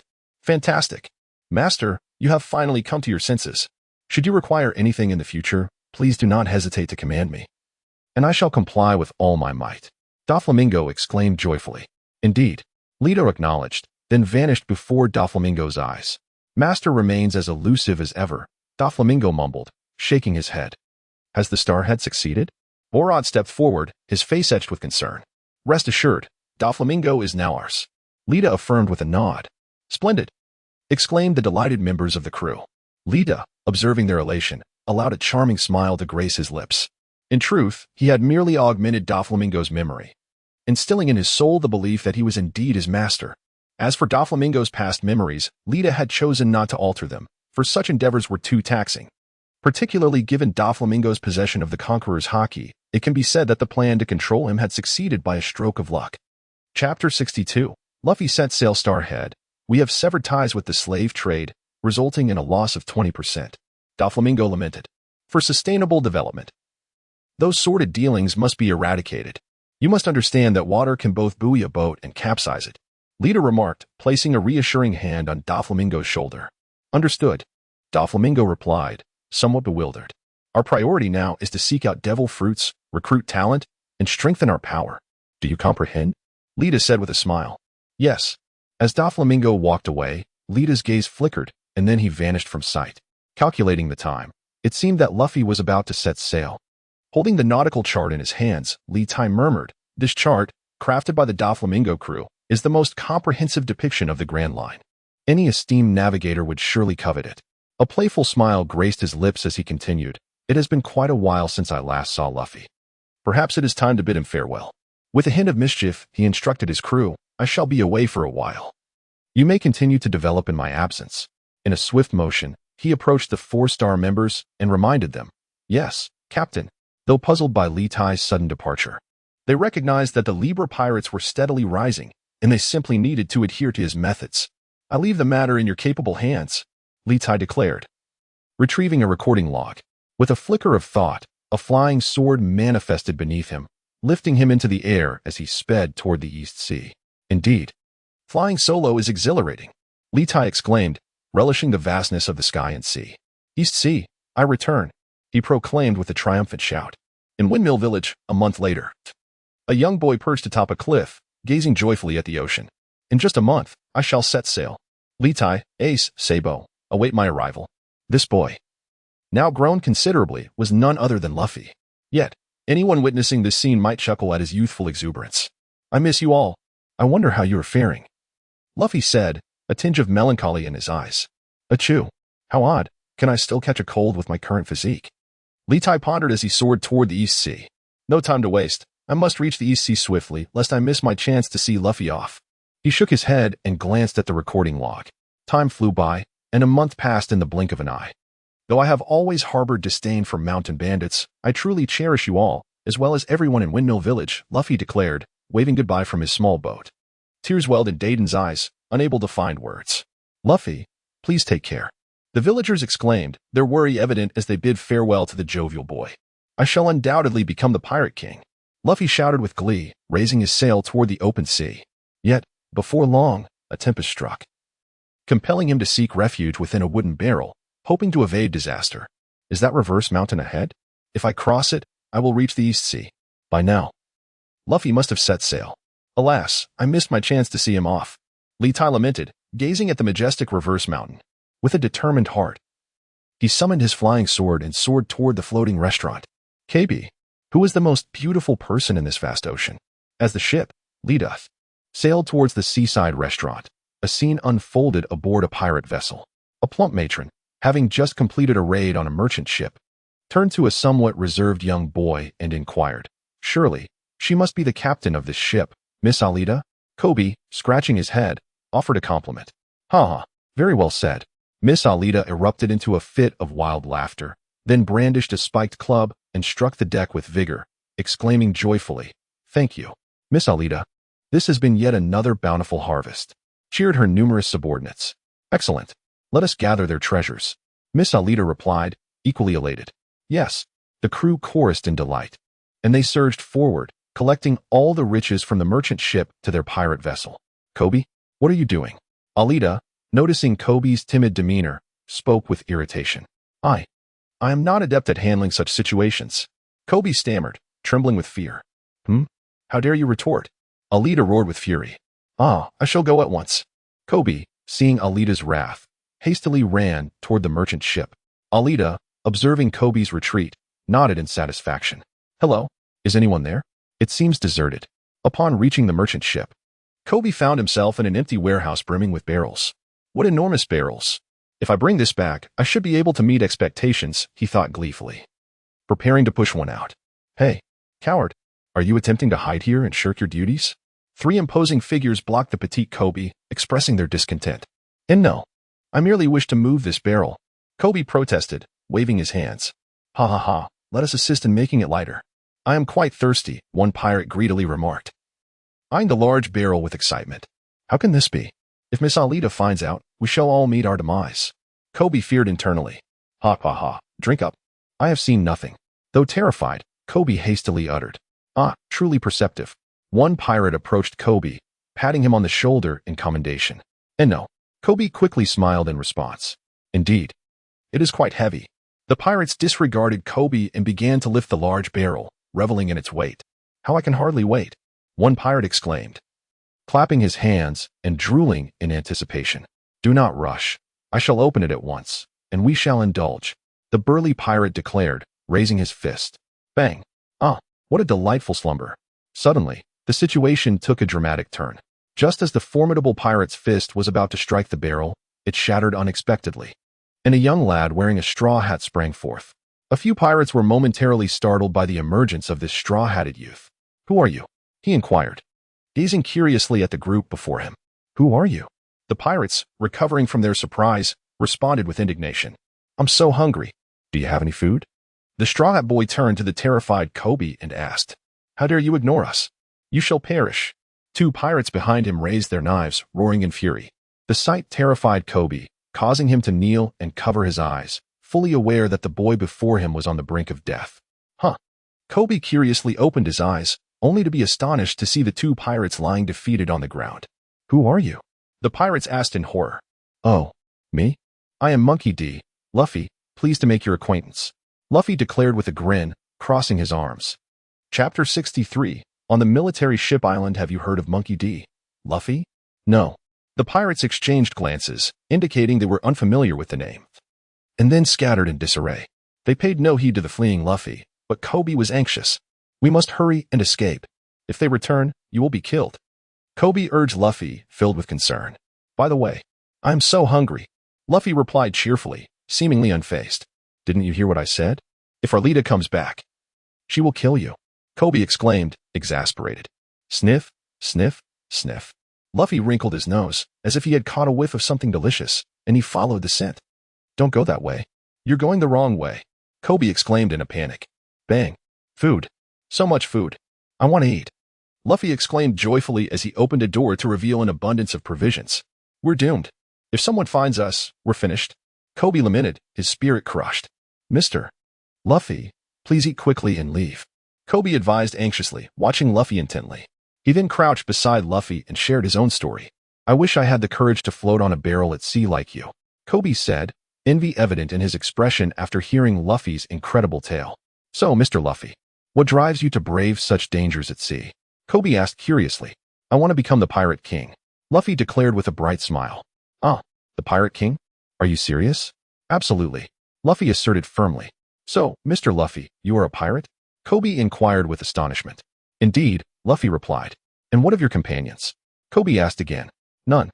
I'm still searching," Luffy declared. "The title of Pirate King is bestowed upon one who possesses the greatest treasure in the world, known as One Piece, a title that signifies dominion over the world. It embodies immense wealth, fame, and power. Do you aspire to attain this, Mr. Luffy?" Kobe stood up, brimming with excitement as he explained for Luffy, then incredulously added, "Is this truly your ambition?" "Yes, that is also my goal." Luffy nodded affirmatively. "No, it's impossible," Kobe exclaimed, overwhelmed with emotion. Bang. "Mr. Luffy, why did you strike me?" "Never mind, I have grown accustomed to it," Kobe said, cradling his head, then spoke despondently. "It is not a matter of possibility or impossibility. Because I wish to become one, I shall. I am resolute in my determination to be the Pirate King, even if it leads to my demise." Luffy touched the hat atop his head, removed it, and spoke slowly. Are you truly willing to sacrifice your life?" Kobe murmured. Bang, bang, bang. "Who dares to steal my spoils?" At that moment, a furious roar accompanied by the sound of splintering wood erupted. "Huh." Luffy paused, food in hand, gazing curiously towards the source of the noise. "Kobe, who is the most beautiful woman on these seas?" After spotting Kobe, Arlita bellowed in fury. "Yeah, it's Miss Arlita. I was wrong," Kobe stammered, trembling with fear. "Who is this formidable woman?" Luffy asked curiously, eyeing the woman wielding a spiked club, Arlita. Bang, bang, bang. All the pirates dropped their weapons in terror, petrified, staring wide-eyed at Luffy. Who is this?" Arlita gazed at Luffy in disbelief, then furiously swung her spiked club and roared, charging at him. "Rubber rocket. What is that?" The crowd gasped in horror, witnessing Luffy's arm stretch. "Is that the legendary devil fruit?" Arlita remarked, apprehensively. Meanwhile, as Luffy battled Arlita, Lita had already crossed the barrier to the sea, the red line. "Next, do I proceed this way?" Lita pulled out a map and checked the direction, appearing puzzled. "If I follow this course, will I reach the floating restaurant?" Lita queried, examining the log post with skepticism. "Never mind. I shall see for myself." After studying the map for a while, Lita concluded she could not decipher it at all. Nonetheless, she decided to fly in the indicated direction. Is this Battleship Island? ISNT Battleship Island located on the Grand Line? Litai wiped the beads of sweat from his forehead, his voice trembling with trepidation. I won't be flying back to the Grand Line, will I?" He remained speechless yet resolutely continued his flight towards Battleship Island. Wow! Someone is flying in the sky every day. A young child exclaimed joyfully. How is that possible? How can a person fly in the air? Are you seeing things? The adult beside him expressed disbelief, glancing up at the sky. Litai, high above, noticed them as well. Ah, a ghost. The adult, startled, fell to the ground. Cold sweat dripping down his face. Greetings. I'm not a ghost. I am Litai, a user of a devil fruit, he said with a smile. Landing gracefully before the two. Hello. The adult, taken aback by the boy's cheerful demeanor, quickly shielded the child behind him and stammered. I seem to have lost my way. Could you kindly tell me where I am? Is this Battleship Island? If so, do you know Abis? Litai inquired politely, voicing the questions that had been occupying his mind. This is indeed Battleship Island, but it seems that Abis is not here. She has been captured by a group of pirates. The adult, upon realizing that the boy knew Abis, felt a surge of confidence and responded hastily. Is this truly Battleship Island? Abis has been captured? Litai asked incredulously. Yes. Big brother, could you help us rescue Abis? She is such a kind little girl.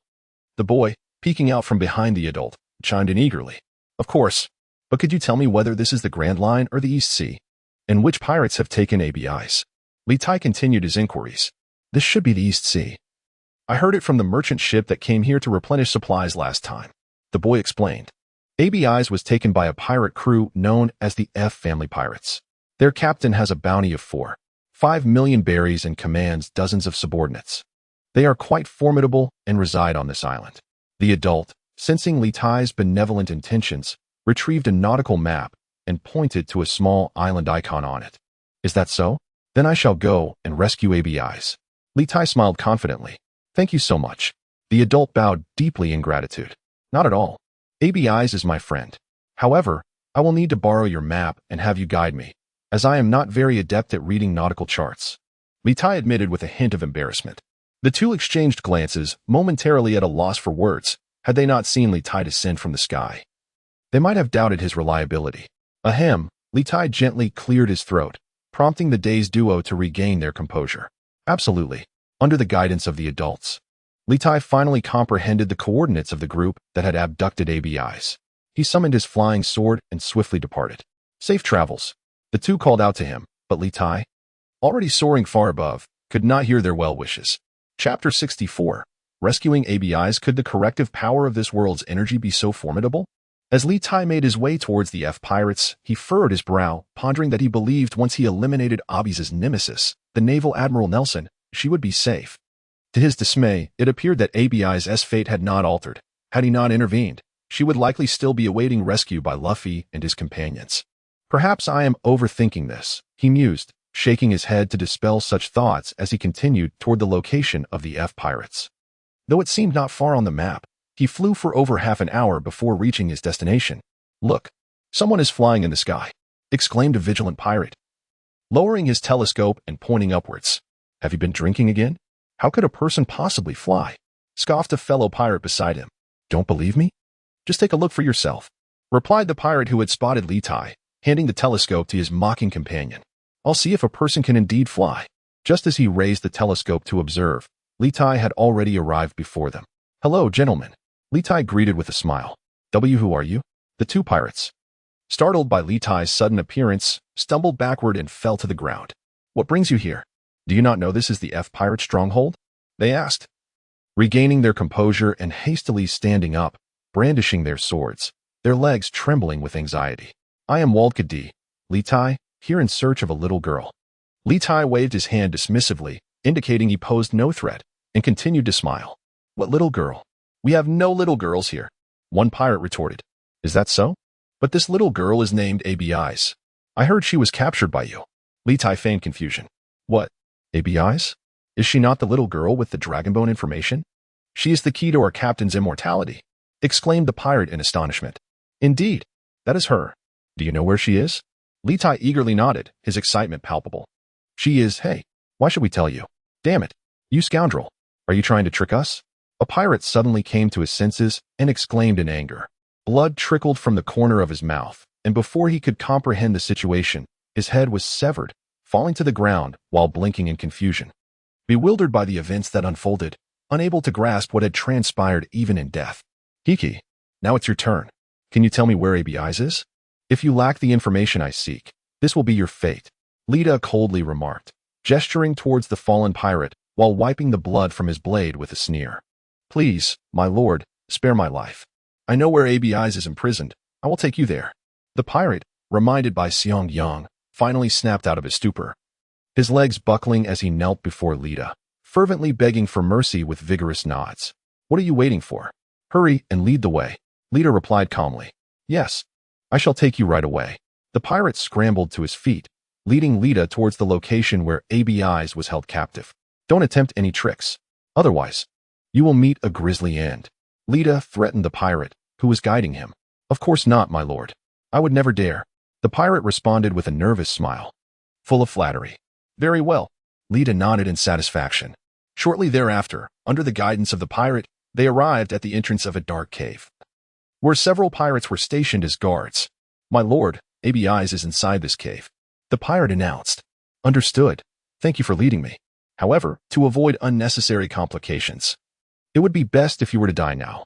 Upon activating his observation haki and confirming that this was indeed Abis' prison, Lita smiled at the pirate beside him, and in the blink of an eye, the pirate, with a look of reluctance, slowly closed his eyes, unleashing his conqueror's haki. A powerful force emanated from Lita, instantly overwhelming the guards and rendering them unconscious.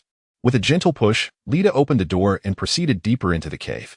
With a flourish of his sword, a blade flew from Lita's waist, swiftly claiming the lives of the fallen pirates, while the guards, still in a stupor, also succumbed to death.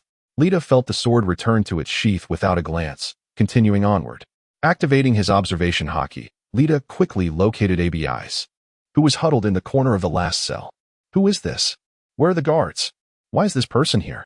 The ordinary captives, previously imprisoned, murmured among themselves. Young man, could you deliver us? We are merely common folk captured by the F family pirate crew. Please, we implore you to save us. In the dim confines of the prison cell, numerous ordinary souls knelt upon the ground, beseeching for mercy. Not a problem.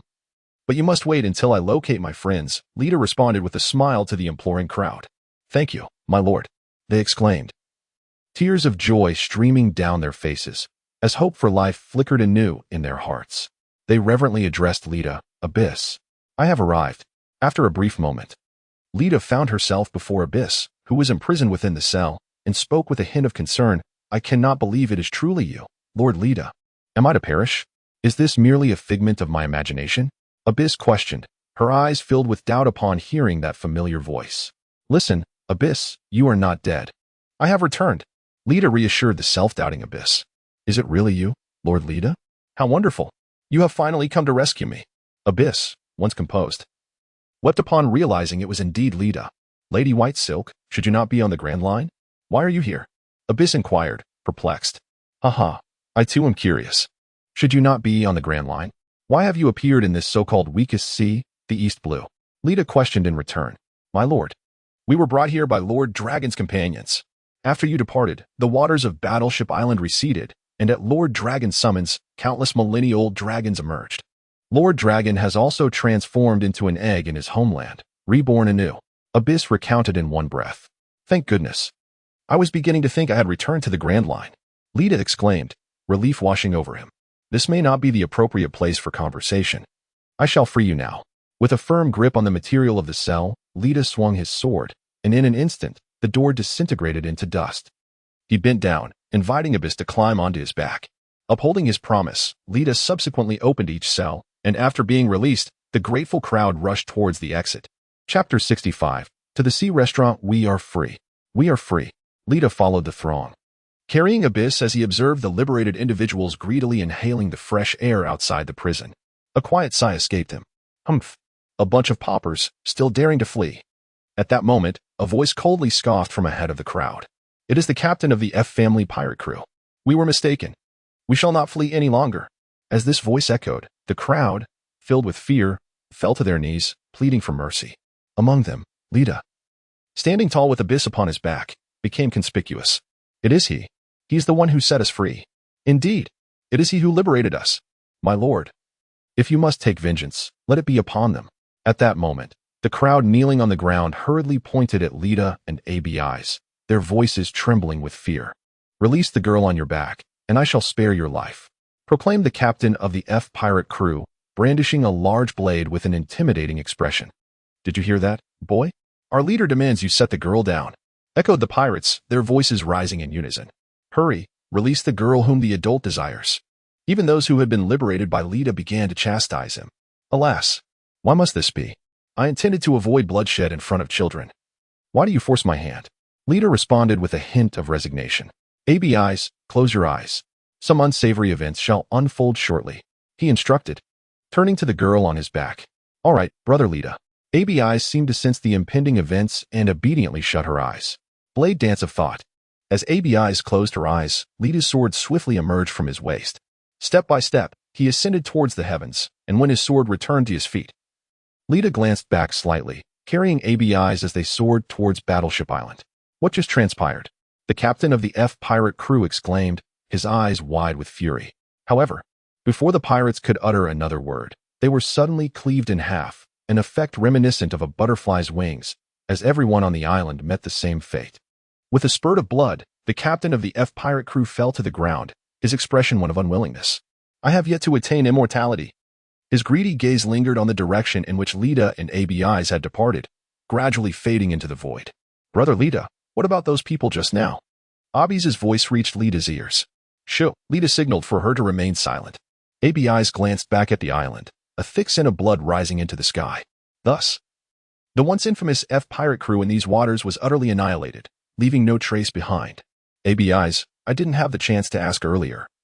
Has Lord Long found his homeland? And do you know why Battleship Island appeared in the East Sea?" Lita inquired, his tone tinged with curiosity as he felt Abis's tension. "Brother Lita, Lord Long has indeed found his homeland, which lies beneath the sea of Battleship Island. As for why Battleship Island is in the East Sea, it is because Lord Long entrusted his kin to relocate it," Abis replied, calming herself. "Is that so?" Lita expressed his astonishment. "Then, Abis, would you like to come with me? It seems rather perilous for you to remain on the island. With me, I can protect you. And we can return to check on Lord Long and the others later. Lord Long has already passed away, and my grandfather too, after witnessing the Millennial Dragon. His wish has been fulfilled, and he has departed as well." Abis spoke with a quiver in her voice. "Then come with me. We shall first replenish our supplies at Battleship Island, and then we shall continue our journey." Litai felt the dampness of his shirt clinging to his back and slowly spoke, uncertain of how to console Abis. Abis nodded in response. "Well then, little kitten, do not weep. We must hasten," Litai said with a gentle smile. Before long, they returned to Battleship Island, where the residents welcomed them upon witnessing Abis's rescue. However, upon learning that Abis intended to set sail with Litai, they expressed profound reluctance. Ultimately, after Abis's explanations, the islanders prepared a farewell gathering and provisions for them. "Brother Litai, where are we headed?" Abis inquired curiously, perched on Litai's back as they stood atop Battleship Island. Clearing his throat, he asked Abis, "Do you know how to read nautical charts?" Litai stiffened momentarily, feeling a bit awkward. "Ha ha ha, brother Litai, you are quite silly.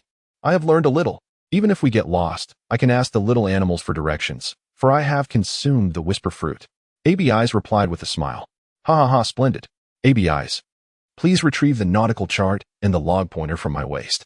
Let us explore the sea restaurant." Litai exclaimed joyfully. "Brother Litai, we should head in that direction." After studying the chart for a moment, Abis raised the log pointer and directed Litai. "Understood." With that, Litai sped off with Abis in tow. "Abis, are you certain we are on the right path?" Litai asked, a hint of doubt in his voice. "Shall we descend and inquire?" Abis suggested, gazing at the vast, endless ocean a bit shyly. "All right." Litai brought Abis to stand over the water, where Abis suddenly plucked a creature from the sea. "I don't know," Abis exclaimed, her face turning crimson. "What about that flying creature?" Litai pointed to a seagull soaring above, adorned with a small backpack.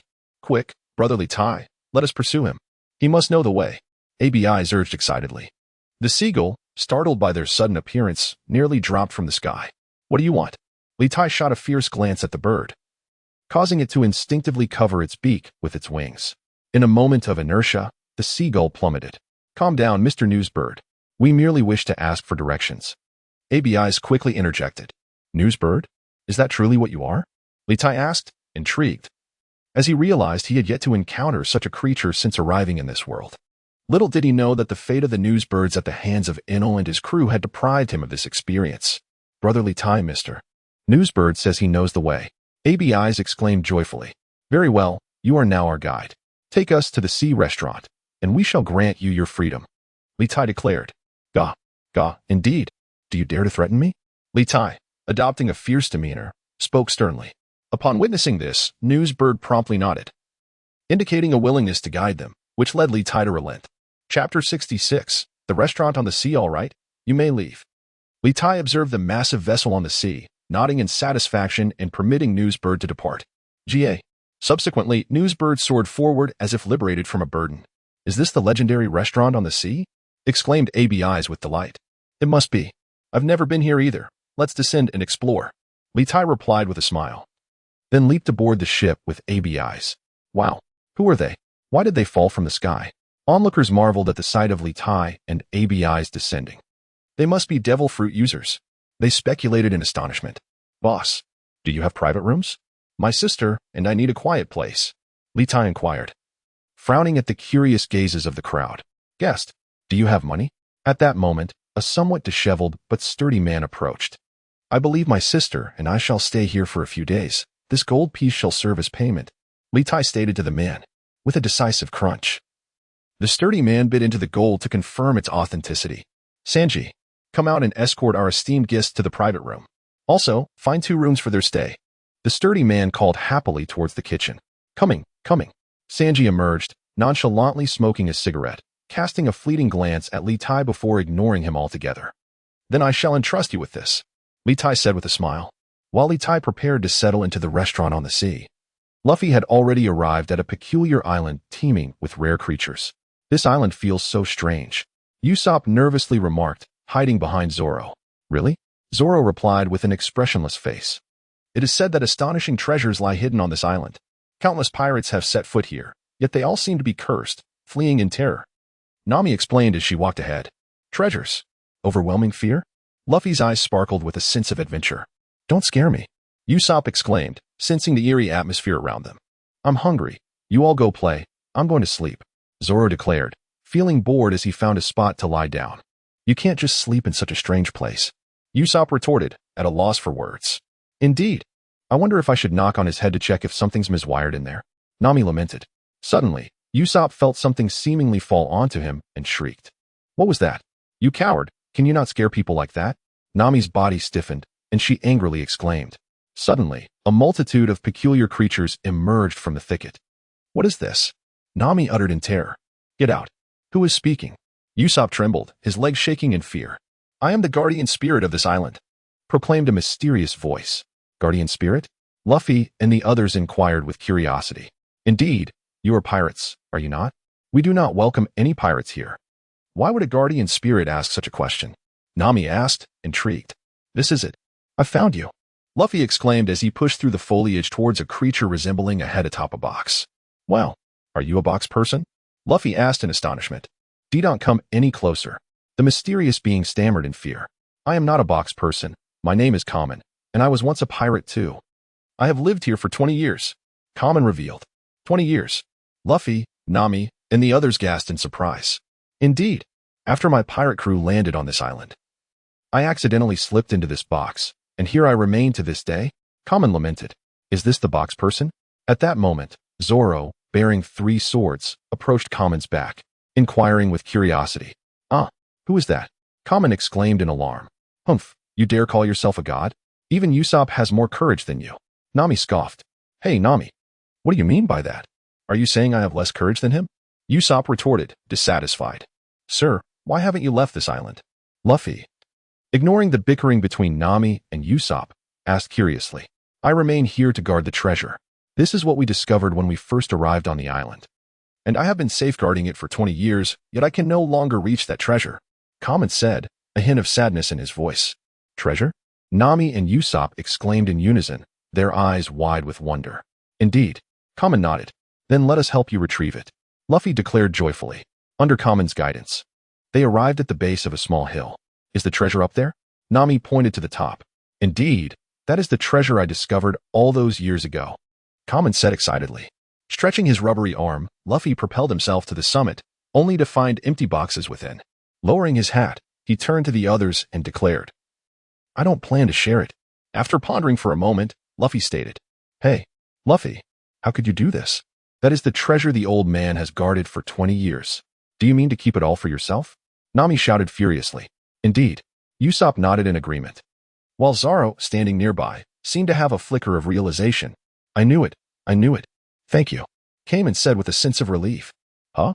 Nami and Usopp looked at Kamen in astonishment. All the treasure chests up there are empty, right? I can't believe the treasure I waited 20 years for is actually just a mirage. I should have anticipated this, Kamen said, a hint of disappointment in his voice. Indeed. At least you only waited 20 years, didn't you? Luffy remarked as he tossed down the chests from above, grinning. Yes, I appreciate you fulfilling my wish, Kamen said, holding back tears, moved by the moment. It's nothing, really. Just a small favor, Luffy replied, ruffling his hair with a smile. Then allow me to treat you to the island's delicacies as a token of my gratitude, Kamen said joyfully. Food? That sounds great, Luffy exclaimed, his enthusiasm palpable. Amidst the laughter and cheer, the day swiftly passed, and it was time to part ways. Uncle Kamen, won't you come out to sea with us? I'm destined to be the king of the pirates, Luffy called out to Kamen on the shore. No, I've already found the treasure that belongs to me. Good luck. Luffy, I believe you will become the king of the pirates, Kamen replied, gazing at the rare beasts surrounding him with a smile. Take care then, uncle. We're off. Luffy waved farewell. Luffy, you will surely become the king of the pirates, Kamen murmured as he watched Luffy and the others gradually disappear from view. Chapter 67. Where Lies the Path?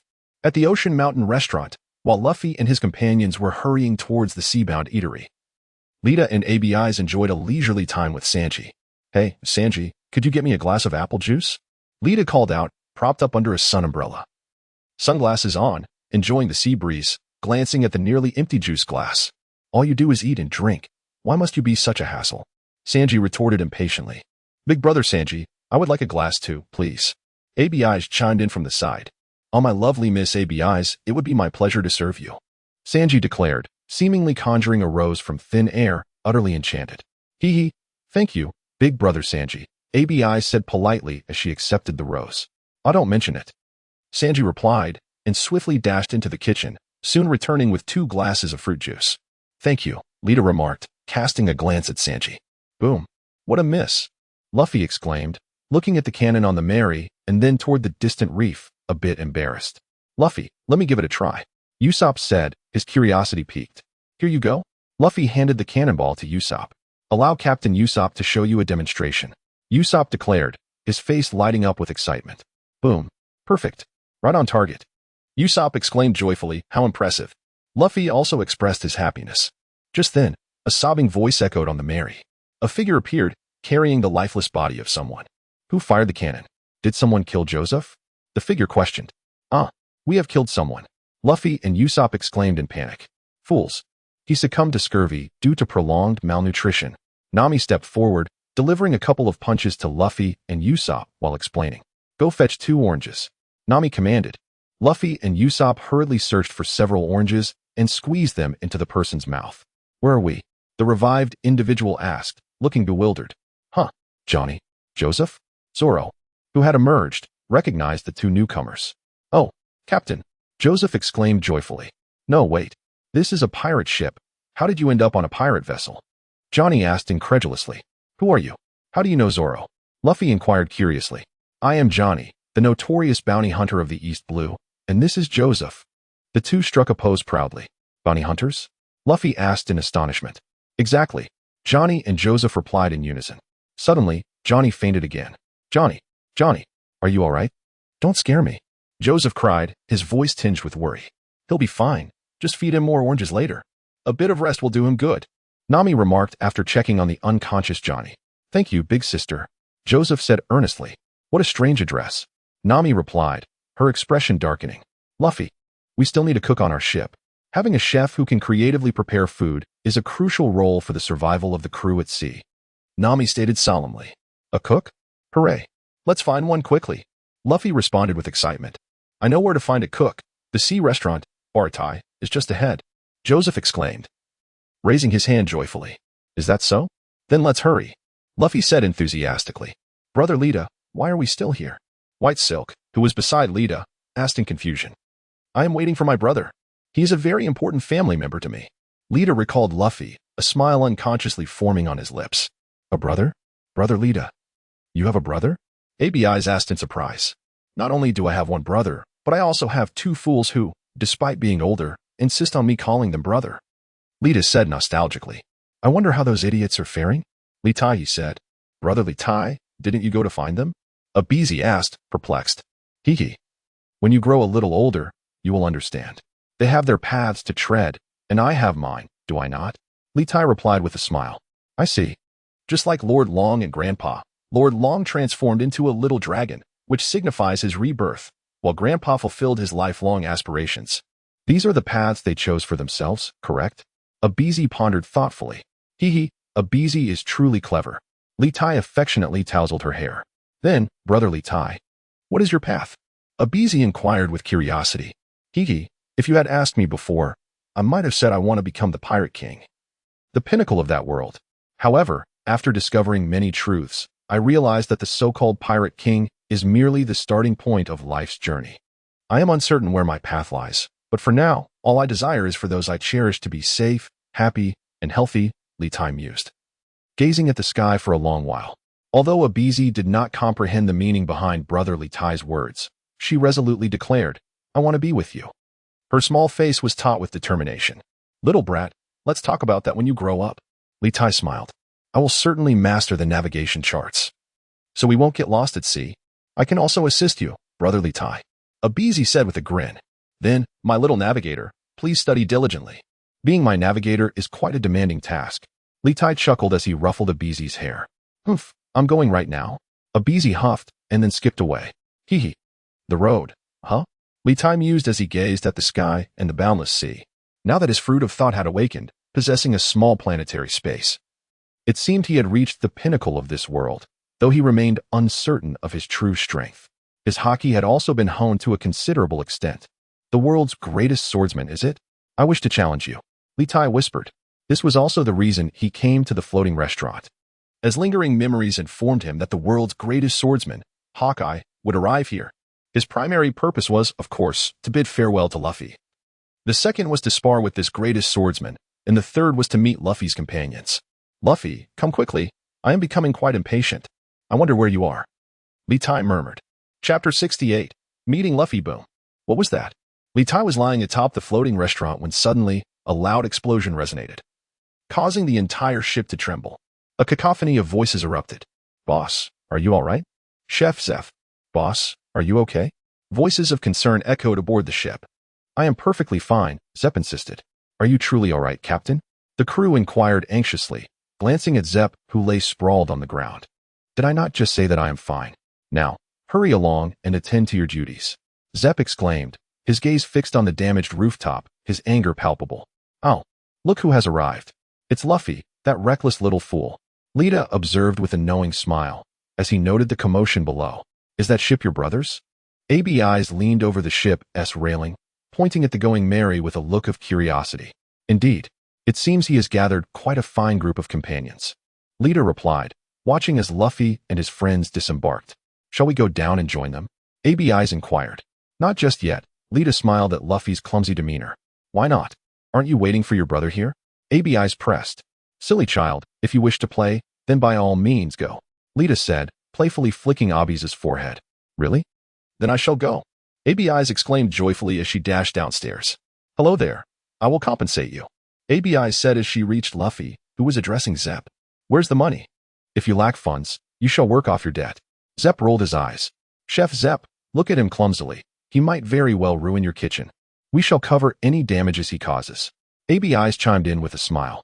Oh, how could I accept that? Luffy exclaimed in surprise at Abis's words. There is nothing to feel embarrassed about.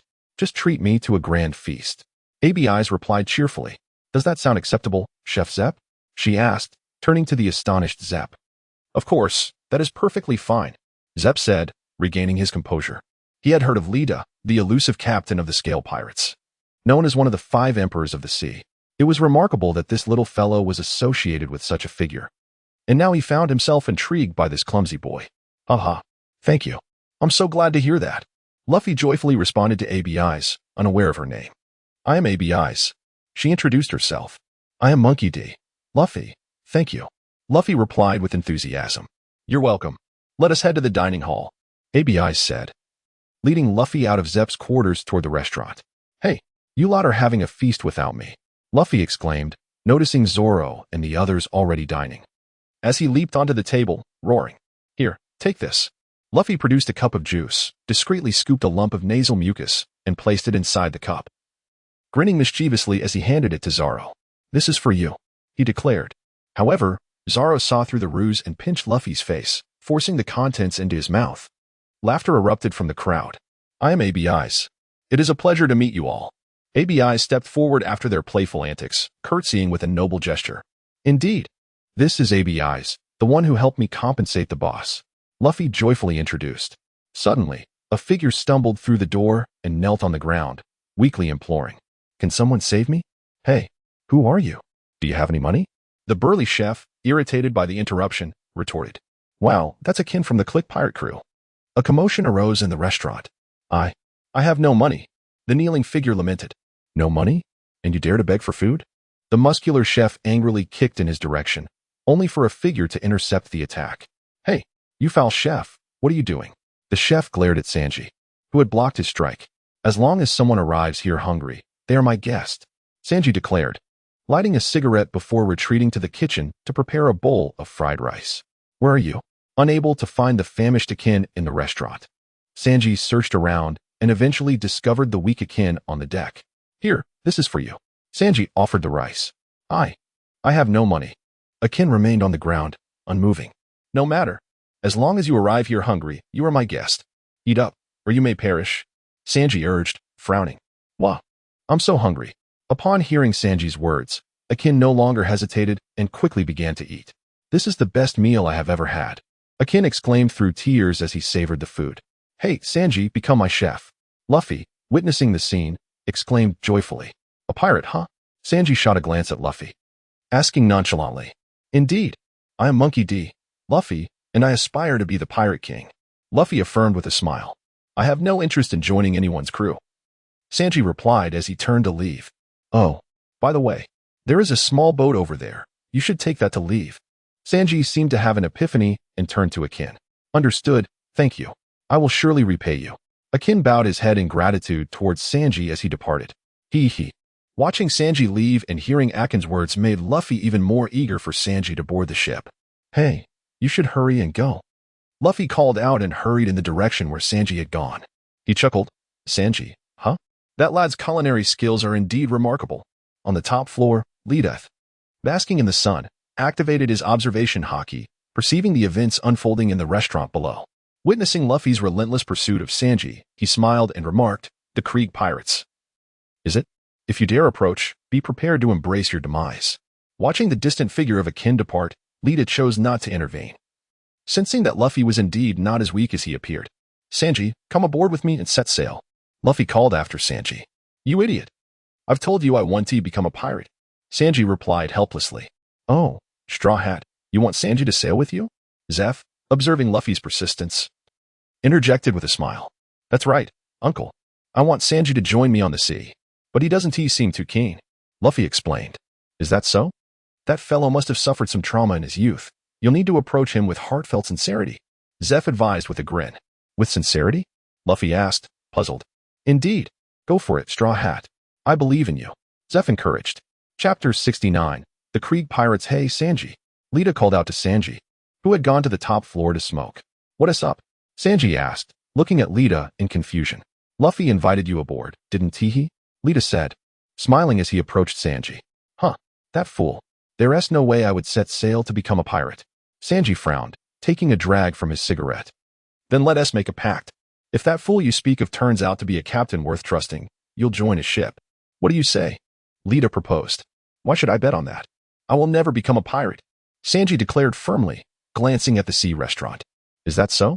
Lita gazed deeply at Sanji, hoping to plant a seed of thought within his heart. Ha ha, I never expected you to care for someone else. Sanji remarked in surprise, noting Lita's unusual concern. Since arriving at Baratai, Lita had seemed indifferent, either sunbathing or eating, yet he now displayed genuine interest in this fool. Is it? Lita chuckled, offering no further explanation. Well, that's the Krieg pirates. What? The infamous pirate crew boasting 5,000 members? Everyone flee. At that moment, a commotion erupted in the restaurant, interrupting the conversation between Sanji and Lita. Sanji, glancing at the damaged massive pirate ship, quickly dashed downstairs without a moment's hesitation. Have they arrived? Sunshine gazed upon the dilapidated Click pirate crew, a faint smile gracing his lips as he murmured. Inside the restaurant.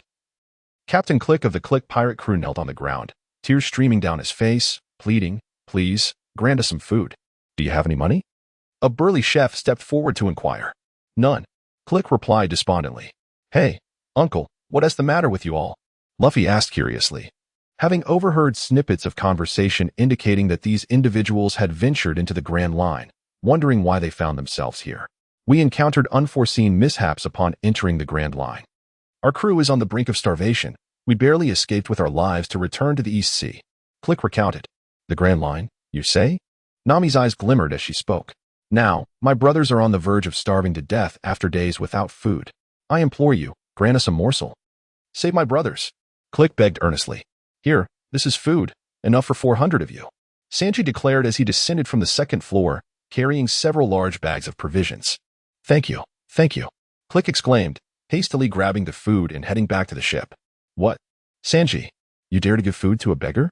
The burly chef bellowed in anger. As long as they are hungry, anyone who arrives here is my guest. Sanji asserted firmly, taking a deep drag from his cigarette. You scoundrel. The other chefs fell silent, witnessing the exchange. Aboard the Click pirate ship, Click rallied his crew. Brothers, we have food. Eat up, regain your strength. We shall strike. What? Captain, did you not promise me we would not touch this restaurant? Akin questioned incredulously. If we do not seize it, how shall we return to the Grand Line? For 100 servings, who else would consume it? Click's gaze hardened as he spoke. They are our saviors. Akin protested weakly. Enough, Akin. Click interrupted, silencing him. Crew, eat swiftly, and then let us get to work. Once Akin ceased to speak, Click continued addressing his crew. Oh, the crew members. Eyes alight with hunger, pounced upon the food like ravenous wolves, devouring it voraciously. Now follow me. After feasting, we shall raid this ship for treasures and recruit more members. We shall challenge the Grand Line. Click proclaimed once the crew had satisfied their hunger. Sanji, look at the trouble you've caused. The burly chef seethed, witnessing the Click pirate crew returning with fierce intent. Hey, Sanji is your savior. How could you repay him in such a manner? Luffy exclaimed angrily as he observed the returning Click pirate crew. You brat, who are you? What business do you have here? Is that the monster? Why pursue extermination? We have all managed to escape to this place. Before Click could finish his words, he was captivated by the terror-stricken gazes of the crew. Upon catching sight of the looming figure, his legs trembled. Boom. A man, bearing a dark sword, stood atop a coffin. With a mere flick of his sword, the once mighty Click pirates were reduced to mere fragments. Out of sheer boredom, the man spoke coldly, preparing to turn away. Is that the 7 warlords? The world's greatest swordsman. Dracul Mihawk? Someone recognized him. The world's greatest swordsman? Zoro, standing beside Luffy, caught a glimmer of determination in his eyes, leaping onto the debris to confront Mihawk. What brings you here? Mihawk regarded the obstacle before him, his tone indifferent. I wish to gauge how far I am from the pinnacle. Zoro unsheathed his sword. Assuming a stance. 3-sword style? A swordsman? Mihawk cast a dismissive glance at Zoro. Indeed, I challenge you. To become the world's greatest swordsman is my dream. Zoro declared. A dream, you say? I accept your challenge. Mihawk responded, removing a small sword-shaped pendant from around his neck. Zoro, undeterred by the seemingly trivial weapon, grew solemn. Clang. After a flurry of rapid exchanges, Zoro found himself defeated. Is this truly the might of the world's greatest swordsman? He pondered, feeling the wounds upon his body. He had left no mark on Mihawk, while he himself was battered and bruised. Why do you fight so fiercely? Mihawk inquired, observing Zoro. Because this is a dream shared with my family. I must become the world's greatest swordsman, even if it costs me my life. Zoro asserted with unwavering resolve. Even if it costs you your life? In that case, you have my recognition. Mihawk declared, drawing forth his massive black sword. Come. Zoro raised his weapon. Clang. Mihawk unleashed his assault, and Zoro's sword shattered upon impact. Accepting the broken blade in his hand, he faced his demise with composure. Why not evade? Mihawk asked, astonished. The scars on my back are an insult to a swordsman. Zoro gritted his teeth, gazing at the two broken swords. Having tasted the peak, let us now strive towards that goal. Mihawk nodded in satisfaction. After uttering these words, Mihawk sheathed his sword, and Zoro, unable to stand any longer, collapsed into the water. Zoro, Luffy called out anxiously. He is not dead. Mihawk sheathed his weapon and turned to leave, but suddenly glanced up at the upper level of Baratai, where Ryota observed him with an enigmatic smile. He halted in his tracks and instantly leaped to Ryota's side. Oh! The crowd marveled at Mihawk's sudden ascent to the top level. You lot, come forth. As Kenai seemed indifferent to their presence. Click gritted his teeth and declared that since their ship had been destroyed, they had no choice but to seize the Baratai if they were to continue their voyage. After all, death was inevitable. They might as well gamble on it. Chapter 70. Healing Zeph's leg. You are the captain of the Baratai pirates, are you not? Upon reaching the upper deck, Kenai slowly addressed Lita. I never imagined that I, Lita, would be remembered by the renowned world's greatest swordsman. A strange glimmer passed through Lita's eyes as he spoke with a smile. Indeed, I never expected a so-called emperor of the sea to appear in this weakest of seas. Kenai replied. I, too, did not foresee the illustrious warlord, hailed as the world's greatest swordsman, would find himself here. Lita responded with a smile. I hear you are a swordsman. Shall we engage in a duel? Kenai's eyes gleamed sharply. Certainly, but you must wait a moment, Xiangyang said, peering down from the upper deck with a faint smile. Very well. Kenai regarded Lita with a steady gaze and slowly took a seat. Sanji, come aboard. After defeating Click's pirate crew through their combined efforts, Luffy extended another invitation to Sanji. You little rascal, go. This is not your place to linger. Your true path lies upon the vast ocean. Zeph interjected with a smile. Indeed, your culinary skills have made you the best among us at Baratai. Staying here will stifle your talent. The other chefs chimed in. Old man, do you truly wish to drive me away? Sanji retorted, speechless. What did you say? You little brat? Zeph snapped in anger. I was saying Sanji was abruptly interrupted by Zeph's outburst.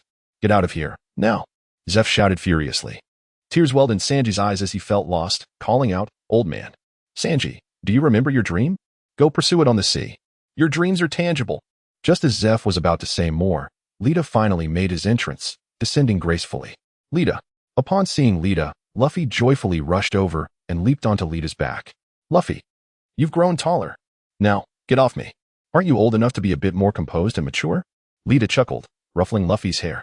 Lita, what brings you here? Luffy asked excitedly as he jumped down. I missed you, so I came to see you off. I intended to accompany you from Windmill Village, but I was delayed by matters at sea and could only take a chance here. Lita replied with a smile. Luffy, who is he? Usopp inquired with curiosity. He is my brother, Luffy announced. As soon as Luffy's words fell, those on the ship who knew Lita's identity were momentarily stunned. Luffy, you say he is your brother? Sanji approached, astonished. Yes, my brother. Is there a problem? Luffy responded. Luffy curiously glanced at Sanji and was about to speak when he was abruptly interrupted by a fit of intense coughing. Cough, cough. I am indeed Luffy's brother.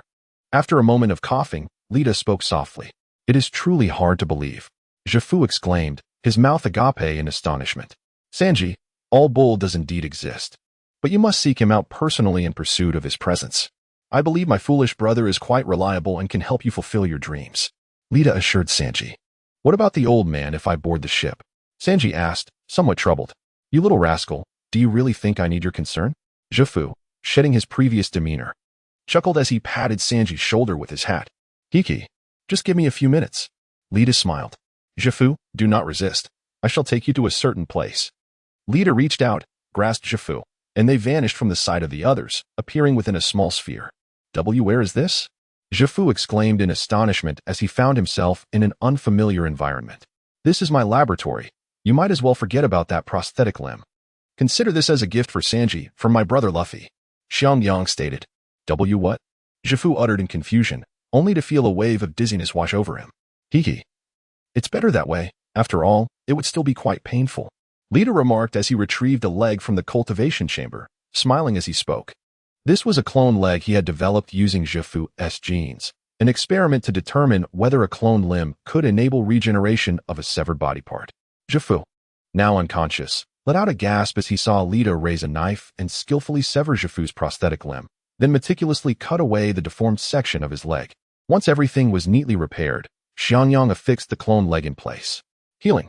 Xianyang activated his thought fruit, and a wave of energy slowly flowed into Xiaofu's body, causing the clone leg to merge seamlessly with the stump, leaving no trace. All that remained was to see if Xiaofu could walk again. Wake up, Lita urged. And Xiaofu gradually opened his eyes to find Lita looking back at him. All right, get up and take a few steps, Lita encouraged with a smile. Huh? My leg has grown back? Xiaofu gazed in disbelief at his leg. Indeed, this is my gift to Sanji, Lita replied with a grin.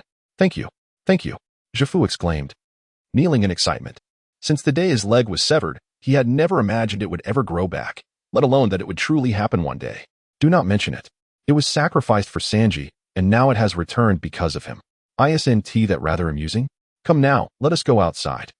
They are likely worried about us, Lita said with a smile. Amusing indeed. Truly deserving of the title of the fifth emperor of the sea. Zeph laughed heartily. And as he spoke, the two departed from the small planet, emerging onto the deck of the Baratai. Oh, where have you two been? And uncle? Your leg has miraculously healed, Luffy exclaimed in astonishment upon seeing Sanji's return. Old man, your leg has grown back, Sanji exclaimed excitedly. Indeed, thanks to you. It has returned, Zeph replied with a smile. Thank you, Lita. Sanji bowed deeply to Lita, though he was unaware of how Zeph's severed limb had regrown. He was certain it was connected to Lita. No need for such formality. Aren't you now my brother as comrade? We are all family. Lita smiled as he helped Sanji to his feet. Yes, old man, now I have no more worries. Thank you for your care all these years, Sanji said to Zeph. Go on, set sail. The sea is your true home. What are you doing lingering here with an old man like me? Zeph chuckled. Hooray, we finally have a chef, Luffy exclaimed joyfully. Wait, where's Nami? Have you seen her? Just then, Usopp seemed to have noticed something and hurriedly inquired. Are you referring to that girl? It seems she has taken your ship and left. Lita reminded them. What? Luffy and the others exclaimed in shock. Hurry and chase after her, Luffy. I will be waiting for you in the new world. With that, Lita vanished from sight, heading towards the direction agreed upon with Mihawk. Chapter 71. A Duel with Mihawk. Honestly, every time he leaves, it's always in such a rush. Luffy grumbled as he watched Lita depart with Abis. Luffy, is that really your brother? Sanji asked incredulously, glancing at Luffy, which drew the curious gazes of everyone else. Yes, but he is not my full-blooded brother. He was found by my grandfather and me in the forest, Luffy explained. Found? Sanji and the others asked in disbelief. Indeed, when we discovered Lita, he was on the brink of death. Luffy recalled the moment when Lita lay on the forest floor, barely alive. What a lucky boy, Zeph remarked non-committally. Do you know who he is? Sanji inquired. No idea. Does he have some other special identity? Luffy asked, intrigued. He is, cough. The chef beside Zeph was about to say something, but was interrupted by Zeph's cough, prompting everyone to fall silent. What a peculiar bunch, Luffy remarked in confusion. All right, boys, it's time for you to embark, Zeph said slowly. Goodbye, you old man, Sanji called back to Zeph. Take care of yourself, Zeph responded, feeling a twinge of reluctance. Alas, what of our Mary? At that moment, Usopp's voice rang out. What? The Going Merry has vanished? Luffy exclaimed in astonishment. Hey, Straw Hat Kid, I just saw your companion, the little girl, has already set sail with the ship. If you hurry, you might still catch up. Just then, a notification echoed. What? Nami has taken the Going Merry? Luffy quickly sought out Zeph for a small boat. And with Sanji and Usopp, they headed in the direction Nami had departed. On an unnamed island in the East Sea, I've kept you waiting, Litai remarked coolly, observing Mihawk standing on a small vessel. I hope you won't disappoint me. I have awaited a worthy opponent for far too long. Mihawk replied, his voice calm. Abis. You wait on that small island for my return. He sent Abis towards the unnamed island. Be careful, big brother. Abis' worried voice echoed from the island. Come forth. Upon uttering these words, 6 swords materialized beside Litai, an immense aura enveloping him. Simultaneously, a formidable presence erupted from Mihawk, colliding with Litai's sword intent. The sea was instantaneously cleaved in two, and even the sky trembled under the weight of their overwhelming energies. Impressive, Mihawk remarked, his eyes brightening in admiration. You are formidable as well, truly deserving of the title world's greatest swordsman. Litai responded, equally impressed. Then let us see whose blade reigns supreme. With that, Mihawk launched the first attack against Litai.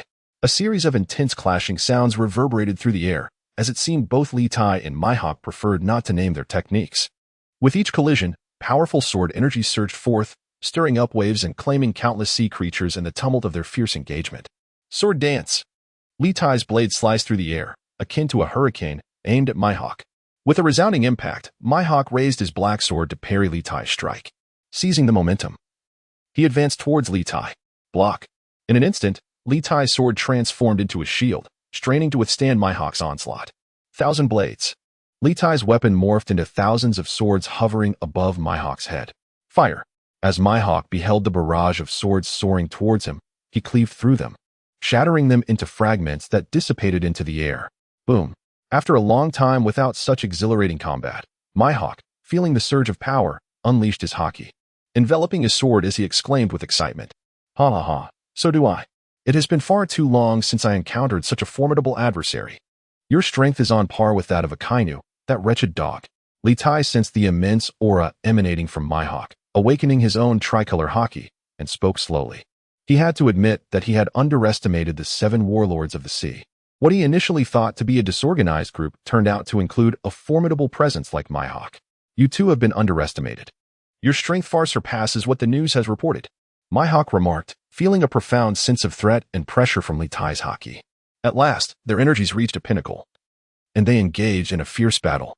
Mihawk's armament haki is astonishing. It rivals my tricolor haki, Litai thought, feeling the surge of Mihawk's enhanced strength. This brat is truly a monster. Mihawk mused as he faced Litai, recognizing that at such a young age, Litai possessed the prowess to contend with him, truly a prodigy among prodigies. He reflected on his own youth when he was still clueless about wielding an axe. The clash intensified, echoing through the heavens and the earth. I hope Brother Litai is all right.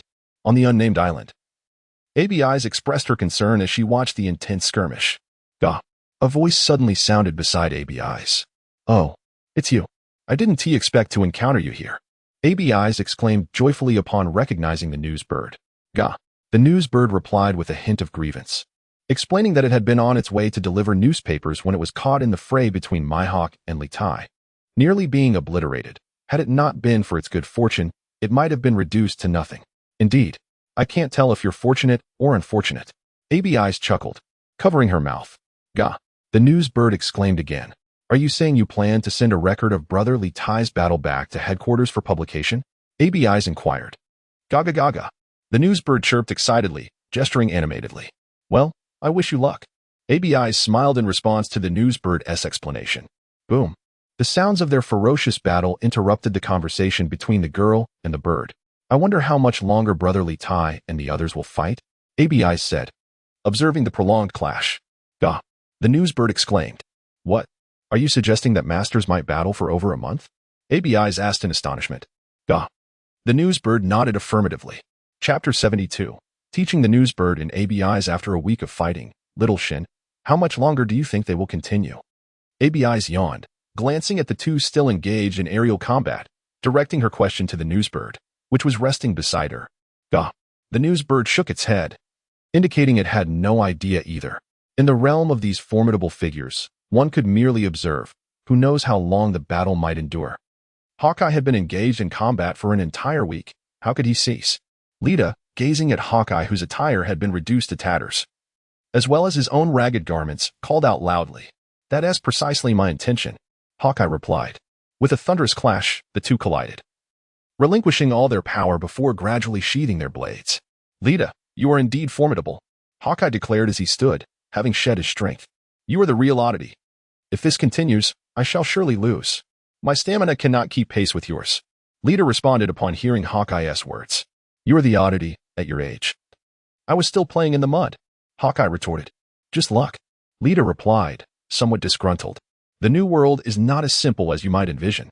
Exercise caution and strive to live well. We shall battle again another day, Hawkeye stated before turning and making his way to his small boat, striding across the waves.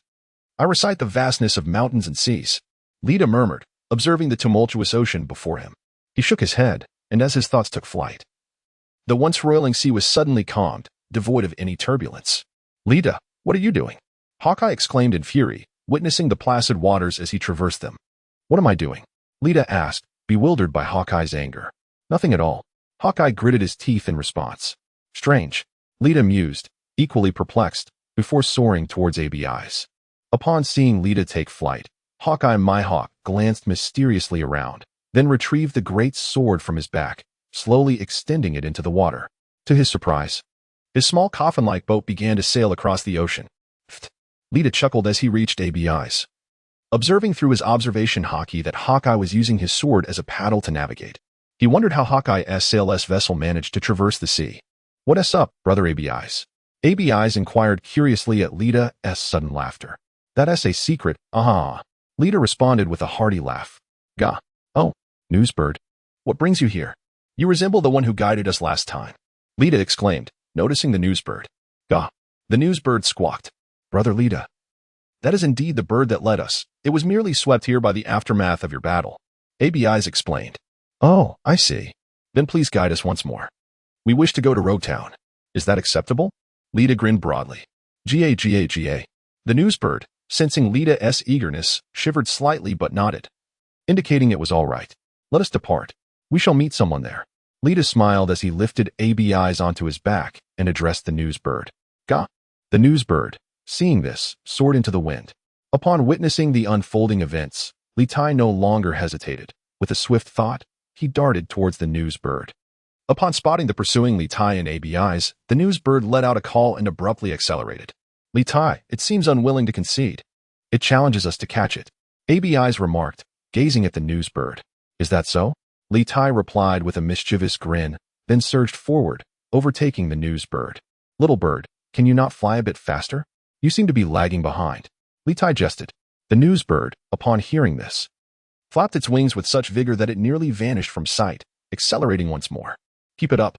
Your speed leaves much to be desired, Litai exclaimed, again propelling himself alongside the newsbird, chuckling. Suddenly, the newsbird, maintaining its high-speed flight, called out and fainted. Oh no, Litai, the little one has lost consciousness. Abis cried in alarm. How come I never noticed this little creature was so stubborn? Litai mused, grabbing the fainted newsbird and shaking his head in disbelief. In that case, let me grant you a stroke of fortune. After all, considering Luffy and the others' pace, they shouldn't reach Rogue Town too swiftly. Gazing into the distance, he murmured. Little Earth, commence the transport. With a mere thought, Litai, accompanied by Abis and the newsbird, vanished into the air, reappearing within Little Earth. Gah! The newsbird suddenly jolted awake, rubbing its eyes with its wings. Oh, you are awake, Abis exclaimed joyfully, then hurried off to find Litai. Litai. The little one has awakened, Abis gleefully announced to Litai, who was engrossed in research. Awake, are you? Litai swiftly appeared beside the newsbird with Abis. Gah! The newsbird, bewildered, surveyed its unfamiliar surroundings. This is Litai's world. Fear not, there is no danger, Abis reassured with a smile. I find you rather agreeable. I am inclined to offer you a fortuitous opportunity. What do you say? Litai addressed the perplexed newsbird. Gah? It tilted its head, clearly confused. Litai. What does it mean? Abis translated. Provided you agree to join our Libra pirate crew. Litai smiled warmly. Upon hearing this, the newsbird fervently shook its head in refusal. Litai, it claims to be a member of the World Economic News Agency and is unwilling to join another faction. Abis conveyed. Is that so? Litai replied with a smile, subtly activating his devil fruit powers, causing the newsbird's gaze to momentarily blur. Gah! The newsbird looked at Litai as if it were beholding its progenitors. Oh, Litai, it now says it is willing to join our pirate crew. Abis translated with puzzlement. Very well, then I shall not withhold my knowledge any longer. I will teach you some life-saving techniques. And yes, Abis, you must join as well. Litai smiled and inquired, what is it? Abis replied joyfully, I wish to teach you the 6 styles of the Navy, the most formidable means of attack in the world. The very foundation upon which the Navy stands. Please do not divulge this. Litai chuckled. Rest assured, we won't. Abis and Newsbird nodded in agreement. Thus, under Litai's guidance, Newsbird and Abis swiftly mastered the techniques of the 6 styles, though it would take time to truly grasp them. Hee. I wonder what effect embedding a nail within the newspaper office will have. Xiangyang mused, observing the training of Abis and Newsbird with curiosity. Chapter 73, in Rogue Town. All right. It is time for us to venture out. Litai announced after Abis and the others had adapted to the 6 styles for several days. Brother Litai, are we really going out? Abis asked, a hint of reluctance in her voice, for their training time here was vastly different from what they would experience outside. As Litai had informed them, indeed, it is time to step outside. Learning the 6 styles in the outside world is just the same. All it requires is diligence. Litai said, gently ruffling Abis' hair. Very well, Abis replied. Transfer. With a thought, Litai reappeared upon the ocean. Gah. Newsbird danced upon the sea, gliding joyfully to and fro. All right, it is time to take us to Rog Town. Enough of the showboating, Litai remarked to Newsbird. Gah. Newsbird nodded and soared towards Rog Town. Let us go, Litai reminded Abis, who was perched on his back, and they sped off in pursuit of Newsbird. After a while, Rog Town came into view. All right, you may return now, Litai instructed Newsbird. Gah. Newsbird nodded and flew off in the opposite direction. Let us proceed. With that, Litai stepped into the familiar, yet hurriedly passed through Rog Town. Transformations casting a glance at Abis and himself, Litai concentrated, and in an instant, they transformed into entirely different beings. Wow, Brother Litai, how have you aged so remarkably? Abis exclaimed in astonishment. It is not just me. You too have transformed, Litai acknowledged, patting Abis' head. It is rather inconvenient for me to operate in this guise. Oh, how marvelous, Abis expressed with delight. And Rogtown boss, please prepare 2 rooms for us. Thank you, Litai said as he and Abis made their way to the finest hotel in Rogtown. Of course, the proprietor, delighted by the stack of berries, responded cheerfully. Yes, and please bring us some meals shortly, Xiangyang added. Abis, Litai called out within their room. What is it, Brother Litai? Abis, filled with uncertainty, inquired. If I were to invite you to join my foolish brother Luffy's Straw Hat Pirates, would you wish to come aboard? Slowly, Litai articulated his thoughts, a decision he had pondered deeply. The unpredictable nature of the sea made him desire a trusted companion by Luffy's side. Someone to report on their circumstances and assist them in times of need. He had numerous responsibilities of his own, and having a confidant near Luffy would provide him with peace of mind. Why? Does Brother Litai no longer want me? Abis's eyes welled with tears at this notion. Not at all. It is because I wish for you to grow alongside Luffy and the others. Such an experience would significantly enhance your abilities. My adversaries are formidable, and your current strength would hinder your growth in such battles. Do you understand? Litai explained, shaking his head. But I still want to stay with you, Brother Litai, and I do not know if they would even accept me. Abis replied. They will. Litai reassured her with a smile, having known Luffy for over a decade. If they are willing to accept you, then you shall sail with them. When you have acquired formidable strength, I will be here waiting for you. Abis scrunched her nose in determination. All right. When you wish to return, I will personally come to fetch you. Be good. Litai chuckled warmly. Is he the leader of the Revolutionary Army, Luffy's father? I wonder if we might cross paths here. I also ponder about Sabo's well-being. Litai mused as he approached the window, gazing at the bustling town of Rogue Town, his eyes glimmering with profound thoughts. What a mysterious organization, he murmured, shaking his head as he withdrew his gaze.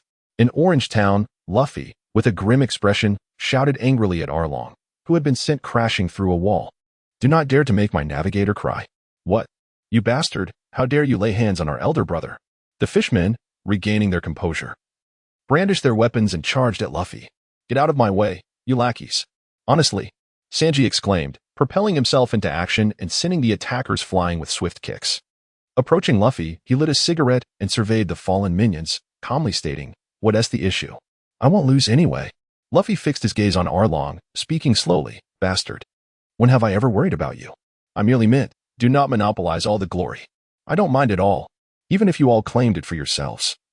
It would be no problem, Usopp said, drenched in cold sweat as he addressed Sanji. You certainly have guts, Zoro remarked from behind Usopp, his appearance stirring a commotion. Roronoa Zoro, is that the bounty hunter wielding 3 swords? A pirate? So, this is the nature of your relationship. Were you initially engaged because of Nami and me? However, what can mere 4 inferior races achieve? At this moment, Arlong, who had collapsed on the ground, slowly rose, speaking with a menacing tone. Just then, the ground trembled, and a massive wave erupted from the sea, revealing a figure emerging from the depths. A sea king? Moo moo. The onlookers gasped in terror at the sight. So, it is a companion of the fishmen. Sanji scoffed at the creature surfacing from the ocean.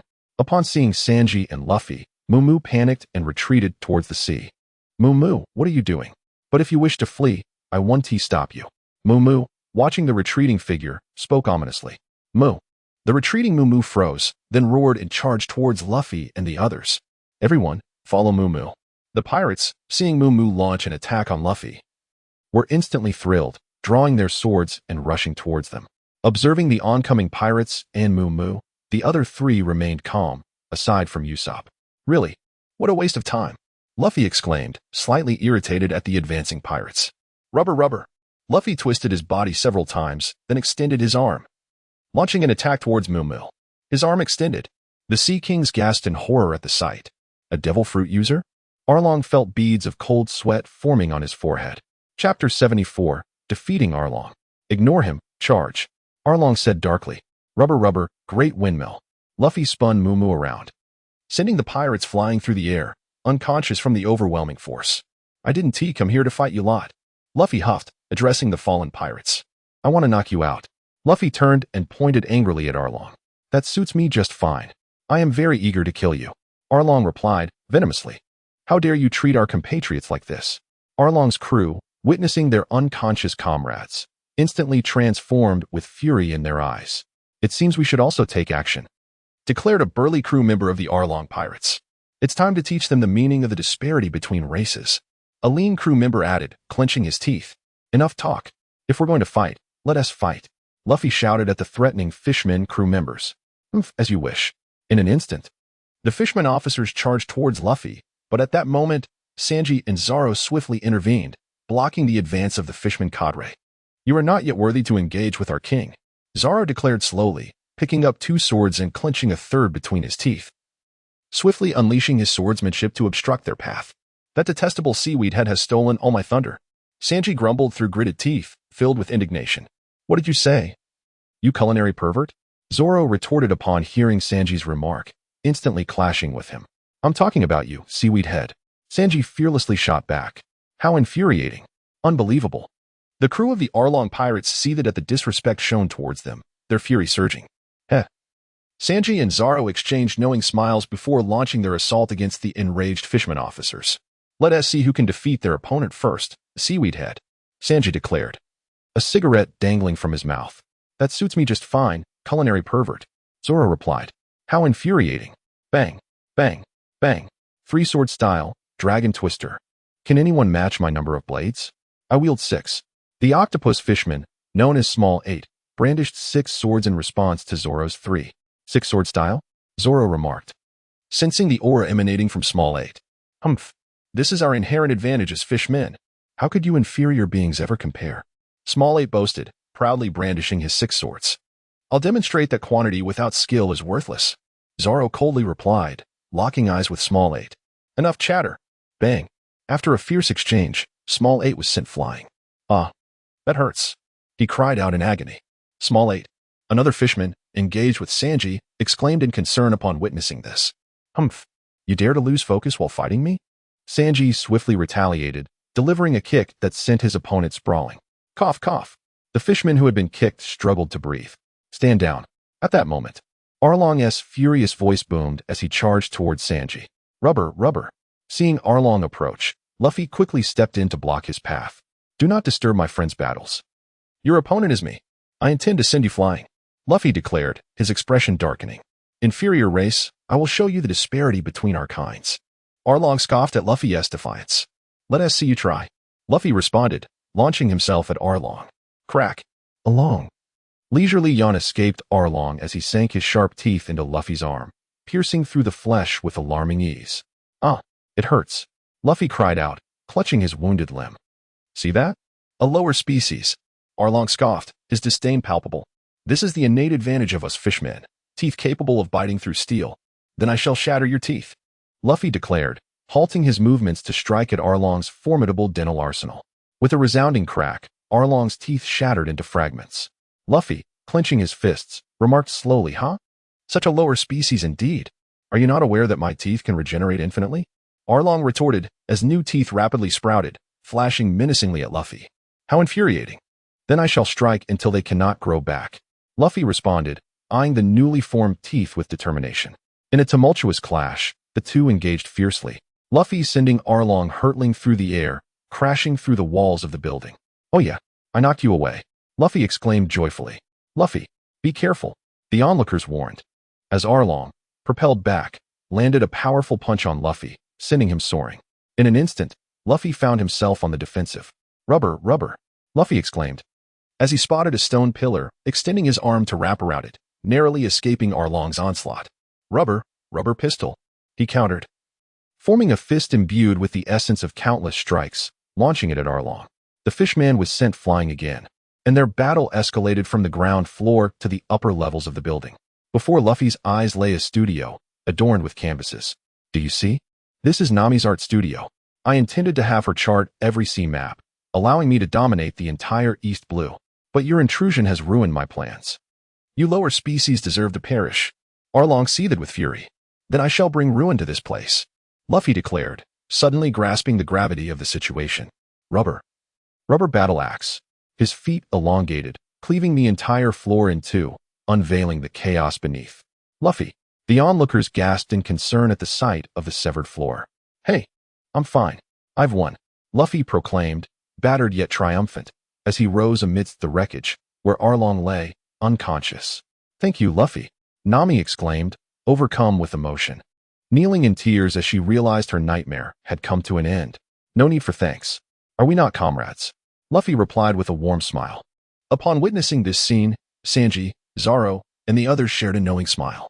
After a grand feast in Orange Town, Luffy and his companions eagerly embarked on their journey across the Grand Line. In Lobe Town, a familiar figure emerged, Buggy. As he strolled through the streets, he noticed several shadowy figures searching for something. With Buggy's arrival, it was only a matter of time before Luffy and the others appeared. Could Dragon also be approaching? Lost in thought, he muttered to himself. Having spent some time here, he had already memorized the terrain of Lobe Town. He wandered through the streets and ventured into a secluded alley, discovering a little-known bar. Knock, knock, knock. He gently tapped on the door before stepping inside. "Who is there?" An elderly voice inquired. "Greetings, good sir. May I sit here for a while? And could you please prepare me a glass of juice?" "Thank you," he said as he entered the dimly lit and dilapidated bar, finding a spot to settle down. "Ah, very well," the old man replied, slowly making his way to the kitchen.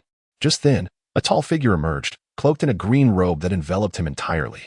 "It's been a while, Uncle Dragon," Lita said nonchalantly upon recognizing the visitor. "Indeed, it has been quite some time. Has that little brat grown up so much? Now he has even become one of the legendary emperors of the sea, truly remarkable," Dragon replied, taking a seat beside Lita. "Another guest has arrived," the old man announced as he returned, placing the juice beside Lita. "A glass of rum," Dragon requested. "Just a moment," the short old man said as he turned back to the kitchen. "Ah, it's unavoidable. As for the so-called emperors, they are merely empty titles that I do not take seriously," Lita remarked, lifting his juice for a sip. "Haha. I can't tell if it's your audacity or the old man's teachings at play. I suppose you're the only one bold enough to dismiss the so-called sea emperors." Dragon laughed heartily. "Indeed, it's been years since I saw old man Garp. Though, he seems to be living quite comfortably these days," Litai remarked, ahem. The old man coughed a few times and then slowly approached Litai and the others. "Your rum." After handing it over, the old man returned to the kitchen. Litai cast a deep glance at the departing figure before retracting his gaze. "Speak up, young one. I presume you knew I would come here?" Long took a sip of rum and smiled. "Indeed. I have inquired about all of Luffy's movements and found no trace of you. As his father, you would certainly accompany him on his journey.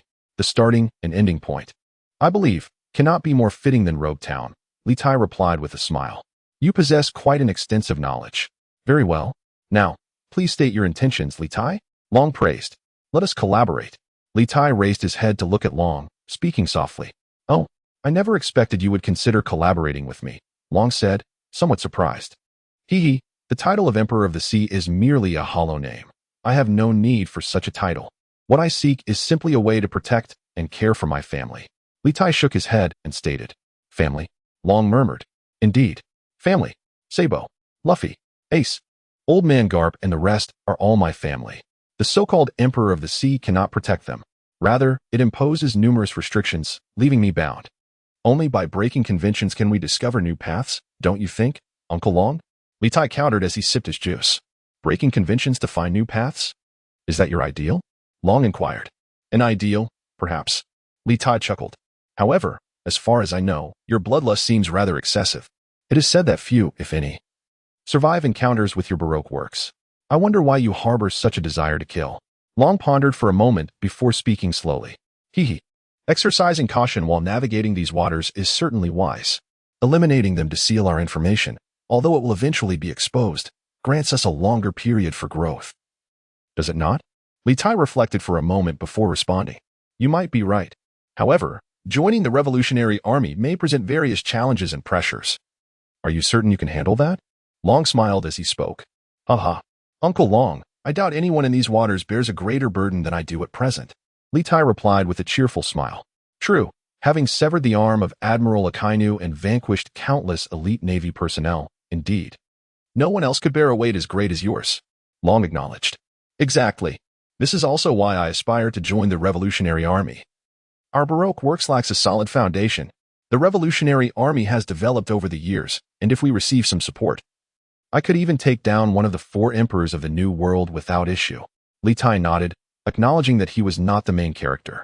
Only by taking measured steps could he expand his influence and ensure stability, avoiding the peril of being lost at sea midway. I see no reason to refuse. Luffy is my son, and Sabo is the chief strategist of my Revolutionary Army. You also call me uncle. After all, we are family, are we not? Long pondered for a long moment before slowly speaking. Then let us toast to a pleasant collaboration. Litai raised his juice with a smile. Cheers to a fruitful partnership. Long gradually lifted his glass to clink with Litai's. What are your plans moving forward? Long inquired with curiosity, gazing at the young man before him. When Litai first set sail and made a name for himself among the 4 emperors, Long had studied him. However, this youth often defied conventions. Just when one would think he would battle against small pirates, he chose instead to confront the 7 warlords. Just when one assumed he relished fighting, he unexpectedly wreaked havoc against the Navy. Truthfully, Long was genuinely intrigued about what this young man would do next. As for my plans, naturally, I intend to visit Ace. Then, I shall return to the New World and alter the 5 emperor structure into that of the 4 emperors. There are simply too many people. It seems there is not enough territory to allocate. Litai's eyes gleamed as he spoke slowly. What a reckless young man. I truly wonder whether our collaboration will prove beneficial or detrimental, Long mused. Regardless of whether it is good or bad. As long as I am Luffy's brother and the grandson of Old Man Garp, does that truly matter? Litai replied. Indeed, you are quite the intriguing little rascal. Long remarked. Chapter 76. Coloccas. Now that I have achieved my objective, I shall take my leave. Litai declared, finishing the juice in his glass and heading towards the door. What a mysterious child. Long murmured as he watched Litai's retreating figure. Indeed, there seems to be no trace of anyone's will upon him, as if he does not belong to this world. An old man from the tavern stepped out, observing Litai's departure. Is that so? Perhaps he is the variable this world needs. Long pondered aloud. One wonders what burdens this enigmatic youth carries. On the streets of Rogue Town, Xiang Yang glanced at the transponder snail in his hand before tucking it back into his pocket and making his way to the inn where he was staying. Abis. Let us go.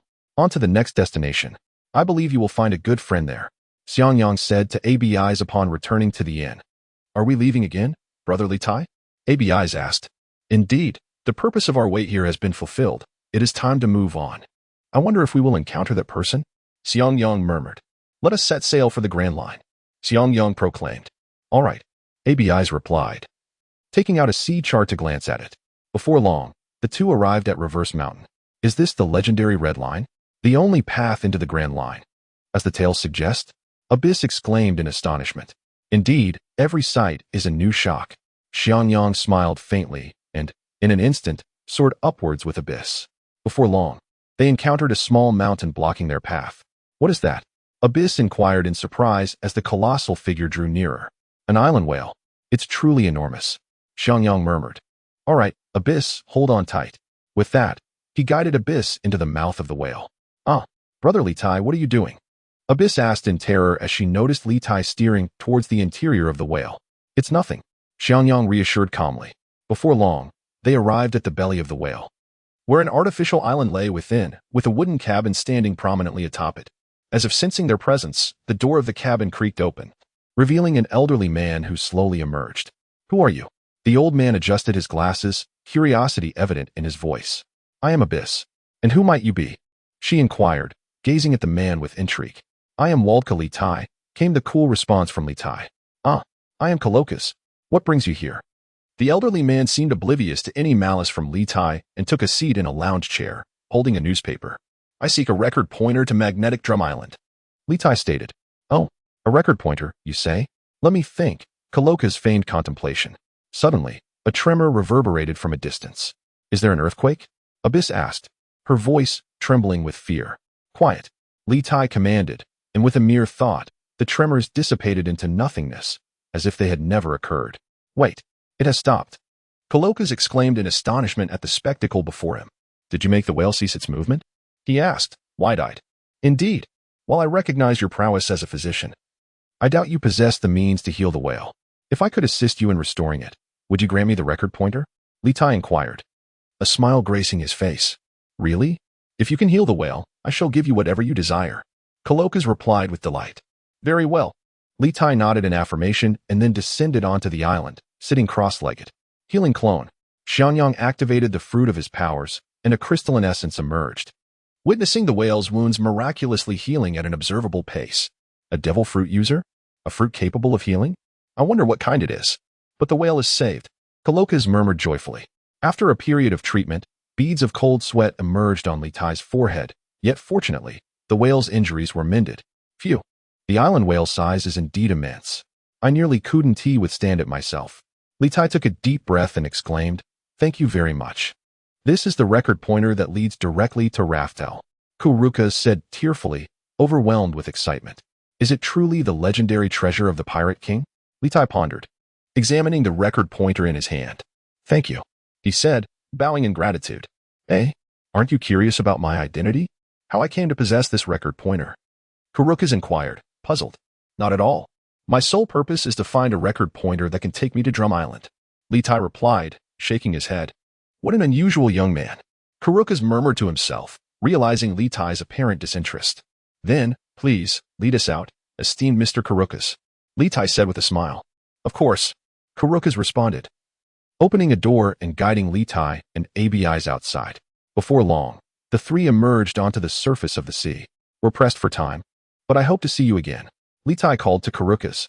I look forward to our next encounter, mysterious young man. Kuruka waved goodbye. Oh, by the way, Mr. Kuruka, when you meet the Straw Hat Pirates and Luffy, please send him my regards. I had to leave hastily last time and couldn't bid him farewell properly. I await his arrival in the new world. Litai seemed to recall something and spoke slowly. The Straw Hat Pirates? Luffy? No problem. I will certainly convey your message. Kuruka replied, repeating the names a few times before nodding. Thank you. Abis, let us go? After Abis pointed in a direction, Litai focused his thoughts, and the two soared towards Drum Island. That young man is quite intriguing. Where did he come from? Kuruka mused as he watched Litai and Abis depart. Ah, well, let the youth explore their own world. With a languid stretch, Kuruka added, Laboon, come here. I'll check your health. Looking at Laboon, who had fully recovered, Kuruka expressed his delight. Woo woo woo. Laboon wagged his tail, creating a massive wave as he gently approached Kuruka. Such a marvel. You have truly healed. Kuruka exclaimed after examining Laboon's condition. Chapter 77. An unexpected encounter with the giants. After parting ways with Kuruka, Litai sped along with Abis towards Drum Island. Suddenly, as they passed a small island, the sounds of fierce battle caught their attention. What is that? Abis asked in astonishment, gazing at the fighters on the island. Giants? A long-necked dragon? Litai observed the combatants and the dragon with the elongated neck, his eyes narrowing. Brother Litai, let us go take a look. Abis said excitedly. All right. Litai altered his course and soared towards the island, hovering in midair as he awaited the conclusion of the giants' battle. Boom. After a prolonged struggle, the two giants came to a halt, evenly matched. Who are you? Their voices thundered like a storm, directed at Abis and Litai. We are passing pirates who were drawn to your fierce combat. Litai replied with a smile. I am Abis. This is Litai. Abis exclaimed joyfully. Oh ho ho. Pirates, you say? I am Dory, and he is Broggy. I can sense your formidable strength. Did you bring any wine? Dory grinned, planting his weapon into the ground and beaming at Litai. Ha, indeed. It has been ages since I last tasted wine. Broggy added. Then allow me to provide the wine. while you supply the meat," Xiangyang said, smiling at the two boisterous giants. "Without a doubt," Dory and Bragi replied cheerfully, then charged towards the long-necked dragons. In no time, the two massive creatures were hoisted up by them, and with a swift motion of their axes, several towering trees came crashing down. Dory swiftly gathered the fallen trees, and with a mere thought from Xiangyang, flames erupted, engulfing the wood in a roaring fire. Instantly, Dory and Bragi tossed the long-necked dragons onto the flames, and soon the air was filled with the mouth-watering aroma of roasting meat. "This is the wine," Xiangyang declared, waving his hand as he produced several large barrels of wine from the small globe, addressing Dory and Bragi. "Thank you. I have never tasted dinosaur meat before. Today is a feast." Xiangyang chuckled as he waved his hand. "Wow, this meat smells incredible," Abis said, salivating. "Let us raise a toast." Bragi lifted his barrel of wine towards Xiangyang and Abis. "Cheers," Abis replied. "By the way, good sirs, how is it that you find yourselves on this small island?" Abis inquired curiously. "Oh ho ho, that tale goes back 100 years, Dory smiled, lost in reminiscence. According to Dory, Litai began to grasp the reason behind their prolonged battle, which had persisted for an entire century, leaving him both in awe and speechless. The story unfolded as follows. Approximately a century ago, each had captured a sea king, and a question posed by a little girl sparked a dispute over whose catch was greater. This ignited a duel that ensued in a small garden, where only the victor would return home. They agreed to duel whenever the central volcano of the island erupted. The battles continued, with neither side gaining the upper hand. Originally, both belonged to the giant warrior pirate crew, each with a bounty of 100 million. However, their endless duels led to the dissolution of the crew, leaving the members to return to Elbaf village in anticipation of news. Over time, both giants forgot the initial cause of their conflict, remembering only the honor of being warriors and believing that the gods of Elbaf would favor the victor. "Truly remarkable." With admiration sparkling in her eyes, Abis exclaimed. "Are you aware that your crew seems to have been deceived by the Navy and has become their gatekeepers?" Lita took a sip of juice and inquired of the two giants. They had learned this information from Doflamingo, as Lita had always been deeply curious about these unique races and had made a point to inquire further. "What?" Upon hearing this, Dongli and Brokey instantly erupted in rage, demanding to know more. "Indeed, according to the world government, you two are considered deceased. Moreover, your companions have fallen prey to the world government's claims and have joined the Navy, becoming formidable instruments of their might," Lita calmly responded, observing the furious giants. "How could this be possible?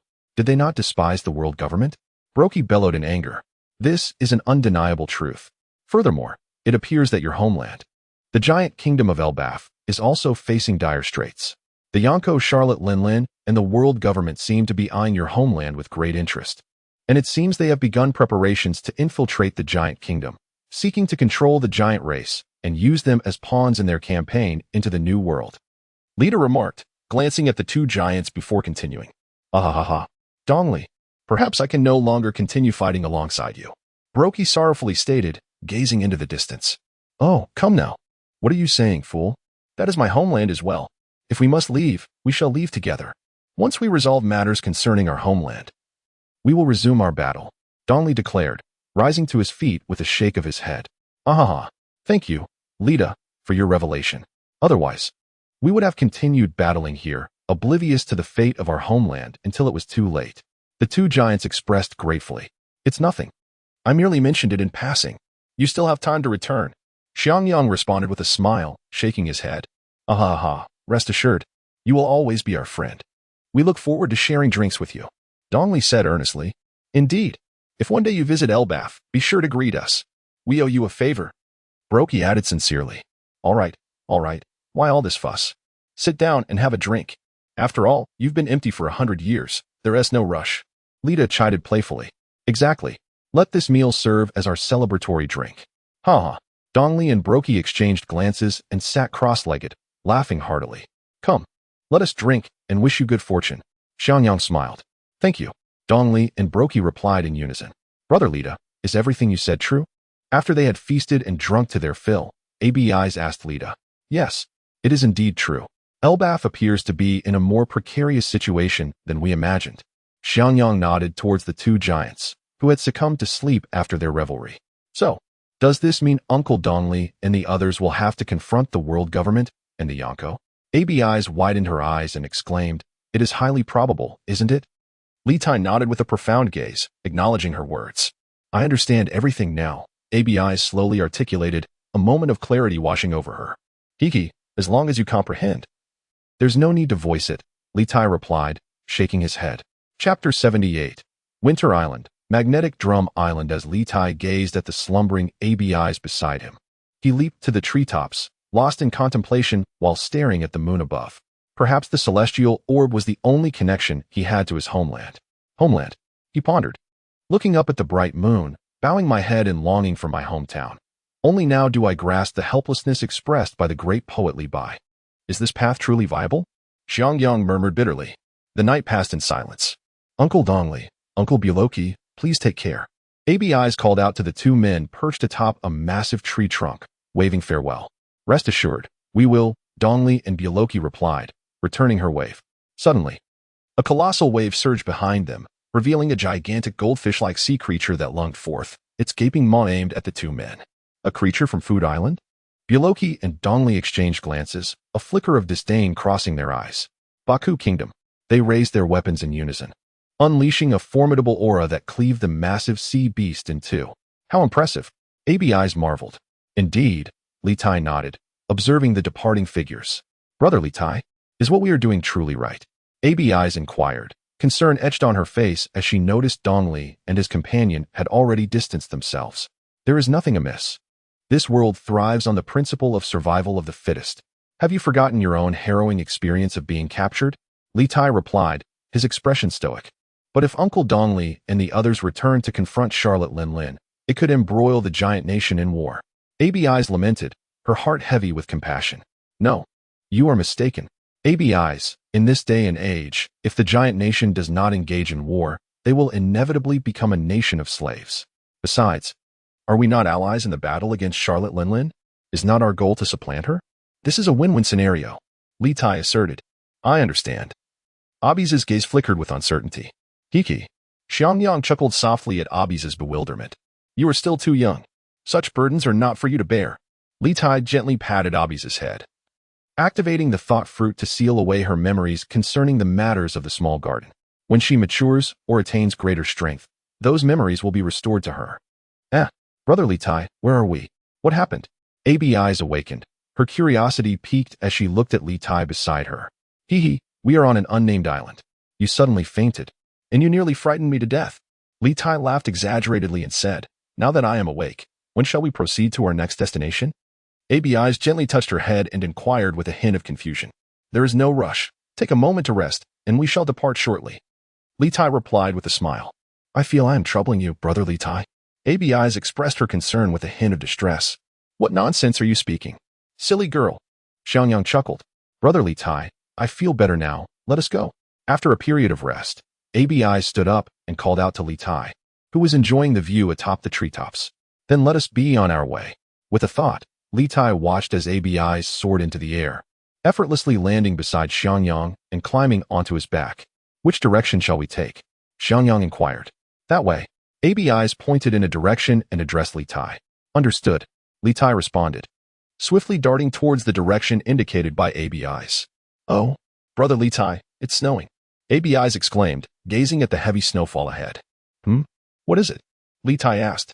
Magnetic Drum Island is a winter island, which means we are nearing our destination. Abis declared joyfully. Is that so? Abis, you are remarkable. Litai praised with a smile.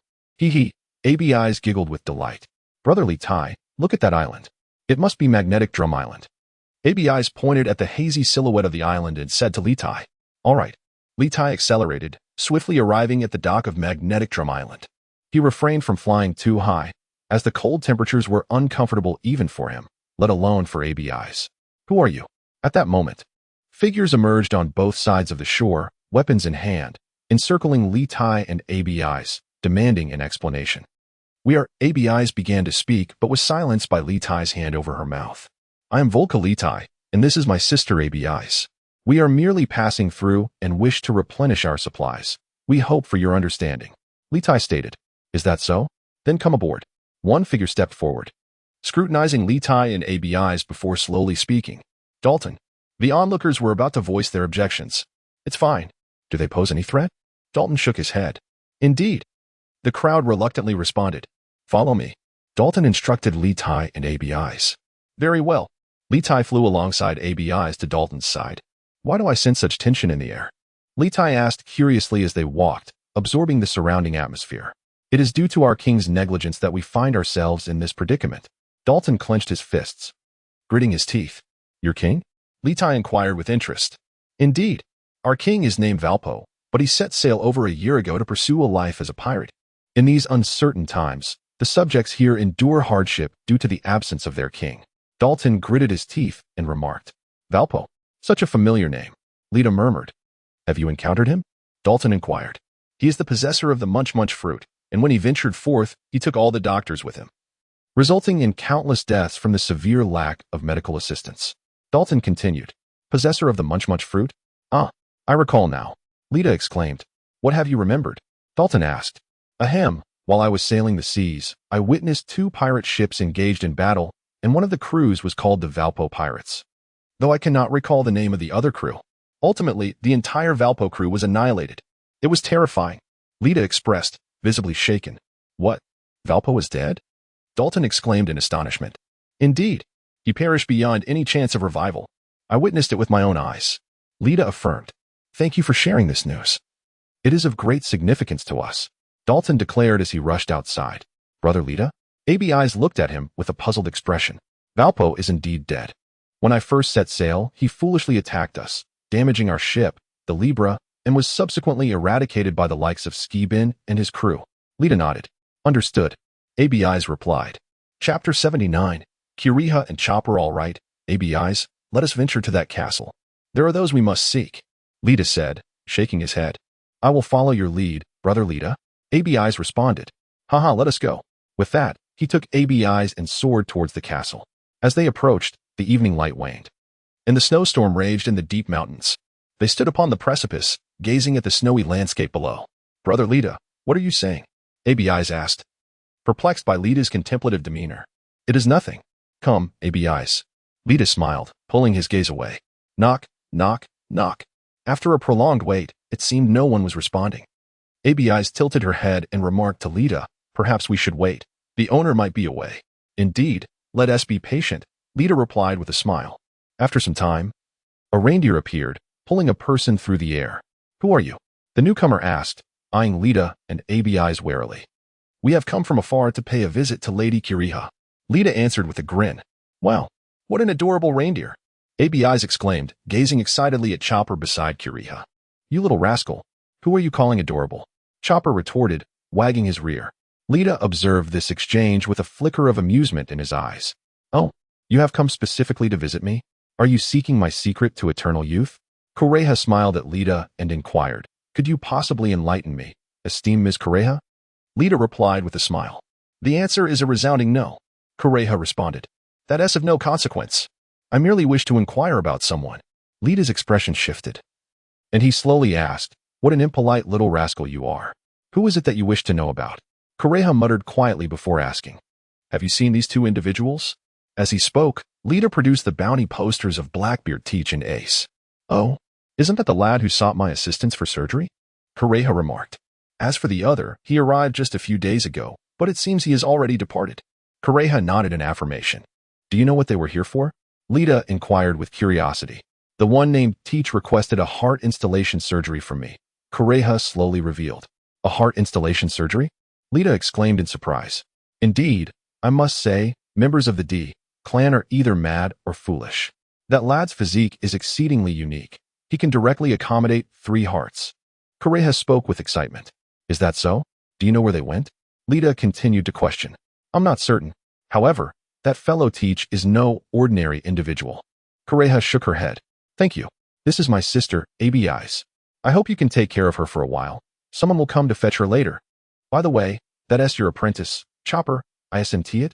If possible, I would like him to accompany Abis and the group that came with her. Lita remarked, his gaze flickering. How peculiar. What just transpired? Kureha wondered aloud, glancing around. It's nothing, Lita smiled reassuringly. You must be Chopper. You are truly adorable. He crouched down to pat Chopper's head, smiling warmly. I am Tony Chopper. How dare you call someone cute? Chopper retorted, puzzled. By the way, who are you? I want to pet him too, Lita brother. Abis chimed in, clearly delighted. I am Abis, and he is Lita. We have come to visit you and await someone. Abis gently stroked Chopper's head, smiling. Oh, how strange. Why are you no longer afraid of humans, Chopper? Correa asked curiously. Because I feel they are not bad people. I really want to get close to them. Chopper replied sheepishly, scratching his head. I seem to have that same feeling. Correa nodded, looking at Lita and Abis. Indeed. We are genuinely good people. Lita responded with a smile. Regardless of whether you are good or bad, please follow me. As Correa led Lita and the others into the castle, Lita cast a deep, contemplative glance at her before hastily following suit. In truth, the moment he first encountered Correa and Chopper, the powers of his thought fruit had already begun to manifest. It possesses the ability to elicit an involuntary sense of affinity towards him, and with a slight nudge, it could even manipulate and alter a person's thoughts. However, Lita sensed a resistance and struggle within his powers, prompting him to retract his abilities, hence the earlier scene unfolded. Please, have a seat. Correa beckoned as she guided Lita and the others into a room, smiling as she pointed to the chairs. Chopper, please fetch a glass of water for our guests. Correa instructed. Understood, Doctor. Chopper exclaimed, dashing out. How adorable. Abis remarked enviously. Indeed. Aside from you all, I have yet to witness Chopper display such affection towards anyone else. Correa chuckled, shaking her head with a smile. Is that so? Abis replied, a look of wonder crossing her face. Absolutely. Chopper is a truly unfortunate, yet kind-hearted child. Correa explained. The story dates back 50 years, Correa began to recount slowly. Originally, Chopper was a reindeer, born with a blue nose that his parents abhorred, leading to his abandonment. Moreover, he faced discrimination from the herd, often trailing behind, even as a mere fawn. Later, he inadvertently consumed the devil fruit known as the human fruit, attempting to transform into a human, yet he ended up resembling neither. This led to his rejection by humanity. Eventually, he encountered Dr. Hirulik, and during their time together, he grew fond of the doctor. Hirulik remarked to the young reindeer, You are a reindeer, blessed with strong antlers capable of felling trees, thus naming him Chopper. However, as fate would have it, Hirulik fell gravely ill, with no hope for recovery. In a desperate bid to save him, Chopper mistook poisonous mushrooms for a remedy and administered them to the ailing doctor. Aware that he had ingested poison, Hirulik, understanding his time was short, swallowed the toxic substance without hesitation, wishing not to dampen Chopper's enthusiasm for pharmacology. Ultimately, that foolish doctor entrusted Chopper to me as he lay on the brink of death, and I devoted all my knowledge to passing my medical skills on to him. Wow. Chopper is truly remarkable. It's fortunate he encountered Dr. Hirulik, but learning of Hirulik's inevitable demise must have deeply saddened him. Abis exclaimed, both impressed and moved. Chapter 80. The Dark King. I have lingered long enough. It is time for me to depart, Lita declared, gazing at the tearful faces of Abis and Chopper on Magnetic Drum Island. Brother Lita, we shall meet again in the New World. Abis replied, tears streaming down her face. If the individual you speak of truly possesses the qualities you describe, I shall board his ship. Chopper waved goodbye. Kid, you are indeed impressive. But this world is far more complex than you perceive. Tread carefully. Correa spoke with a profound gaze, asserting that upon returning to the New World, it was time to prepare. This world was on the brink of a significant transformation if we could not accommodate the vessels of the New World. We would be upended beneath the waves, buried deep. As we part ways, I hope that when we meet again, it will be in this new era. Litai smiled in response. Farewell, my dear Litai. Abis's voice was carried by the wind to Litai's ears. Farewell, Abis. Litai called back as he soared away, racing along the Grand Line. Dressrosa, Captain, you have returned. Where have you been during this time? We have been unable to gather any news about you. The crew, astonished, exclaimed upon seeing Litai. Ha ha ha. Nothing significant occurred during my absence, did it? Litai joyfully inquired, looking at the crew of the Libra, whom he had not seen for some time. Captain, with the assistance of Doflamingo, we have established ourselves. Our strength is steadily growing, and as per your instructions, we are nearly prepared. We were merely awaiting your return, Borod stated. Excellent. Where is Doflamingo? Why have I not seen him? Litai curiously asked. He is on his way. During this time, we have been busy gathering information on various underground factions, and he has been delayed by some matters on his end, Skibin replied. Captain, I have arrived. Doflamingo approached with an air of indifference. I hear you have successfully gathered the information on the major underground factions I requested? Litai inquired of Doflamingo. This is the information we have collected. If we can capture them, we will have the world firmly in our grasp. At that point, darkness will be our dominion.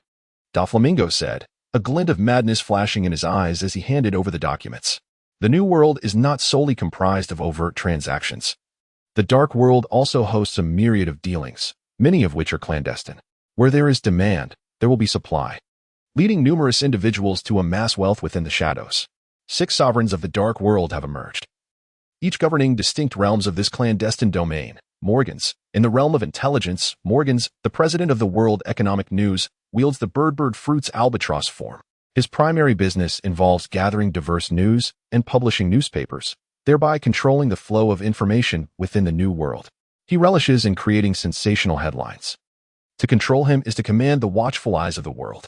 Stussy, in the entertainment sector, Stussy is known as the Queen of Pleasure Street in the dark world. Although she appears youthful, her actual age is quite advanced, and she is believed to oversee the entertainment domain, with many of the red light districts falling under her influence. According to reliable sources, the true identity of Stussy may be that of an intelligence agent affiliated with the World Government Secret Force, CP0. Feld. The king of usury in the realm of currency operates primarily in the high-interest loan business, thereby controlling the flow of currency within the dark underworld. Umit, the maritime monarch, commands the oceanic transport industry of the New World, with his influence potentially extending across the globe. Cabosin, the king of goods, oversees the management of commodities in the dark world, possessing dominion over the entire supply of goods therein. Piclo, the king of assassins, is renowned as one of the most lethal figures in existence, ruling over the realm of assassins within the dark world. As he perused the documents in his hand, Litai's lips curled into a cruel smile. Have their locations been confirmed? He inquired eagerly, clutching the paperwork. We have ascertained the whereabouts of Piclo, Cabosin, Umit, Feld, and Stussy. However, we have yet to glean any information regarding Morgans. He remains shrouded in mystery, Doflamingo replied slowly. Is that so? Then let us commence with these individuals. Once they are under our control, we shall wield the power to dominate the world. Litai remarked nonchalantly. And as for Morgans? Isn't he fond of grand headlines? We shall create a sensational event to draw him out, Xiangyang suggested, pointing to Morgan's dossier with a grin. Captain, what about Stussy? Rather than being merely one of the kings of the dark world, Stussy is more accurately described as the eyes of the world government embedded within it. If we were to target Stussy, the world government would certainly not remain passive, Doflamingo said, furrowing his brow. Then we shall place Stussy and Morgans at the end of our agenda. We will first subdue the other 4. When the time comes, we will encircle both of their factions, and even if it means standing against the world government, we shall not be easily moved. Litai mused for a moment before smiling. Indeed. Understood, Captain. The 5 before Litai exchanged glances, brimming with excitement. Let us prepare. I await your good news. Bring those 4 before me. They shall become our weapons. Litai commanded, gesturing to the group. Is there a problem? He asked, raising his gaze. No issue at all. We have longed to take action. It was only your absence that restrained us. Enelu exclaimed, a surge of black lightning emanating from him in joy. Precisely, Captain. It has been too long since we engaged in a proper battle. If we do not fight soon, I fear my muscles may grow lax, Sigbin declared, clenching his fists in exhilaration. Then go forth. I await your triumphant return. Let us celebrate with a grand feast upon your victory. Litai chuckled and said, Indeed. Star leader. The crowd echoed in unison as they retreated. Watching the departing figures, Xiangyang's gaze flickered. He had considered joining forces with Skibin and the others, but he had far more pressing matters to attend to. The man reputed to be the strongest in the world? I truly look forward to it. Litai murmured to himself, clutching the bounty notice for Whitebeard, before vanishing in a flash. Chapter 81. First encounter with Whitebeard Father, that so-called Emperor, Voldka Litai, has arrived. Marco, sporting a pineapple hairstyle, dashed in haste. Marco, how old are you? He's merely one of the emperors. There's no need to rush. Edward Newgate, adorned with numerous foretubes, chuckled while reprimanding the anxious Marco. His eyes then turned towards the entrance, where an unassuming young man was approaching. It is an honor to meet the man celebrated as the strongest in the world. I come uninvited today. The newcomer smiled as he regarded the elder, whose mouth was adorned with two crescent-shaped mustaches due to the four tubes. Haha, you must be Litai. One of Ace's frequently mentioned brothers, Newgate said, narrowing his eyes with a smile. Oh, I never expected Ace would mention me. I thought he despised me for always beating him as a child. Litai remarked, squinting as he walked. Boys, quickly step back. Marco dared not linger near Whitebeard, knowing what was about to unfold. Boom. As anticipated, a powerful conqueror's haki erupted from Whitebeard, pressing down upon Litai. Humph. Litai recognized this as an attempt to intimidate him, and he refused to show weakness. Thus, a formidable aura surged from him as well. The collision of their two haki sent tremors through the very fabric of the world. Gulp. Is this the newly ascended Emperor of the Sea? His strength is astounding. Are these Marines truly incompetent? Why is such a dangerous individual only offered a bounty of over 2 billion berries? What could he possibly want? Is it merely a challenge to father? The remaining pirates, witnessing the clash of such tremendous haki, swallowed nervously and whispered among themselves. Boom. Another overwhelming force collided. But soon the world returned to calm. Speak. What brings you to me? Whitebeard sighed inwardly, gazing at Litai with a measured expression. Ha ha. This is a specialty wine from my homeland in the East Blue. Consider it a tribute.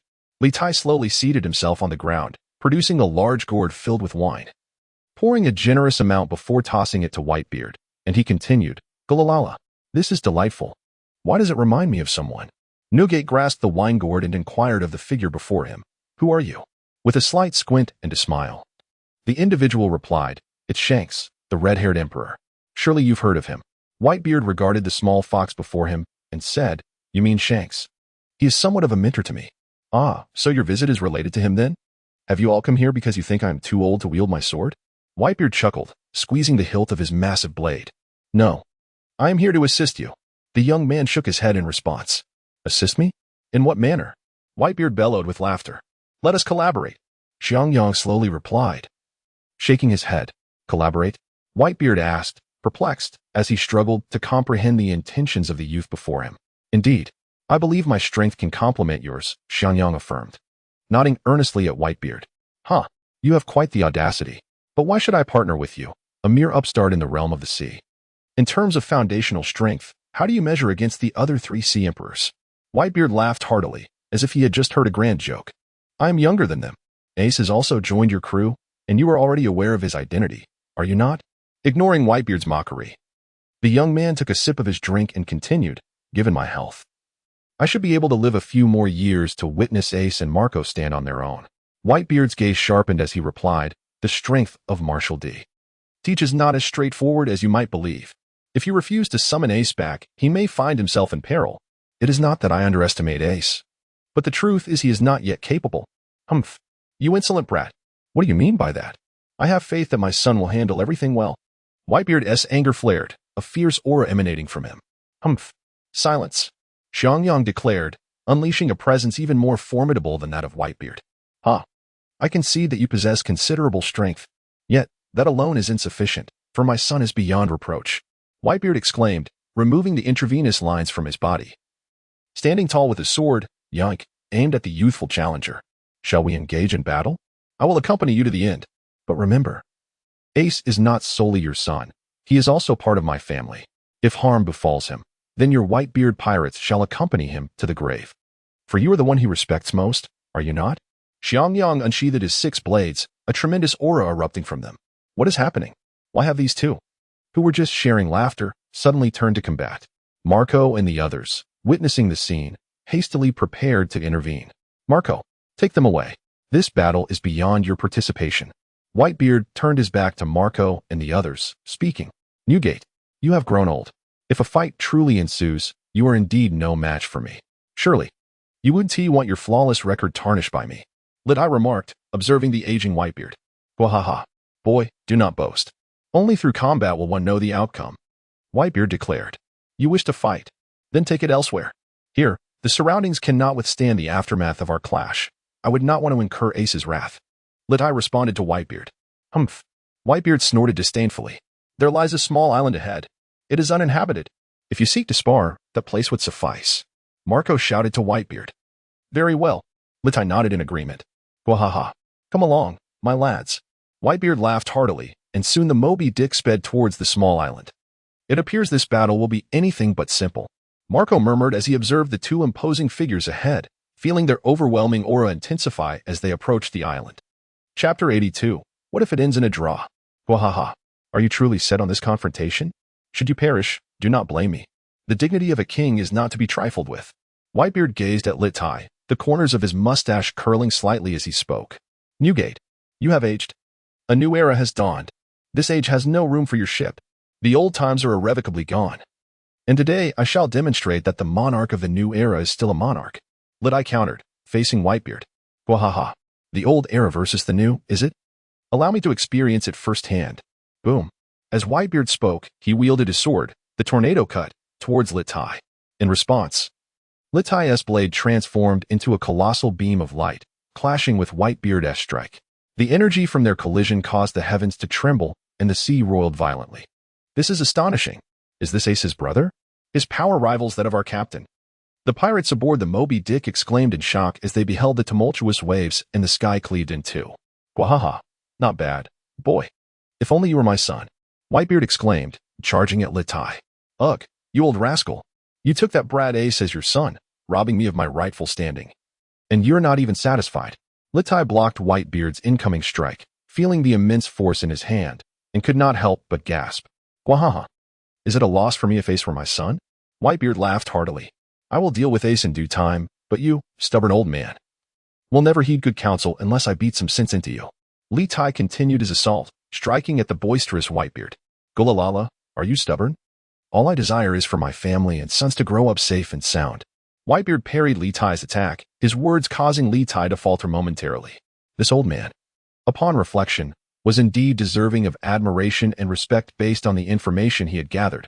However, his obstinacy was overwhelming. He was excessively domineering and arrogant. When Shanks approached Whitebeard, the latter regarded him merely as a relic of a bygone era. Yet, the confrontation between Whitebeard and Litai was a clash of two epics. Only by vanquishing him could one hope to persuade this individual before him. Litai had contemplated gentle persuasion, but it seemed futile to compel Whitebeard's belief. Ultimately, a battle seemed the only solution to demonstrate who was superior. It would serve to enlighten this arrogant man that his time had come to an end. Gulalala, you little brat, how dare you lose focus while battling me? Whitebeard's mustache bristled as he swung his blade. You old fool, you lack martial ethics. Litai narrowly evaded the strike, retorting with indignation. Gulalala, is this the extent of your new era's combat prowess? It appears insufficient. I concede that you are powerful, but it seems you still fall short of defeating us old-timers. As he spoke, Whitebeard's aura surged dramatically. Is that so? Then behold, sword dance of the nine heavens.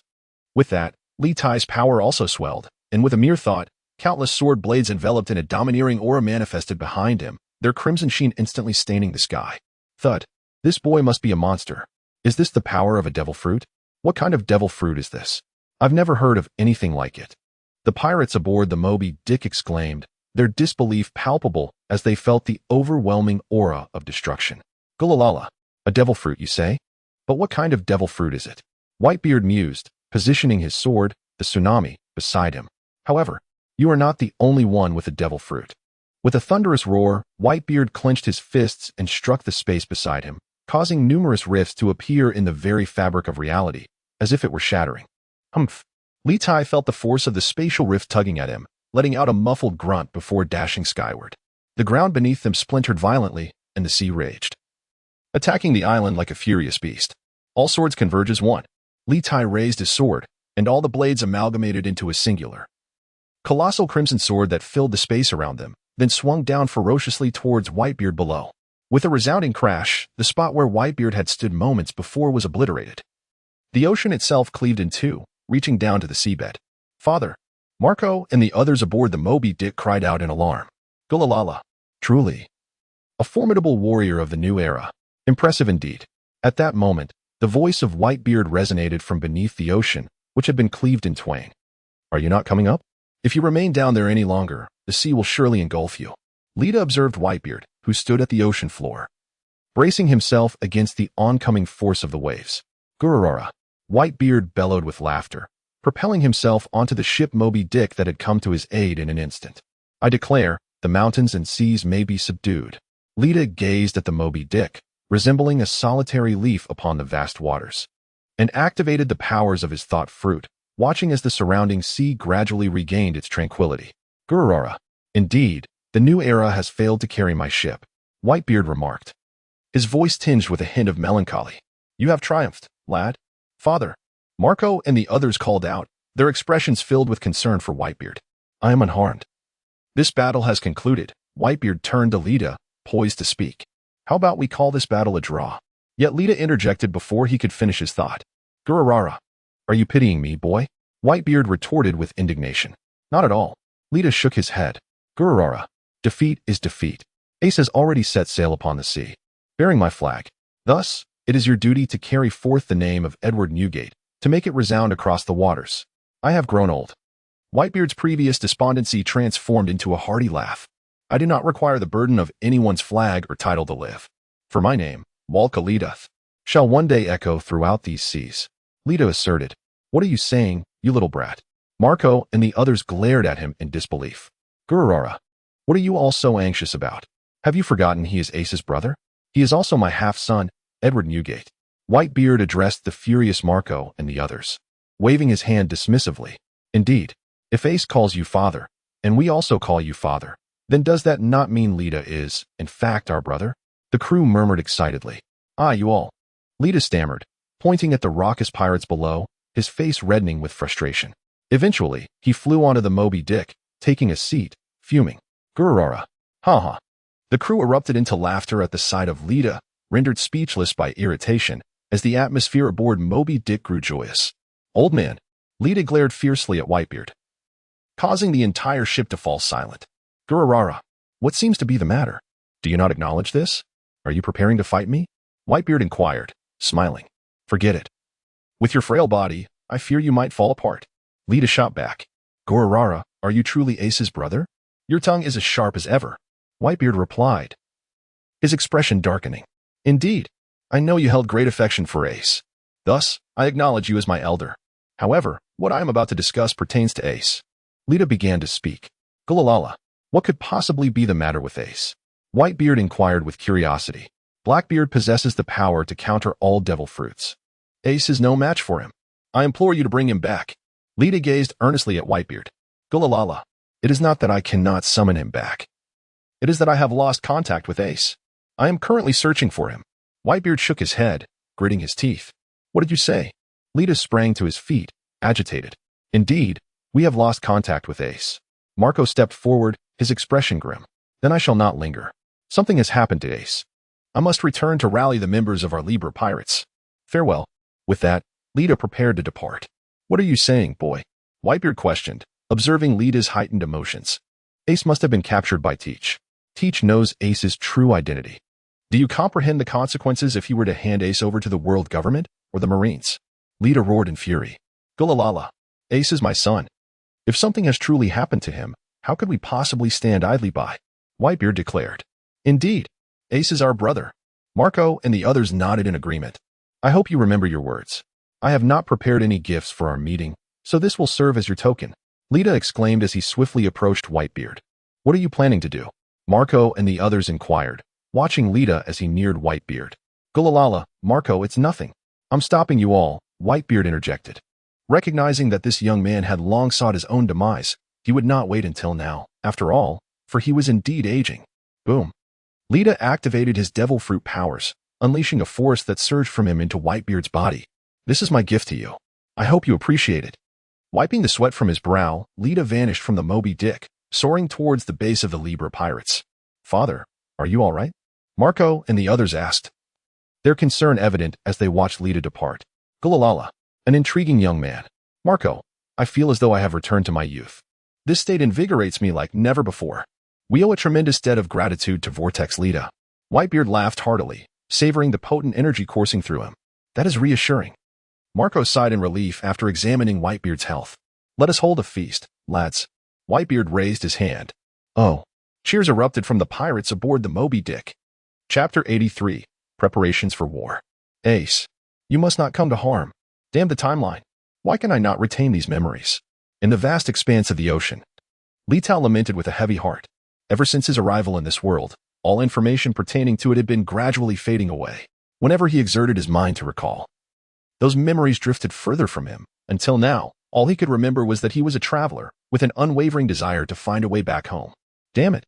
What on earth is happening? Is there something that is restraining my memories? Litai roared at the sea, a formidable aura erupting from him.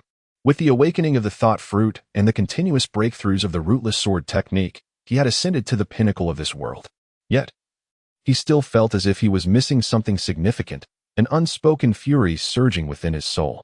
Gazing at the ravaged sea, Litai took a deep breath and hastened toward the base of the Libra pirates. Captain, upon his arrival at the base, the crew bowed in respect. Have the star envoys returned? Litai inquired, nodding slowly. Not yet. Very well. Inform me immediately upon their return. Additionally, relay my orders. All forces of the Libra pirates and affiliated factions must prepare for battle. Litai ascended to the main seat and sat down, speaking calmly. Captain, are we going to war with the four emperors? The high-ranking members asked eagerly. Not this time. We should make a trip to the Navy headquarters, Litai replied thoughtfully. Is the hidden star guardian present? Xiangyang inquired, looking down at the gathered crowd. Captain, from behind the high-ranking officials, a figure cloaked in black slowly emerged. During this period, keep a close watch on all movements of the Blackbeard pirates in the Navy. Do you understand? Xiangyang glanced at the newcomer and said slowly. Yes. The figure bowed in acknowledgement. Good. Xiangyang nodded and gestured for him to prepare. Gather a complete roster of all personnel within the Libra pirates, including our factions. Understood? Xiangyang instructed the crowd before vanishing from their sight. What has happened to the captain? Why do I sense a hint of urgency in him? One crew member questioned. Indeed. And I sense that the captain's strength has grown even more formidable. Another replied. Enough chatter. Let us prepare what the captain requires. The crew members exchanged glances, pondering Litai's recent demeanor. Come in. Litai, lost in thought by the window, was interrupted by a knock at the door. Captain, it's us, called a voice from outside. Ah, it's Baijiali and Carmen. It has indeed been a long time. Litai exclaimed with a smile upon seeing the visitors. Indeed. Our esteemed captain is quite the busy one, Carmen remarked, rolling her eyes, a hint of charm illuminating her presence. Haha, not at all. Baijiali. It seems you have grown as well. He then turned his gaze towards the somewhat naive Baijiali, who had once set sail with him, and smiled. Have you only just realized this? Baijiali straightened her now well-developed figure and rolled her eyes. Why are both of you here at the same time? Aren't you supposed to be conducting research? Litai curiously inquired, glancing at the two who had arrived together. Did we not hear that our esteemed captain had returned and issued a command for all troops to prepare for battle? This is precisely why we have brought you our current data, Carmen said with a smile, placing the documents before Litai. Captain, what on earth is going on? Why did you issue a combat order upon your return? Baijiali asked with intrigue, aware that the Libra pirates were currently in a phase of rapid development. Engaging in battle carelessly could jeopardize all the progress the crew had made over the past year. Indeed, Litai, given the current momentum of the Libra pirates, in 2 years, we could rival any of the four emperors, Carmen echoed, equally puzzled. Do you know what is most important to me? Litai asked, gazing out at the clouds in the distance. What is it? Is it not being invincible upon the seas? Baijiali and Carmen queried, perplexed. What matters most to me are my family and you. Litai replied with a warm smile. Family? Us? What? You have family? Both Carmen and Baijiali exclaimed in astonishment. Their surprise was understandable, as Litai had previously taken them on numerous adventures, exploring the seas and honing their skills. Since arriving in the New World, he had been elusive, sailing alone and allowing them to develop freely, never once mentioning anything about family. It doesn't matter if you don't know, my brother's name is Luffy. And I have 2 other brothers. One is named Ace and the other Sabo, Litai said slowly, observing the curiosity in their eyes. Ace? Sabo? They echoed, recalling their profiles. Indeed, Ace set sail a year before me and later joined the Whitebeard pirates. As for Sabo, he joined the mysterious Revolutionary Army, Litai nodded, noticing the bewildered expressions on their faces with a hint of helplessness. How long has it been since you two stepped out of your laboratory? Litai asked, exasperated. I forgot. It seems that ever since we established this base in the New World, we haven't ventured out at all. Baijiali and Carmen admitted awkwardly. You two really should get out more. There are so many fascinating people on the seas now. Yang urged them to sit down. Please continue telling us about your brothers. Baijiali prompted as they settled back in.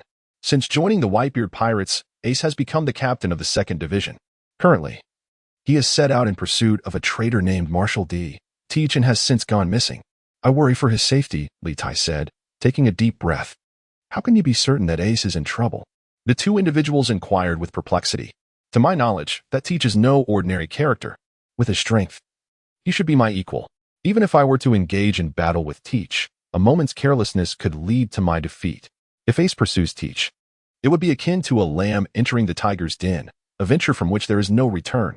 This is precisely what concerns me. Litai elaborated. How is it possible? That Teach is so formidable. The two exclaimed in disbelief. Indeed. Moreover, Teach is a person who will stop at nothing to achieve his goals. This time, when we confront Teach, we must be fully alert. Do you understand? Litai remarked with a smile. Understood. You may leave now. Do not worry about me. I am fine. Rest assured, Litai said with a grin. Chapter 84. The return of the astrologers. As Litai watched Carmen and Baijiali depart, he slowly retrieved the telephone. Moshi Moshi, it is Dragon. The voice of Dragon resonated from the other end. Uncle Dragon, it's Litai. Litai responded, hearing Dragon's voice on the transponder snail. Oh, why are you calling me? Came Dragon's astonished reply. I am about to declare war on the Navy. Litai stated calmly. What did you say? Dragon's incredulous voice echoed from the transponder snail. What? Litai, you rascal, are you really going to war with the Navy? A voice both familiar and foreign to Litai emerged from the other end. Sabo, why did you snatch my transponder snail? Dragon's roar reverberated. It's Sabo. It's been a while since I last heard your voice. Litai exclaimed joyfully. Wait, why are you going to war with the Navy? Do you understand how perilous this thought is? Sabo responded, not heeding Litai's cheerful tone, but rather roaring in anger. As Sabo's outburst filled the air, silence enveloped the transponder snail, awaiting Litai's explanation. Ace is in trouble. I want to confront Whitebeard, Edward Newgate, and we fought. He said he has also been unable to contact Ace. Litai slowly articulated after a moment of silence. What? You want to fight Newgate? How did you return unscathed? Dragon interjected, snatching the transponder snail from Sabo, incredulity etched on his face. Indeed, I fought him and emerged victorious, intending to have him summon Ace back. However, I arrived too late. I fear Ace is in danger now. Litai slowly replied. You defeated that old man? Although Newgate is aged, you managed to best him? To what extent have your abilities developed? Sabo questioned, astonished. Are you two perhaps focusing on the wrong details? Litai said, holding the transponder snail in exasperation. Indeed, you defeated Whitebeard Newgate, and Ace has been captured. You are declaring war on the Navy. What? Ace has been captured? Sabo's anxious voice emerged. Absolutely. And that rascal Luffy has also set sail. Given his current speed, he might also find himself swept up in this conflict. The only solace is that the Navy remains unaware of our identities alongside Ace, thus sparing us from a covert execution. Litai nodded, feeling a wave of anxiety. Should the Navy uncover his and Ace's identities, Ace would be in grave peril. Speak. What do you require of us? Upon hearing that Luffy could be entangled in this war, Dragon's composure faltered. He took the transponder snail from Sabo and began to speak slowly. Uncle Dragon, I am acutely aware of the complexities surrounding the world government. I implore you to assist us installing the individuals within Mariewa. You need not engage in combat. Mere disruption will suffice, Litai said through clenched teeth. Disrupting Mariewa? Are you aware of the circumstances within? Dragon asked, astonished. Mariewa, often referred to as the playground of the celestial dragons, is home to countless celestial dragons enshrouded in innumerable secrets, filled with formidable powers. Indeed, I wish for you to help me delay the reinforcements dispatched from Mariewa. Litai affirmed. Have you considered the danger should the 5 elders be dispatched? I cannot endorse this course of action, Dragon said after a brief silence. If anything were to happen to Luffy or Ace, I would never forgive myself. Therefore, I beseech you, Uncle Dragon. At worst, upon my safe return, I shall present you with the territory of the Yonko. Litai declared slowly. You insolent brat. Who desires your Yonko territory? Dragon retorted before abruptly hanging up the phone. Chief, are we truly going to disregard this? Sabo asked, glancing at Dragon, who had just hung up the call, a hint of helplessness in his eyes. You foolish boy, what are you contemplating? How could we possibly turn a blind eye? It's just Mariewa. Merely a delay, not a life or death struggle, Dragon exclaimed, playfully slapping Sabo on the head, chuckling. Thank you, Chief. Sabo replied joyfully. There's no need for gratitude. Luffy is also my son. However, he would be in peril participating in a conflict of this magnitude. A glimmer of indefinable light shone in Dragon's eyes as he spoke slowly. At the residence of the Libra pirates. Huh. We entrust the safety of the rear to you, Litai said, gazing at the now-muted transponder snail with a smile. Knock, knock, knock. Come in. Upon hearing a knock, Litai stowed away the transponder snail and spoke softly. Star Leader, we have returned. Sabo and the others exclaimed jubilantly. Excellent. Your speed is commendable. Litai smiled as he regarded Sabo and the others. They're simply too weak. Enel scoffed. Bring them in. I wish to see what this legendary Dark Emperor looks like. Litai settled onto the sofa, resting his chin on his hand with a smile. 4 figures were brought in, resembling marionettes. Withdraw. Litai instructed Doflamingo. Understood, Star Leader. Doflamingo, with a flick of his hand, retracted his fruit powers. Who are you? Do you know my identity?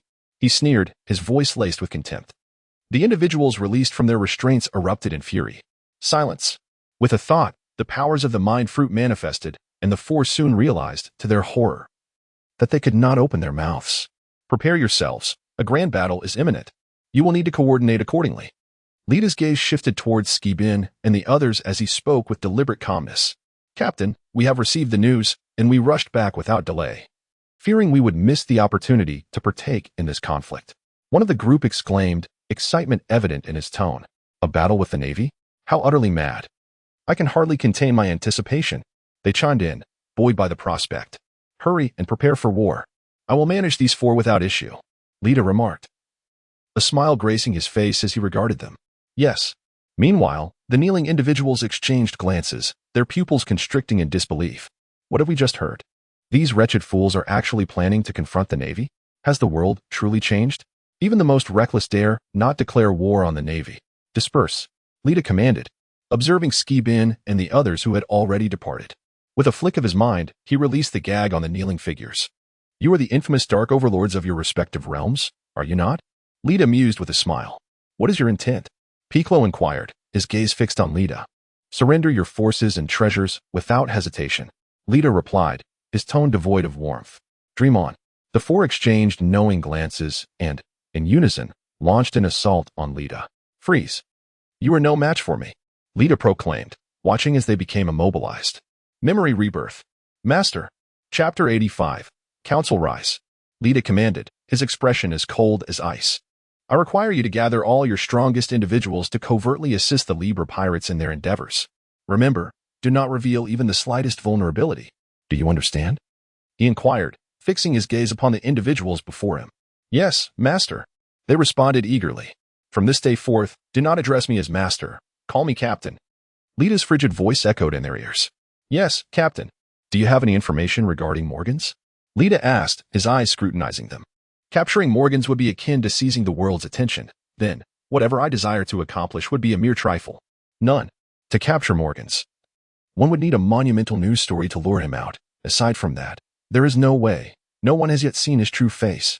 The 4 shook their heads, indicating their ignorance. A monumental news story, you say? Lita pondered aloud. What would constitute such news? Come forth.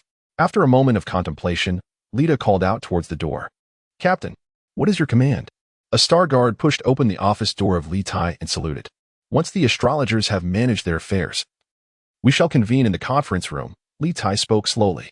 Understood, replied the star guard. Let us proceed to the conference room.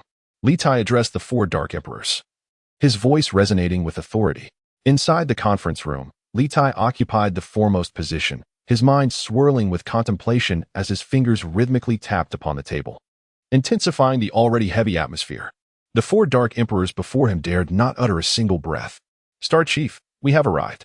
At that moment, 5 figures entered, pushing open the conference doors. Very well, take your seats. Now that everyone is present, let us commence the meeting. Litai nodded. Consider how we might draw Morgans out from the shadows. Upon hearing Litai's words, the room fell into a deep silence. It is well known that locating a 4 Emperor is no trifling matter, but finding Morgans, the president of the World Economic Journal, is akin to scaling a mountain of insurmountable difficulty. To capture Morgans, we must orchestrate a major news event that compels him to step into the limelight, Feld murmured thoughtfully. What kind of major news would entice him to take such action? Asked Skib, intrigued. The turnover of the 4 emperors, the collapse of the world government, and the destruction of the Dark Empire. Cabocin's eyes gleamed coldly as he spoke. Do not even entertain the thought of the 4 emperors' turnover. A mere ripple in the world would lead to immeasurable losses. Litai immediately dismissed the notion, despite his recent victory against Whitebeard Edward Newgate. Engaging directly with the Whitebeard pirates would be tantamount to courting death, potentially provoking chaos upon the seas, a risk not worth taking. As for the collapse of the world government, forget it. They have stood for 800 years, and their foundation is beyond our capacity to shake. Though I too harbor desires to annihilate the world government. He added with a glint in his eye directed at Flamingo. Then we are left with the annihilation of the Dark Empire. Currently, the four great emperors, Piclo, Caboson, Umit, and Feld, are aligned with our forces. If we eradicate Stussy, the eyes of the world government entrenched in the underworld, only Morgans will remain. Once news is released, we need not worry about Morgans evading our grasp. However, this would pit us directly against the world government, complicating matters beyond merely contending with the Navy. Borod spoke slowly. Let it be so. Identify Stussy, and then we shall mobilize all our combat forces for a preliminary engagement. Litai, after a prolonged contemplation of the discussions, finally articulated. Let us act decisively, annihilate all of Stussy's forces, and initiate a complete reshuffle. I believe I have found a candidate who would be exceptionally suited to become the entertainment queen.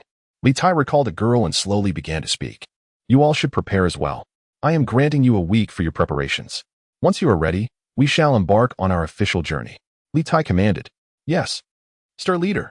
The crowd rose and promptly took their leave, contacting their respective factions. Yuta, it has been a long time. I wonder if you will appreciate this grand gift. However, I have yet to receive any news of her. I can only inquire with Shanks when I see him. Watching the departing individuals, Litai murmured. The time for battle is approaching. Yet, I remain uncertain whom the Star Leader intends to confront this time. I have heard whispers of a conflict with the Navy. But we must await news from my brother and the others. Siblings. This time, the Star Leader is preparing to engage in combat with Stussy of the Dark Empire. A preliminary skirmish aimed at utterly annihilating her entire faction. Do you possess the confidence to succeed? Scorpio, leading the other 11, ascended the high platform and addressed the neatly arranged assembly of over 200 below. Yes. The crowd responded with enthusiasm. By the way, according to the astrological predictions, not only our Star Guardians will participate in this battle, but other teams will also join in to refine our collaborative abilities. As the main force of the entire Libra pirate crew, should we bring disgrace upon ourselves, we shall be awaiting punishment. Do you understand? Scorpio grinned as he spoke. Understood. Brother Scorpio, will many factions be involved this time? The crowd inquired with curiosity. Indeed. Although Don Quixote da Flamingo has joined our Libra pirate crew, he is also the leader of the Don Quixote family. This time he will command his forces under the banner of the Don Quixote leader during the battle. I trust you are well aware of his prowess. He possesses strength comparable to our 4-star guardians. Do you still believe you can surpass them? Scorpio began to speak slowly. Yes, yes, yes. The crowd replied in unison. Do not rejoice too soon. This time, it is not solely the Don Quixote family that will participate. The 4 major powers of the Dark Empire will also join the fray. The King of Usury, Felt. The King of Shipping, Umit. The King of Merchandise, Gibison. The King of Assassins, Piclo. These 4 formidable factions will also take part in this encirclement. Do you still have confidence in surpassing them? A sinister smile crept upon Scorpio's lips as he excitedly proclaimed. Humph.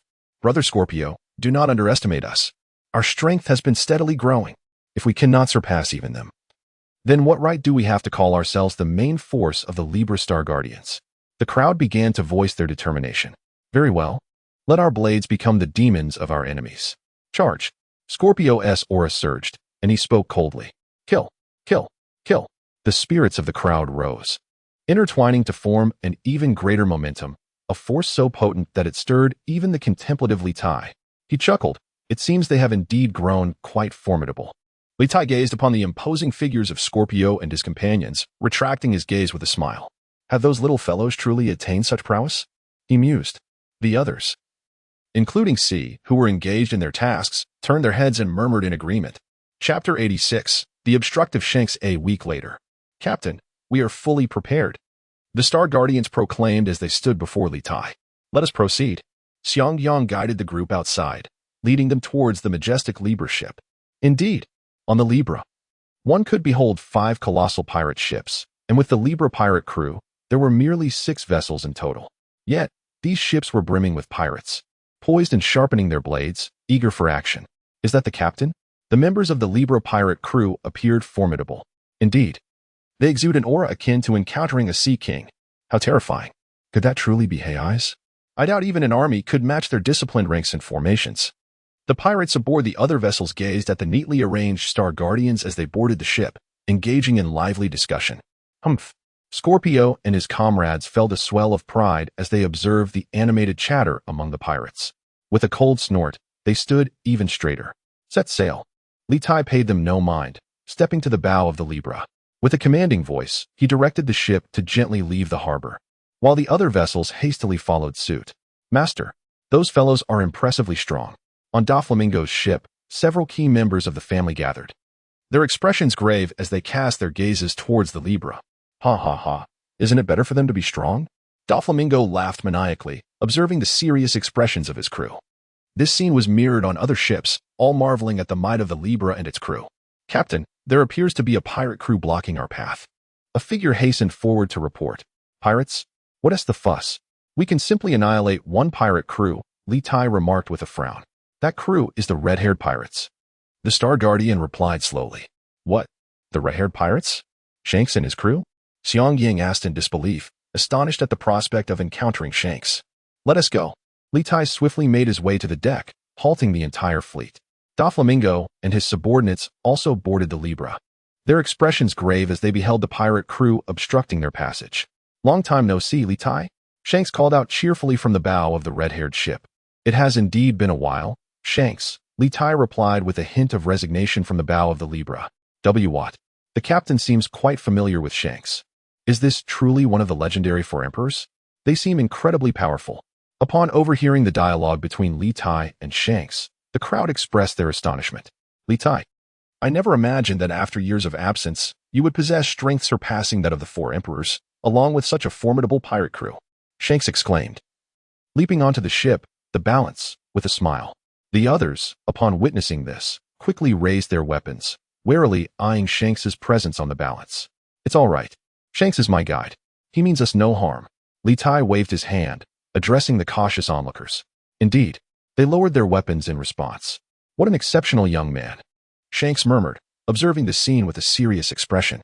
Shanks, what brings you here, and why have you blocked our path? Litai gestured for 2 chairs to be brought over for Shanks to sit, then inquired. It's because of you, you rascal. I had a skirmish with Whitebeard. Ever since I caught wind of your whereabouts, I've been trying to find you, and lo and behold, here you are. Shanks replied, grinning widely. Is that truly the case? Litai chuckled. Indeed. It's been over a decade since we last met. Don't you think a warm welcome is in order? Perhaps a grand feast? Shanks shifted the topic, smiling. Shanks, did you travel all this way just to mooch a meal off me? Litai gazed at him, exasperated. Not at all. Am I here to fight you? Shanks rolled his eyes. Honestly, how have you not changed in all these years? Litai pondered the implications of Shanks's appearance, ultimately concluding that he might indeed have come specifically to dine with him. What can I say? Your character hasn't changed either. You always seem to stir up significant events. Shanks retorted, bemused by Litai's steadfastness. Every endeavor he undertook left others in awe. What can I do? I had no intention of provoking anyone, alas. They always seem to throw themselves upon my blade. What can be done? Litai replied slowly. And what about this time? What are you planning? With so many powerful individuals, are you not aiming to assault the Navy headquarters? Shanks grew increasingly animated. Assault the Navy headquarters? That thought has yet to cross my mind. They haven't wronged us. Why would we attack them? Litai shook his head. Yet? Shanks asked, astonished. No. My primary aim this time is to hone our balanced grand fleet. Litai turned to his subordinates and addressed Shanks. With your current lineup, aside from the world government and the Navy and the 4 emperors' crews, who could possibly serve as your sharpening stone? You do not intend to confront us, do you? Shanks exclaimed dramatically. Observing his exaggerated demeanor, Lita was momentarily rendered speechless. Stussy, one of the 6 kings of the Dark Empire. Lita spoke slowly. The Dark Emperor? You don't intend to subjugate the entire realm of darkness for your own purposes, do you? Shanks asked incredulously, gazing at Doflamingo and the others aboard the Thousand Sunny. Indeed, I have my own intentions. Lita replied, his gaze profound as he nodded. You are becoming increasingly inscrutable. What exactly do you wish to accomplish? Shanks fell silent. I seek nothing grand. Merely to secure more opportunities for survival once the new era dawns, Lita stated. A new era, you say? It seems you are quite knowledgeable, Shanks remarked, his expression shifting to one of solemnity. Did you not stake your arm on this new era? I, too, have placed my entire being upon it. Lita observed Shanks' arm and smiled. Is that so? It appears we are kindred spirits. Shanks sighed in relief. So, Shanks, will you still impede us? I merely wish to clear more obstacles when the new era arrives. Lita fixed his gaze upon Shanks. What of the banquet? Are you really going to send us away, just as we meet? Shanks responded, astonished. Prepare the banquet. Lita sighed, glancing at Shanks before addressing the crew of the Thousand Sunny. Beckman, bring the brothers aboard the Thousand Sunny. We are having a feast. Today. Lita treats. Eat to your heart's content, understood? Shanks stood up, joyfully addressing his crew aboard the red-haired pirates. Oh, a feast it is. The sounds of excitement erupted from the Thousand Sunny. You have not changed a bit, Lita remarked with a hint of resignation. Do not wear such stern expressions. Let us enjoy the banquet and allow everyone to relax before battle. Let us treat our guests well. Lita turned to his crew. Yes, Star Captain, they replied, sighing inwardly. Lita looked at the gathered crowd. Chapter 87. A favor for Shanks. What on earth is happening? Just as Lita and Shanks were preparing the banquet, Luffy and his companions had just departed from the Devil's Domain, having defeated the warlord Gecko Moria, and were now idly sailing the seas. Suddenly, they witnessed the ocean surge towards the Thousand Sunny like a colossal serpent. The crew quickly sprang into action, unleashing their techniques against the serpentine waves. The Thousand Sunny strained against the currents, racing toward the red line. The onlookers gazed at the red earth before them, expressing their heartfelt sentiments. On the ship, the crew had already grown accustomed to the interaction between the two, adhering to a silent understanding, observed the surroundings without engaging, as if they were invisible to one another. Chapter 88. The choices of Shanks and Lita. What shall I do? Shanks murmured, staring vacantly at the sea. Could you share your worries with me? Lita inquired, observing Shanks' troubled expression. With your prowess, Lita, it is time for you to grasp the truths of this world. Shanks replied, his demeanor shifting from bewilderment to seriousness upon hearing Lita's words. Truth? What truth? Lita questioned, puzzled. This vast ocean is replete with both tyrants and heroes. Do you not see? Shanks sighed deeply. Indeed, Lita nodded. Now consider this. What if this world were alive? What if it is manipulating the fates of us all, ensnaring us in its grasp until the moment of destiny arrives, forcing us to acquiesce? That is the greatest secret of this world. Shanks articulated slowly. The world is alive? It possesses life? Lita exclaimed, taken aback. Not in that sense. The world is indeed alive, but it is not a living being. It is as if a pen is orchestrating everything, and we are utterly incapable of escaping this manipulation. Do you comprehend? Shanks' expression turned grave. How do you know all this? Lita's astonishment grew. It is not merely knowledge. It is a truth that must be explored and deduced through countless secrets I have encountered. This is the conclusion I have drawn, Shanks replied, shaking his head. What do you mean? Lita pressed. This ocean requires a certain stability and balance. If that balance is disrupted, the world will be overturned. Do you understand? Shanks articulated patiently. Ah, I see. Lita chuckled lightly. Let me tell you. There are always those who hold steadfast to their beliefs, and that is each person's treasure. If we dwell in fear of the future, are we not akin to puppets controlled by an unseen hand? Wouldn't you agree, Shanks? Lita squinted with a knowing smile. Perhaps, you scoundrel. I once told you I would only intervene once. Next time, I may not be able to stop you. Shanks mused, a smile breaking through after a lengthy contemplation. Thank you, Shanks. Lita breathed a sigh of relief within. Had he truly faced Shanks, he might have found himself at a loss. Go forth and act, you scoundrel. The world belongs to the youth. Shanks laughed heartily. Indeed. After all, it feels quite distressing to engage you in battle. Lita grinned broadly. Huh. Do not assume that defeating Whitebeard makes you the strongest in the world. There are countless formidable beings out there. The secrets within this realm must be unearthed by your own efforts. My words will only serve so much purpose. Shanks shook his head and chuckled. What can we do? After all, my talent is unparalleled. Lita narcissistically replied, Indeed. You are truly an existence more monstrous than the monsters themselves. Shanks did not dispute Lita's statement. Instead, he earnestly declared, It is time for us to depart. We wouldn't want you, you little brat, to devise ways to drive us away every day. Thank you for the hospitality over these past few days. I look forward to our next encounter upon the sea. Everyone, the banquet has concluded. We must return to the ocean and continue our voyage. Shanks grinned as he called out to Beckman and the others, who were still indulging in food and drink. Ah, The crowd excitedly took a hearty sip of their drinks and positioned themselves behind Shanks. "You little rascal! Your growth has indeed surpassed our expectations and shattered our perceptions. However, while sailing the seas, one must prioritize safety, for the power of nature is the strongest force in this world." Ben Beckman reminded Lita after a moment of contemplation. "Absolutely. Lita, you must be cautious in this world. As you earnestly explore it, it will upend your understanding of understanding." Various voices chimed in with warnings. "All right, everyone. We must board the ship," Shanks said, smiling at those concerned for Lita. "Understood. Thank you all for the reminders. I will keep them close to my heart." Lita smiled and waved. "By the way, Lita, if you encounter Luffy, please tell him he's too slow," Shanks called out from the helm. "Got it. You all take care too," Lita replied with a smile. "Captain, what shall we do now?" As they watched Shanks and the others depart, the crew gathered behind Lita. Since we are already out here, let us meander across the seas. Relay the order to cancel the attack on Stussy. Set sail towards the first half of the Grand Line." Lita mused after a moment of thought. "It has been a while since we adventured together upon the ocean. Has it not?" Lita slowly addressed the puzzled expressions of the crew. "Yes, Captain." They nodded in agreement, and thus, the entire fleet began to sail gently alongside the Libra. "Captain, shall we fly over the Red Line?" After several days of navigation, the crew inquired as the Red Line loomed ever closer. "Oh, have we already reached the Red Line?" Lita stepped onto the deck and surveyed the entire Libra fleet. "Let us traverse the doldrums. The target is too vast. This time, we shall sail in secrecy." Lita contemplated before speaking. Is this what the doldrums are like? It is my first time sailing so freely in the doldrums. The power of the captain and his crew is truly formidable. It is even more fearsome than a natural disaster." The pirates aboard the fleet observed the immense sea beasts scattered throughout the doldrums, engaging in lively discussions. "Captain, it seems there is an island ahead."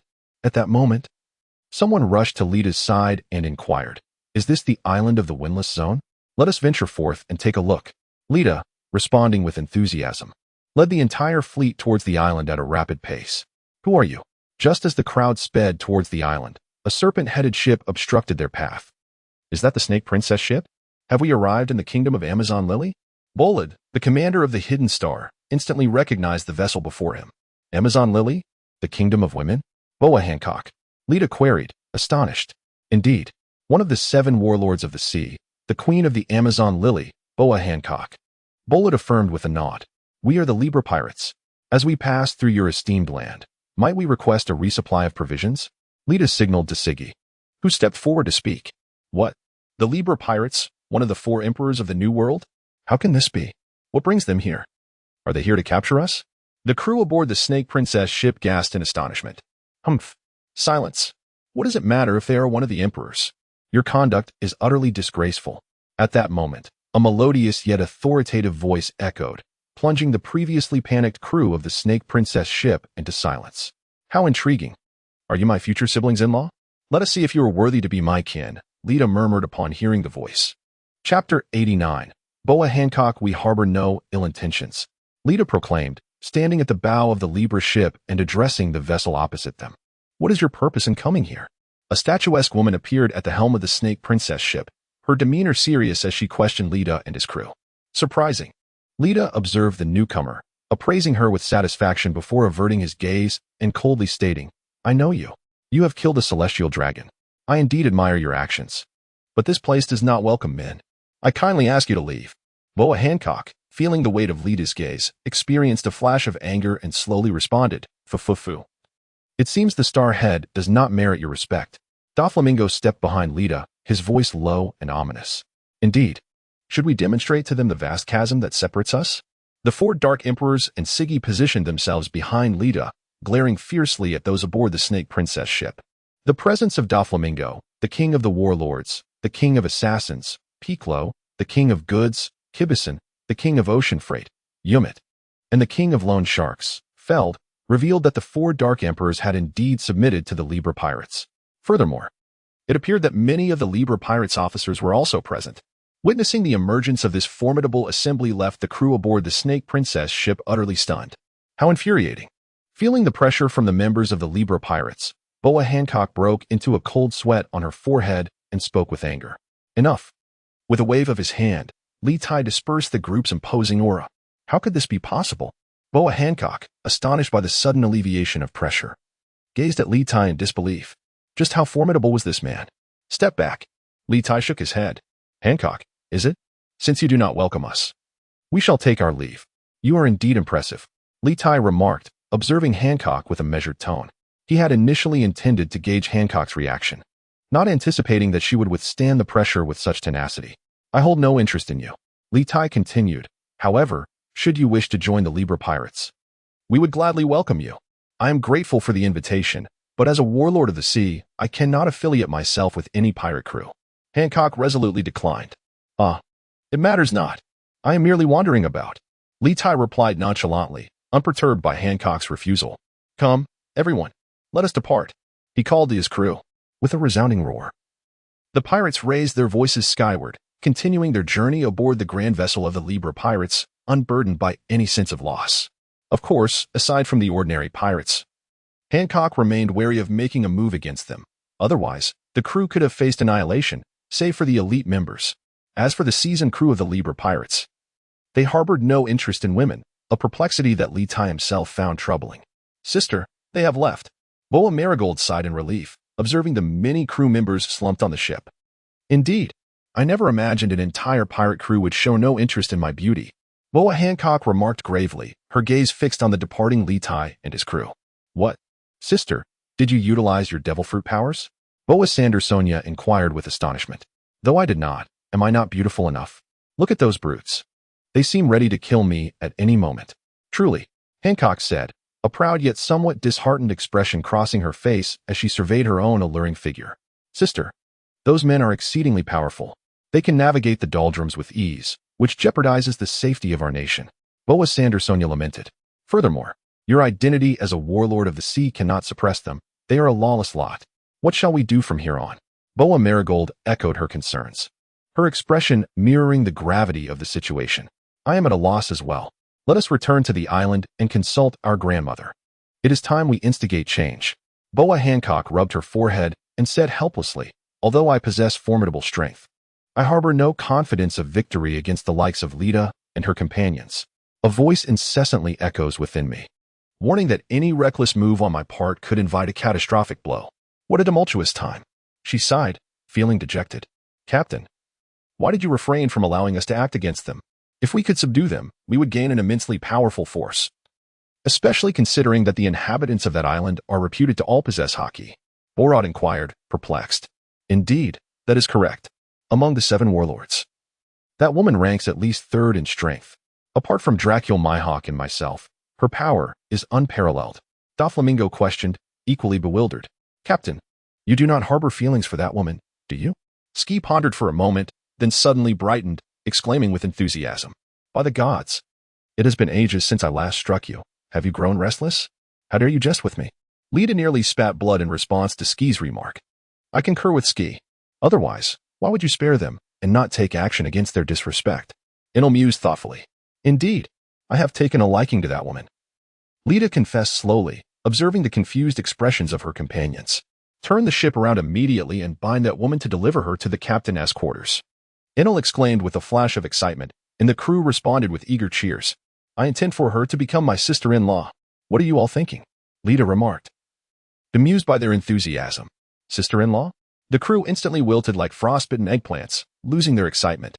Sister-in-law. They soon regained their fervor, as if discovering an amusing new prospect. Indeed. My brother is Monkey D. Luffy, the captain of the Straw Hat Pirates. Lita nodded in affirmation. Monkey D. Luffy. So that little rascal is the captain's brother. No wonder he can stir the entire ocean. It seems that all recent major events are somehow connected to him. Borod exclaimed, realization dawning upon him. How intriguing. Simply fascinating. Doflamingo said, a glimmer of excitement crossing his face. Chapter 90. Conspiracy Captain. Ahead lies the Sabay Archipelago. Ski began slowly. Yes, it was here that we were defeated by a Kainu and cast into the New World, wasn't it? Lita's gaze shimmered with a unique light as she beheld the nearby archipelago. Indeed. I remember you even severed an admiral's arm back then, Enel said, brimming with excitement. Since we have arrived, let us rest here for a while. Lita suggested with a smile. Considering the time, Luffy and the others should be arriving soon. Where have Teach and his crew vanished to? It seems as though they have disappeared from the face of the earth.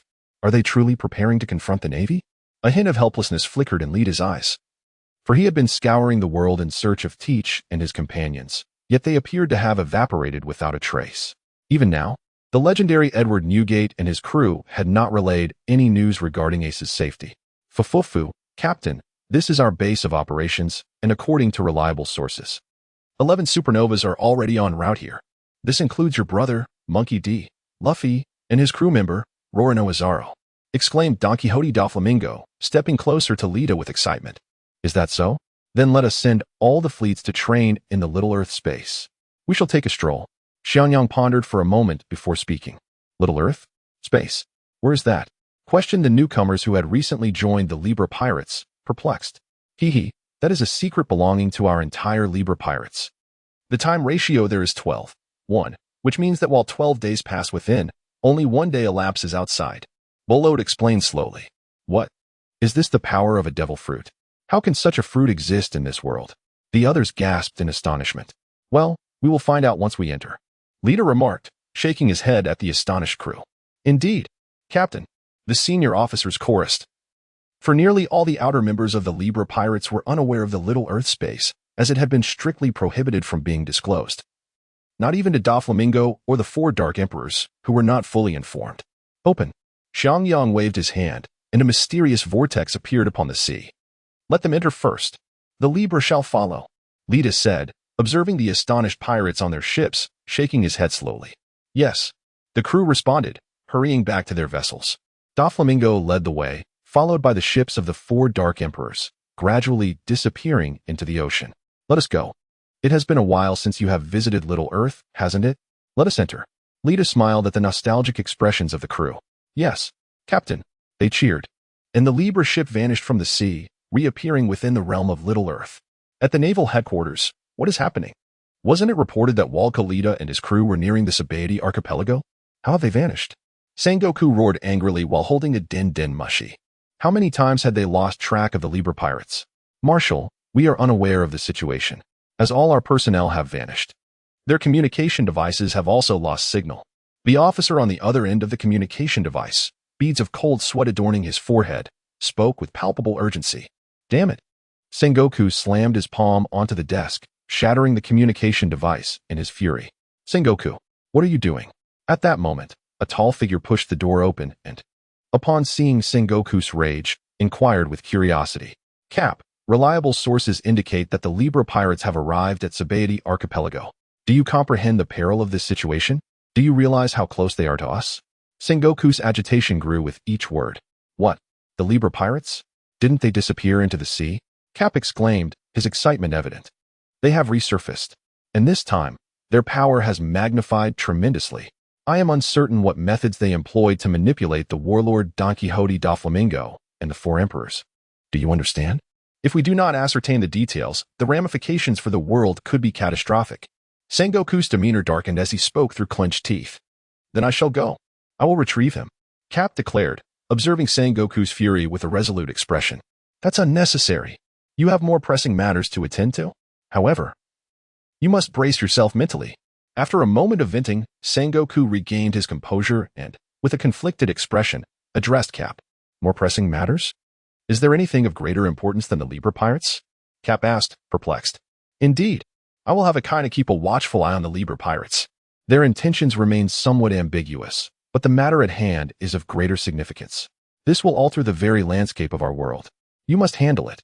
Do you understand? Sengoku's expression turned grave. An event that could alter the world? Cap murmured. Precisely. Marshal D. Teach, you are aware of him, yes? Sengoku observed Cap's bewilderment and continued. What has he done? Cap replied, nodding. He has captured Port Asti, Ace. No, it should be Gold, Ace. Moreover, he has struck a deal with the world government, handing Ace over in exchange for a position as a warlord. I need you to bring Ace here. Do you comprehend? After speaking, Sengoku glanced at Cap, meticulously observing the fluctuations in his expression. Cap, I know Ace is your grandson, which is precisely why I am assigning you this task. Do you grasp the gravity of it? This is a direct mandate from the world government. We have no means to impede it. Sengoku continued, noticing Cap's escalating agitation. Furthermore, The world government intends to publicly execute Ace, luring Edward Newgate to rescue him. At that moment, we will ensnare the Whitebeard pirates and Edward Newgate. If we succeed, the world order will be irrevocably transformed. Sengoku declared, his gaze unwaveringly fixed on Cap. I understand. Upon hearing Sengoku's words, Garp pondered deeply, suddenly feeling a weight lift off him as he sank down onto the ground. What are you doing? Sengoku inquired, perplexed by Garp's sudden descent. Garp, do you realize? Our losses this time will be catastrophic. We may not even emerge victorious. Garp spoke slowly, akin to a deflated balloon. What on earth is going on? Seeing his old friend in such distress, Sengoku questioned with confusion. Actually, I harbor a secret. Garp's expression brightened as a thought struck him. A secret? Sengoku was even more bewildered. I have 4 grandsons. Monkey D, Luffy, Portgas D, Ace, and a third whose whereabouts remain unknown, Sabo. Garp stated. Yes. And the 4th? After a moment of contemplation, Sengoku replied, already aware of the first 3, but curious about the last. Voldka Litai. The moment Garp revealed this name, Sengoku felt as if the world had plunged into darkness. You, Garp. Sengoku pointed at him, momentarily speechless. I can't help it. I've always wanted to guide those brats into the Navy, but due to my frequent missions and neglected management, Shanks and his crew exploited the opportunity. By the time I realized, it was too late. Garp lamented helplessly. So what you're saying is, if we indeed follow the world government's orders to publicly execute Ace, we may face a fierce confrontation from 2 pirate crews? Sengoku mused. Shanks is committed to maintaining balance on the seas. He would not engage in this war. And now the entire crew of the Whitebeard pirates has mobilized to Sabay the Archipelago. Could they already be aware that Ace has been captured? This cannot be. Our confidentiality measures have been impeccable. There must be a breach somewhere. As Garp spoke, Sengoku muttered to himself, feeling as though his head might explode. Alas! Observing Sengoku's expression, Garp sighed, feeling utterly powerless. Garp, it's all your fault. If you had properly raised your grandsons, and if they had all joined the Navy, do you realize what that would signify? Sengoku, filled with frustration, found his voice, roaring at Garp. Chapter 91. The 5 Elders. What can I do? Garp retorted, glancing at the furious Sengoku with a smirk. Do you understand the level of strength Voldka Litai has attained? Sengoku demanded angrily. What level? Garp scratched his head, curious. Not long ago, he fought against Whitebeard. Do you know the outcome? Voldka Litai emerged victorious, meaning the man known as the strongest in the world has been defeated. Do you now comprehend how dangerous Voldka Litai truly is? Sengoku bellowed, gripping Garp's collar. What?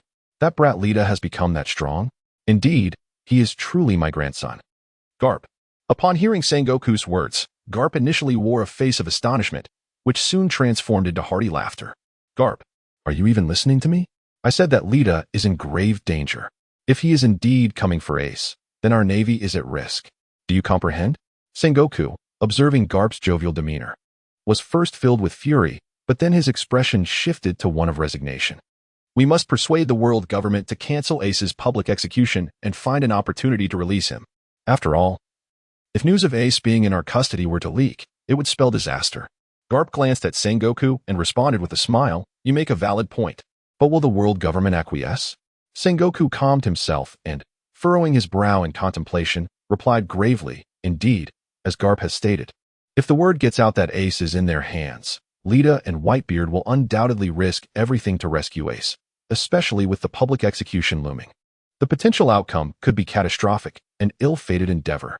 The Navy may stand a chance against a single Yonko crew, but facing 2 frenzied Yonko crews could lead to our utter destruction, and even the world government may face a significant purge.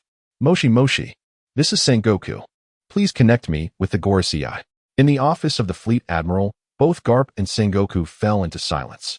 After much deliberation, Sengoku retrieved a din mushi and spoke with gravity. Moshi, what business do you have with us, Sengoku?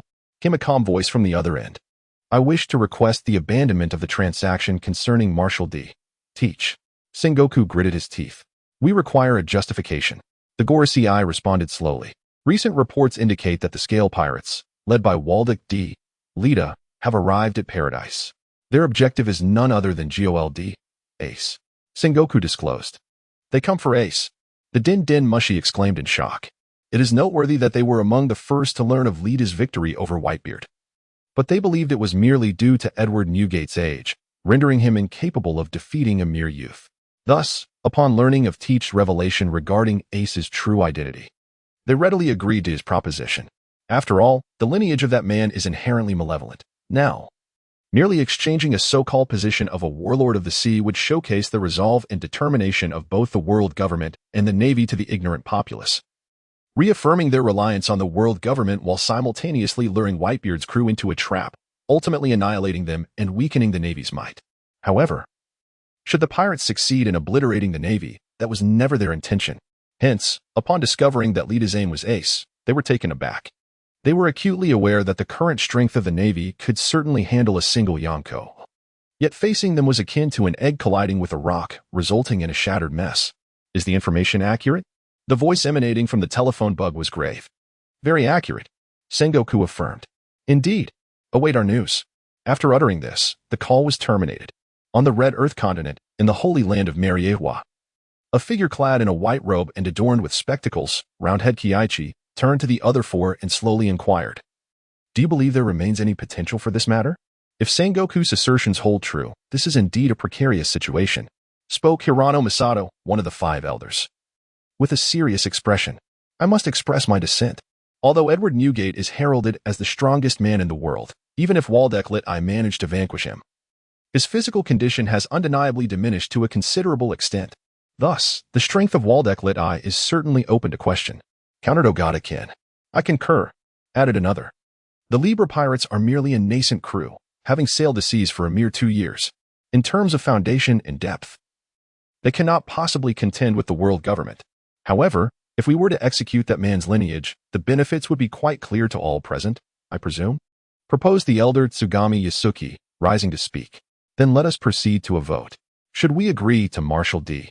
Teach proposition and publicly execute that man's descendant? Or shall we reject the transaction and allow matters to unfold?" At this moment, Elder Nida Sujuru began to articulate his thoughts. Agreed. The other four nodded in response. Public execution of Ace unanimously passed. After a moment of silence, the assembly unanimously regarded the strength and foundation of the Libra pirates as questionable, with all hands raised, including the previously hesitant Hirano Masato. Moshi Moshi. Sengoku, having reconnected with the telephone bug, initiated the call to Marshal Sengoku. "Brew, brew, brew, Moshi Moshi. This is Sengoku," he said, his demeanor serious as he accepted the call. "Proceed with the transaction with Marshal D. Teach," came the voice of round-head Kiichi from the other end. "Is there truly no room for negotiation?" Sengoku gritted his teeth, his expression darkening. "This is the consensus of the five elders," Kiichi stated before terminating the call. As there was no need for further explanation, after all, they were among the most powerful figures in the world, second only to the one upon the empty throne. "Damn it!" Sengoku glared at the disconnected telephone bug, his expression bleak as he shouted in frustration. "Kapu, you must go and retrieve Ace. I have faith that you can handle this matter." Sengoku addressed Carp. "I have no objections," Carp replied with a grin as he regarded Sengoku. "All right. I entrust this to you," Sengoku said slowly. "Understood." Carp waved his hand and proceeded towards the door. The Navy is in dire straits this time. A moment's carelessness could lead to annihilation. It is imperative to contemplate how to safeguard the core strength of the Navy, Sengoku murmured, furrowing his brow. He is not a fool. And the actions of the five elders are clearly aimed at undermining the entire Navy's strength to establish a balance that facilitates their control over it. However, they must not forget that he is the astute Admiral Sengoku. Chapter 92. Sengoku abandons command for the future Moses. After a prolonged moment of hesitation, Sengoku retrieved a Den Mushi and dialed a number. "This is Kizaru." "What seems to be the matter, Admiral Sengoku?" A languid voice emanated from the Den Mushi. "Where are you right now, Kizaru?" Sengoku inquired. "Let me check. I'm not quite sure." On the other end, Kizaru was seen leisurely riding a bicycle across an unnamed sea, glancing around before shaking his head and slowly responding. "I don't care where you are. I need you to return immediately to Marine Headquarters in Marineford." Sengoku spoke sternly into the Den Mushi. "Oh dear. I was hoping to find a place to take a nap this afternoon. It seems that will not be happening," Kizaru murmured, sighing.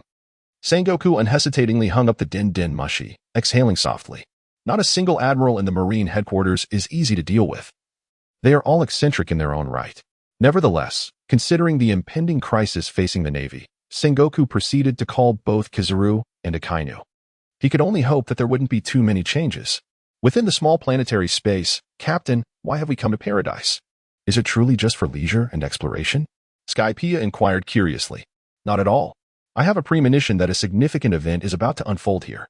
My observation haki has glimpsed a fragment of the future, albeit incomplete. Moreover, this forthcoming event is related to our Libra pirates. Lita stated, observing the curious gazes of his companions. What? Captain, has your observation haki reached such a level? Enel exclaimed in astonishment. Among the Libra pirates, Enel could be considered one of the top practitioners of observation haki, yet despite his knowledge that it could allow glimpses into the future, he felt he was always just one step away from achieving that. Indeed, Lita nodded. Realizing that his swordsmanship and the essence of the small planetary space combined had significantly accelerated his haki's cultivation, even without extensive training. As long as the small planetary space's essence continued to operate, his haki would perpetually grow. What might transpire? How is it connected to our Libra pirates? Bolid pondered with a furrowed brow. I am uncertain. The fragments I witnessed were too few and hazy. However, it is certain that many lives will be lost within our Libra pirates. Lita's expression turned grave. His personal strength indeed reached the pinnacle of this world. But it was merely individual prowess. Litai meticulously studied the power dynamics of this world and discerned that no entity is truly invincible. Should he confront 5 adversaries of the rank of an admiral, he would indeed face the peril of downfall. Against 4 such foes, he might barely manage to engage. Yet retreat would be his only option. When faced with 3 admirals, he could muster the strength to slay one, but against a solitary admiral, he could unleash a brutal onslaught. This encapsulates Litai's current prowess. Given the current strength of our Libra pirates, is it conceivable that we would still suffer significant casualties? The members, including Skeet, were astounded. They were aware that their foundation could rival that of the 4 emperors, though lacking the vast territories of the latter. However, with the affiliation of the Dark Empire, they had, in effect, carved out a domain of their own in the New World. What monumental event loomed before them? Why was it suggested that many would perish?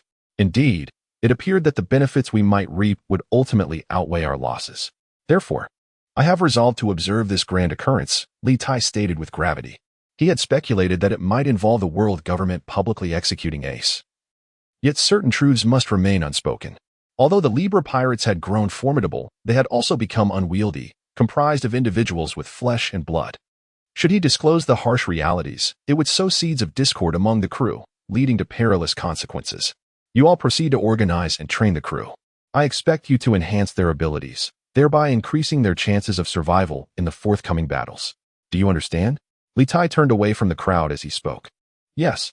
The eyes of the Star Alliance glimmered with an enigmatic light. It seems there are still many traitors among us, Litai remarked with a cold, sinister smile. Then, let us establish an additional layer of protection. You shall serve my purpose. Litai activated his observation haki and the powers of the Niannian Fruit.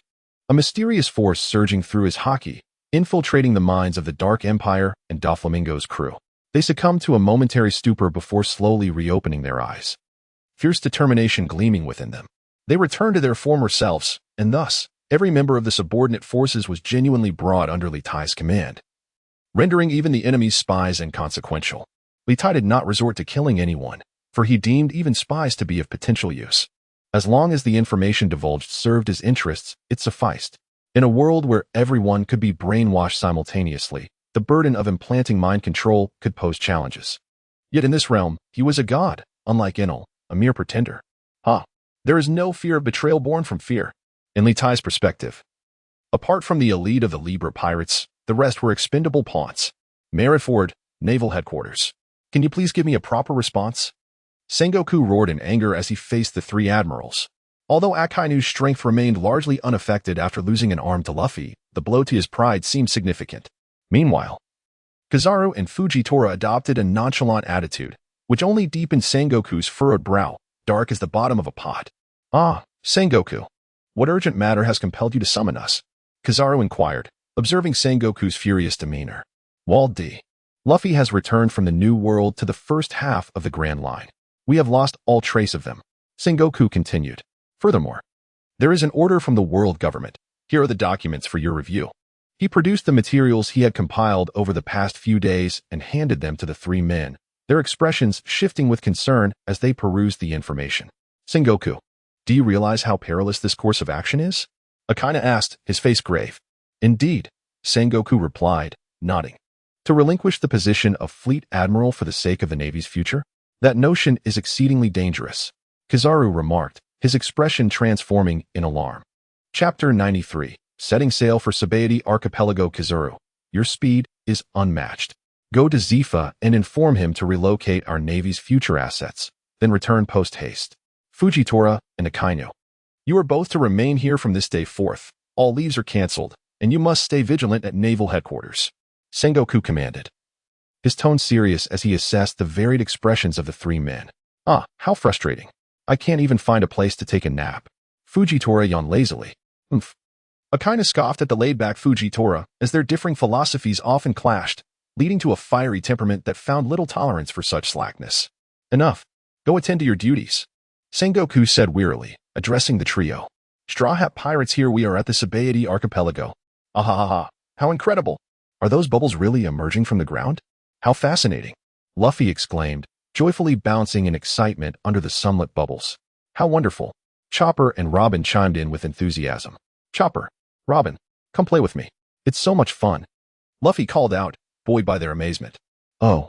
Chopper and Robin quickly dashed over, leaping onto a bubble to join Luffy in merriment. By the way, what is our purpose for coming to this island, Brook? A few individuals observed the exuberant antics of Luffy and his companions, a subtle smile gracing their lips. Nami, filled with curiosity, turned to the octopus fishman, Chopper, and inquired, to reach Fishman Island, we must seek a skilled craftsman who can envelop your ship in resin. In simpler terms, once the coating is applied, it will be seaworthy. Chopper explained, meeting the inquisitive gazes of the group. Is that true? Frankie asked. Skepticism etched on his face. Indeed, this is the sole method for you humans to arrive at Fishman Island. Should you encounter an unskilled craftsman, both you and your vessel may find yourselves plunged into the depths of the ocean.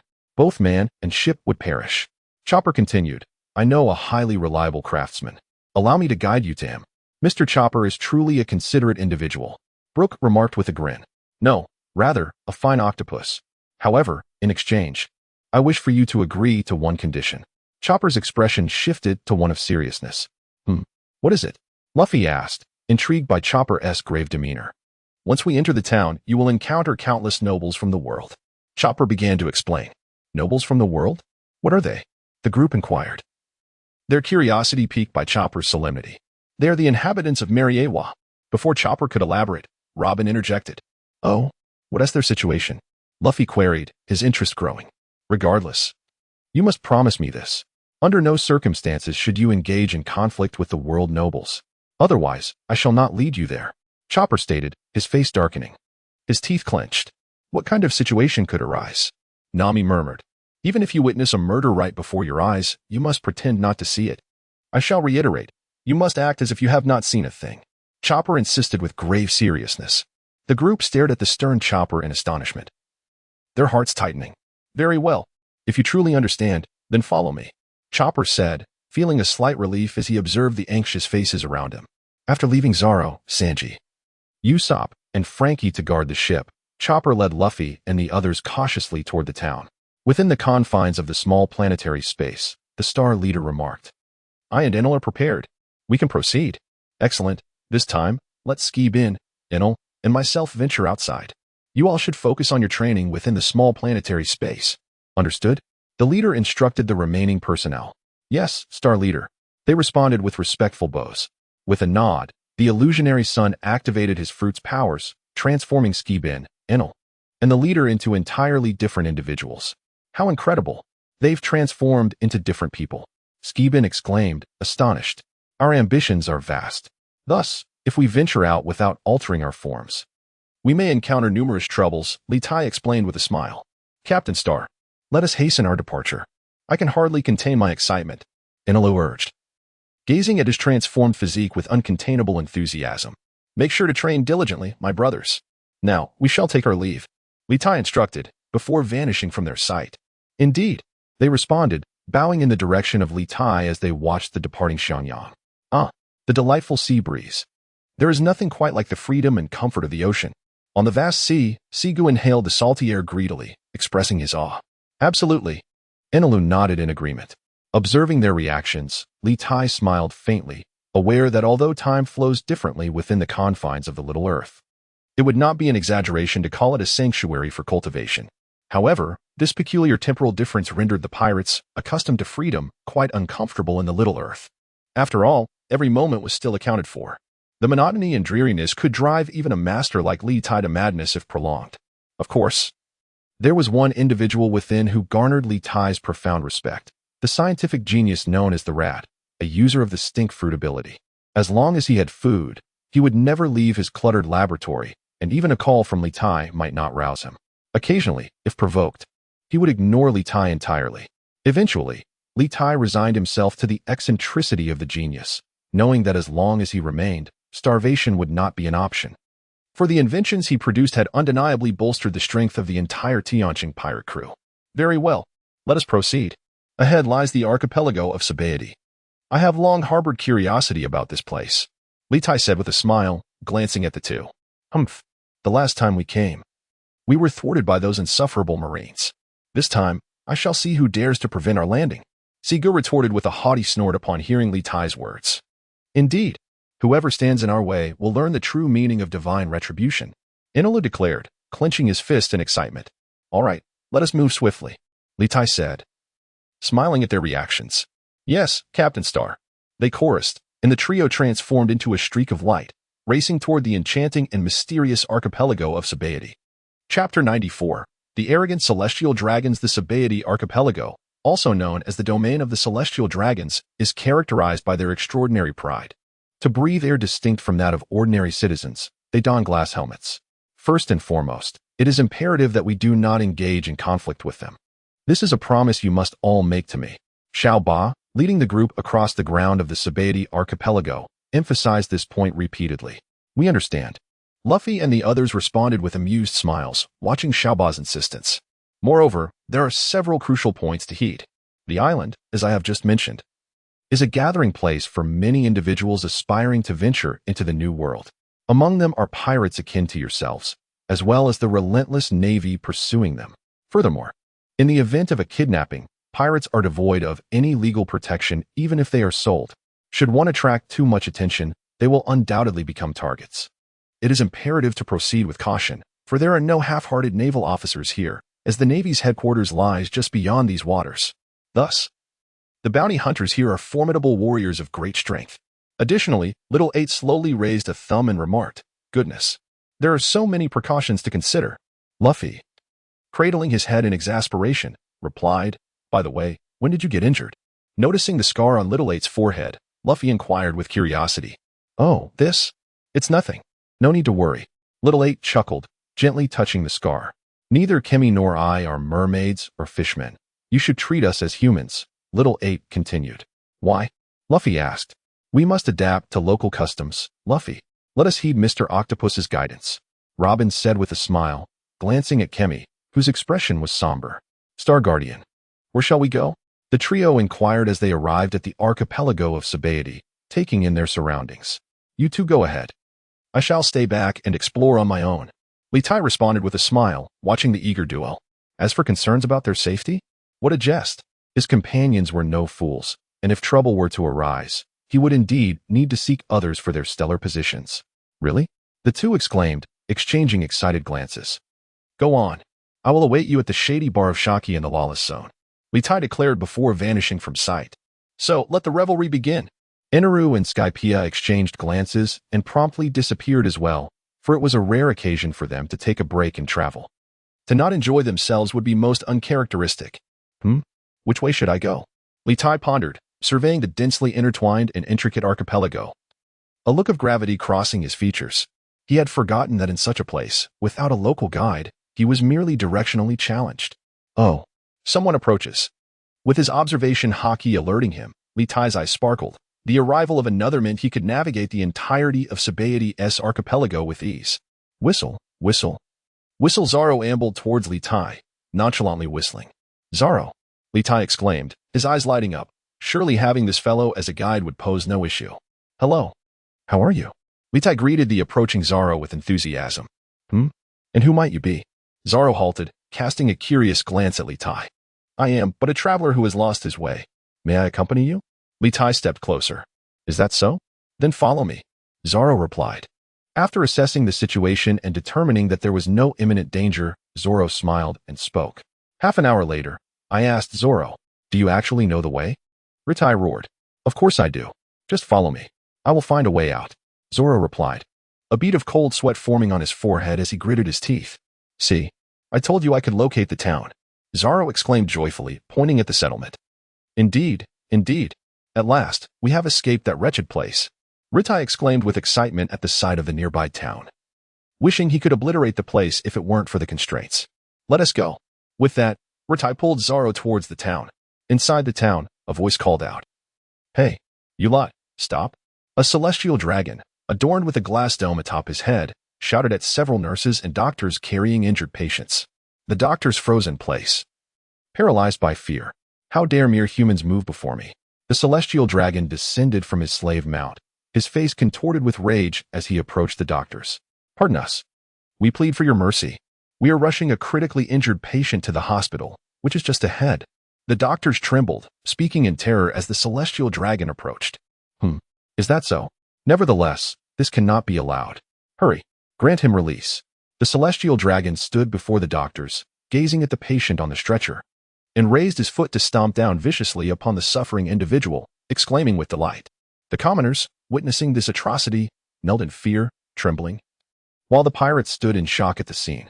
Which is more important, my dignity or the lives of these commoners? The celestial dragon slowly remarked to his attendant behind him. Where there are celestial dragons, there are commoners. The attendant replied obsequiously. Satisfied with the attendant's words, the celestial dragon nodded and then turned his gaze to a nurse kneeling before him, a lecherous look in his eyes. Very well, you shall be my wife, he declared excitedly after surveying the kneeling nurse. Excellent. I will immediately initiate the procedures for the 13th lady to take residence in the Holy Land, the attendant replied. I have grown weary of my other wives. Let them return to being mere commoners, the celestial dragon said slowly.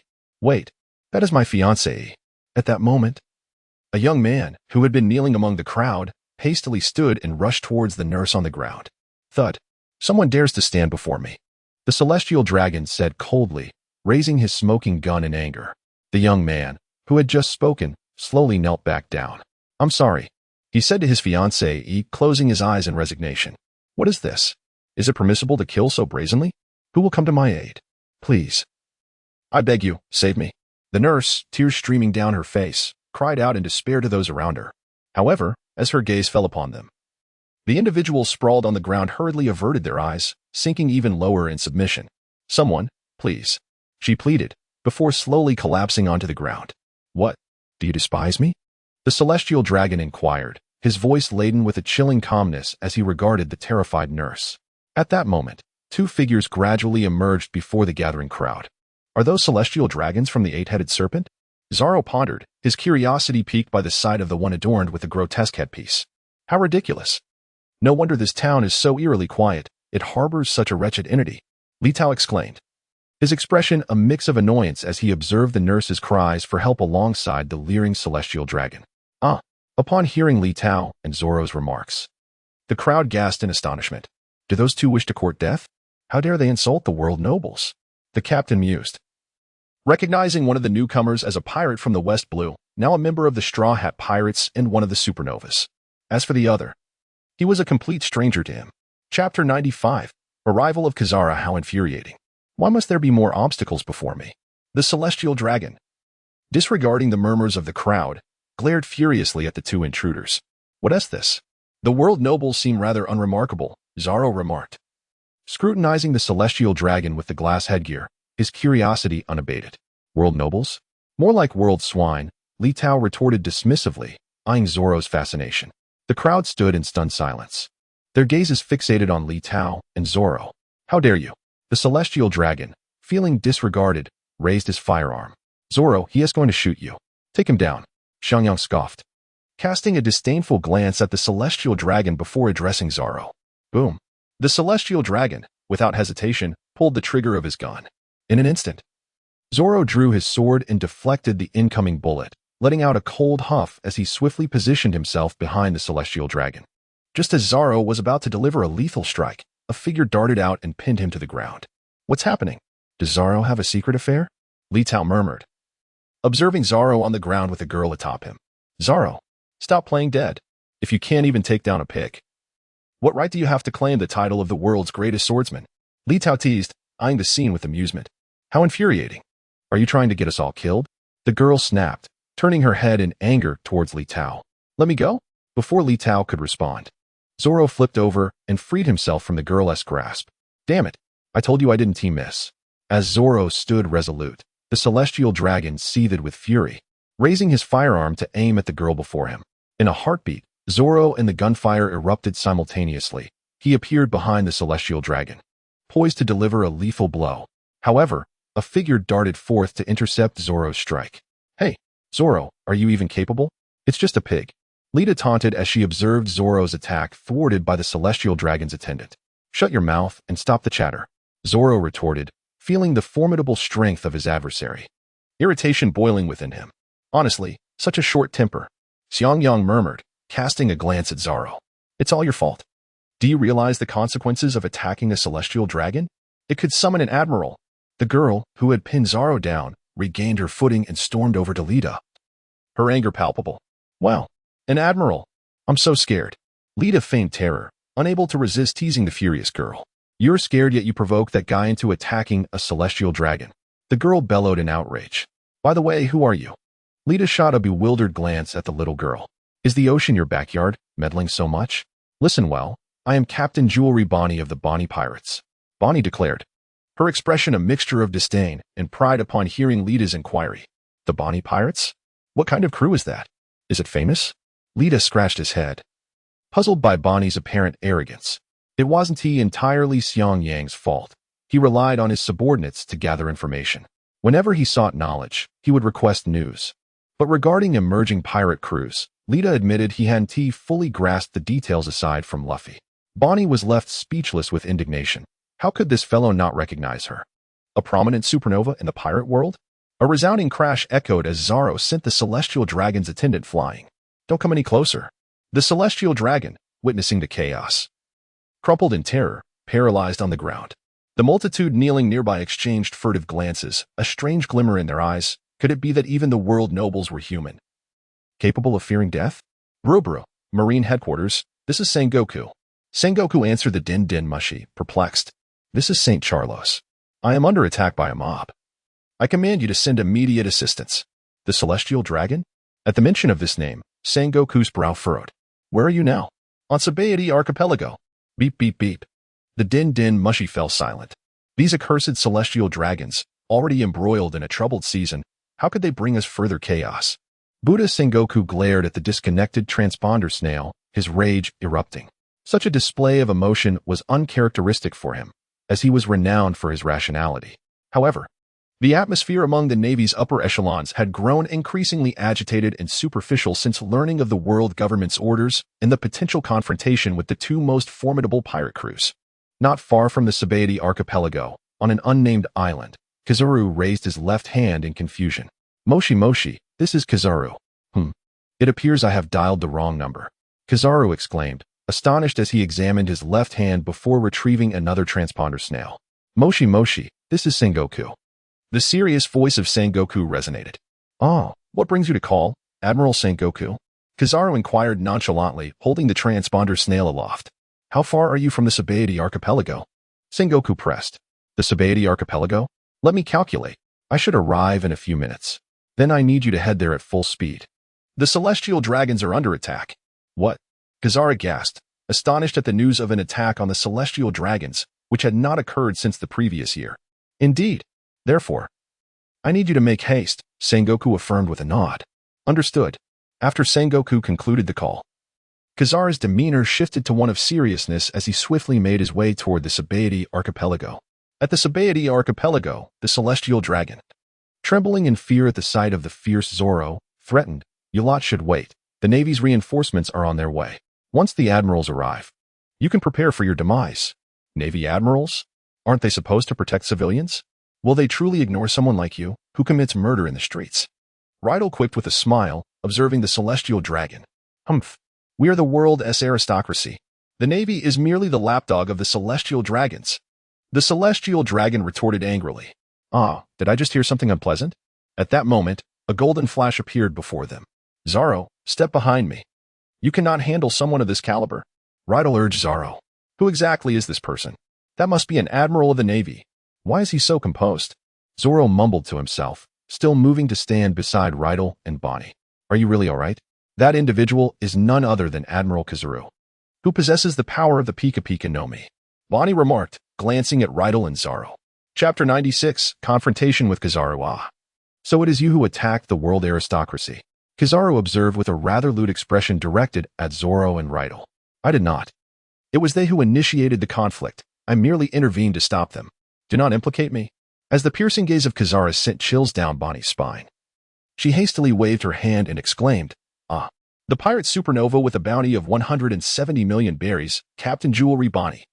And the straw hat pirate supernova with a bounty of 110 million berries, Rorino Zoro. And you? Who might you be? Kizaru turned his attention to Zoro and Bonnie.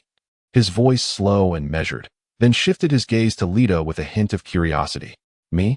Oh, I can't possibly divulge that. I fear it might frighten you. Lita replied with a mischievous grin. Oh, scare me? You certainly possess quite the audacity. Kizaru scoffed, a smirk on his lips. With that annoying expression, I must admit. My hands are itching, Lita remarked, observing Kizaru's lewd demeanor with amusement. Borisolino, enough of this idle chatter. Quickly apprehend these ruffians. I intend to make their existence a living hell and turn them into my slaves. The Celestial Dragons, upon witnessing the arrival of Admiral Kizaru, straightened their backs and, with fury, pointed at Lita and the others, roaring in anger. Ah, truly, how terrifying. Kizaru remarked, unimpressed by the enraged Celestial Dragons. Have you ever been kicked at the speed of light? He inquired of Lita and the others. Not me. Have you? Lita responded, turning to Zoro and Bonnie for their input. What is that? Zoro asked, puzzled. Ah, you shall find out very soon, Kizaru declared, transforming into a beam of light and launching a kick towards Lita and the others. Out of the way, Lita shouted, swiftly tossing Zoro and Bonnie aside. With a tremendous crash, a powerful wave of energy erupted from the center of the battlefield. Return to me, Lita yelled, hurling Kizaru's leg towards the sky. Only for Kizaru to deftly reappear beside the Celestial Dragons, his expression now serious as he regarded Lita. The onlookers gaped in astonishment, eyes wide with disbelief at the scene unfolding before them. Hey, who is he to you? How is he so formidable? Bonnie asked, her eyes fixed on Zoro, who was picking himself up from the ground. Who, him? I don't think I know him. I just picked him up on the road. Zoro pondered for a moment, realizing he hadn't even inquired about Lita's name. What? You don't know him? Bonnie exclaimed in surprise. Indeed, Zoro affirmed with a nod. Then why do you heed his words? You dare to attack even the world nobles? Bonnie gazed at Zoro with an expression of disbelief. As she spoke, countless sword shadows emerged behind Litai, gradually converging to form an enormous silhouette of a sword. Almost simultaneously, the formidable warriors of the Sabay Archipelago sprang into action. The news reporters who had arrived at the scene found themselves unable to approach Litai and his companions, forced to remain at a distance to document the unfolding events. Upon hearing Litai's words, a cold sweat broke out on their foreheads, and a look of terror clouded their eyes. Just then, several news agencies received the startling information that a Marine admiral was affiliated with the Revolutionary Army. Chapter 97. The arrival of Luffy and others, captain of the Libra pirates. Walkadi, Litai, your words are indeed quite terrifying. Yellow Monkey, bracing himself against the immense aura emanating from Xiangyang, spoke with a grave expression. Is he truly the infamous fifth emperor of the sea, Voldka Litai? Bonnie, standing beside Zoro, exclaimed in astonishment. So he is Luffy's elder brother. No wonder he knows so much about me. Zoro paused in his contemplation, his expression transforming into one of surprise as he turned to Litai. What does it mean to be an emperor of the sea? He inquired, casting a puzzled glance at Bonnie, who was equally astonished. Are you truly a pirate? How could you be so oblivious to the most fundamental knowledge of piracy? Bonnie stared at Zoro in disbelief. The Emperor of the Sea is the strongest pirate in this world, possessing the power to wreak havoc on a colossal scale, she elucidated. Star Leader, what is happening? Just as Bonnie was about to continue her explanation, two figures appeared beside Litai, capturing everyone's attention. Ah, it's nothing significant. Just showcasing a grand move to prevent some from thinking I can no longer wield my sword. Xiangyang smiled while waving his hand at the newcomers. Yet, That does not warrant the destruction of the entire island, does it? Analu and Skypea exchanged glances, their mouths twitching in apprehension as they sensed Litai's overwhelming presence. I never intended to obliterate this island. It's merely that someone wished to confront me, and I was merely attempting to intimidate them. Otherwise, I would have struck down long ago. Litai remarked, rolling his eyes as he gestured toward Yellow Monkey. The Marine Headquarters Admiral, Yellow Monkey? The duo followed his gaze and found Yellow Monkey looking at them warily, protectively shielding the celestial dragon behind him. What brings you here? Analu inquired, electricity crackling around him as he regarded Yellow Monkey with curiosity. TSK. A multitude of individuals are approaching. Before Yellow Monkey could respond, Litai murmured, glancing in a specific direction. Zoro, I can only assist you to this point. How much you grasp from here depends on your own capabilities. Xiangyang said to Zoro, sensing the rapidly approaching figures. Then retracted his formidable aura, causing the colossal sword in the sky to vanish above the gathering. Truly, one cannot underestimate the so-called wicked ones. Such mastery over one's own techniques, allowing them to be summoned or dismissed at will, is indeed formidable. The pressure weighing down on the yellow ape dissipated, allowing him to exhale in relief. Thankfully, there was no need for confrontation. Had it escalated, he might have met his end today. Who could this be? Is that not Admiral Kizaru of the Navy headquarters? What has brought you here? At that moment, two figures materialized between Lita and Kizaru, none other than Rayleigh and Shaki, who had arrived just in time. Rayleigh adjusted his glasses and addressed Kizaru. How terrifying. Even you have come? Upon seeing Rayleigh, Kizaru's expression turned serious. With the ruckus you lot have caused, how could I possibly remain uninvolved? Rayleigh rolled his eyes in response. It's akin to someone coming to demolish your house. You can't just stand idly by, can you? Who are you? When did such a formidable individual emerge upon the seas? Rayleigh inquired, noticing that Lita and his companions had yet to revert to their original appearances. Alas, I simply wish to enjoy some low-key adventures. Lita exclaimed as he transformed back to his true form. Captain of the Libra pirates, Voldka Litai. Lita, possessor of the top-tier natural-type fruit, the cloud fruit. And you, with the top-tier natural-type thunder fruit. Anil, when did you arrive at Sabay Archipelago? Upon recognizing their true identities, Shaki expressed her astonishment. Just recently. I had intended merely to wander about, but I lost my way and ended up here. Coincidentally, I witnessed an unruly scoundrel bullying innocents, so I intervened. To my surprise, even an admiral showed up. What a fright. The gaze of the group shifted toward the celestial dragon behind Kizaru, who now appeared stripped of his earlier arrogance. His face a mask of terror as he looked at Lita. Lita's overwhelming presence had nearly crushed him, and had it not been for Kizaru's protection, he might have been rendered a fool. A celestial dragon, indeed? Rayleigh murmured. Wait for me. Aunt Shaki. Uncle Rayleigh. At that moment, several figures appeared, panting heavily as they approached. How could you run so fast? We can barely keep up. The voices belonged to Luffy's crew, who had followed closely behind Rayleigh and the others. Brother Lita. At that instant, Abis exclaimed in delight, her face lighting up with surprise. Lita? Is he not in the New World? What brings him here? Luffy questioned, puzzled. Is he not the man who understands the true history and has ventured to Skypea? Robin murmured, also gazing at Lita. Indeed, it is truly you. Lita, what are you doing here? Luffy shouted joyfully. How do you know Captain Voldka Litai? Lita of the Libra pirates? Shaki inquired as she approached Robin and the others. Rumor has it that Lita clashed with the strongest man on the seas, Edward Newgate of the Whitebeard pirates, and emerged victorious. That is Luffy's brother. As the curious crowd looked on, Chopper remarked, Ah. The crowd gasped in astonishment. The reason for Shaki and Rayleigh's exclamations was the daunting background of that straw-hatted lad. He was the brother of the strongest emperor on the seas, Portgas Diaz, captain of the 2nd Division of the Whitebeard pirates, the son of the Revolutionary Army leader Monkey D. Dragon, and the grandson of the naval hero Monkey D. Garp. Robin and the others were astounded to discover that Luffy's brother was indeed one of the mightiest emperors at sea. The situation appeared dire.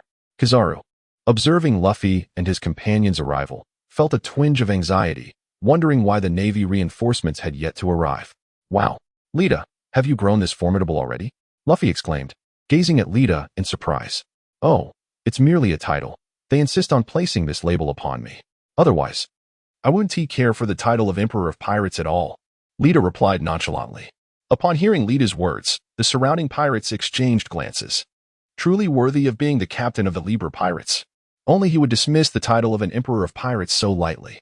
They murmured, Oh, By the way, Lita. Luffy suddenly clapped his hands as if recalling something. What is it? Lita inquired, puzzled. If I am to become the Pirate King, must I defeat you? Luffy posed the question. Ah, you fool. Nami and the others stiffened at Luffy's words, cold sweat beading on their foreheads as they glared at him in terror.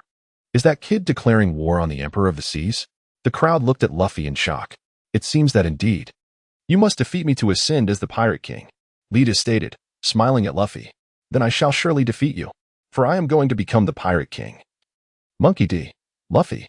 Chapter 98. The Gathering of the Three Admirals. It's fine when you are Luffy, but when there's trouble, you are Monkey D. Luffy.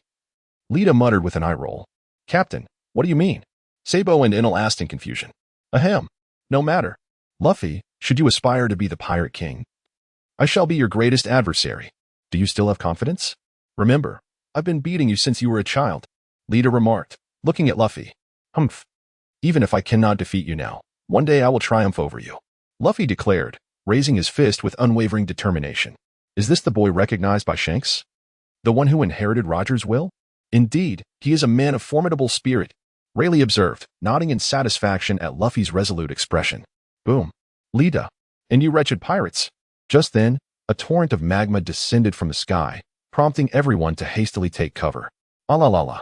As I attempted to indulge in a brief afternoon slumber, my peace was disrupted by the sight of a man riding a bicycle, donning an eye mask, who approached leisurely.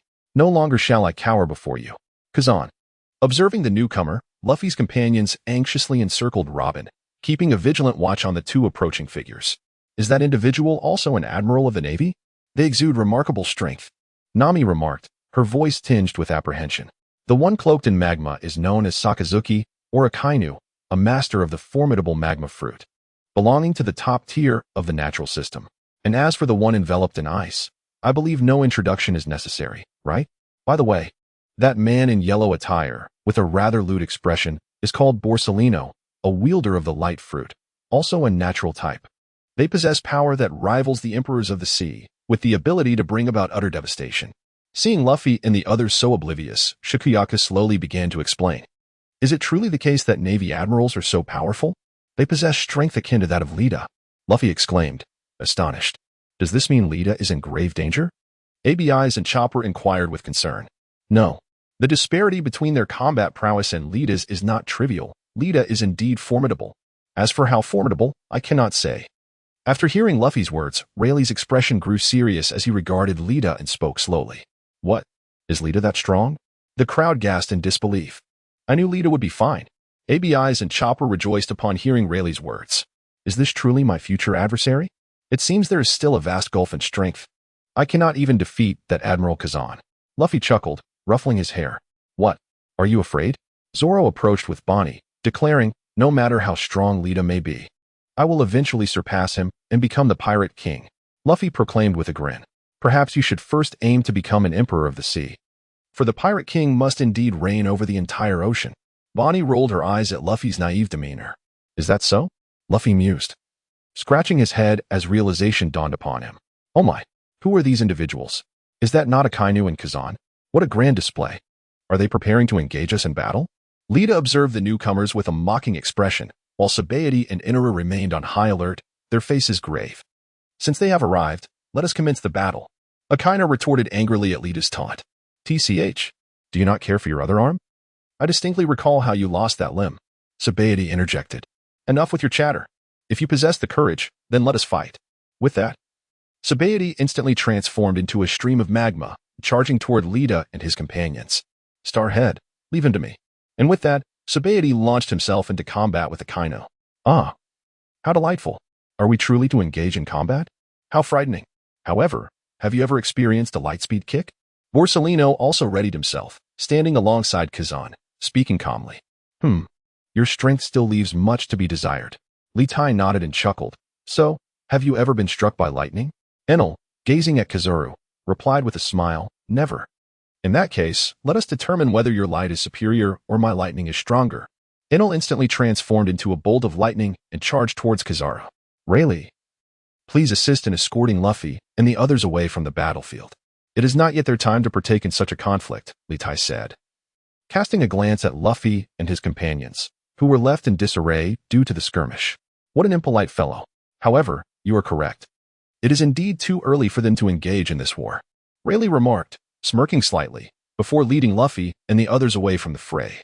Now it is just you and me, Litai said slowly, looking at Kazan. It is said that among the Navy, the strongest is perhaps Admiral Akainu, however. Since Litai severed one of his hands, his strength has significantly diminished. Yet, the man before him, Kazan, seemed to conceal the full extent of his power, suggesting he was one of the most enigmatic individuals present. Ah, must we fight? Kazan looked at Litai, exasperated. I would prefer not to engage in battle either. How about we simply sit and rest? Litai feigned a nonchalant demeanor. Really now? Kazan scoffed at Litai's expression. Come on, show me how you bully my brothers. I have long wished to teach you a lesson. With that, Litai drew his sword and charged at Kazan. You bully my brothers. Litai struck Kazan with a powerful blow, yet Kazan quickly defended against the attack. When have I ever bullied your brothers? Kazan questioned, perplexed. The events at Eni's lobby have been widely circulated. I did not wish to know, yet here I am, aware of it. You understand, I am quite angry. And the consequences will be severe, Litai exclaimed as they engaged in combat. As Kazan felt the growing power behind Litai's strikes, he found himself at a loss for words, pondering the origin of this formidable youth and why he was so incredibly strong. You dare to lose focus while battling me? It seems you have underestimated me. Litai sneered, delivering a decisive strike that sent Kazan flying. Ah, that hurts. Kazan grimaced, touching his chest where he had been struck, his expression darkening. Hey, I thought the Navy preferred to bully the weak? Well then, today I shall give you a taste of your own medicine. Do not blame me for your misfortune. Litai grinned mischievously. Chapter 99. The wind grows fierce upon hearing Xiangyang's words. Kazan nearly choked on his own blood. Am I indeed guilty of bullying the weak? Do the Straw Hat Pirates even stand a chance of appearing in this archipelago? Rayleigh, why do I feel as though they are all exceptionally strong? And wasn't it said that Logia users are invincible? Luffy gazed at the battlefield, addressing Litai and the others. They have harnessed haki.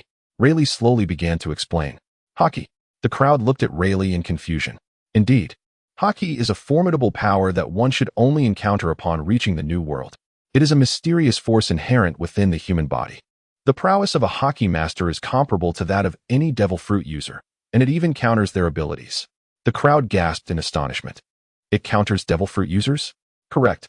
Haki is divided into three forms: Conqueror's Haki, Armament Haki, and Observation Haki. Conqueror's Haki awakens only in those with the potential to be kings, while Armament and Observation Haki require rigorous training and perseverance to awaken. Remarkably, when one masters Observation Haki to its pinnacle, they might even foresee the future. This is an essential ability you must acquire upon entering the New World. Since you have encountered it, you should truly experience it, as their haki has reached an extraordinary level, Rayleigh stated calmly. Incredible. The crowd marveled. We must leave, Rayleigh suddenly said with a grave expression. What's wrong? The group asked, perplexed by Rayleigh's sudden seriousness. A formidable presence approaches, Rayleigh declared, leading Luffy and the others to retreat. A formidable presence? Is it very powerful? Luffy inquired with curiosity. You will find out soon enough, Rayleigh replied, not hesitating further as he led them back. Captain, Enel and Sybens retreated to Litai's side, their expressions tense as they focused on a particular direction. Honestly, we merely came out to enjoy ourselves, yet we attracted these old monsters, Xiangyang commented, sensing an unseen pressure and looking rather grim. Boom. A sword aura surged from afar, heading straight toward Litai and Sybens. A sword attack. Litai thought quickly, unleashing a crimson sword aura that clashed fiercely with the incoming attack. Sybens and the others were sent flying backward, while Litai staggered a few steps. Humph. A cold snort echoed as a bald figure clad in a white robe and glasses appeared before Litai and the others. The five elders. Kizaru. Upon seeing the newcomer, the crowd gasped in shock. Hey, you lack basic courtesy. If you intend to ambush, at least show some respect, Litai remarked. Feeling the overwhelming sword pressure emanating from Kizaru, his eyes betraying a hint of seriousness. Do we need to employ strategies against you vile individuals? Akainu coldly retorted, positioning himself behind the five elders. All right, you're impressive, you can say whatever you like. Litai waved his hand dismissively. Are you the captain of the Scales Pirates? Walkadi. Litai? The one who has inherited the will of D? Yuan Buki's eyes were filled with disdain as he slowly spoke. Can you please stop pretending? Speak to me properly. Do you truly think I am powerless against you? Observing the haughty demeanor of Yuan Buki, Litai smirked and remarked, "Ah, such audacity.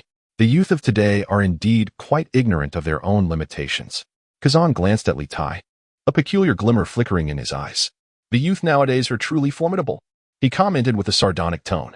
"Enough with the pleasantries," Yuan Buki said coldly, fixing his gaze on Litai.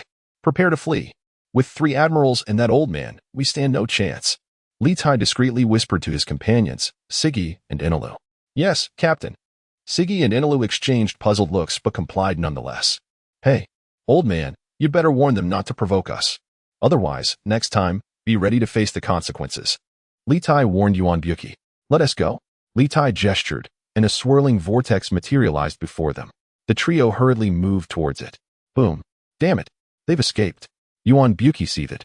His teeth clenched, as a large fissure appeared where Litai and his companions had stood moments before. "Captain, what has happened? Weren't you supposed to be enjoying yourselves?" Those within Little Earth questioned, astonished at the disheveled state of Litai and his crew. "Alas, spare me the details. I intended to have a delightful outing, but unexpectedly clashed with a few Navy admirals, culminating in an encounter with that old man." Siggy replied, his expression darkening. Coughing awkwardly, Litai admitted, "Had it not been for that lunatic Zoro, perhaps we could have avoided this predicament. Curse those accursed celestial dragons." Litai muttered under his breath. "Captain, why must we flee?" "I believe that old man is of similar strength to you," Inilu queried, perplexed. "Now is not the time to engage them. However, it appears the Navy is orchestrating something significant, which is why they summoned that old man to intimidate us." Litai shook his head, adhering to his principle of careful planning before action. "Captain, what exactly are we to do?" The crew was indeed perplexed, as Litai had only mentioned strengthening their abilities without specifying any course of action. "We need do nothing. Wait for the opportune moment. If your strength is insufficient, then you may not even qualify as cannon fodder." Litai pondered for a moment before shaking his head, choosing to remain silent. "Understood, Captain," the crew responded resignedly. "Now, you may leave," Litai instructed them, furrowing his brow as he fell into deep contemplation. It was now evident that Ace had likely been captured. However, the world government has concealed the information, and now I find myself in a passive position. Should we engage in battle with the Navy? The ultimate beneficiaries will certainly not be us, but rather that group within the world government. Nevertheless, Ace must be saved. There must be no unforeseen circumstances. As for the Whitebeard pirates, I can only ask for your understanding. Whether you live or die depends on your own fate. With you standing at the forefront, our tasks will become significantly easier. The more chaotic the world becomes, the safer we shall be. A flash of crimson flickered in Litai's eyes as he murmured. Chapter 100. Truly a black market. After spending several days in the small world, Litai vanished from the confines of the small Earth space, reappearing in the Sabay Archipelago. After much difficulty, he finally located the Shucky's bar. How winding and convoluted is this wretched island? I truly wish I could cleave it with a sword. Litai muttered in exasperation as he stood before Shucky's bar, then pushed the door open and entered. "Welcome. What can I get for you?"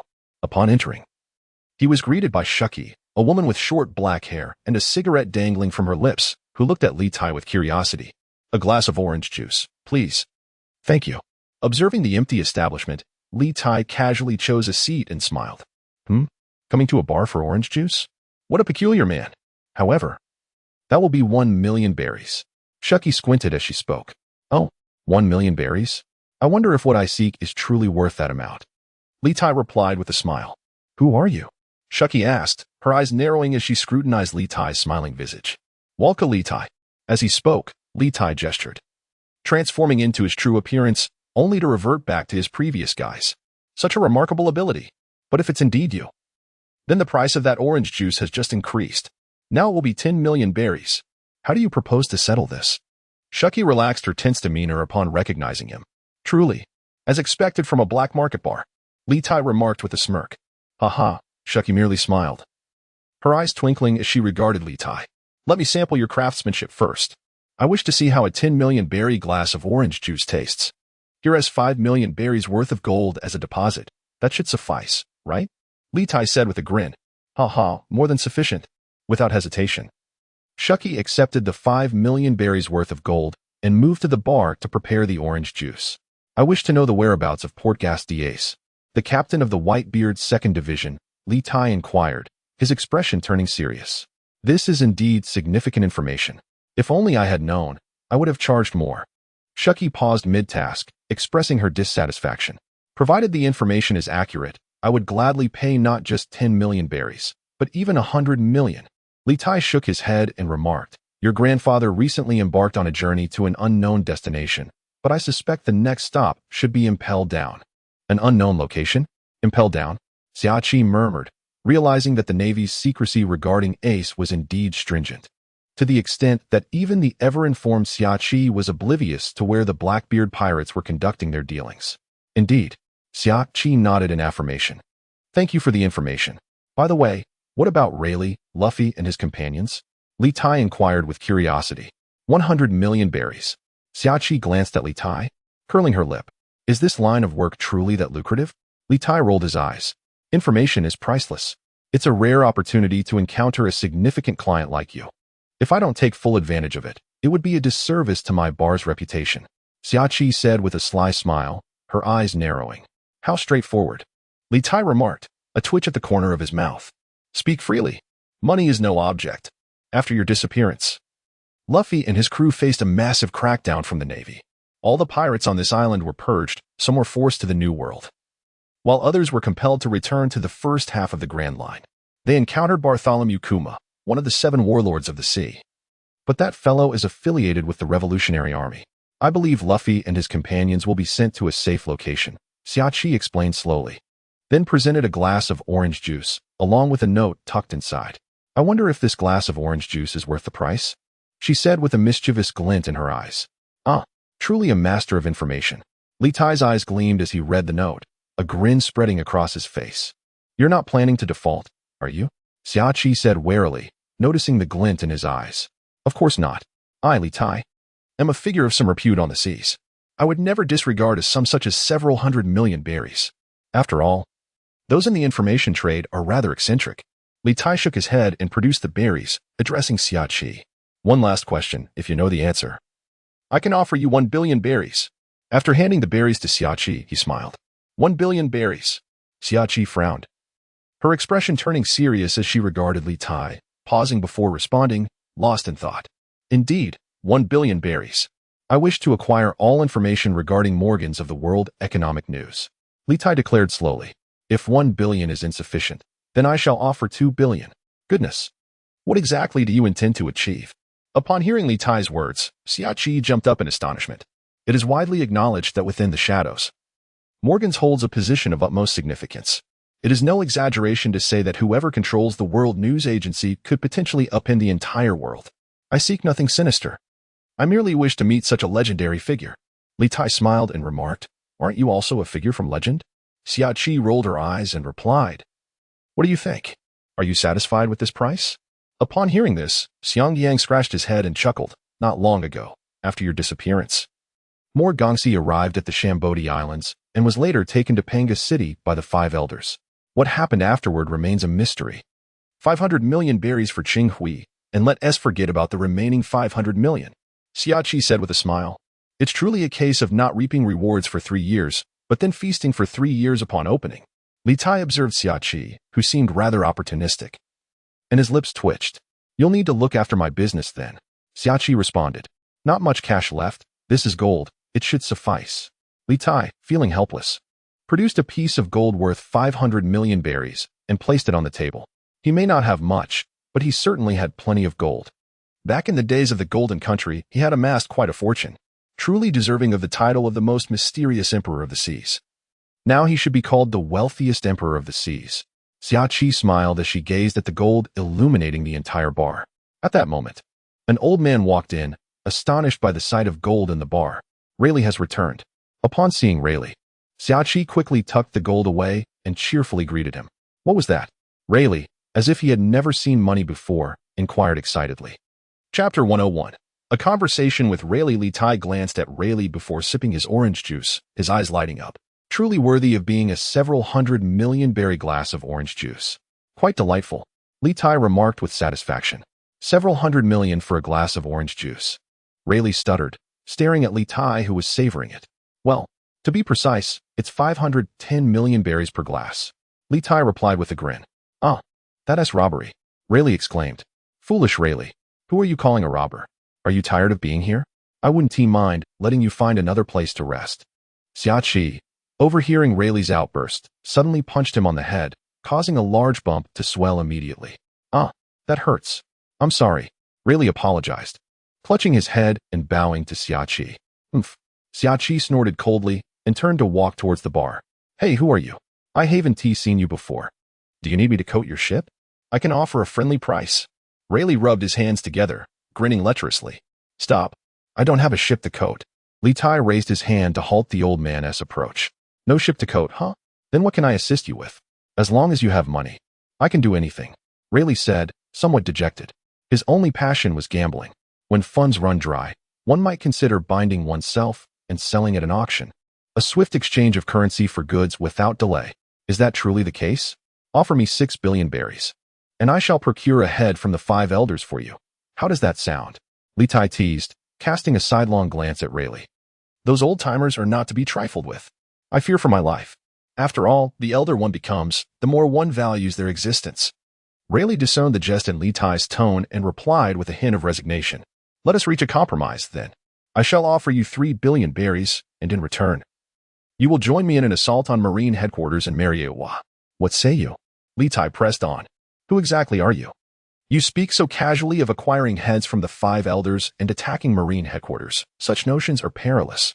Rayleigh squinted his eyes, smiling as he spoke. Voldka Litai. Captain of the Libra pirates, a pleasure to meet you. Litai extended his hand with a grin. You are the one who nearly cleaved my home with a single strike?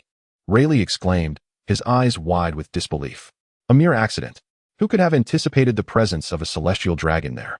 Litai chuckled, baring his teeth. So, what brings you to me? Rayleigh inquired, as he settled into a chair with a puzzled expression. Did I not just mention it? I wish to hire you to stir up some trouble at Marine headquarters in Mariewa. Litai replied with a smile. I say, young man, you cannot be serious. Rayleigh sprang to his feet, exclaiming in shock. What else would you presume? Litai regarded Rayleigh's astonishment with a sense of irony. But do you comprehend the dangers that lurk within Marine headquarters? Rayleigh asked, his eyes fixed on Litai with intensity. Not in the slightest. Yet, strength begets strength. We shall break through the mountain of might. Litai's demeanor shifted, a fierce energy radiating from him as his eyes glimmered with determination. Why are you so adamant about attacking Marine headquarters? Though I am a pirate, I acknowledge the necessity of the Marines. Without them, the world would truly descend into chaos. Therefore, I shall not accompany you in this endeavor. Rayleigh shook his head slowly, articulating his thoughts. Though he recognized Litai's formidable power, what did it matter? The seas are rife with heroes and tyrants alike. Even the infamous Rocks pirates met their demise, becoming mere legends of the ocean's history. Likewise, his captain, Roger, now rests in the tranquility of Logtown.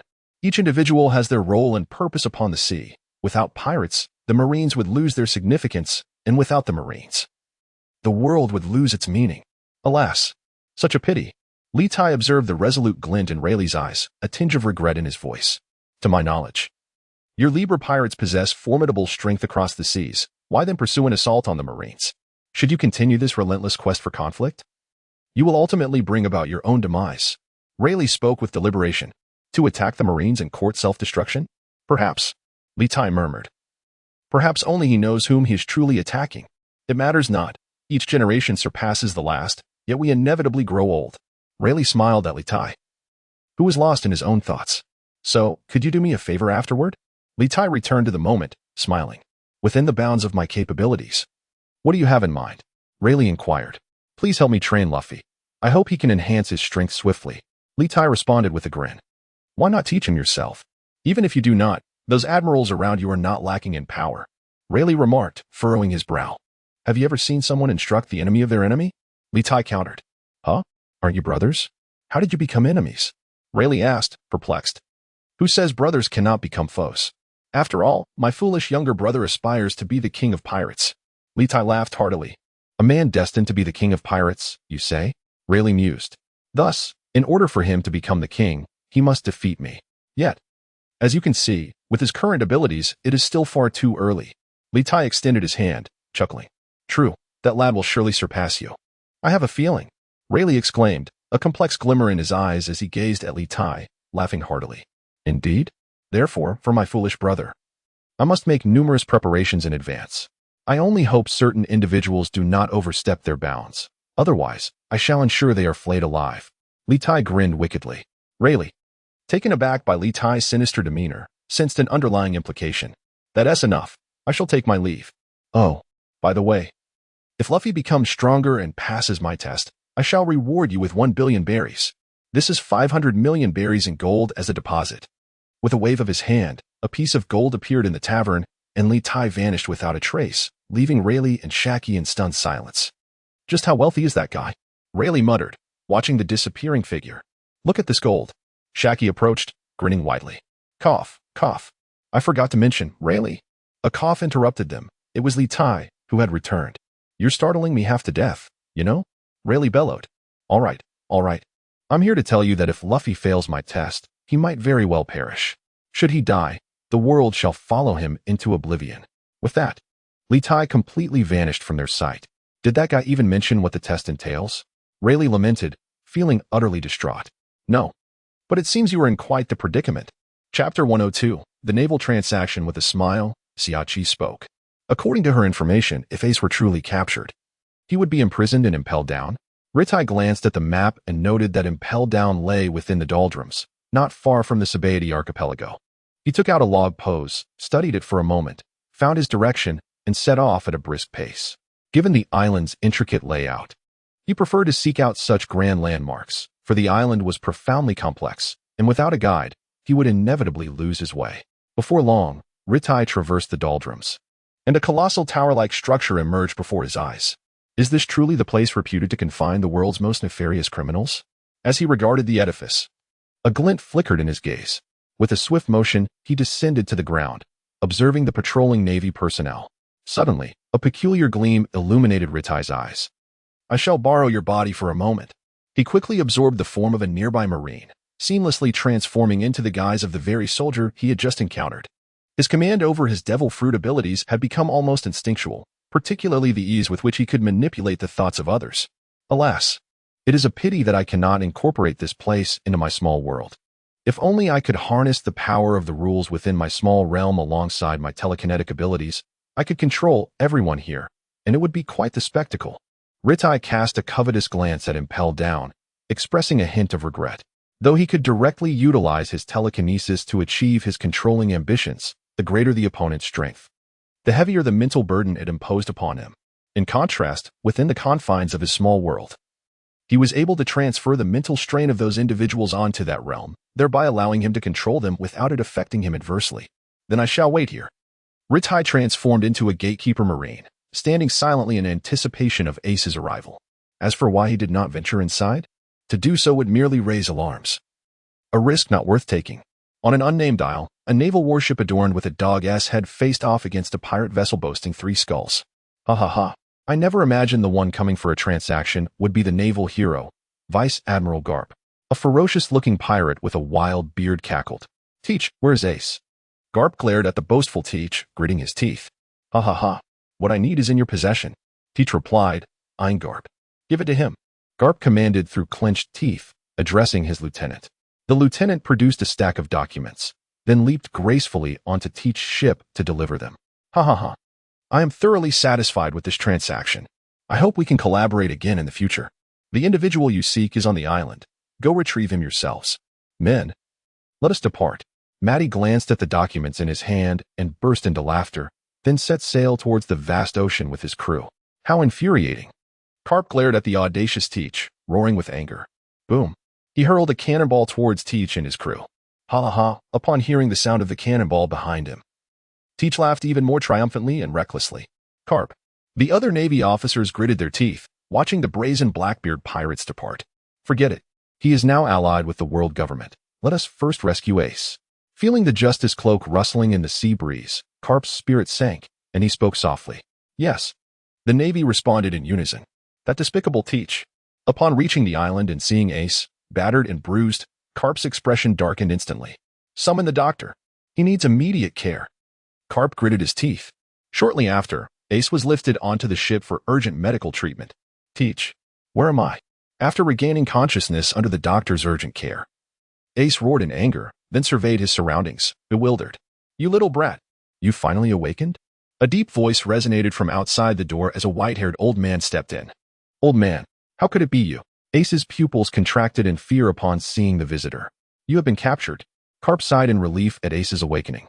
Grinning widely, "I have been captured," Ace exclaimed in disbelief. "Indeed, you were apprehended by Teach, who struck a deal with the world government, and your identity is Gold. Roger's son has been exposed." Carp pulled up a stool and sat down slowly, speaking with resignation. "My identity? Do I have another identity? My only father is Whitebeard. Edward Newgate." Upon hearing this, Ace's expression darkened, and he spoke with fury. "Ace, do you think this is still a matter for you to decide?" Carp roared angrily. Ace, staring at the raging Carp, found himself at a loss for words. "The world government is about to publicly execute you, thus bringing this era of evil to a definitive end. Do you understand?" Carp gazed at Ace, who had lowered his head, and felt as if he were a deflated balloon, speaking slowly.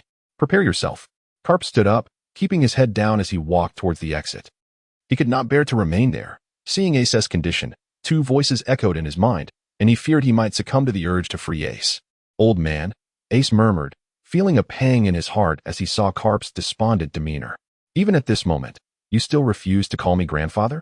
Hearing Ace's murmured words, Carp paused, whispering to himself. "Brrrr. Moses, it is Sengoku." Upon exiting Ace's chamber, I beheld my subordinate presenting a communication snail to Carp. "I am Carp." "What is it?" Carp inquired into the device. "Have you managed to secure Ace?" Sengoku asked. "The transaction has been completed," Carp replied slowly. "Our plans have shifted. Ace is now to be directly transported to the Navy headquarters for confinement, bypassing Impel Down. We must anticipate any unforeseen changes." Sengoku declared solemnly. "What?" Carp exclaimed in astonishment. "Not long ago, just as you departed, the captain of the Libra pirates, Voldka Litai, caused quite the uproar on Sabay Archipelago, prompting even the elders to intervene." Hearing Carp's surprise, Sengoku continued. "What? Is Litai involved?" Carp asked with rising excitement. "Not a single one of those rascals brings peace of mind. No, he has escaped. Hence, the elders have commanded us to revise our plans and confine Ace to Marineford, awaiting further orders," Sengoku said with a grim expression. Thus, Chapter 103, Luffy lands on Amazon Lily. Damn it. Zoro, Nami, Usopp, Sanji, Chopper, Robin, Frankie, Brook. Where have you flung my comrades? Luffy exclaimed, filled with rage. Where has everyone gone? I will not forgive that warlord who resembles a bear. As Litai awaited Ace's arrival amidst the Navy's shifting missions, Luffy found himself suspended in the air, immobilized, gazing at the seagulls soaring alongside him, recalling his scattered companions. In a fit of anger, he bellowed, "Gurgle, I am so hungry. How much longer must I fly?" Boom. Where am I? Am I still alive? Luffy opened his eyes, bewildered by his surroundings. A roar echoed, causing Luffy to stiffen and glance upward, where he spotted a colossal wild boar looming behind him. Gurgle Luffy fixed an intense gaze upon the boar, which felt a shiver run down its spine. Instinctively stepping back. Food. In an instant, Luffy lunged at the wild boar. Burp moments later, only a skeleton remained by the roadside, and Luffy patted his belly in satisfaction. I miss Litai. I wonder how he is faring now. Observing the unfamiliar landscape, Luffy reminisced about the time they were abandoned in the forest by his grandfather, feeling a pang of sorrow. Oh? Are those laughing mushrooms? Suddenly, Luffy spotted several mushrooms sprouting from a tree, and he leapt up, quickly stuffing the mushrooms into his mouth. Though I am quite sad, I cannot help but laugh. Oh, there are more here. Luffy exclaimed joyfully as he surveyed the surrounding mushrooms. I am so furious. I want to fight. Luffy hastily consumed mushrooms in the forest, and before long, he succumbed to their poison, his body becoming enveloped in a dense growth of fungi, both large and small. As he lay unconscious, several figures were drawn towards him, guided by the smoke from the fire he had ignited to roast meat. What is that? Margaret, come quickly and see this, exclaimed one, as a snake slithered from the underbrush, revealing the mushroom-covered Luffy. What is the matter, Stoby? Inquired a girl clad in revealing attire, her curiosity piqued. What is this? She asked, gazing at Luffy, adorned in mushrooms. What on earth is happening? This is a person. Margaret gasped in astonishment. Is he from the village? How did he end up here? I don't know. But look at all these mushrooms growing on him. Could it be that the smoke was a signal for help? No. Look, he must have eaten the mushrooms. and now they're sprouting all over him. If this continues, he will be drained of vitality by the mushrooms. We must save him immediately. The group exchanged solemn glances, their expressions grave. In the town of Snake Island, onlookers gathered curiously around the unconscious Luffy, murmuring amongst themselves. Pull all the mushrooms off him, directed a woman. What? Is it really that simple? The crowd exchanged bewildered looks. Yet they quickly began to remove the mushrooms from Luffy's body. But what about the roots still embedded in his skin? Someone questioned. Do not worry. Just remove them for now. I will deal with the roots shortly, the elder woman replied calmly. Understood. Soon, they had stripped Luffy of all the mushrooms. All right, step back. Let me handle this. The elder woman stood up, struck a match, and tossed it onto Luffy. Ah, it's burning. It's so hot. Luffy, suddenly jolted awake, cried out in alarm. Belladonna, what are you doing? Margaret scolded the older woman, displeased. If I don't do this, the mushrooms will continue to grow. Belladonna replied. Her tone resigned. Boom. Luffy collapsed once more, and the crowd rushed to check on him, their expressions filled with concern. This child was already covered in wounds before consuming the mushrooms. It seems he has endured a fierce battle.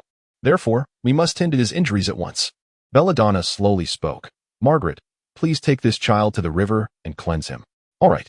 I understand, Belladonna. Margaret nodded in agreement. What is this? A mushroom? A few women, who were washing Luffy's body, curiously gazed at his lower region and questioned. If it's indeed a mushroom, we must remove it. Otherwise, all our efforts will be in vain. Oh, it can stretch, and it won't budge? The crowd marveled at the large mushroom beneath Luffy. Then let's burn it. Perhaps that is the only way to rid him of this mushroom. One woman suggested. What is going on? Why are there so many people gathered here? At that moment, an elderly voice called out from behind the crowd, filled with curiosity. Oh, Granny Nyo, what brings you here? The crowd hastily greeted her with respect. I came to see. What are you all doing here? Granny Nyo inquired. Granny Nyo, there's a mushroom growing on this child, and one of them want to come out. So we were discussing whether to pull it together or burn it. Margaret quickly explained. A mushroom? Pull it out? It want to budge? Pulling together? Granny Nyo furrowed her brow, murmuring as she listened to the women around her. Where is it? Let me see. Granny Nyo addressed the crowd. It's this. Margaret pointed to Luffy's lower region. What is this? Suddenly, Granny Nyo recoiled as if she had seen a ghost. Are you all right, Granny Nyo? The crowd rushed to support her as she nearly collapsed. No need to worry. That person. The crowd looked at Granny Nyo with curiosity as she hesitated. That person is a man. Granny Nyo exclaimed in horror. Ah, a man. The crowd stared at Luffy in astonishment. Is this what a man looks like? I feel as if I've never seen one before. The women expressed their wonder. Advanced to impel down. Buzzing, bang. What is this wretched place? Why are there still mosquitoes? This is infuriating. How much longer must I wait? I have a foreboding feeling about this. A soldier complained, idly swatting mosquitoes. Chapter 104. The encounter with Ace. An urgent announcement echoed as the telephone bug broadcasted. Attention. Everyone, please assemble. Could it be that Ace and the others have arrived? Lita exclaimed with excitement upon hearing the announcement. Now, I repeat, please assemble. Soon, Lita followed the Marines to the training grounds of Impel Down, standing at attention. Hello, everyone. I am your warden, Hannibal. No, I mean, the deputy warden, Hannibal. Truly, unintentionally, I have revealed my ambitions. From the elevated platform, Hannibal gazed down at the station's sailors, holding a communication device in his hand, and spoke. It is thus. Due to a directive from headquarters, a contingent is to be dispatched to the naval headquarters, where a notorious pirate requires our oversight. Who among you is willing to accompany me? Hannibal continued. A notorious pirate? To oversee at naval headquarters? Upon hearing Hannibal's words, the sailors exchanged glances filled with intrigue. Indeed, this was initially a classified operation. However, that notorious pirate has now been secured at the naval headquarters. And as experienced sailors with oversight capabilities, our headquarters has resolved to send a team. Observing the murmurs below, Hannibal nodded affirmatively. A notorious pirate? Has the information from Shaki changed? Ace has not been transported to Impel Down, has he? Lita muttered, his mind racing with thoughts. Let us go see. With my speed, it should be a swift round trip. Lita soon made up his mind to journey to the naval headquarters for clarity. Brother, are you intent on going? At that moment, a sailor beside him grasped Lita's arm, inquiring about his eagerness. What is it? Lita asked, puzzled. Haven't you heard the recent news? The scale pirates have appeared in the Sabay Archipelago, and the white-beard pirates are making their way towards the first half of the Grand Line. The red-haired pirates and the Yonko Kaido have also engaged in several battles at sea, entangled in conflict. The sailor whispered. What relevance does that have? Lita asked curiously. Do you not follow world news? This indicates that the world government is on the verge of significant movements. Surely, they are conspiring something. Otherwise, the new world would not be in such disarray. The sailor explained. Ah, my brother is astute. Lita exclaimed, astonished, and gave the sailor a thumbs up. Isn't this common knowledge? How could you not be aware? The sailor rolled his eyes. I have heard a bit here and there, Lita admitted, feeling somewhat embarrassed as he scratched his head. For someone like him, who rarely reads the news, such information was foreign to him. Hey, you. At that moment, Hannibal, who had been observing Lita, directed his gaze towards him. Me? Lita looked around, pointing to himself. What are you looking at? Yes, I am speaking of you. Come up here. We are heading to the naval headquarters. Hannibal commanded. Oh. Lita, with a resigned expression, began to ascend towards the platform. Brother, best of luck. The soldiers at the naval headquarters may very well be cannon fodder. I hope you return safely. The sailor who had spoken with Lita earlier remarked with a serious expression. Thank you. Lita smiled in response. Hannibal nodded in satisfaction, casually selecting a few individuals before dismissing the rest, leaving only the soldiers destined for the naval headquarters. Listen closely. The journey to the naval headquarters is fraught with peril. Your sole responsibility is to guard those pirates. Do you understand? Hannibal said with a serious expression. Understood. Vice Warden Hannibal. The crowd shouted in unison. What? I am the warden. Although merely an assistant for now, I shall inevitably ascend to the position of warden. Hannibal exclaimed in exasperation. Enough, enough. Prepare yourselves. We are about to embark for the naval headquarters. Hannibal declared. Yes. Among those chosen, some were exhilarated, others despondent, while some remained indifferent. For justice. Hannibal addressed a few individuals. For justice. Echoed the crowd. Observing the fervent enthusiasm of the indoctrinated, Litai helplessly joined in the chant. If the old man knew that one day I would be here, clad in a naval uniform, shouting for justice, I wonder if he would awaken from his dreams laughing. Litai mused silently. Everyone, get ready. Ahead lies the gate of justice at the naval headquarters. Once we enter, we shall represent the dignity of impel down.